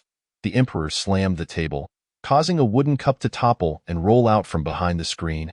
Ah, my milk tea, the emperor exclaimed, casting a reluctant glance at the spilled tea on the floor. It seems that he has done this for the sake of the Zhao family's reputation, the green-clad woman speculated. Feeling unworthy to raise her gaze at it because he wishes to avoid marriage, thus breaking the constraints of tradition, allowing his garments to circulate, thereby preventing that young Zhao from pressuring him into wedlock? Your Majesty is indeed wise, the green-clad woman offered a compliment. Humph, to wish for it to spread without consulting my opinion first. Attendant, I shall personally visit tomorrow. Yes. The green-clad woman prepared to take her leave but was called back by the emperor. Fetch me another cup of milk tea, with extra sugar. Yes. Simultaneously, ministers in the court and affluent merchants in the capital received invitations from Long Tianyu. Those well-informed had already learned of the styles of these garments. The next day, Long Tianyu arose, accompanied by Huang Lingling and 2 maidservants. As for Lin Zhentian, he was likely still slumbering in some private room at Tianshang Renjian. Upon arriving at the shop, the ladies from Wanhua Tower had also come, including the elderly woman from the previous day. Young Master Long. The elderly woman hurried over upon seeing Long Tianyu. Young Master Long, your garments are exceedingly novel. We at Wanhua Tower wish to purchase more. May I inquire about the pricing? Long Tianyu was taken aback. Even before the grand opening, there were already buyers for his clothes. Pricing is negotiable, with your assistance. Wanhua Tower, I assure you the price will be reasonable. Schwer. Go discuss the purchasing process with her, he instructed. The elderly woman was led away by Schwer to a private room for negotiations. Long Tianyu then sought out a quiet room on the second floor. Patiently awaiting the arrival of guests, as time passed, individuals bearing invitations began to arrive in succession, though the majority wore veils. This was acceptable for women, but it appeared quite peculiar for men. Long Tianyu noticed several high-ranking officials among the crowd, similarly veiled, along with their families, who were also cautious and clearly had snuck out. A few couples, upon recognizing each other, hesitated for a moment before hurriedly passing by, pretending not to know one another. This sight brought amusement to Long Tianyu. As the time approached, he instructed Schwer and Yuer to descend and preside over the proceedings. Following a speech to inaugurate the opening, the guests began to file in. Observing the room filled with short skirts, shorts, and midriff-bearing outfits, each person felt their cheeks flush with excitement. Meanwhile, in the back hall, the 6 women had changed into their outfits, eagerly awaiting the guests to arrive and admire them. After a while, sensing the moment was right, Long Tianyu directed the 2 maidservants to escort the women to the back hall. Following this, a cacophony of scandalous remarks erupted. When the guests eventually departed, they were indignant, voicing their disdain and publicly criticizing the Long family for their lack of decorum. Yet, after a short while, those same individuals returned, donning veils, and began to shop. Oh, are you also here to buy clothing? Indeed. Look at this dress called a suspender. It is rather delightful, wouldn't you agree? This gentleman seems quite familiar, resembling an old acquaintance of mine. And you bear a striking resemblance to one of my old friends as well. My lady, I believe this short skirt would suit you perfectly. My husband agrees. Listening to the conversations below, Long Tianyu couldn't help but burst into laughter. How could they claim familiarity when they were clearly just old friends and acquaintances? Did they truly think that wearing veils would conceal their identities? Such a futile endeavor. Knock, knock, knock. Young master, a distinguished guest wishes to see you. Come in. Long Tianyu waved dismissively, continuing to observe the unfolding drama below. Young Master Long, what a delightful scene you have here. Might I inquire what is so amusing? Please, share it with me, the emperor requested. Very well, let us all witness together. Long Tianyu abruptly turned, and upon recognizing the visitor, His legs gave way, and he knelt down. "Your Majesty has graced us with a visit. I beg your pardon for not welcoming you properly." Huang Lingling and the two maidservants also knelt. Long Tianyu dared not lift his gaze.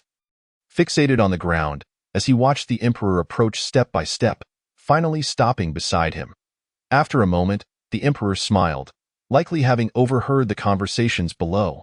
"You may rise." Long Tianyu felt as though he had been granted a reprieve. Standing to face the emperor, with delicately arched brows, a high nose, and a heart-shaped face, her skin appeared flawless, a fair hue tinged with a hint of pink, her beauty rivaling that of his mentor. Qin Fengtian. Today, the empress donned a simple yet elegant red long dress, which, on her, appeared ethereal and captivating. Beside the empress stood a woman in green, whom Long Tianyu recognized as Qingyi, the empress's personal guard, whose prowess had reached the level of an immortal master, suggesting her status was also considerable. "Long Tianyu, are you aware of your transgressions?" the empress inquired, her expression devoid of emotion as she settled into a chair. Her gaze fixed upon him. A cold sweat broke out on Long Tianyu's brow. He had anticipated that these garments would provoke considerable criticism and ridicule, but he had never foreseen that they would lead to such peril. As his thoughts raced, he found himself kneeling once more, lacking in resolve. "I acknowledge my wrongdoings." "Oh? What wrongs have you committed?" The empress raised an eyebrow, teasing him further. "Your Majesty, it was all my maidservant's idea. It has nothing to do with my young master." Almost simultaneously, the two maidservants spoke in unison, taking the blame for their master. "It was your idea?" The empress was taken aback, not merely by the words of the maidservants, but by their willingness to shield Long Tianyu, risking their own lives for his sake. After pondering for a moment, the empress appeared contemplative, as she recalled the background of these two maidservants. She had already reviewed Long Tianyu's information, apart from his obscure lineage. "She knew nearly everything else that I ask you. Were those outfits in the back hall also your creation?" "Yes." The maidservants responded once again. "No. Those were all my own devising, and have nothing to do with them." Long Tianyu, touched by Schwerer and Yuer's defense, was reluctant to let the women take the blame for him, believing that each should be accountable for their own actions. The empress ignored Long Tianyu and continued her inquiry. "Are you aware of the implications these garments may have on our human race?" The two maidservants were at a loss, truly unaware. Long Tianyu, however, knew but did not dare to speak. "These garments, if exposed, will lead our people to indulge in hedonism, causing a decline in their warrior spirit. If this continues, when the demon race invades, who will dare to take up arms? Will we become a nation of individuals who know only of women?" Long Tianyu smiled bitterly, for it was clear that the astute empress had already grasped the potential pitfalls. "I refuse to accept this." Just as Long Tianyu was about to voice his acknowledgement of guilt, Long Tian suddenly leaped forth, seizing control of his own body. The empress stared at the standing Long Tianyu in disbelief. Qingyi adopted a vigilant stance, wary of any threat towards the empress. "The strength of our human race does not lie within individuals, but within the countless brethren. My intent in promoting these garments is to fortify our kind.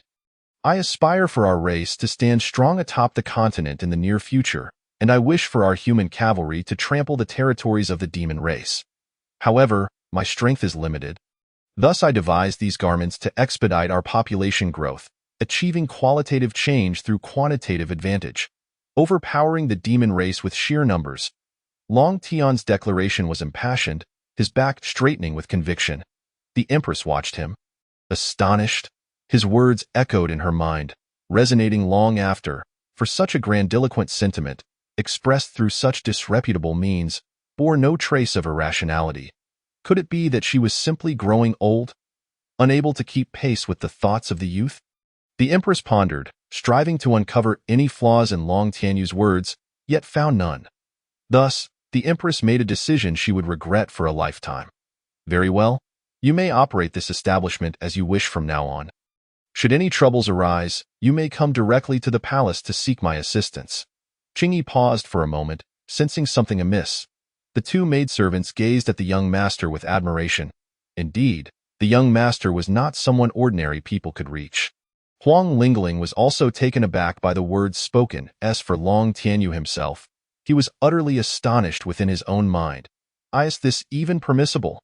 His expression was one of tragic disbelief as he wiped away non-existent tears before bowing to the Empress. I am deeply grateful for your grace. 2 hours later, within the palace, the Empress felt utterly unwell.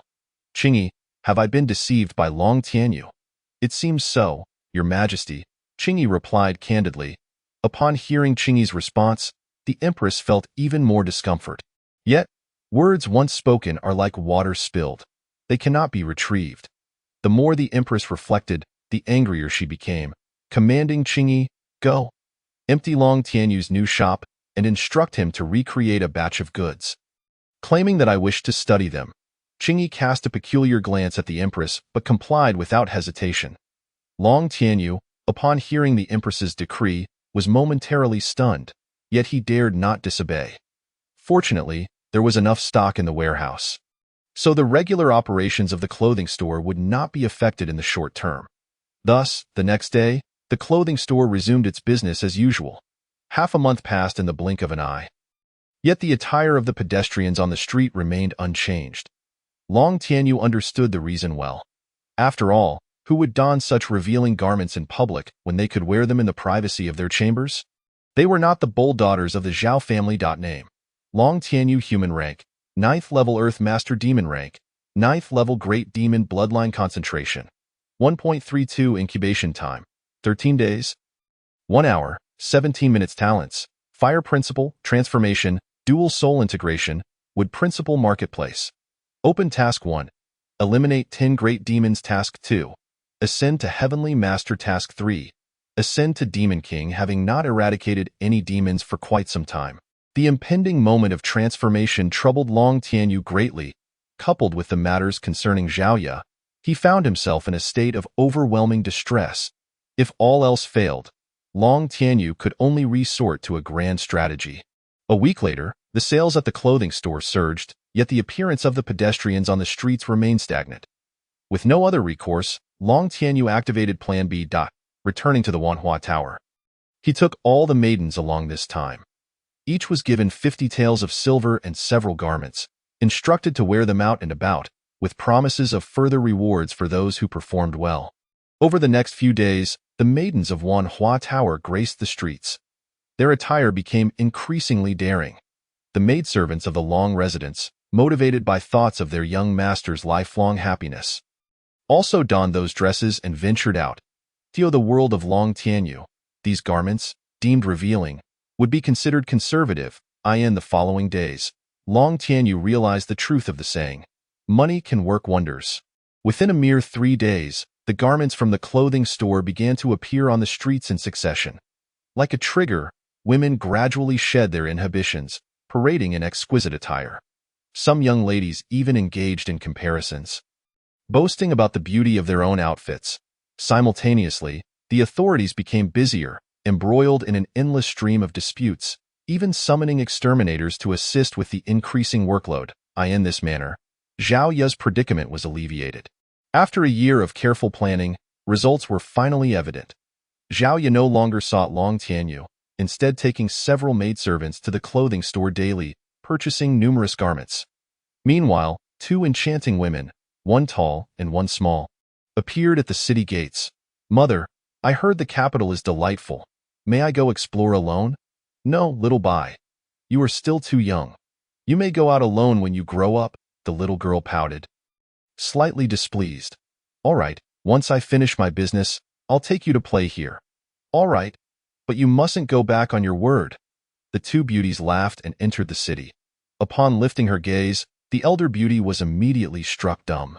Is this truly the capital of the human race? Is it not the territory of our Fox clan? The elder beauty was perplexed yet profoundly impressed. The younger beauty, on the other hand, gazed curiously at the garments, her eyes brimming with wonder. Surely, if mother wore such clothes, she would look even more stunning. Chapter 54. Renewing life. The 2 beauties halted before a grand residence, confirming their destination before stepping inside. The 2 young attendants at the entrance gasped in astonishment. Beautiful, too beautiful. She is a captivating beauty that could bring ruin to a nation. Enchanted by their allure, the young attendants stood frozen, failing to approach the two beauties to inquire about their intentions. Unperturbed, the two beauties entered the residence. The matron of the house noticed them instantly, gasping softly as her figure flashed to the entrance. Bai Qing. Qin Feng Tian had not anticipated that the queen of the Fox clan would come to the capital to seek her out. Calling her name in surprise, the little girl gazed at Qin Feng Tian with curiosity, puzzled as to how she knew her mother's name. Unbeknownst to them, Meiqiu appeared in the corner, observing the woman named Bai Qing. Bai Qing sensed something and turned to look at Meiqiu. Their eyes met, and a moment of confusion flickered in Bai Qing's gaze, followed by joy, as she knelt before Meiqiu. Bai Qing, pay my respects. Before Bai Qing could finish, Qin Feng Tian quickly covered her mouth. That moment, Long Tianyu emerged, munching on a bun and carrying a bundle. He rubbed his eyes, thinking he must be mistaken.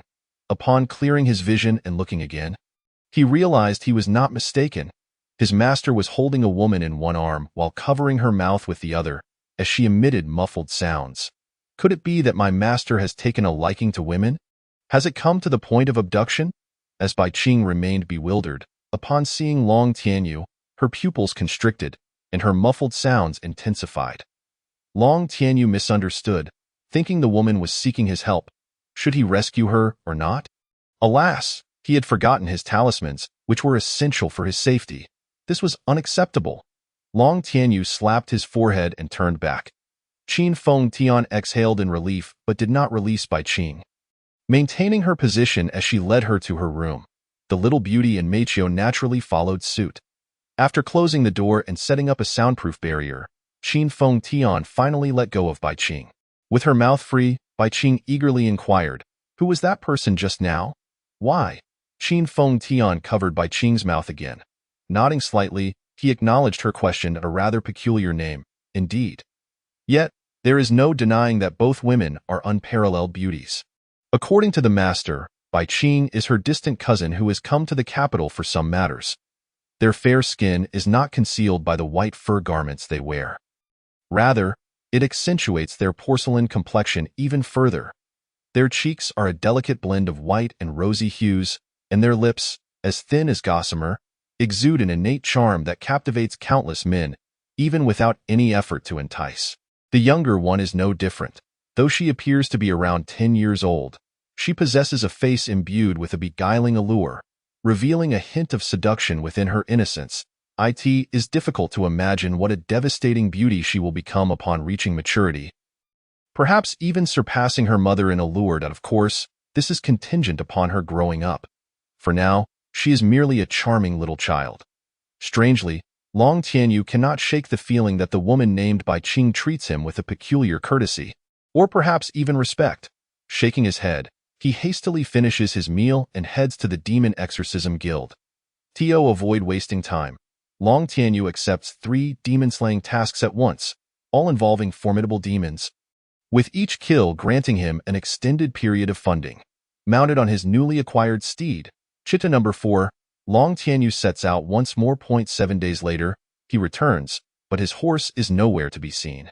Silently mourning for the horse that fell victim to the demon's belly, Long Tianyu finally drifts into slumber. After a few days of rest, he prepares to venture out again to exorcise demons. Meanwhile, his junior sister's master arrives at the Long residence and takes Huang Lingling away, claiming to impart some knowledge to her.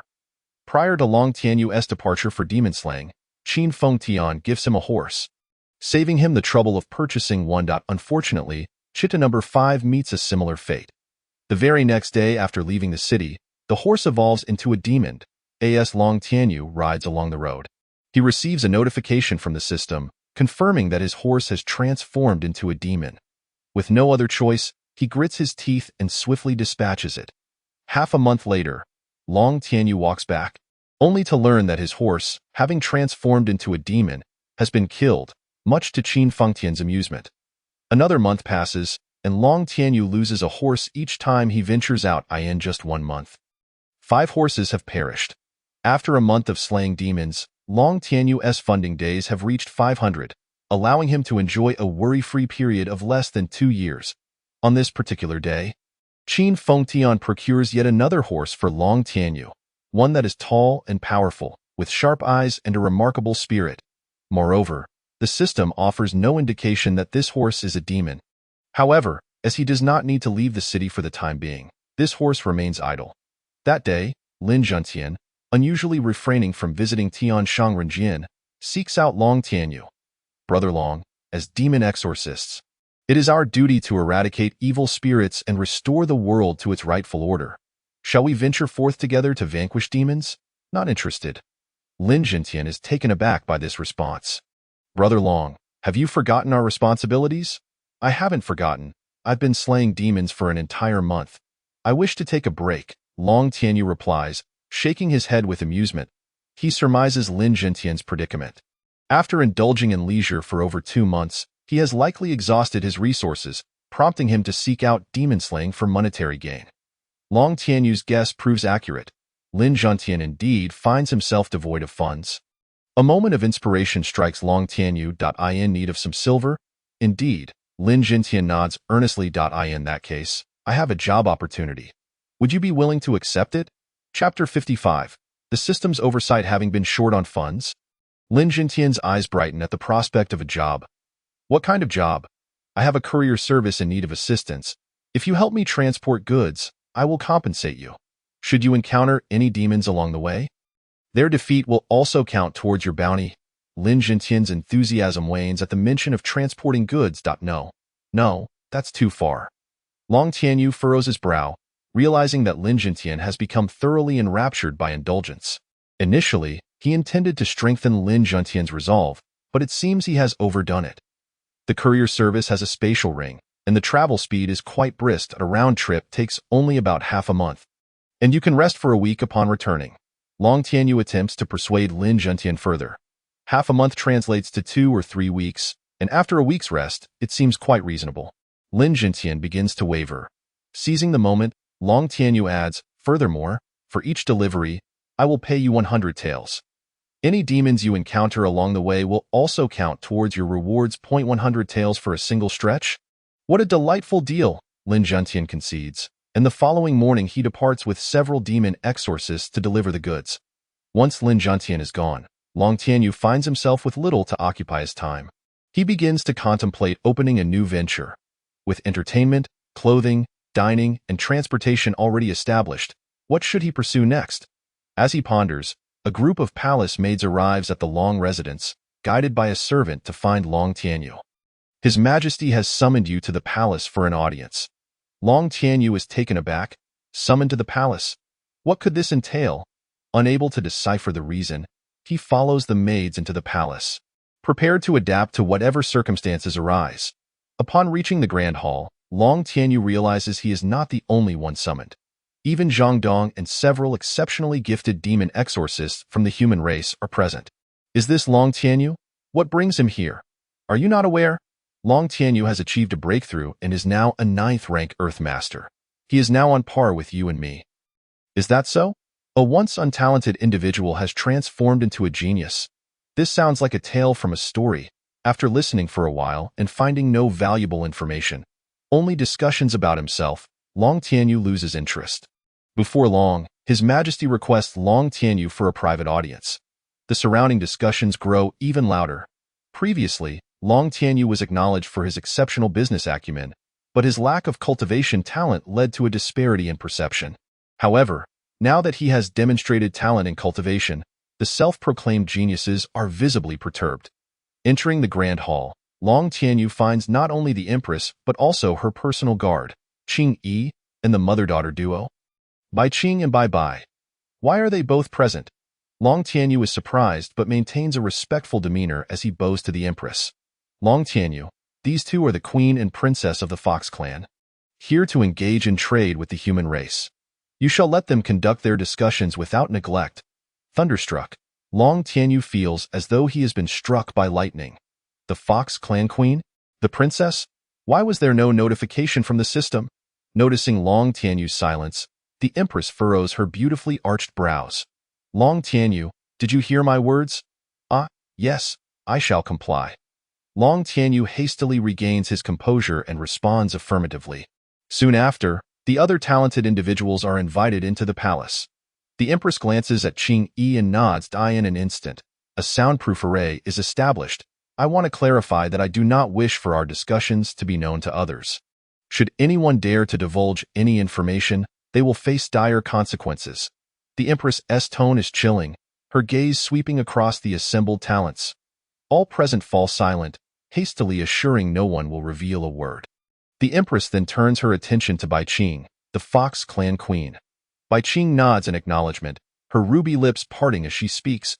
Within our Fox clan lies a secret realm, rich in the power of laws and home to rare treasures. Soon, this realm will be opened, and as allies, I intend for the human race to share in its bounty. Did she just say Fox clan? And refer to herself as this king? Could she truly be the Fox clan queen? The audacity of the Fox clan queen to tread upon our human territory. Such ignorance. The Fox clan and the human race are allies, unlike the Sea Crawler clan, which consists of mere vermin. An informed individual provides some context, quieting the crowd. After Bai Qing departs, the Empress adds, this time, the Fox clan has offered a considerable number of slots. If you have friends, you may bring one along. But no more than that. Given the dangers of the secret realm, those with lower strength should refrain from joining to avoid risking their lives. Such a fortuitous opportunity. The talented individuals are all aflame with excitement. Yet, some furrow their brows in contemplation. Your Majesty, may I inquire if this secret realm lies within the demon territory? Indeed. The questioner is none other than Sun Wuhuan, the son of the champion Marquis. Sun Wuhan, he bears a rugged exterior, emanating an air of lethal intent born from years of battle. Though he is slightly older than Long Tianyu, his cultivation has reached the level of an immortal master. Marking him as an undeniable talent, aside from his junior sister, Sun Wuhan possesses the strongest aptitude of them all. As Long Tianyu observes Sun Wuhan, the talented individuals erupt in alarm. What? The secret realm lies within the demon territory? Are we not walking into a trap? This must surely be a scheme devised by the demon race. Your Majesty, we implore you to reconsider. Silence. The Empress's presence commands respect, and a subtle yet formidable pressure envelopes the room. Quickly dissipating, Bai Qing glances at the Empress in surprise, recognizing the extraordinary pressure she just exhibited. Those unwilling to participate may leave now. One is forcing you to go. Suddenly, no one dared to speak. Thus, it was decided that they would set off early the next morning. The Empress made her pronouncement with finality, rising and departing the grand hall with Bai Qing and her daughter. Long Tianyu did not linger either. Hastily leaving the imperial palace, the Marquis of Champion's residence, Sun Wuhan sought out his father to discuss matters concerning the demon clan's secret realm. This expedition into the demon clan may bear dangers. The choice rests with you. Yet, did not my father say that the southern demon clan is an ally of our human race? Why then would there be any peril? The southern demon clan is not solely governed by the Fox clan. Sun Wushang shook his head, refraining from further words as he allowed his son to exit. A similar scene unfolded in other residences. The matter of the secret realm had been conveyed to them by their forebears, rendering them unafraid of the Empress's ire. Long before, the Empress had already conferred with the ministers, so this was not a secret to the court officials. A small number of prodigies without connections in the court were left to ponder alone whether to go or not. Among them was Long Tianyu. Although Qin Fengtian served as an inspector for the Demon Extermination Guild, she seldom entered the palace to meet the sovereign, hence she would not learn of this matter through court channels. However, upon Bai Qing's arrival in the capital, she certainly relayed everything to Qin Fengtian. Seated at the entrance of his room, Long Tianyu gazed at the small pond in the distance, yet his thoughts remained ensnared within the imperial palace. Bai Qing is a demon. Why did the system not issue a notification? This is a matter worthy of great concern. Had there been similar occurrences in the past? Instances where demons were present yet the system failed to provide a warning? What criteria does the system use to determine a demon's identity? Is it merely based on appearance, or is it something else entirely? After a prolonged scrutiny of the system interface, Long Tianyu still discerned no anomalies. Chapter 56. Reunion. Worried for her beloved disciple, Qin Fengtian came to check on him, and upon turning a corner, she found Long Tianyu sitting alone on the steps, lost in thought. Tianyu, what occupies your mind? She inquired, gracefully settling beside him. Nothing much, Long Tianyu replied, shaking his head. Neither the system nor the matter of the Demon Clan's secret realm could be disclosed to his master. It is about the Fox Clan's secret realm. Isn't it? Qin Fengtian smiled knowingly. Long Tianyu was momentarily taken aback. How did his master know? Bai Qing had stayed in their residence for a time. But Bai Qing is a demon. How could she possibly know his master? Could it be that his master is also a demon?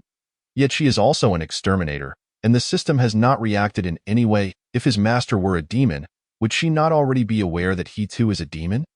Long Tianyu felt as if the very foundations of his world were crumbling. What exactly is he, master? Long Tianyu began to inquire but faltered, unsure of how to articulate his thoughts. It was the first time Qin Fengtian had witnessed such a demeanor from her disciple, stirring an unexpected maternal warmth within her. Compelled by an inexplicable impulse, Qin Fengtian draped an arm around Long Tianyu's shoulder, offering gentle reassurance. Do not worry. Your master is always by your side. The moonlight was profound, mirroring Long Tianyu's thoughts that delved into unfathomable depths. Each layer of fog peeled back, revealing yet another. The following day, encouraged by Qin Fengtian, Long Tianyu made his way to the imperial palace. Yesterday, Bai Qing had already informed the Long residents of the necessary items, so today Long Tianyu donned the spatial ring and presented the goods to the Demon Queen. The items were merely food and clothing, not particularly precious. However, Long Tianyu was somewhat surprised to find that the list included new garments from his clothing store. Although taken aback, he submitted them to the Demon Queen nonetheless. As time passed, those participating in the secret realm began to arrive in succession. It was evident that most were not clad in black robes, merely bearing gourds and badges at their waists. Zhang Dong also appeared. Having not seen him for several months, Long Tianyu noted that he had remarkably advanced to the second tier of Earth Masters. The Zhang family possessed substantial resources, making it effortless to cultivate an individual. Knowing that Long Tianyu, whom he had considered a waste, had progressed so rapidly, Zhang Dong felt a twinge of urgency, compelling him to hasten his own ascension at any cost. Otherwise, just a few months prior, he would not have had the strength to stand in this place. Sun Wuhan, too, was not in a black robe but rather donned dark armor, resembling a general preparing for battle. Nearby stood a young woman, strikingly beautiful, draped in black robes and wielding a long sword, her demeanor exuding a spirit of courage rather than fragility.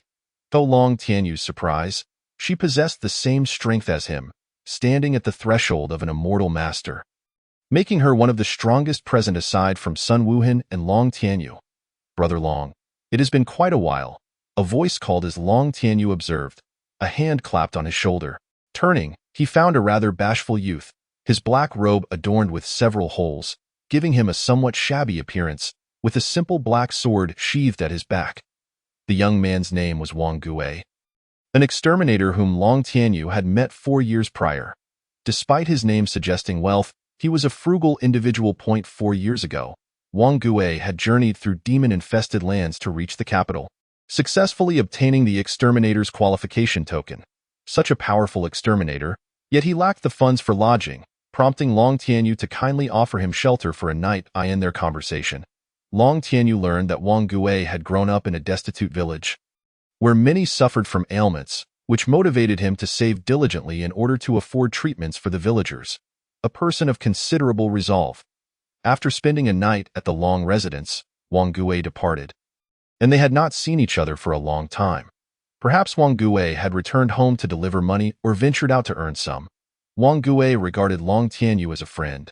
As his first companion in the capital, Wang Gui would always spend a few days with Long Tianyu whenever he visited. It had been over a year since their last meeting. With a smile directed at Wang Gui, Long Tianyu returned the greeting. It has been a while. Has your family's situation improved? Thanks to your concern, Brother Long, everything is well, Wang Gui replied, a bashful smile adorning his face. Their time together had not been extensive. Yet after such a long absence, they quickly fell into animated conversation. Upon hearing that Long Tianyu had reached the 9th tier of Earth Masters, Wang Gui expressed surprise. It was evident that he was aware of Long Tianyu's lack of exceptional talent for cultivation. Typically, if he did not practice, or even if he did, it bore little fruit. Thus, before their last parting, Long Tianyu had only been a 5th-tier mystic master. It was unexpected that after more than a year, he had surpassed Wang Gui. It seems Brother Long has encountered some fortuitous opportunities, Wang Gui remarked. Long Tianyu smiled but did not elaborate. Before long, a familiar figure approached Long Tianyu. Senior brother, Huang Lingling called sweetly. Little junior sister, did you not return with Master Uncle? Long Tianyu asked, somewhat taken aback. Upon hearing about the demon clan's secret realm, Master sent me back, Huang Lingling explained. So, Master Uncle has come as well? Indeed, not only Master, but the other 2 uncles have also arrived, Huang Lingling responded obediently. Yet Long Tianyu sensed something amiss. The presence of the other 2 uncles as well, was something about to transpire? Noting Huang Lingling's silence on the matter, he refrained from pressing further. Lady Huang. Wang Gui greeted after Long Tianyu finished conversing with Huang Lingling. Huang Lingling regarded the bashful youth, frowning in contemplation until she finally recalled who he was. Wang Gui's visits to the capital were infrequent, and Huang Lingling did not always remain in the capital, hence they had only encountered each other once in the presence of outsiders. Huang Lingling resumed her calm demeanor, nodding as a form of acknowledgement. This left Wang Gui feeling somewhat awkward. Noticing Wang Gui's discomfort, Long Tianyu timely clarified, Lingling is just like that. Do not take it to heart. As they chatted, the hour grew late, and the attendees had gathered. A total of 51 exterminators were present. The Empress herself came to bid farewell, and amidst the resounding drumbeats, Bai Qing waved her delicate hand, commanding the clouds to carry her daughter and the human race's gifted individuals towards the south. Though it was but a fleeting moment of action, everyone comprehended the might of this Fox Clan queen. She was a 5th-tier demon empress. The demon empress represented the pinnacle of power within the current demon race. What stood before them was a veritable demon empress. This realization sent chills down everyone's spines. Should this Fox Queen decide to act against them en route? Shaking their heads, the onlookers hurriedly extinguished such terrifying conjectures. The journey ahead was monotonous and tedious, with everyone sitting atop the cloud, some engaged in idle chatter, others admiring the scenery, and some resting their eyes. Long Tianyu too was observing the scenery. Approximately an hour after departing the capital, Long Tianyu suddenly expressed uncertainty. Bai Qing, sensing something amiss, turned to him with concern. What is it? The sudden inquiry from the demon empress startled several individuals, who, once they regained their composure, realized she was gazing at Long Tianyu. He had not anticipated Bai Qing would engage him in conversation. After a moment of contemplation, he spoke. Might the queen bring one more person? Chapter 57. The Demon Clan's Dragon City on a narrow mountain path. A human team was engaged in combat with a horde of demons.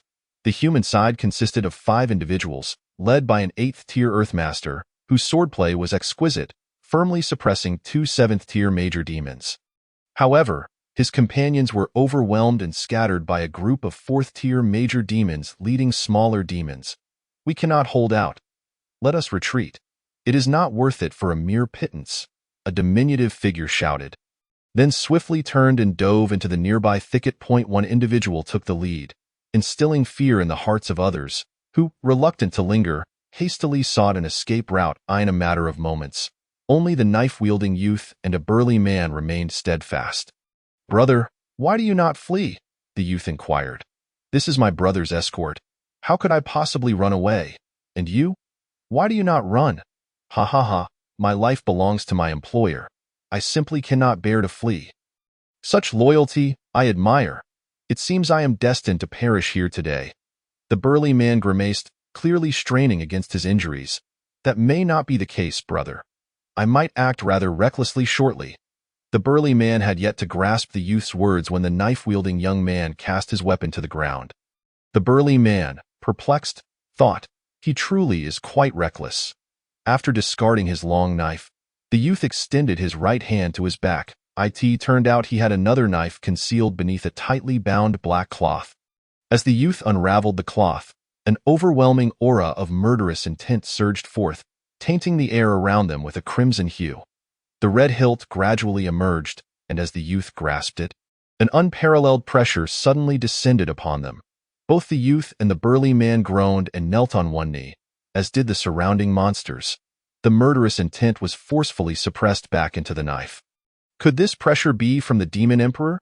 The youth lifted his gaze to the sky, only to behold a vast expanse of clouds. Brother Lin. A familiar voice rang out, and the youth noticed two figures descending from the clouds. Simultaneously, the oppressive aura dissipated. Brother Long? Employer! The youth and the burly man exclaimed in unison. Long Tianyu landed, assisting Lin Juntian and the burly man to their feet. We shall discuss other matters later. Long Tianyu turned his attention to the monsters and coldly uttered a single word, scram. The creatures glanced up momentarily before cautiously retreating. To be succinct, Long Tianyu informed them of the affairs concerning the monster clan's secret realm. The burly man was known to Long Tianyu. He was an exorcist saved from the clutches of monsters by his master and had joined the courier escort out of gratitude. However, Long Tianyu had only one spot available, so he could only take Lin Juntian into the secret realm. After clarifying the situation and securing Lin Juntian's consent, Long Tianyu ascended into the clouds with him. While the burly man resumed his delivery duties, as they soared through the sky, led by Huang Lingling, Lin Juntian's eyes widened in astonishment. The queen of the Fox tribe was simply breathtaking. Fortunately, the training over the past few months had borne some fruit. Lin Juntian quickly averted his gaze after a fleeting glance, though he could not resist stealing occasional looks.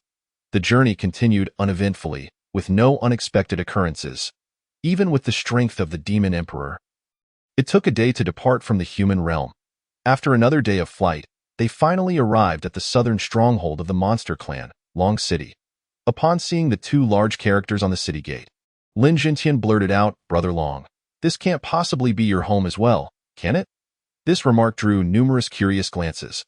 Long City was the capital of the Dragon Clan and bore no relation to young Master Long's surname. Sun Wuhan provided an explanation but discreetly cast a glance at Long Tianyu.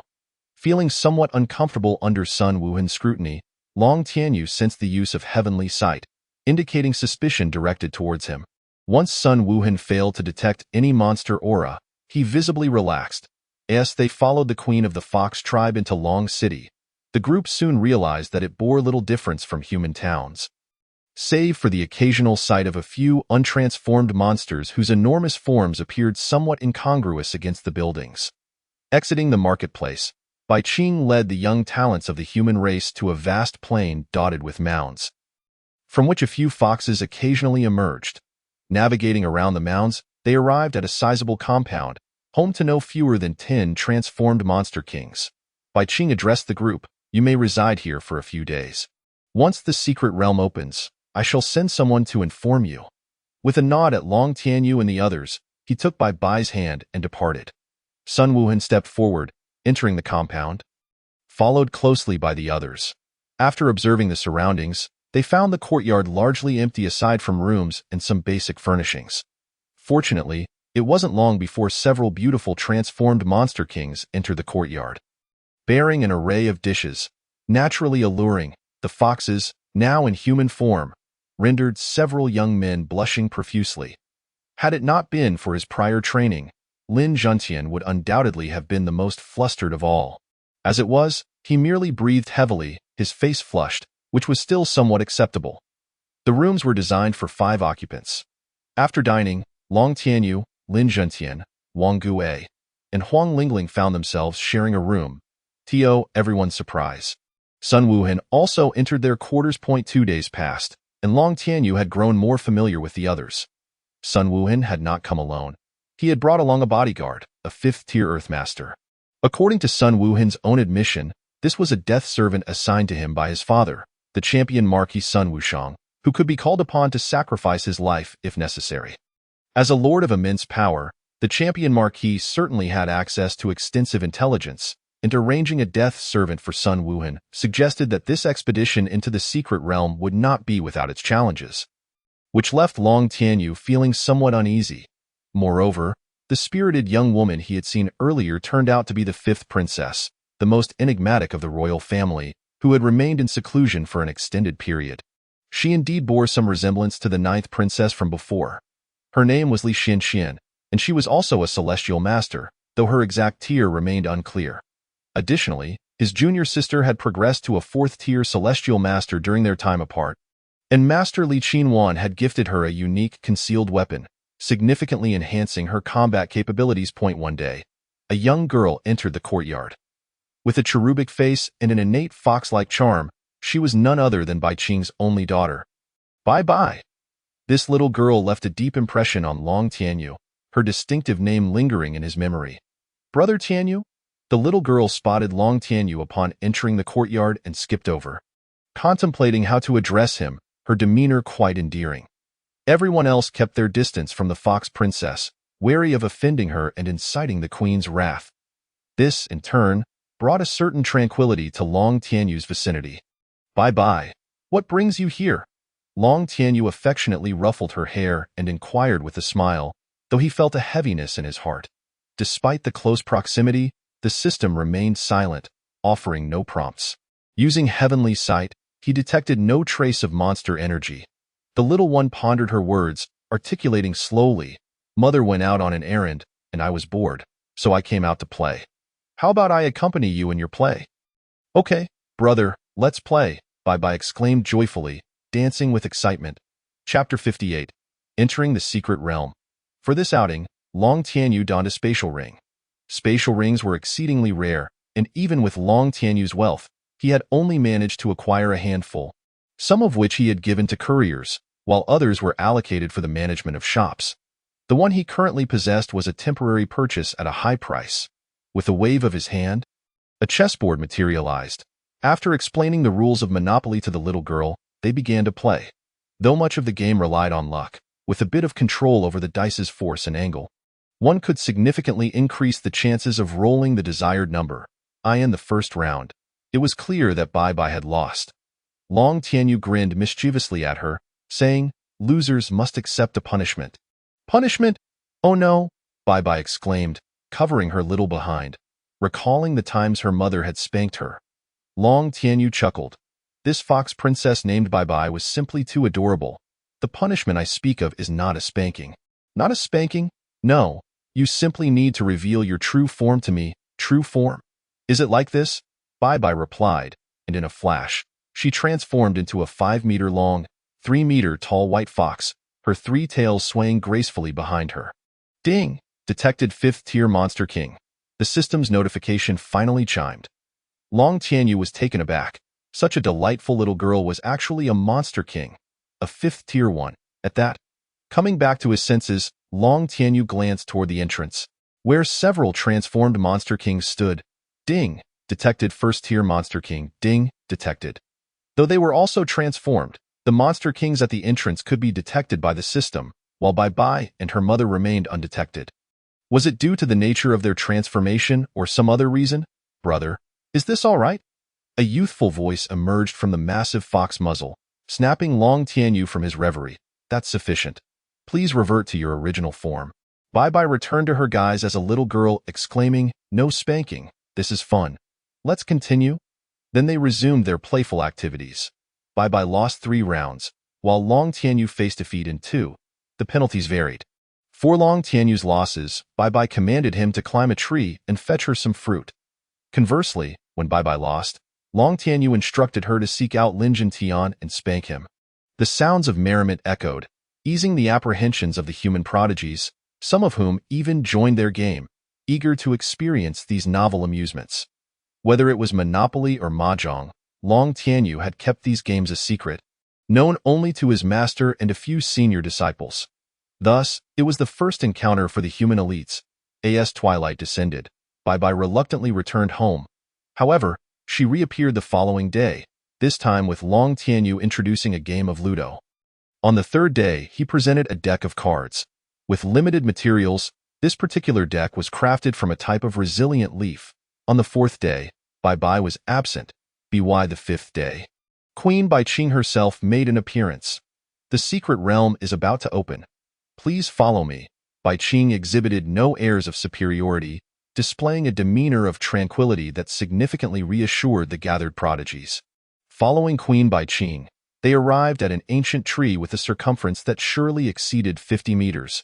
Subsequently, Bai Qing led Long Tianyu and the others beneath the tree, where the gnarled roots formed a passage illuminated by countless glowing purple fruits.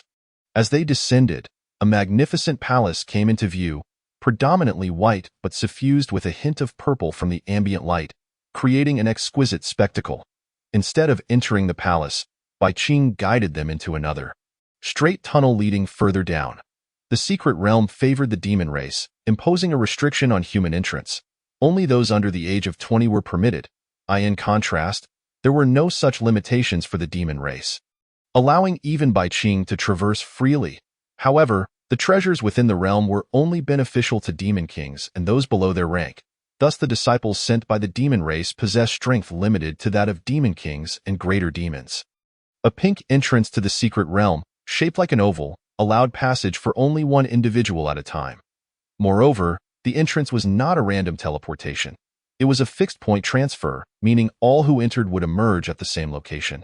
Bai Qing briefed everyone on the circumstances within the secret realm, and soon it was time for the realm to open. The waiting demon race surged forward into the entrance. Once they had entered, the humans gradually followed. Young Master Long, Bai Qing called out to Long Tianyu. This is a jade talisman I crafted.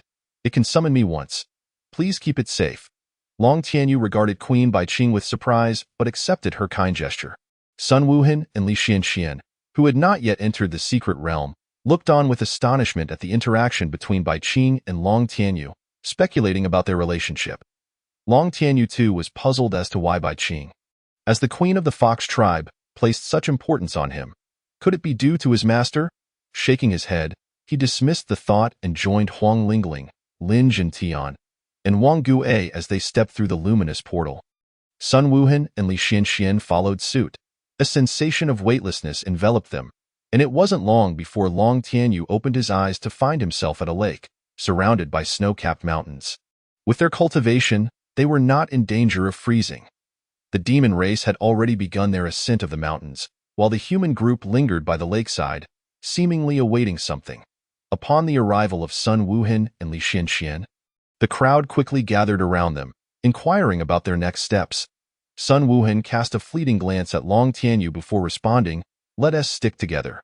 It's wise to be cautious in the demon's territory." The others nodded vigorously. With the celestial master leading them, only a fool would venture forth alone. "Brother." Long Tianyu looked down to see Bai Bai, the fox princess. "What are you doing here?" "My mother sent me to follow you and protect you," Bai Bai replied, raising her small white fist in a playful gesture. Their exchange caught Sun Wuhan's attention, his brow shifting between relaxation and tension, revealing a complex array of emotions. Long Tianyu seemed to grasp the situation. No wonder she had given him the jade talisman. She was waiting for him here. But wouldn't it have been better to give the talisman to Bai Bai? Was there truly a need for such a roundabout approach? Was it merely to honor his master while also looking out for him? Long Tianyu shook his head, taking Bai Bai's hand as they joined the main body of the human group to begin their ascent. After a while, Sun Wuhan discovered a fruit imbued with the power of laws. Unfortunately, it was of the ice attribute, making it useless to Long Tianyu and his companions, though a few who mastered the ice laws could benefit from it. Sun Wuhan proposed an arm wrestling contest to determine who would claim the fruit. Since Sun Wuhan had found it, the others had no objections. Ultimately, a robust young man emerged victorious, claiming the fruit. The group continued their ascent toward the mountain peak, where the purest essence of law power awaited, an invaluable resource for both earth and celestial masters. Along the way, they encountered scattered heavenly treasures, yet they were of no use to Long Tianyu, forcing them to watch helplessly. 2 hours into their journey within the secret realm, they stumbled upon the corpse of a demon. Though it could be exchanged for a reward at the guild, none dared to approach it, as this was demon territory, and provoking trouble was unwise. Long Tianyu, however, was undeterred. He formed a seal with his hand and collected it into his gourd, reasoning that he could present it to Bai Qing upon their return. If she declined, he could still profit from it. Why not seize the opportunity? The others watched in awe, giving Long Tianyu a thumbs up. After walking a bit further, they heard sounds of a struggle ahead. Under Sun Wuhan's lead, they slowed their pace and ascended a slope. Peering down into the fray. 5 demons were engaged in combat with a lizard creature, which bore a snowy white exterior marred by several fiery red markings, curving like runes. "Should we bypass this?" Li Xianxian inquired of Sun Wuhan. "Let us observe first." Although Sun Wuhan held no noble title, His combat prowess and keen perception made him the undisputed leader among those present. Long Tianyu had heard tales of the Sun family, known for their long-standing presence on the frontier, with offspring who had all been seasoned veterans in battle, emerging as formidable warriors from the crucible of blood and danger. Thus, none dared to voice dissent. The group of over 50 stood at a distance, watching intently. The demons soon noticed their presence, slightly slowing their assault. One tiger demon withdrew from the fight, eyeing the humans warily. As the tiger demon exited, the balance of power shifted, and the lizards soon began to dominate the confrontation. Long Tianyu observed that the lizard's defenses were remarkably robust. Even the attacks from a first-tier demon king failed to breach its defenses. Moreover, the lizard had the ability to breathe fire, exuding an overwhelming essence of fire law. This type of lizard was unprecedented and likely a product of the secret realm. They're in trouble. Sun Wuhan glanced at Li Xianxian, then surged forward, targeting the lizard. The tiger demon attempted to intervene, but Sun Wuhan deftly maneuvered around it, manifesting a pitch-black spear that he aimed at the lizard's most vulnerable point. The eyes, Li Xianxian drew her blue sword. Charging toward the lizard's abdomen, the leading white bear demon also stepped in, pinning the lizard down, restricting its movement. Stab, thud. The sounds of piercing flesh echoed as blood erupted. The lizard's blood splattered onto the snow, sizzling and releasing a cloud of white smoke. Remarkably, the blood contained the essence of fire law. Only demons of high lineage could infuse their blood with such power. The human race, being inherently weaker, would not dare to attempt such a feat, solidifying the innate superiority of the demon race. Wounded, the lizard writhed in agony, rolling in the snow, sending the large bear demon flying. Blood sprayed, and Sun Wuhan inadvertently got some on him. Leaving a burn mark on his armor, Li Xianxian quickly pulled him back. Thud. A red, pointed crystalline projectile shot from the crowd, piercing the lizard's skull and embedding itself in the snow, from which white smoke soon began to rise. Huang Lingling had also joined the fray. With her enhanced abilities and upgraded weaponry, the young disciple had become significantly more formidable. Huang Lingling stepped forward, rummaging through the snow to retrieve the red crystalline projectile. It was as thick as a thumb, with a remarkably sharp tip, emanating the essence of fire law, functioning as a weapon imbued with law power. After examining it without any apparent issues, Huang Lingling stowed it away. The bear demon fixed its gaze on Huang Lingling for a moment before exclaiming, "Heroine, we meet again. What a pleasure!" The bear demon bent down, attempting to shake hands with Huang Lingling, who frowned and stepped back. The commotion drew the attention of Sun Wuhan and Li Xianxian, who approached with curious expressions, exchanging glances at Huang Lingling and the bear demon. "I don't know you," Huang Lingling retorted, genuinely unable to recall when she had ever met a bear demon, let alone one of Demon King status. The bear demon's smile faltered at her words. Fortunately, his sharp eyes caught sight of Long Tianyu approaching. "Benefactor, do you remember me?" With a single utterance, the attention of Sun Wuhan and the others was entirely drawn to Long Tianyu. An uncomfortable sensation washed over Long Tianyu as he felt their gazes upon him. Akin to that of a traitor, it was not entirely unjustified for them to harbor such thoughts. The presence of the Fox tribe princess by his side was already a significant factor, considering her status and her youth. However, encountering a random monster by the roadside who recognized Long Tianyu and addressed him as benefactor was indeed rather intriguing. "Who are you? Are we acquainted?" Long Tianyu shot a fierce glare at the bear demon, unable to recall when he had ever met this bear. This only intensified the bear demon's embarrassment, yet he mustered the courage to respond, "Benefactor, we met in Ping'an County. Have you forgotten?" "Ping'an County?" Long Tianyu paused, suddenly recalling something, his expression shifting oddly. If memory served correctly, during his trials in Ping'an County, he had encountered 3 powerful demons, 2 of whom were slain by his master, Li Qinwan, while the remaining black bear demon had been spared due to Long Tianyu's intercession on its behalf. Yet, that had been a black bear, while the one before him was a white bear. "Weren't you black?" "Hee, a twist of fate. My bloodline has reverted to its ancestral form." The bear demon scratched his head, chuckling innocently. Observing the grim expressions of Sun Wuhan and the others, Long Tianyu hastily clarified the situation. lest he be deemed a traitor and meet a gruesome end. Upon hearing Long Tianyu's explanation, the group finally averted their gazes. "Thank you for your rescue. This is a fruit of the laws we found earlier, and we present it to you." A tiger demon approached, spitting out a purple fruit and placing it on the ground. Long Tianyu felt a twinge of nausea, yet the others regarded it as a treasure, eventually leading to Sun Wuhan claiming it after some discussion. The group continued their journey, while the bear demon and his companions diverged in another direction. Subsequently, they encountered several other demon clans, but all remained uneventful. Sun Wuhan refrained from provoking trouble, and the demon clans, upon seeing the princess Bai, dared not offend. As evening fell and darkness deepened, Sun Wuhan sought out a relatively flat patch of snow to set up camp. "Brother Long, I never expected you to have acquaintances among the demon clans, or rather, among the demons." Lin Juntian chuckled foolishly as he settled beside Long Tianyu. Long Tianyu was equally surprised to run into the bear demon he had once spared. Nevertheless, one had to ponder, what kind of bear would revert to a white form? An Arctic ice bear? Or perhaps a jumping white bear? The former possessed innate ice laws, while the latter was rare and associated with spatial laws. "I wouldn't exactly call it acquaintance. I nearly had him killed by my master back then." Long Tianyu shook his head, choosing not to entangle himself with the bear demon. The dynamics between humans and demons were delicate. It was prudent to avoid any associations with the demon tribes at present. "It seems Brother Long has garnered quite the experience from this trial.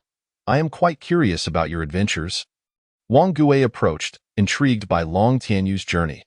"Not only has my power surged, but I have also encountered a bear demon of ancestral lineage, truly extraordinary. If you are curious, I shall recount it." Long Tianyu began to share his experiences during the trials. Albeit with some alterations, he spoke of his power increase, as if he had merely stumbled upon a manual and practiced it to achieve a breakthrough. Lin Juntian listened intently, recalling many interesting details, occasionally engaging Long Tianyu in conversation. When it came to the mantis demon, Wang Gui expressed immense envy. Only someone as wealthy as Brother Long could afford to casually throw around high-level talismans without a care. As their conversation continued, night deepened, and upon glancing back, they realized that most had already entered their meditative practices. Despite the thin spiritual energy here, the power of the laws was exceptionally dense. Though it did not compare to the mountain peak, it far surpassed the outside world. However, extracting a personal law from the myriad laws interwoven in the air proved to be a challenging endeavor. As the night wore on, some rejoiced while others lamented. Most merely sat in meditation throughout the night, reaping no rewards. Chapter 60. Avalanche prepared to depart. Sun Wuhan rose and commanded the group, seemingly having unconsciously regarded these talented humans as his own soldiers. No one expressed discontent, for Sun Wuhan's strength commanded respect. However, just as his words fell, a commotion erupted from the mountain's peak. The group looked up, terror gripping their souls. It was an avalanche. "Find cover," Sun Wuhan bellowed, disregarding status as he swiftly embraced the slender waist of the fifth princess and took refuge behind a massive rock. Long Tianyu reacted swiftly as well, grasping Huang Lingling's small hand and intending to hide behind a tree. Yet Huang Lingling was quicker. With a swift motion, she pulled Long Tianyu's wrist, lightly leaping into the air. Upon witnessing this, Sun Wuhan urgently warned Huang Lingling, "Don't fly. Your spiritual energy won't hold." Hearing this, several who had contemplated using their artifacts to fly abandoned the notion and obediently sought shelter. Huang Lingling furrowed her brow, contemplating briefly before leading her senior brother up into the branches of a sturdy tree. Just as they steadied themselves, a nimble white figure leapt up beside them, none other than Bai. The Fox tribe princess, though her size had diminished significantly, now only slightly larger than a coal ball. Lin Juntian and Wang Gui lacked the ability to fly, hastily scrambling to find cover. The avalanche rushed forth, engulfing all but Long Tianyu and his companions. Long Tianyu could clearly see demons being swept away by the snow, flailing helplessly like drowning souls, while the white lizards they had encountered the previous day tumbled in the snow. Yet all was in vain, as they were carried away by the snow, descending the mountain. Bai watched below, anxiously clutching Long Tianyu's garment. Crack! A monkey-like demon grasped the trunk of the tree where Long Tianyu and the others were perched. Soon after, several fortunate demons managed to cling to nearby branches. Gradually, the demons climbed the tree, exchanging wary glances. The monkey also ascended, perching on a different branch. "Your Highness!" the monkey exclaimed in surprise, addressing Bai Bai before transforming into a diminutive old man. Bai Bai timidly nodded, showing no intention of conversing with the monkey, instead inching closer to Long Tianyu. You may find it hard to believe, but the demon princess was frightened of her own kind yet clung to Long Tianyu. The corners of Long Tianyu's mouth twitched imperceptibly.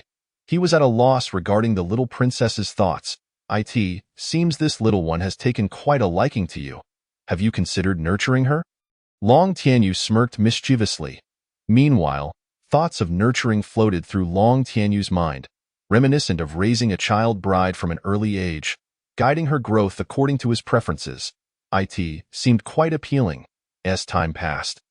The tree beneath them finally succumbed to the weight and splintered. "Senior brother." In a moment of panic, Huang Lingling reached for Long Tianyu's hand, but the unexpected turn of events rendered her unable to grasp it. Long Tianyu, cradling Bai Bai, rolled with the snow's tumult. Huang Lingling had no time for hesitation. She soared into the air, pursuing them. "Senior brother, give me your hand." Anxiety finally colored Huang Lingling's expression. The roar of the snow drowned out her plea, but instinct compelled Long Tianyu to extend his hand. Unfortunately, the snow surged with such speed that Huang Lingling could not catch up, and she had to dodge trees and falling boulders, as she felt her spiritual energy dwindling. Huang Lingling gritted her teeth, lowering her altitude and recklessly reaching for Long Tianyu's wrist. Her efforts proved successful, but the immense force pulled Huang Lingling into the snowdrift alongside him. The avalanche continued. Countless beings swept away and buried. By noon, the sun hung high, the lakes at the mountain's base now blanketed in snow, yet the lakes remained undisturbed, even emitting steam. Suddenly, a disturbance arose from the snow. Plumes of white steam billowing forth. Before long, a fiery glow burst forth. The figures of Long Tianyu, Bai Bai, and Huang Lingling emerged one after another. With the flames extinguished, Long Tianyu rose, holding the unconscious Bai Bai. While Huang Lingling lay in a stupor, resembling a sleeping beauty, he retrieved bedding from his spatial ring, carefully covering them before surveying his surroundings. Upon recognizing the environment, Long Tianyu couldn't help but let out a wry smile. They had been returned to their starting point. The distant light gate pulsed rhythmically. If Long Tianyu wished, he could immediately transport himself, Huang Lingling, and Bai Bai back to the demon spirit continent, yet he refrained from doing so. For the power of the laws within the secret realm was precisely what he sought. Approaching the lakeside, Long Tianyu discovered it was, in fact, a hot spring, testing the temperature with his hand to find it exceptionally scalding. Squeak, squeak, squeak. The sound of snow crunching underfoot echoed in the stillness, causing Long Tianyu to whip around abruptly, his gaze fixed on the source of the noise. Three large lizards, their red markings pulsating with a dark crimson glow, stared greedily at him. In the next instant, three fireballs erupted forth, hurtling towards Long Tianyu. His expression shifted as he hastily evaded, a white long blade materializing in his hand, his demeanor grave as he regarded the three lizards. Observing the ineffectiveness of the fireballs, the lizards swiftly scaled the terrain, charging at Long Tianyu. With a swift twist of his weapon, the blade gleamed menacingly. He sprang into the air with a powerful leap, bringing the white long blade down with determination. The blade effortlessly sliced through the lizard's tough exterior, penetrating flesh by half an inch. The essence of fire surged forth, infusing the lizard's body with searing energy. Hiss! The wounded lizard emitted a shrill cry, crashing heavily to the ground. Dead? Long Tianyu furrowed his brow, but his form swiftly retreated as the other two lizards had already launched their assault. Ding! The system's notification chimed, indicating a 1% increase in bloodline density. Long Tianyu was momentarily taken aback. Instead of rewarding him with days, it directly granted an increase in bloodline density. This was akin to slaying a major demon. Yet the power and speed exhibited by these lizards were evidently at the level of demon kings. With no time for contemplation, Long Tianyu once again swung his sword, inflicting a wound on one lizard's back. The lizard retaliated with a sweeping tail, forcing Long Tianyu to retreat, before unleashing a red fireball straight at him. Unbeknownst to him, another lizard had flanked him, opening its cavernous maw to bite. Ice Talisman? Whoosh! The talisman activated, colliding with the fireball and nullifying it. I can use talismans. Long Tianyu had merely been testing the waters, yet to his surprise, it truly worked. Without hesitation, he unleashed a powerful strike with the dragon tooth, leaving a long gash on the lizard's snout. Fire Talisman. The low-level talisman discharged, detonating upon contact with the lizard's body. The creature staggered, crashing to the ground with a resounding thud. Ding! Bloodline density increased by 1%. Another one fell? Long Tianyu was somewhat astonished. Did low-level talismans possess such lethality? With a spirit of experimentation, he directed another low-level talisman, the Stone Spike Talisman, at the last lizard. A stone spike erupted from the lizard's abdomen, yet it failed to penetrate its defenses. Long Tianyu pondered momentarily, igniting his dragon tooth with flames, and slashed at the lizard. Upon seeing the flames, fear flickered in the lizard's eyes, prompting it to flee. So it is fire that terrifies them. Long Tianyu chuckled lightly before unleashing a blade of radiant energy. The last lizard, already wounded from his previous strike, was struck again by the blade's energy, ensuring its demise. Chapter 61. Trap Ding. Bloodline density increased by 1%. Approaching the lifeless lizard, Long Tianyu crouched down to examine it closely. After dissecting one corpse, he gained a clearer understanding. These lizards were, in fact, ice element creatures, yet they harbored a scant amount of fire element energy within. The two energies repelled each other, creating instability. Thus, using fire element attacks would induce chaos within them, resulting in violent reactions that could ultimately cause them to burst. With this clarity, Long Tianyu felt considerably relieved, as he was adept at manipulating fire. After storing the three lizards in his spatial ring, Long Tianyu kindled a fire near the lake and retrieved prepared lamb from his ring along with seasonings. Before long, Huang Lingling, still in slumber, twitched her nose twice. Shortly after, she opened her eyes. Glancing around and finding no threats, she approached the fire and seized a lamb chopped to devour. Midway through her meal, Bai Bai awoke as well, joining Long Tianyu for the feast at his invitation. Meanwhile, 1,000 meters away, a pair of crimson hands broke through the snow, followed by two youths clad in black emerging from the depths. Is Brother Jintian all right? Don't worry, I'm fine. Lin Jintian grinned, baring his teeth while rubbing his hands together for warmth. Wang Gui was not much better off, his hands moving back and forth, occasionally blowing on them to alleviate the numbing cold. What now? Lin Jintian surveyed the vast expanse of white snow, inquiring of Wang Gui. Let us take it one step at a time. The others are likely headed for the mountain summit. We should ascend as well. Perhaps we will encounter Brother Long, and the others agreed. The location where Long Tianyu and his companions had rested the previous night. Sun Wuhan and Li Xianxian also broke through the snow. Their faces were flushed, having suffered from the cold. Your Highness. Sun Wuhan produced a blanket from his spatial ring and handed it over. Thank you. Li Xianxian accepted the blanket, her cheeks reddening in gratitude, though both had already been numbed by the cold, rendering their cheeks rosy and unnoticed by Sun Wuhan. Pooh! A hand thrust up from the snow, and Sun Wuhan, quick on the uptake, pulled the individual from the snowdrift. It was Zhang Dong, who had displayed cleverness by sticking close to Sun Wuhan, thus avoiding being swept away by the snow. Pooh pooh pooh! Several others emerged from the snow, including Sun Wuhan's bodyguard. Let's search and see if anyone else is buried beneath. With a commanding voice, Sun Wuhan set the group to digging. Their efforts unearthed several more individuals. The larger group had been scattered, and now those remaining numbered fewer than 20. Sun Wuhan did not see Long Tianyu or the Fox Princess, leaving him in a quandary. Should he continue ascending or descend to search for them? However, considering that Long Tianyu possessed the jade talisman gifted by the queen, the Fox Princess would likely have one as well. Thus, he opted not to descend, instead counting their numbers and continuing to climb. A day later, Long Tianyu and his companions returned to their previous campsite, finding the group absent, and proceeded to ascend further. After approximately half an hour, Long Tianyu encountered the bear demon once more. Benefactor, Have you also been separated by the snowstorm? The bear demon greeted Long Tianyu warmly. Long Tianyu nodded, saying little my name is Bear Da. What is yours, benefactor? Bear Da. Ha ha ha, that name is amusing. Long Tianyu chuckled inexplicably, causing him some confusion, yet he paid it no mind. Long Tianyu. Long, Bear Da's voice shot up an octave, but he quickly covered his mouth, glancing around to ensure no one was present before lowering his paw. Could it be that the benefactor is of the Dragon Clan? Bear Da eyed Long Tianyu cautiously. Long Tianyu was at a loss for words. Does merely having the surname Long equate to being of the Dragon Clan?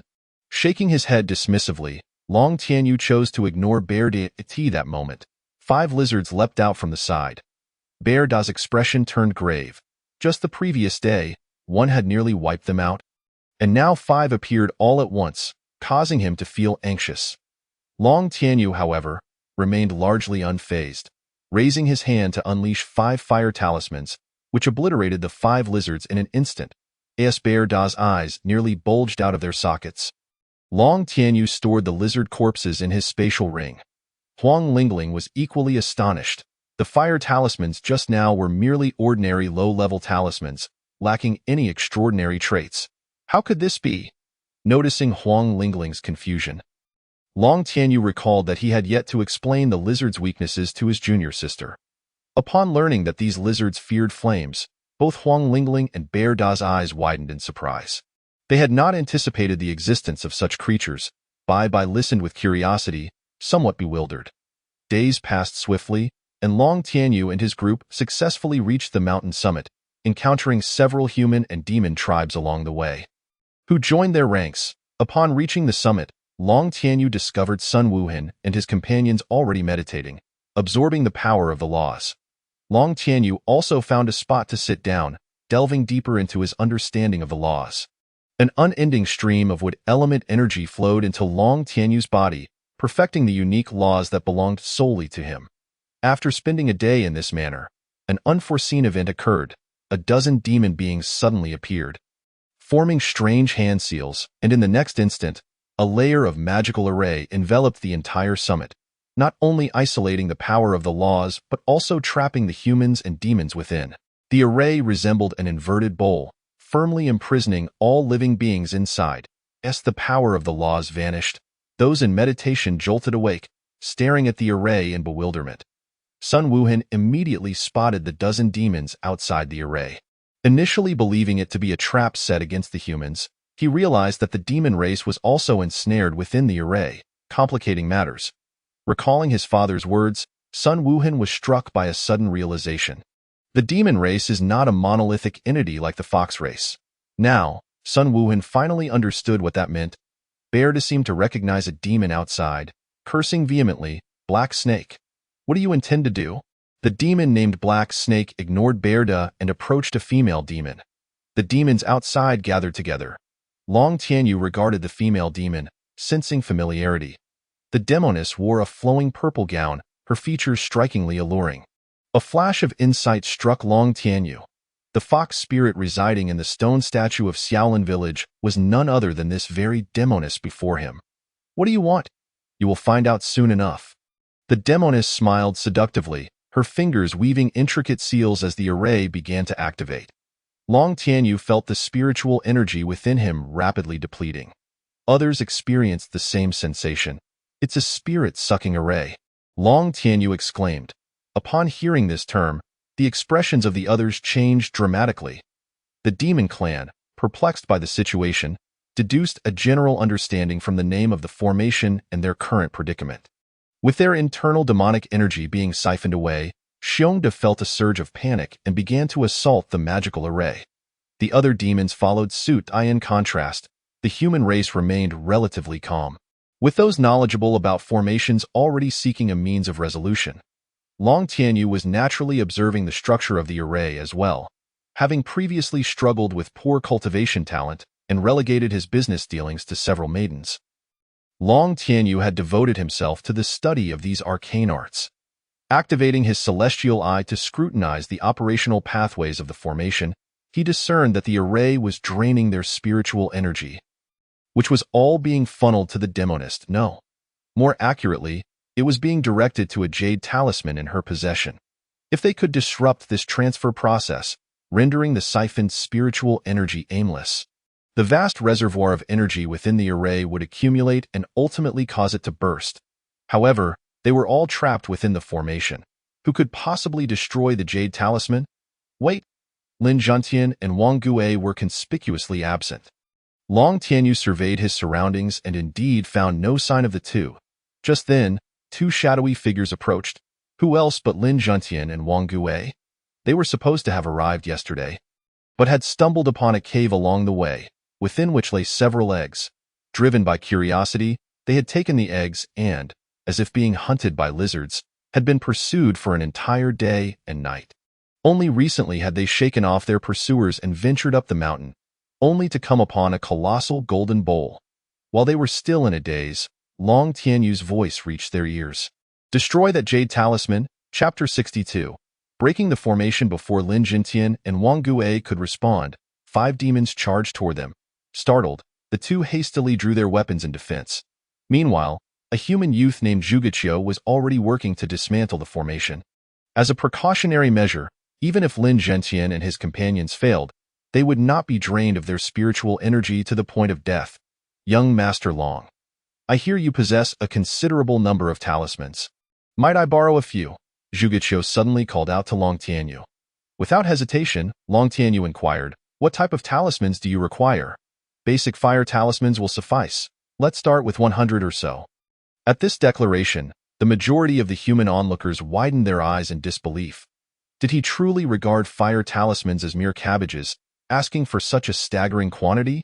More importantly, did anyone genuinely carry that many low-level talismans? Given their current realm, even mid-level talismans were scarcely effective, let alone low-level ones. Who, in their right mind, would carry such a quantity? Unless, of course, they were a fool. While the crowd pondered this, Long Tianyu had already retrieved all the low-level fire talismans from his system inventory, at least 200 in total. The onlookers were utterly astonished. Indeed, there was a fool who carried such an abundance of low-level talismans.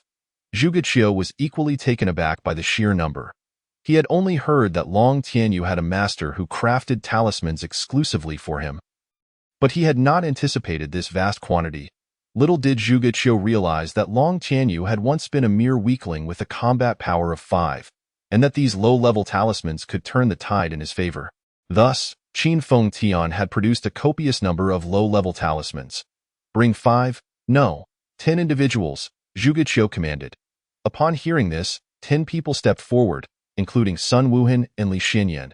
We can do without General Sun and the 5th princess. There may be a fierce battle ahead, so it's best to conserve their strength. Zhuge shook his head and selected 2 others to replace Sun Wuhan and Li Xinyan. He distributed the talismans to the 10 individuals, offering brief instructions before they paired off and dashed toward the 5 formation nodes, essential pathways for the transfer of spiritual energy. Release! Zhuge shouted, and the 5 immediately sprang into action, unleashing the fire talismans upon the 5 formation nodes as if they were free of cost. The low-level talismans required no incantation. Merely infusing them with energy activated them instantly. 1 fire talisman after another flew forth, forming a near-continuous line akin to a fiery dragon, striking the formation. Normally, a single attack would briefly halt the energy transfer. But now the relentless barrage prevented any energy from moving, causing a backlog within the array. As time passed, the spiritual energy began to flow back. Change positions, Zhuge bellowed again. The other 5 replaced their companions and continued the assault. In no time, the spiritual energy had entirely reversed course, converging above the formation. Zhuge raised his hand, a crimson talisman hovering before his chest. He sliced his palm, blood spraying onto the talisman, igniting it with a fierce blaze. Blood sacrifice? Long Tianyu raised an eyebrow. This method could double the talisman's power, greatly enhancing its destructive capability. Yet, the practice of blood sacrifice had long been lost. How had Zhuge come to learn it? Before he could ponder further, the talisman erupted with a ferocious energy, surging toward the apex of the formation. Boom! The red light was unstoppable, and the formation was breached in an instant. The accumulated spiritual energy within exploded. shattering the entire array. Ah! The demoness shrieked, propelled backward by the force of the destruction, tumbling several meters away. In this critical moment, she did not forget to protect the Jade Talisman. With the formation dismantled, the enraged demons and humans surged forth, slaying the demoness's companions. Lin Juntian and Wang Gue, having yet to fully engage, found themselves pushed to the periphery. They exchanged glances, sheathing their weapons, believing the ordeal to be over. When an unexpected turn of events occurred, those who had pursued the demoness were sent hurtling back at an alarming speed. Simultaneously, an aura emanating from a peaked demon king enveloped the area. The demoness floated gracefully into the air, clutching another jade plate. In the next moment, with a flick of her wrist, the plate shattered. At the instant of its destruction, a spatial portal appeared above her head, through which a massive single-horned creature emerged, followed by its head, body, and tail. An immense Jiaolong. The overwhelming power of the Demon Emperor was unleashed, casting its shadow over all except the demoness, the Sea Jiaolong clan. Sun Wuhan ground his teeth, struggling to maintain his composure. The Jiaolong spiraled around, casting its gaze over the crowd before transforming into human form. A figure adorned with black fish scales and crowned with several horns. Submit or perish. The expression of Hai Lei was flat, his gaze disdainful. A few demons, unable to withstand his formidable presence, knelt in supplication. With a wave of his hand, those who submitted were lifted and brought to his side. Long Tianyu, without further hesitation, produced the jade talisman given by the White-Blue Queen and crushed it. "What has transpired?" Hai Lei inquired of the demoness. "We are still lacking a bit," she replied, revealing another jade plate that had absorbed the spiritual energy. "Why is there still so much missing?" Hai Lei shot her an irritated glance, preparing to personally extract the energy from below when an abrupt change unfolded. Behind Long Tianyu, another spatial portal materialized. A pair of fair, elongated legs stepped forth, adorned with exquisite features devoid of flaw. It was the White-Blue Queen. As she emerged, several others followed her through the portal. 3 demon emperors, for celestial masters of the human race, and a sprightly human imperial master. Long Tianyu's eyes widened at the sight of the 4 celestial masters. Point 1 was the chief inspector of the Demon Extermination Guild, while the other 3 were inspectors, all of whom were his masters and granduncles. Grand Uncle Fan Hanyue, Master Qin Feng Tian, 3rd Aunt Li Qin Wan, and 4th Aunt Tao Hongyan. Grand Uncle Fan Hanyue, an icy beauty, rarely smiled, exuding a frosty demeanor. 4th Aunt was a captivating enchantress, rivaling even the Fox clan in allure, perpetually enticing others into temptation. 3rd Aunt Li Qin Wan, teacher of Huang Lingling, had a carefree disposition, embodying a wanderer's spirit. Master Qin Feng Tian needed no further introduction.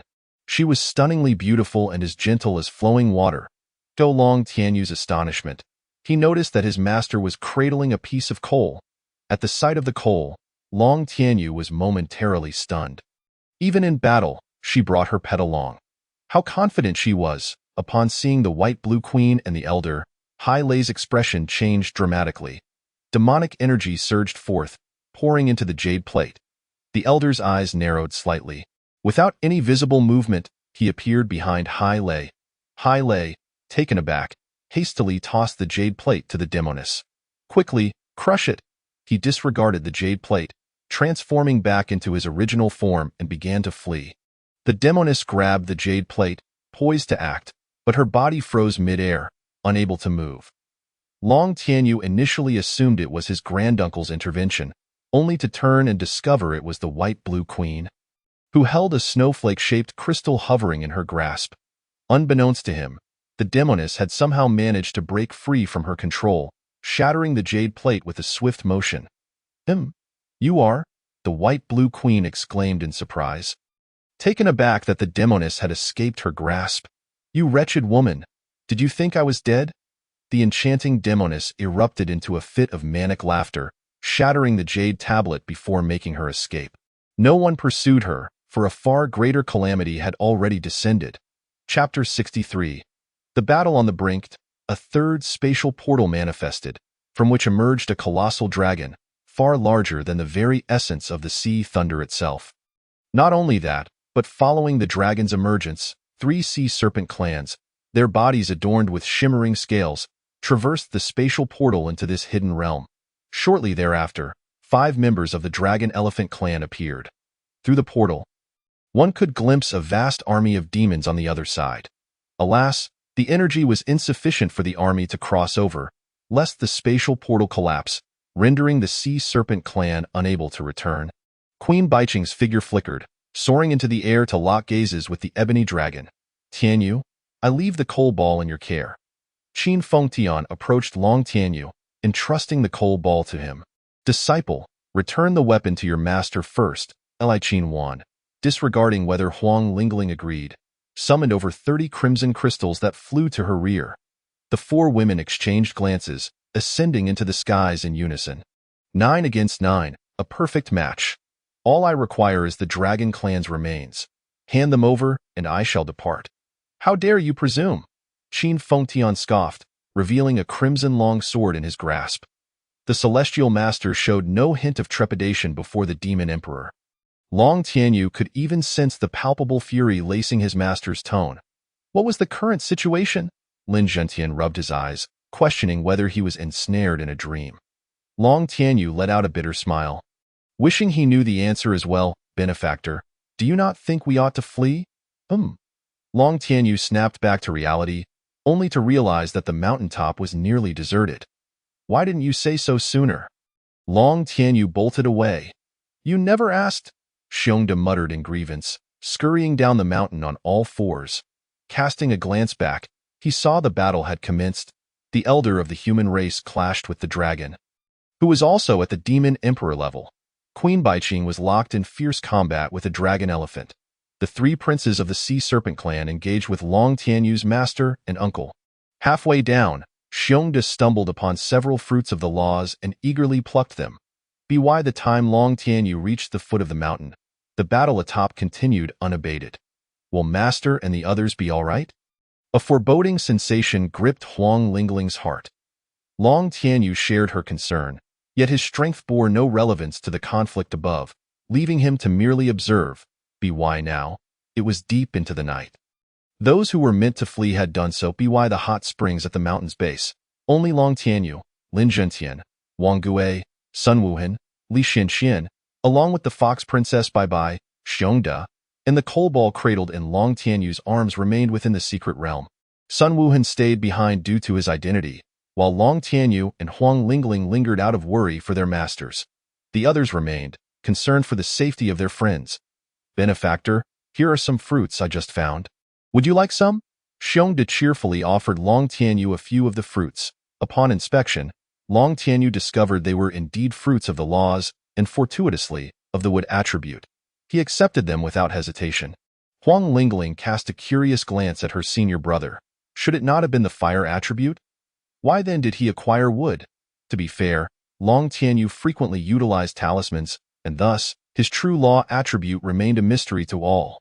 Long Tianyu predominantly employed the fire laws in battle, having yet to utilize the wood laws, leading Huang Lingling to naturally assume her senior brother had comprehended the fire laws. Though intrigued, she refrained from inquiring further. Long Tianyu consumed the fruit while summoning the system interface to see if there were any desirable items in the shop. There were indeed numerous treasures, yet all were beyond his means. Thus, Long Tianyu spent 200 heavenly credits to purchase a bottle of spiritual spring water. The boundary card had lingered for too long. It was time to break through. Thus, before the onlookers, Long Tianyu pretended to retrieve an item from his storage ring, when in fact he extracted the spiritual spring water from the system's backpack. It appeared as a mundane mineral water bottle, albeit filled with the essence of spiritual spring water. The peculiar object drew astonished expressions from the crowd. However, recalling the various trinkets from the capital, they dismissed it and continued to observe the battle above. The Dragon King and the Elder were evenly matched, their combat prowess nearly indistinguishable. It would be challenging to determine a victor in the short term. Having consumed the spiritual spring water, Long Tianyu felt a surge of power, stepping into the celestial master realm. The remaining medicinal energy flowed into his dantian, being absorbed by his demon body. The shackles were once again shattered. Propelling his demon form into the Demon King realm, ping, Task completed. Reward. Spiritual Stones X100. Ping. Host has broken through the shackles of the heavenly path and will soon attract the heavenly tribulation. Please prepare accordingly. Ping. The system is about to fully activate. During this period, the host will be unable to utilize any system functions. After the final notification, the system seemed to vanish, showing no further response. Young Master Long has broken through? Congratulations! Sun Wuhan clasped his fists in salutation. Lin Zhentian and the others followed suit, offering their congratulations. Yet, Long Tianyu remained unresponsive, for the system had just warned him that the heavenly tribulation was imminent. This was utterly unprecedented. On the demon spirit continent, even those who cultivated to the celestial master level did not encounter heavenly tribulations. Why then would a mere fledgling like him, having just broken through to celestial master, provoke such a calamity? Heavenly tribulation? Long Tianyu voiced his confusion. Isn't there no heavenly tribulation in this world? Long Tian, do you know what this heavenly tribulation entails? Long Tianyu communicated with Long Tian within his consciousness. What prompted the sudden mention of heavenly tribulation? Long Tian did not answer Long Tianyu, instead questioning him in return. Upon severing ties with the system, he could no longer hear its notifications. Although he could perceive the system through Long Tianyu's body, the sounds of the system were lost to him. Thus, he had not received the warning about the approaching tribulation. Did you not hear the system's alert? It just announced that the heavenly tribulation is coming. At this, Long Tian could no longer remain calm, as they were intertwined as one soul. If Long Tianyu were to perish from lightning strikes, could he hope to survive? Don't panic. Let's first see if the system shop has anything useful. Of course, easy for you to say. The system is already shut down, and I can't even access the panel. Long Tian was utterly disheartened. Isn't the system supposed to assist the host in overcoming difficulties? Why does it seem to hide away at the crucial moment? Long Tian bit back the curses that were on the tip of his tongue, calming himself to devise a plan.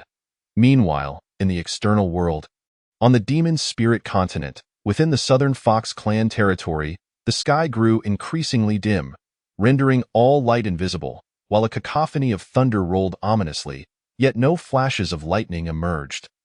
Thunder was the most formidable source of intimidation for all living beings.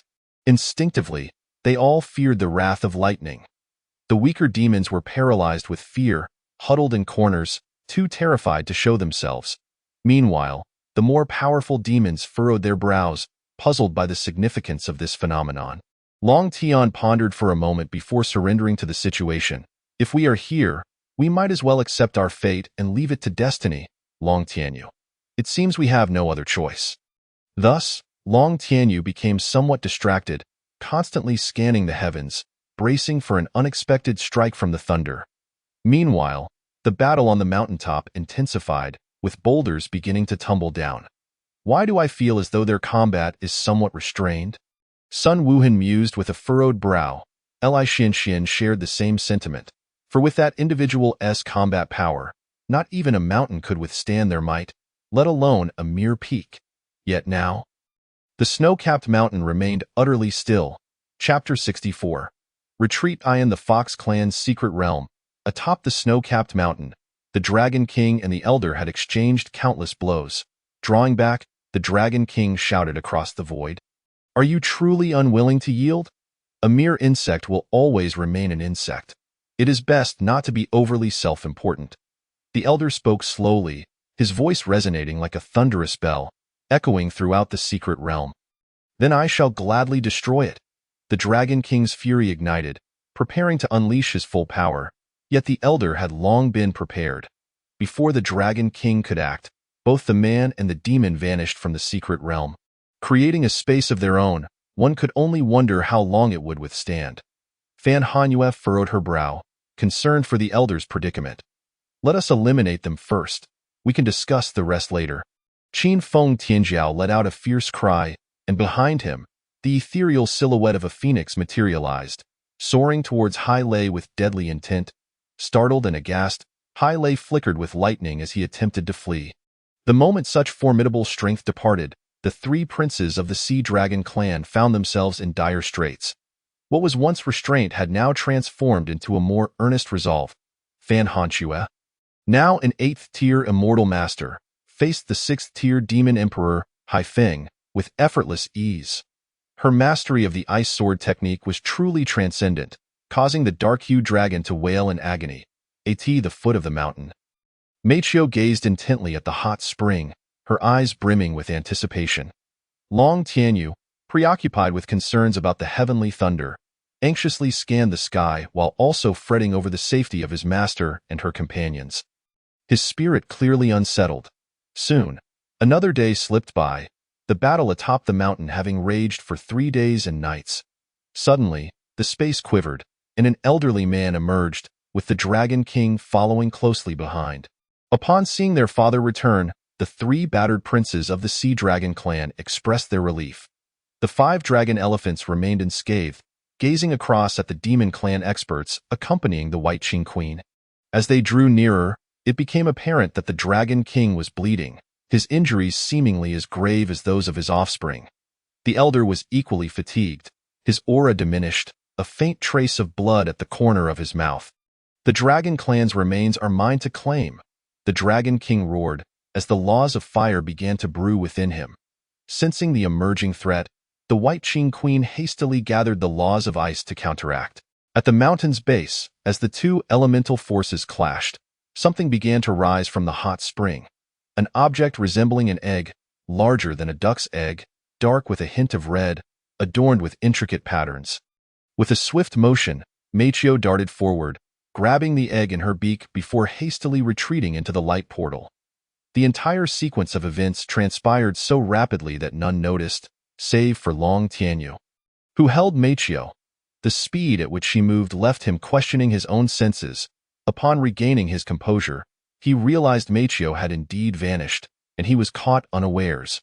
Meanwhile, a terrifying energy swept across the secret realm, leveling the entire snow-capped mountain. Before Long Tianyu could take a closer look, he was pulled into the light portal by another. As the energy began to wane, the snow mountain disappeared, leaving behind a vast crater. No, how could this happen? The Dragon King howled in despair, having failed to locate his desired object. Suddenly, the elder reappeared, accompanied by Qin Feng Tian and the White Qing Queen. The group looked down into the gaping hole. Confusion etched on their faces upon seeing it empty. Both Bai Qing and Qin Feng Tian sighed in relief, grateful they had arrived in time. The elder glanced at Bai Qing, noting her calm demeanor, and refrained from further comment. Very well, Bai Qing, we have ample time ahead of us. After venting his frustrations, the Dragon King delivered a harsh parting remark and, along with his entourage, vanished into the spatial passage. Returning to their stronghold, the others exhaled, alighting beside the crater. Have they relocated? The elder inquired, looking at the White Qing Queen. It seems so, she responded, a wave of relief washing over her, as though a heavy burden had been lifted. Qin Feng Tian stepped forward, placing a comforting hand on her shoulder, offering silent reassurance. I am the demon spirit continent, beneath the ancient tree of the Fox clan. Long Tianyu was escorted out of the secret realm, the expressions of his companions still fraught with disbelief. The magnitude of power they had just witnessed was staggering. Had they lingered even a moment longer, they might not have returned. This was the might of the Demon Emperor, whose residual force alone was capable of obliterating them. Meichio trotted over to Long Tianyu. The fate of the egg she had seized a mystery. Thunder rumbled ominously above the ancient tree, as if it had been brewing for ages. Now finally manifesting. The group paused momentarily, then quickly regained their composure, shaken yet relieved to have survived, though the thunder's resonance cast a pall over their expressions. Long Tianyu, especially, immediately associated the sound with the tribulations mentioned by the system. The thunder grew increasingly intense, amplifying his anxiety. Thunder was a natural force, an embodiment of the world's will, and all living beings innately feared such power. Long Tianyu could almost sense that this storm was aimed directly at him, bearing the intent to annihilate.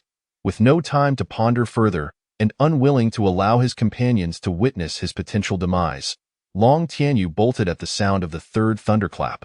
His companions were left bewildered. Huang Lingling, sharing the same concern for her senior brother, hastened to follow him. Lin Juntian and Wang Gui exchanged glances, reluctantly joining the pursuit. Meiqiu, in a buoyant mood, trotted along, her little legs moving swiftly. Upon reaching the ground, Long Tianyu looked skyward. The deep, oppressive clouds obscured the sun, countless lightning bolts coiling about, yet they consistently converged directly above him, creating a disquieting spectacle. Facing the lightning, Long Tianyu's feelings intensified. This storm was indeed targeting him. And it would not relent. Gritting his teeth, he sought a secluded spot, unleashing his full speed as he dashed away. Unbeknownst to him, he had inadvertently activated his flying ability. It was his first time utilizing such power since ascending to the Celestial Master rank, and it was merely to escape. Long Tianyu couldn't help but chuckle bitterly at the irony. It's futile. The tribulation will find you no matter where you flee. He had resigned himself to his fate. Wasn't it merely a tribulation? He had read about it in novels before. Endure it to ascend, or perish if he failed. Since evasion was impossible, why not confront it directly? Long Tianyu's reasoning was sound. Yet he was not truly Long Tianyu. He could not grasp the overwhelming intent of the thunder to obliterate everything in its path. He lacked the personal experience of facing the thunder's powerlessness. Despite the truth in Long Tianyu's words, his instinctual fear drove him to flee frantically. He understood that if he did not run, death was inevitable, and there was no room for negotiation. As Huang Lingling and the others emerged from the ancient tree, they spotted Long Tianyu soaring through the air. Without hesitation, Huang Lingling took to the skies in pursuit. This left Lin Juntian and Wang Gui in a predicament. As they could not fly, Meiqiu, upon exiting, looked up at the sky, sensing something unusual about the storm. This thunder was decidedly out of the ordinary. Feeling a sense of foreboding, Meiqiu darted into a thicket, and once a safe distance from Lin Juntian and the others, her form flickered and transformed into a streak of black light, continuing the chase. Sun Wuhan, Li Xianxian, and Xiong Da also emerged, but not seeing Long Tianyu and the others, they did not delve deeper into the matter. The group of humans conferred briefly before each returning to their respective homes. Naturally, Sun Wuhan and his companions could not return to the capital just yet and decided to rest in a nearby courtyard. Chapter 65. The Thunder Tribulation. Having just ascended to the Celestial Master rank, Long Tianyu found his spiritual power limited. After flying for about an hour, he could go no further and was forced to land unsteadily on a plain. Huang Lingling, faster than he, caught up just as he came to a halt. "Senior brother, what's wrong?" she asked with concern, bending down to help the breathless Long Tianyu. However, he forcefully pushed her away. "Get out of here. Hurry!" Huang Lingling was taken aback. The senior brother, usually so affectionate, was now urging her to leave. She felt a wave of confusion and hurt, as if she had done something wrong and was being cast out. "Senior brother." Her heart was a tumult of emotions, and after calling out to him, she fell into a daze. Long Tianyu, unable to dwell on her feelings, continued to shove his little sister. "Run. As far as you can. Just go. Now." His callous words broke Huang Lingling's composure, and she began to cry silently, her tears cascading down her cheeks as her heart felt as though it were crumbling. Why? Did Lingling do something wrong? Her voice quivered, struggling to hold back sobs, yet tears streamed down her youthful face. Seeing his little sister in such distress tugged at Long Tianyu's heartstrings, calming his earlier agitation. Above, a hidden figure smiled, a hint of amusement in their expression. "Youth is truly a wonderful thing. I'm sorry. I was too harsh just now." Long Tianyu's fair hand gently brushed against the girl's forehead, his tone softening. "I left something in the courtyard. Can you help me retrieve it?" Huang Lingling, still somewhat dazed, felt a renewed sense of importance from her senior brother, her tears slowly subsiding as she nodded obediently. "Okay. Senior brother, wait here. I'll be right back." Long Tianyu replied with a tender smile. Assured by her senior brother's words, Huang Lingling wasted no time and swiftly returned to the Fox clan's territory. She had never doubted her senior brother, knowing he would wait for her. The moment she touched the ground, she soared into the air, transforming into a beam of golden light, vanishing in an instant.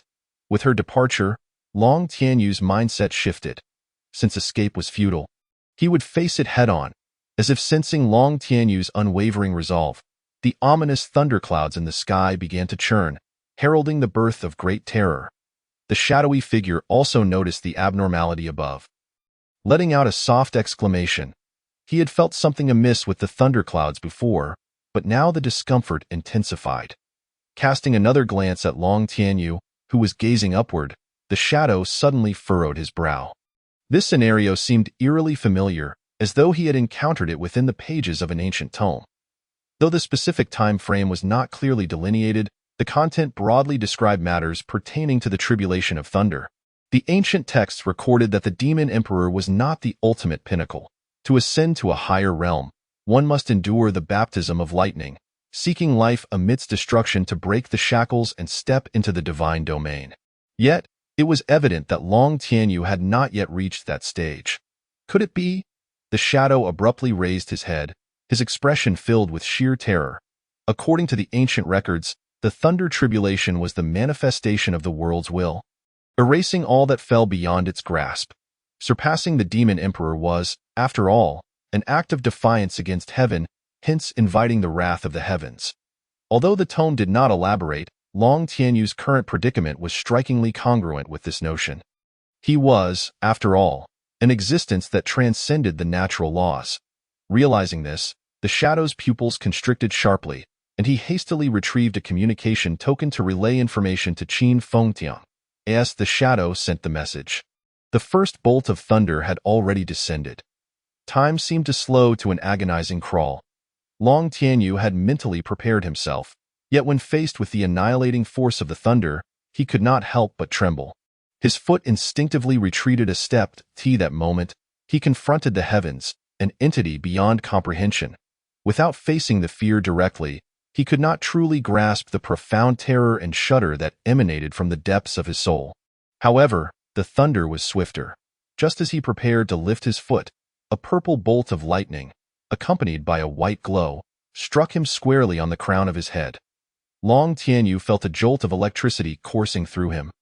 His mind momentarily shutting down, and he lost control over his own body. After several seconds, his consciousness gradually returned, and he was overwhelmed by a multitude of sharp, stabbing pains throughout his body. Lowering his gaze, he discovered that his clothing was in tatters, his skin marred by charred marks, and countless purple lightning serpents danced chaotically across his form. His once fair complexion had vanished, replaced by a charred blackness. As streaks of blood trickled down his cheeks, along his jaw and arms, pooling on the ground below. Ding! System activation in progress, energy absorption at 10%. A cacophony of sounds echoed in his ears, sharpening Long Tianyu's hazy awareness. The law of wood, he murmured, as the force embodying life commenced to mend his injuries with unwavering resolve. Just as this ability activated, the second bolt of thunder crashed down. The purple lightning struck Long Tianyu's chest, sending countless lightning serpents surging into his body, wreaking havoc upon his internal organs. Under the second bolt's destructive force, Long Tianyu's chest became a gruesome sight, blood and flesh mingling, faintly revealing a glimpse of white, his ribs. Ding! Energy absorption at 20%. This time, Long Tianyu heard it. With a mere thought, the familiar system panel reappeared, yet it displayed only a single progress bar indicating charging, which had only reached 20%. Swish, swish, swish, shadows materialized in the sky as if teleported. The shadow revealed his form, and upon seeing him, the elder's pupils narrowed slightly. To his surprise, "You are still alive," the elder sighed, ultimately fixing his gaze upon Long Tianyu. A flicker of unusual brilliance surfacing in his eyes. Bai Qing and Qin Fengtian exchanged solemn glances as they observed the battered Long Tianyu below. Upon seeing his grotesque state, an inexplicable pain twisted within Qin Fengtian's heart. Was this truly the same disciple who, despite his usual carefree demeanor, remained ever composed? Now, he was a figure cloaked in darkness, bloodied and unrecognizable. How much suffering had this child endured? The shadow refrained from engaging in conflict with the elder and quickly recounted the sequence of events. Along with his speculations, was it due to Tianyu's lineage that the heavenly path disapproved? Upon hearing this, Qin Fengtian erupted with fury. How could this be? All of them acknowledged Long Tianyu, yet the heavenly path did not? By what right? Seemingly incensed by Qin Fengtian's anger, the third bolt of thunder struck down once more. This blow was beyond the capability of any human to withstand.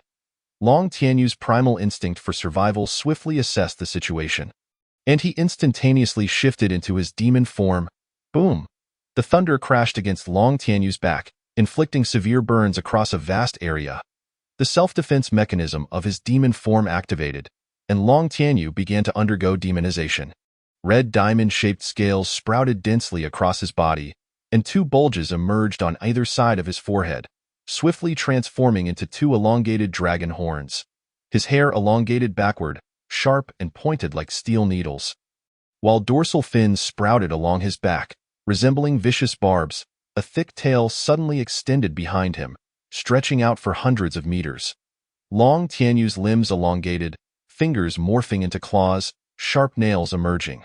Most strikingly, his head began to transform into a massive and fearsome dragon's visage, his eyes ablaze with rage and defiance, glowing a brilliant red. Chapter 66, The Might of Heaven, Combined. Long Tianyu underwent his first complete demonization, his body adorned with red scales, suffused with a violent fire attribute energy. Yet, in the face of Long Tianyu's transformation, the others displayed little surprise, as if they had anticipated this all along. The spiritual energy within him dissipated entirely, compressed within his dantian, the human form of Long Tianyu. In its place surged a more volatile demonic power.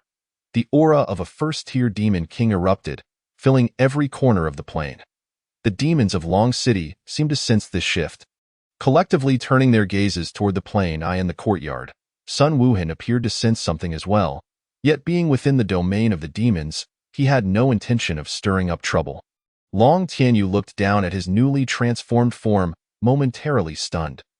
Even during his initial demonization, he had harbored suspicions about his true nature, yet he had never mustered the courage to confirm it. Now, under the threat of heavenly thunder, his true form instinctively revealed itself, and he discovered that he was, in fact, a dragon, entirely crimson, adorned with sharp, spiky protrusions along its back, stretching hundreds of meters in length. The once dominant rulers of the demon spirit continent, the Dragon Clan, they had returned once more. Long Tianyu stood in awe, but the thunder tribulation showed no mercy. The fourth bolt of lightning descended with a speed imperceptible to the naked eye, striking the back of Long Tianyu's neck. Instantly, his skin split open, and red scales scattered like confetti in the air. Tianyu. Qin Fengtian could no longer contain himself, diving from the sky to hover above Long Tianyu's massive dragon head. Arms spread wide, gazing defiantly at the heavens. "Come at me if you dare, master!" Panic surged within Long Tianyu as he instinctively took a few steps back, wishing to shield his current form from his master's gaze.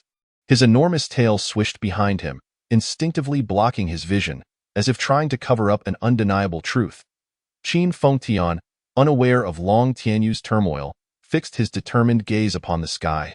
Whoosh, whoosh, Bai Qing and the shadow positioned themselves on either side of Qin Fengtian. Standing resolutely together, the elder, positioned at a distance, began to weave a spell, aiming to create an independent and enclosed space to transport Long Tianyu within. Though it was merely a temporary solution, a delay might provide the opportunity to devise a remedy. Sensing the elder's actions, the thunderous roar in the sky intensified, and purple lightning descended once more.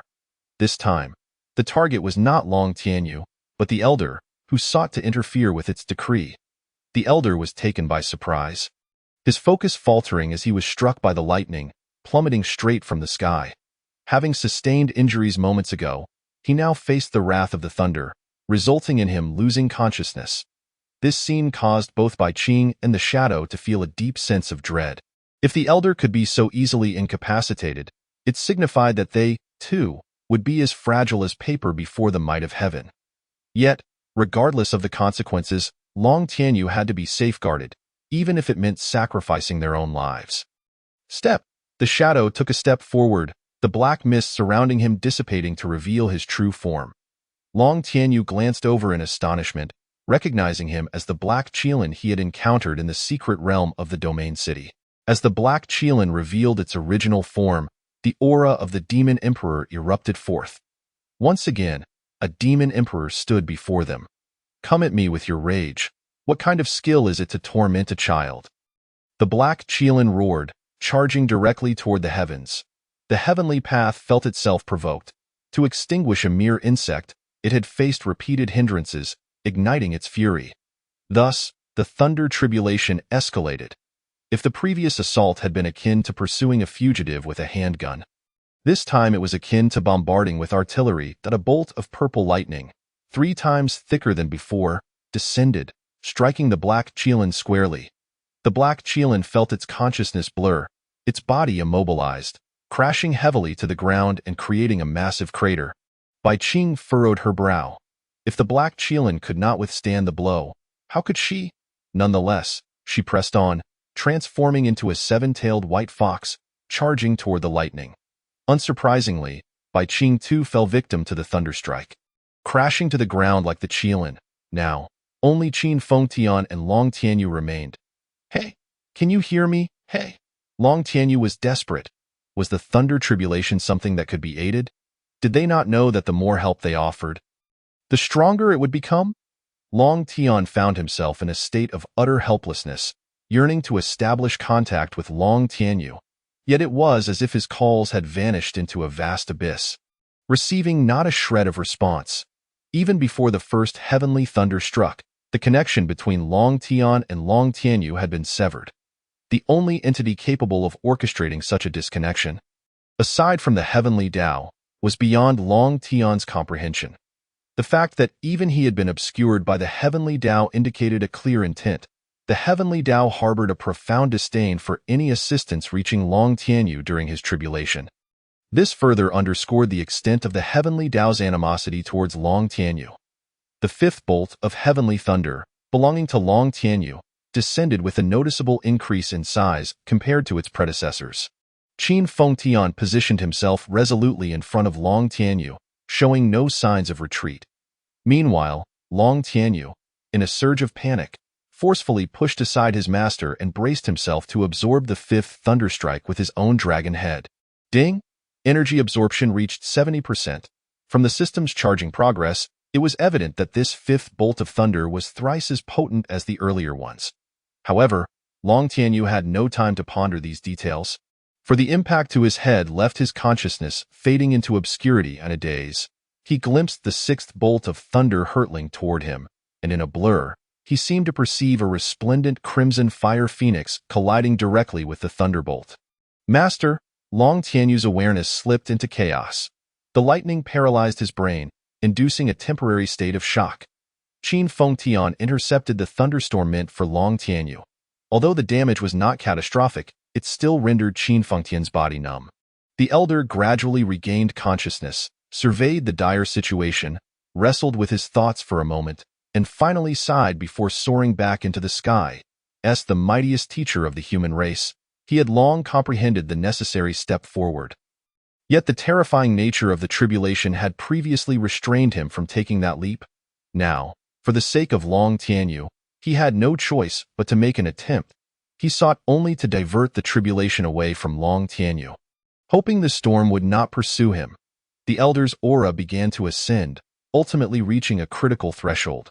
Suddenly, the thunderclouds above paused, and in the astonished gaze of the elder, they split apart. 1 bolt, as thick as a water barrel, surged toward him, while another, the size of a bowl, descended upon the unconscious Long Tianyu. The elder found himself overwhelmed, realizing the folly of his decision as he summoned all his strength to confront his own tribulation. He was powerless to aid Long Tianyu against the impending storm. Numb and helpless, Qin Fengtian could only watch as the thunder struck the red dragon. Ding! Energy absorption complete.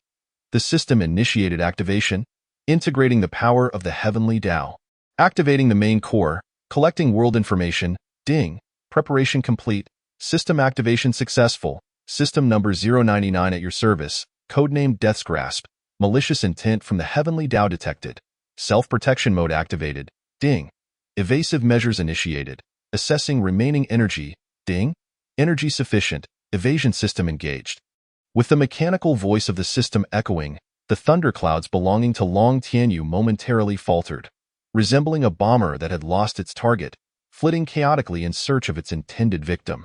Yet, Long Tianyu remained oblivious, as the clouds seemed unable to detect his presence. The clouds roamed the skies, desperately seeking that elusive scent of a foe, but after scouring every corner to no avail, they erupted in fury, unleashing their wrath upon the obstructing Qin Fengtian and his companions, enacting divine retribution to demonstrate their might. Eventually, tranquility returned, and the oppressive thunderclouds gradually dissipated. However, 5 unconscious bodies remained in their wake. Huang Lingling scoured the courtyard in vain for her missing senior brother's belongings and, feeling disheartened, flew back with renewed hope. The once serene plains now lay in ruins, charred remnants scattered across the ground, with several individuals lying helplessly, leaving Huang Lingling at a loss, upon spotting Qin Fengtian. Clad in a vibrant red gown, her face paled in alarm, and she hastily rushed over. After checking his breathing and confirming he was still alive, she breathed a sigh of relief. Out of the corner of her eye, she noticed a figure not far off, glimmering in the sunlight. The fair skin sent a jolt through her, prompting her to abandon Qin Fengtian and sprint toward the figure. Upon recognizing the face, she gasped in shock and hurried to help him up. His flawless complexion bore no trace of dirt, and his resolute features radiated an inexplicable beauty. Who else could it be but her senior brother? She reached out, relieved to find he too was still breathing. Just like Qin Fengtian, a young girl, Huang Lingling had never witnessed such a dire scene. Faced with this calamity, her feelings oscillated between confusion and helplessness. Suddenly, she recalled that her master, Li Qinwan, was also within the Fox clan, and she hastily reached out to contact her. Before long, 3 beautiful women arrived at the scene after receiving her message. Long Tianyu, Qin Fengtian, by Qing, along with the coal ball and a figure as black as charcoal lay sprawled before them. Despite their extensive experiences, the 3 women were still taken aback by the sight. Since the queen of the Fox clan was among them, Fan Hanxue had no choice but to head to Dragon City to summon more allies from the Fox clan. After a hurried exchange, Fan Hanxue and her companions swiftly transported Qin Fengtian, Long Tianyu, the coal ball, and the charcoal-like figure back to the capital. Upon their return, after recounting the events to the Empress, she too was thrown into a panic and ordered the charcoal figure to be taken for medical attention. The elder was the only hope for the human race against the Sea Serpent clan. If anything were to happen to him, humanity would be in grave peril. Although Qin Fengtian and Long Tianyu appeared unharmed, they remained in a deep coma, and the coal ball could not be roused despite repeated calls. After Lin Jintian and Wang Gui followed Fan Hanxue back to the Dragon Mansion and learned of Long Tianyu and his master's condition, they too felt a sense of urgency but found themselves powerless to act. Deep within the palace, "Are you saying my father is undergoing some sort of transformation?" The Empress furrowed her brow as she gazed at an elderly man with graying whiskers. "Your Majesty, according to the observations of the heavenly eye, the former emperor is indeed experiencing some changes within. The spiritual energy appears to be growing stronger, as if transforming into another form of energy." "Enough of this nonsense. Am I unable to discern what the heavenly eye can see?" The Empress slammed her palm on the table, causing the elderly man to tremble and fall to his knees. "I ask you, when will my father awaken?" The elder calculated for a moment before responding, "Your Majesty, based on the transformation speed of the former emperor's spiritual energy, it may take at least 5 years. Up to 10, for it to complete. Moreover, even after the transformation, I cannot guarantee whether the former emperor will awaken." The Empress frowned again, clearly displeased with the elder's words. "You may leave." With a sigh, she waved her hand dismissively.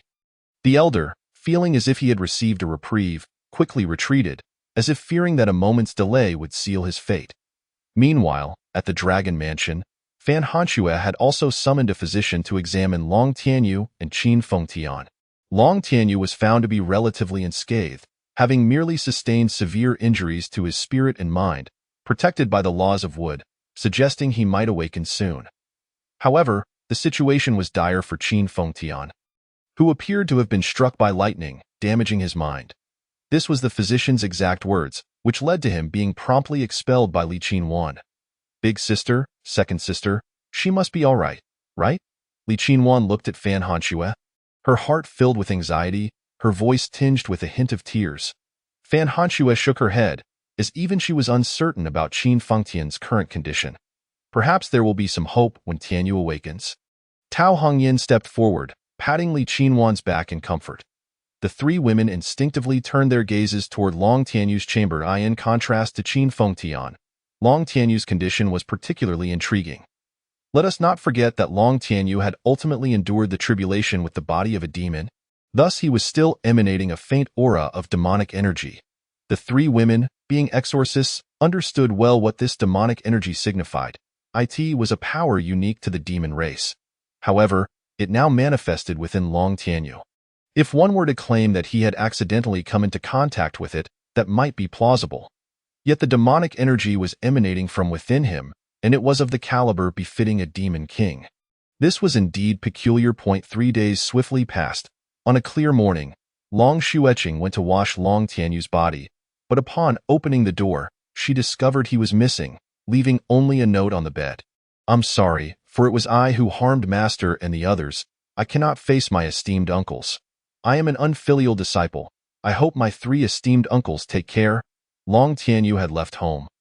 Perhaps it was due to guilt, or perhaps some other emotion, but he departed alone. He could not bear the weight of having rendered his master a mere shell of his former self. Nor could he accept that his identity as a demon was now known to his master. He could not continue to remain by his master's side as if nothing had happened. Humans and demons were sworn enemies. His master was an exorcist, and even served as an overseer for the Exorcist Guild, while Long Tianyu was a demon. Despite possessing a human body, his essence remained that of a demon, an undeniable truth that could not be altered. A chasm had formed between him and his master, Qin Fengtian, one that could not be bridged. If he stayed in the Dragon Mansion, awaiting his master's awakening, Long Tianyu would find himself unable to face him. Exorcists and demons were destined to remain apart. 18 years of master-disciple bond. How could such a connection be severed so easily? On a hillside outside the capital, a young lad stood upon his steed, gazing silently in the direction of the city, his swollen eyes brimming with tears, veined with crimson, a swirl of emotions, reluctance, regret, hatred, helplessness, entangled within him, causing the spirited youth to eventually bow his head beneath the cloak of night. The first volume concludes, Chapter 67, a new beginning. In the borderlands of the human realm, close to the territory of the Soul Clan, lies a small county. Anning County is the name of this quaint locale. Devoid of conflicts between humans and beasts, inhabited solely by a handful of hundreds of humans, thus exuding an air of tranquility. In the southeastern corner of the county, there exists a modest estate, comprised of 2 pavilions, a vegetable garden, and a fish pond. This is the entirety of Longxing Villa, named by its enigmatic owner. Clad in a flowing white robe, with a bamboo hat atop his head and a veil obscuring his face. The identity of this proprietor remains a mystery. No one has ever glimpsed his visage, nor does anyone know whence he hails. All that is known is that his surname is Qin, with a solitary name of Tian. Qin Tian moved here a year prior, displaying a lavish disposition as he commissioned local craftsmen to construct the villa. Eschewing the confines of the town, he opted instead for a location nestled against the mountains and beside the water. Typically, Qin Tian seldom ventured outside, making only occasional appearances in the county for grocery shopping. At this moment, Qin Tian sat by the fish pond, whittling a piece of wood. As the night deepened, a ladle gradually took shape. Not bad, he chuckled, stowing the ladle away before retreating into the kitchen. Before long, the fragrant aroma of food enveloped the entire villa. Removing his bamboo hat, Qin Tian picked up his bowl and chopsticks to begin his meal. As the hat was lifted, his face gradually came into view, a visage strikingly pale, with strong features that conveyed both resilience and a hint of recklessness. Had Huang Lingling been present, she would have instantly recognized him as her elder brother. Long Tianyu, who had absconded from home a year ago, I say, this one do. It's beneficial to step outside for some fresh air rather than cowering inside like a quail. Qin Tian conversed with the air while dining. Come, try this newly crafted ladle.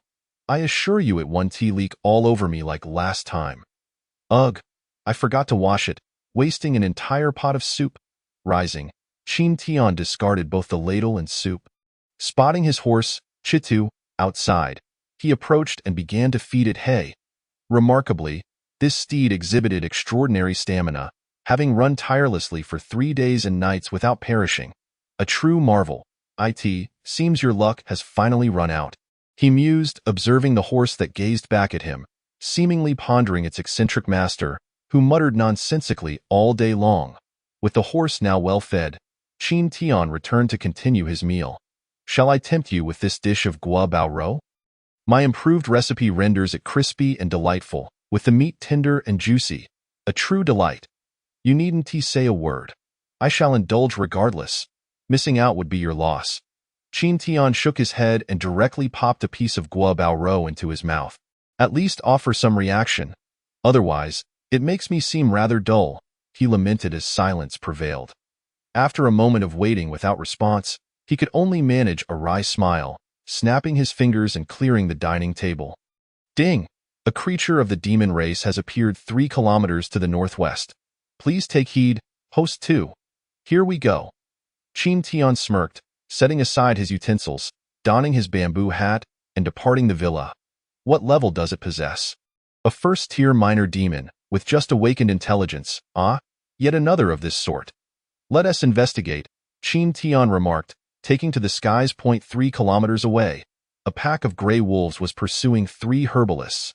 Among them, 1 herbalist had already met his demise, and 3 gray wolves were feasting upon his remains.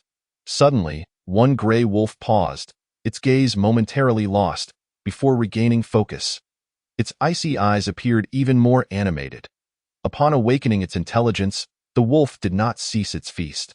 Rather, it became more aggressive, shoving the other 2 wolves aside to savor the meal alone. Looks like it can't be recruited, Qin Tian observed from above, also noting the 3 herbalists. Its them again. How many times has it been? With a smile, Qin Tian raised his right hand and snapped his fingers. In an instant, 3 vines erupted from the ground, ensnaring the gray wolf tightly and continually constricting until it ceased all signs of life. Ding! Successfully claimed 1 day's lifespan. Hearing the system's alert, Qin Tian smirked, snapping his fingers again as several vines obstructed the advance of the remaining gray wolves, allowing the 3 herbalists to escape. After running a distance, the herbalists bowed in gratitude. May the mountain god bless us. May the mountain god bless us. By that time, Qin Tian had already returned to the villa. He casually opened the system panel for a glance. Name: Long Tianyu Human Race. 9th Tier Celestial Master Demon Race. 1st Tier Demon King Bloodline Concentration. 3.42 remaining lifespan. 462 days law power. Fire. Wood. Upon reactivation, the panel appeared more streamlined, and a smart brain had been introduced to assist the host with queries. Moreover, Long Tian, alias Qin Tian, was now able to utilize the system, affectionately referred to as Host 2. Long Tianyu, on the other hand, remained hidden within the sea of consciousness, unwilling to emerge. The shock of Qin Feng Tian's coma had been overwhelming for Long Tianyu, rendering him unable to confront such a reality, thus retreating into a self-imposed confinement. Unless Long Tian engaged in some extraordinary act, Long Tianyu would not make an appearance.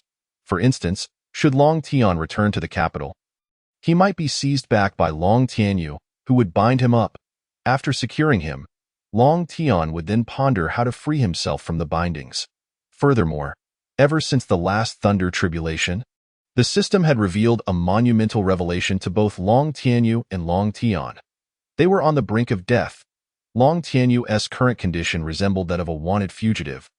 Equipped with a tracking device, the Heavenly Tao could locate Long Tianyu instantly and unleash a punitive thunderstorm to eradicate him. The system, akin to a shielding device, cloaked Long Tianyu's signals from detection by the Heavenly Tao. However, this shielding mechanism required energy to operate. As for this energy, it was to be harvested from living beings. By slaying them, the system would randomly extract a portion of energy, essentially, the lifespan displayed on the panel. This lifespan represented both Long Tianyu's existence and the energy of the system. In essence, the system masked Long Tianyu's biological signals, while he was compelled to engage in relentless slaughter to replenish the system's energy. Otherwise, should the system's energy deplete, the heavenly Tao could easily trace him and unleash retribution, leading to his immediate obliteration. Thus, upon Long Tianyu's withdrawal, the system sought out Long Tian, designating him as the second host. The reason for Long Tian adopting a new name stemmed from Long Tianyu's fear of being recognized. Yet, once Long Tian assumed control of the body, the name was thereafter utilized by him. What a twist of fate! Long Tian had already faced death once and traversed realms, acquired an advantage, yet found himself confined to this humble abode. He embodied the archetype of a protagonist, yet was relegated to a mere supporting role. Now, with the main character absent, the supporting role ascended, and Long Tian found himself surprisingly fond of this untroubled existence. Truly, what a cruel twist of destiny. Chapter 68. A life of simplicity as dusk fell. Qin Tian shed his garments, settling cross-legged upon his bed, allowing his mind and body to empty. Soon, as the sun dipped below the horizon, a muffled groan escaped his lips, his fair skin visibly reddened. Akin to a steamed crab, still so uncomfortable. How did you endure this before? Qin Tian gritted his teeth in endurance, yet continued his dialogue with the air. With the enhancement of his power, the primordial force had grown increasingly potent, becoming quite unbearable for him. Ding. Host 2 may expend one day's lifespan to mitigate the aftermath of the bloodline eruption. Upon hearing the suggestion from the system's intelligent brain, named Fatal, Qin Tian could only shake his head in difficulty. One day less means one day less. I'm not ready to depart just yet. In this remote area, with few demons around, replenishing his lifespan through slaying them proved exceedingly challenging. He had no desire to be struck by lightning once more so soon. As night passed, the redness on Qin Tian's body gradually receded. I miscalculated. I should have had you grasp the laws of ice, he muttered, having repeated this line countless times, feeling a pang of frustration. Fortunately, the laws of wood were also commendable, swiftly healing his internal wounds. After lying on the bed for a while, his injuries nearly healed. Qin Tian donned a white robe, placed his bamboo hat upon his head, and departed the villa. What shall I indulge in today? Spicy hot pot or spicy rabbit heads? Personally, I have a penchant for spice. If you're not accustomed to it, I could whip up some sweet treats instead. How about pumpkin cakes? Soft and chewy, with a sprinkle of chili powder for enhanced flavor. Qin Tian chattered to himself until he reached the city gates, where he finally fell silent. Young Master Qin has come to buy vegetables again? A guard at the entrance, recognizing Qin Tian's attire, promptly greeted him with enthusiasm. Why has Captain Song come to guard the city gate today? Qin Tian queried, puzzled by the presence of Song Tai, the chief constable at the gates. Alas, young Master Qin, you may not be aware, but the county magistrate received a notification the day before yesterday, stating that a merchant from the capital is to arrive. And he specifically instructed me to receive him here. Merchants from the capital piqued Qin Tianru's curiosity. Please, do go in first. There are many fine goods at the market today. If you delay, you may miss out. Very well, thank you. Qin Tian nodded appreciatively and bade farewell to Song Tai as he stepped into the county town. Anning County is not large, and the market is easy to find. After turning a corner upon entering the city gates, he arrived there. At this moment, it was early morning, and the market bustled with activity. Upon his arrival, Qin Tian noticed a crowd gathered around a vendor. As he drew closer, he discovered it was a butcher's stall, where a large, processed gray wolf lay on the counter. Beneath his veil, a faint smile graced Qin Tian's lips, for this was the very wolf that had awakened its intelligence just the day before. He had not expected to encounter it again so soon. Perhaps the three herbalists had returned to discover the deceased wolf, or perhaps it had been found by hunters from the mountains. A minor demon possesses a small amount of demonic energy, which is beneficial to humans in moderation. However, excessive consumption can lead to dire consequences. Qin Tian resolved to purchase some, for although wolf meat is not particularly palatable, the contained demonic energy would be of value to him. One leg, please, he requested. Young Master Qin. Just a moment, it will be ready shortly, the butcher replied, swiftly and expertly severing a leg from the wolf. Please take care, young master, he called out enthusiastically as Qin Tian departed. Next, Qin Tian acquired some vegetables before exiting the city. At the city gate, he encountered Captain Song again, exchanged a few pleasantries, and then took his leave. Shortly after Long Tianyu departed, a convoy of horse-drawn carriages arrived at the city gate. At the forefront was a handsome young man, 2 long swords strapped to his back, riding with a vigilant gaze scanning the surroundings. The convoy also displayed 2 large banners, each emblazoned with a powerful dragon motif. Upon seeing them, Song Tai immediately recognized the identity of the group and hurried forward. Might I inquire if this is the merchant caravan from the Long family of the capital? Indeed it is. Are you the local captain? The young man dismounted, appraising Song Tai. Yes, I am Song. Just call me Little Song. Please, allow me to lead you into the city. Our county magistrate has prepared a feast. He added. The young man did not respond but instead approached the carriage, engaging in low conversation with someone inside. After a while, he returned to Song Tai and said, "Lead the way." Thus, the caravan entered the city in grand fashion, comprising no fewer than 100 individuals, most of whom were demon hunters. Particularly, the handsome young man was a legitimate demon-slaying guard, indicating the formidable nature of this merchant caravan. Upon returning to his estate, Qin Tian set down the wolf leg and began the marination process. He then erected a barbecue rack and ignited a bonfire. After half an hour, once the meat had absorbed the flavors, he commenced grilling. Simultaneously, he prepared a vegetable salad with limited ingredients, using homemade tomato sauce and honey, which turned out quite delightful. After a satisfying meal and drink, Qin Tian reclined in a rocking chair and fell into slumber. In the afternoon, Qin Tian sought out a piece of wood to craft a new soup spoon. As night fell, the primordial power within him erupted once more, and Qin Tian struggled throughout the night. This cycle of solitude, simplicity, and even monotony had become the norm for him over the past year. Yet for Qin Tian, it was a source of enjoyment. Having faced death once, what was there to fear? Seizing joy was the essence of life. 3 days later, Qin Tian returned to the county town for more supplies. The merchant caravan had already entered the city, and naturally, Song Tai was no longer at the city gate. However, the soldiers stationed there continued to treat Qin Tian with great courtesy. Upon reaching the market, he completed his purchases and was preparing to leave when he spotted something familiar. "Little boy, where did you get that?" Qin Tian inquired, stopping a small boy. "Over there. A beautiful sister gave it to me," the boy replied, pointing in a direction.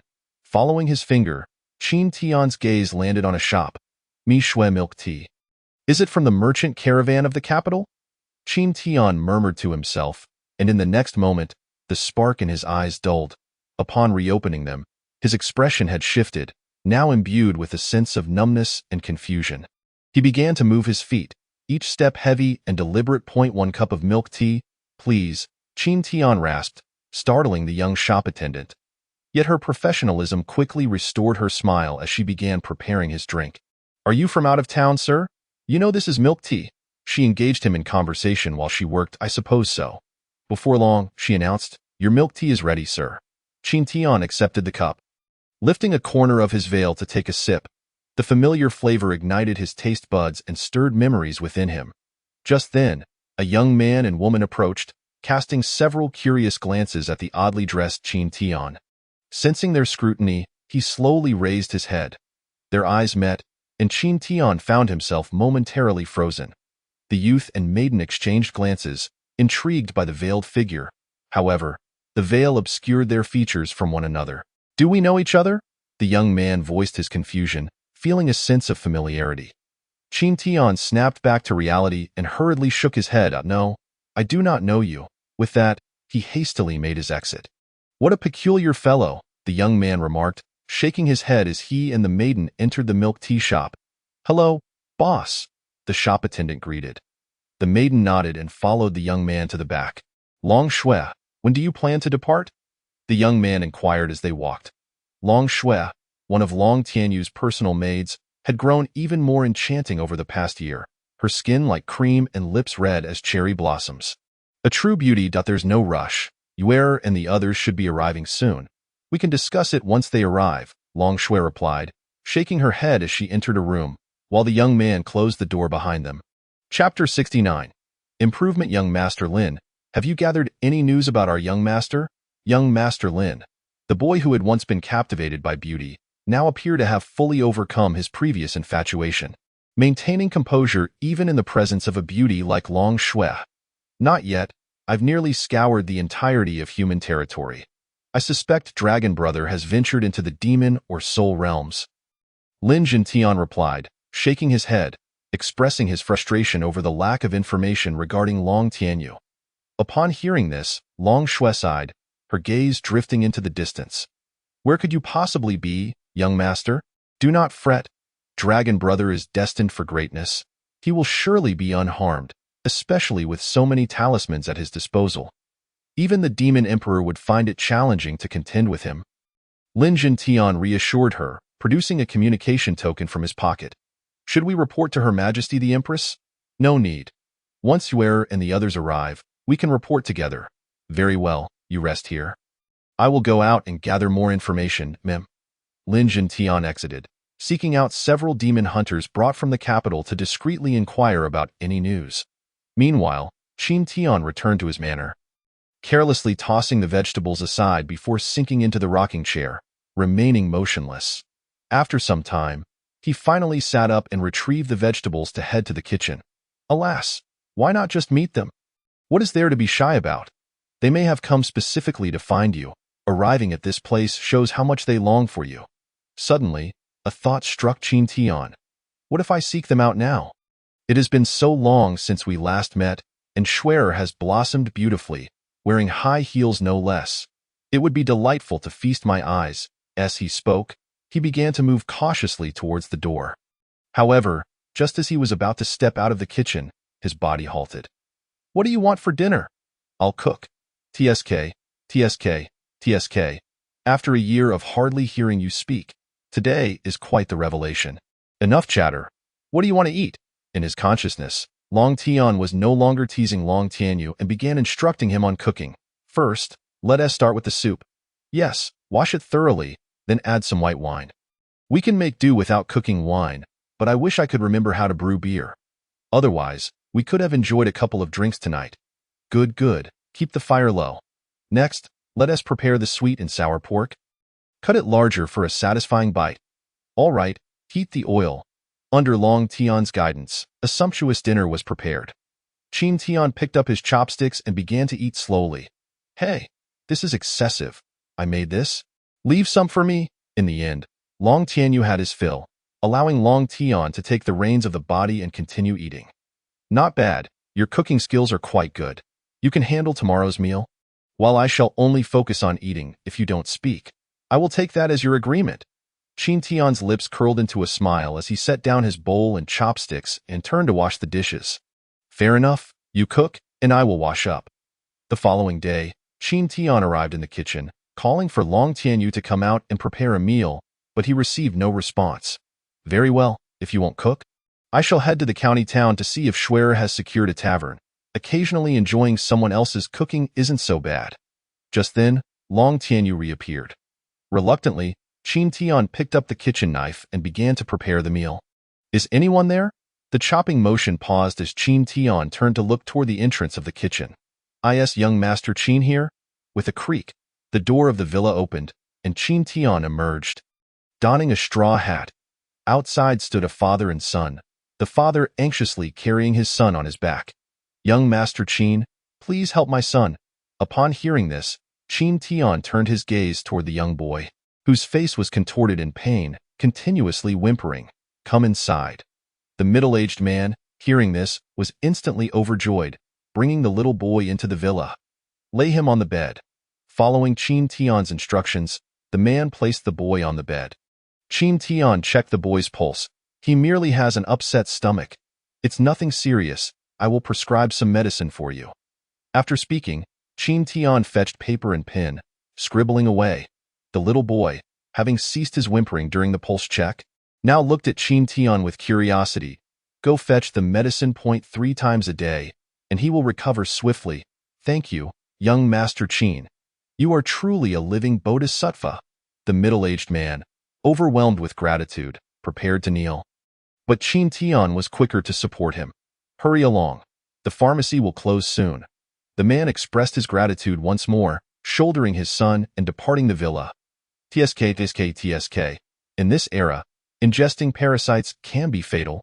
If it weren't for your wood-based methods, that boy would likely not survive. Long Tian teased Long Tianyu in the sea of consciousness, but his remarks were ignored. After bidding farewell to the father and son, Qin Tian returned to the kitchen to prepare a meal. Once finished, he logged off, leaving Long Tian to dine alone. After satisfying his hunger, Long Tian washed the dishes. Life will no longer be dull. Qin Tian hummed a tune while washing, his demeanor exuding satisfaction as anticipated. The following day, when Qin Tian entered the kitchen, Long Tianyu logged on, demonstrating remarkable self-awareness. Long Tian refrained from using threats against Long Tianyu, and everything seemed to be progressing positively. In the county office of Anning, Lin Juntian had searched for 5 days without any leads, so he had no choice but to approach the county magistrate. The magistrate was a rotund, middle-aged man, living quite comfortably, free from threats from the demon race, and he had nearly turned into a pig from indulgence. Though somewhat incompetent, he was still considered a decent official. Have you encountered any peculiar individuals? For instance, a pale, handsome exorcist surrounded by talismans? The magistrate furrowed his brow in thought, mentally reviewing everyone in Anning County, but failed to identify such a person. Master Lin, I have not seen the person you describe, but there is indeed one strange fellow I can recall. His name is Qin Tian. He arrived about a year ago, always wearing a veil. Living alone outside the city, he is a physician specializing in difficult ailments, and many townsfolk have sought his treatment. A physician?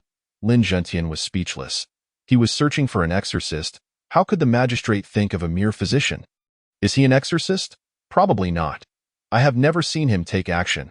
Aside from his eccentric appearance, he is not much different from ordinary people. The magistrate replied candidly. Lin Juntian was momentarily at a loss for words. He had inquired about an exorcist, yet this magistrate thought of a physician? Shaking his head, Lin Juntian clarified the physician's address before taking his leave. Although it seemed unlikely, it was still a lead. Upon returning to the inn, Lin Juntian shared the information he had gathered with Long Shui. Upon hearing it, she, too, struggled to connect a physician with their young master, leaving her quite skeptical. Nevertheless, to err on the side of caution, she instructed Lin Juntian to investigate further. Thus, the next day, Lin Juntian set out. Chapter 70.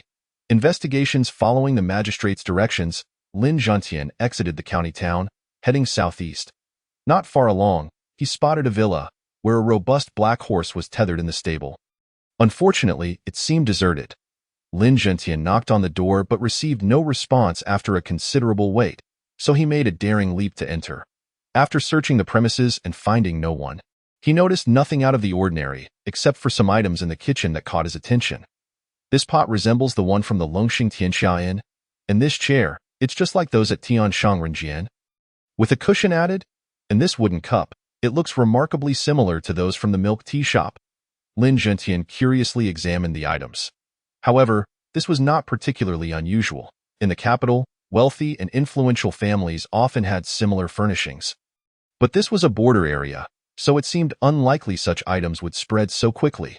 Soon, sounds emerged from the villa's entrance, causing Lin Juntian to tense up and stealthily hide amidst some bushes.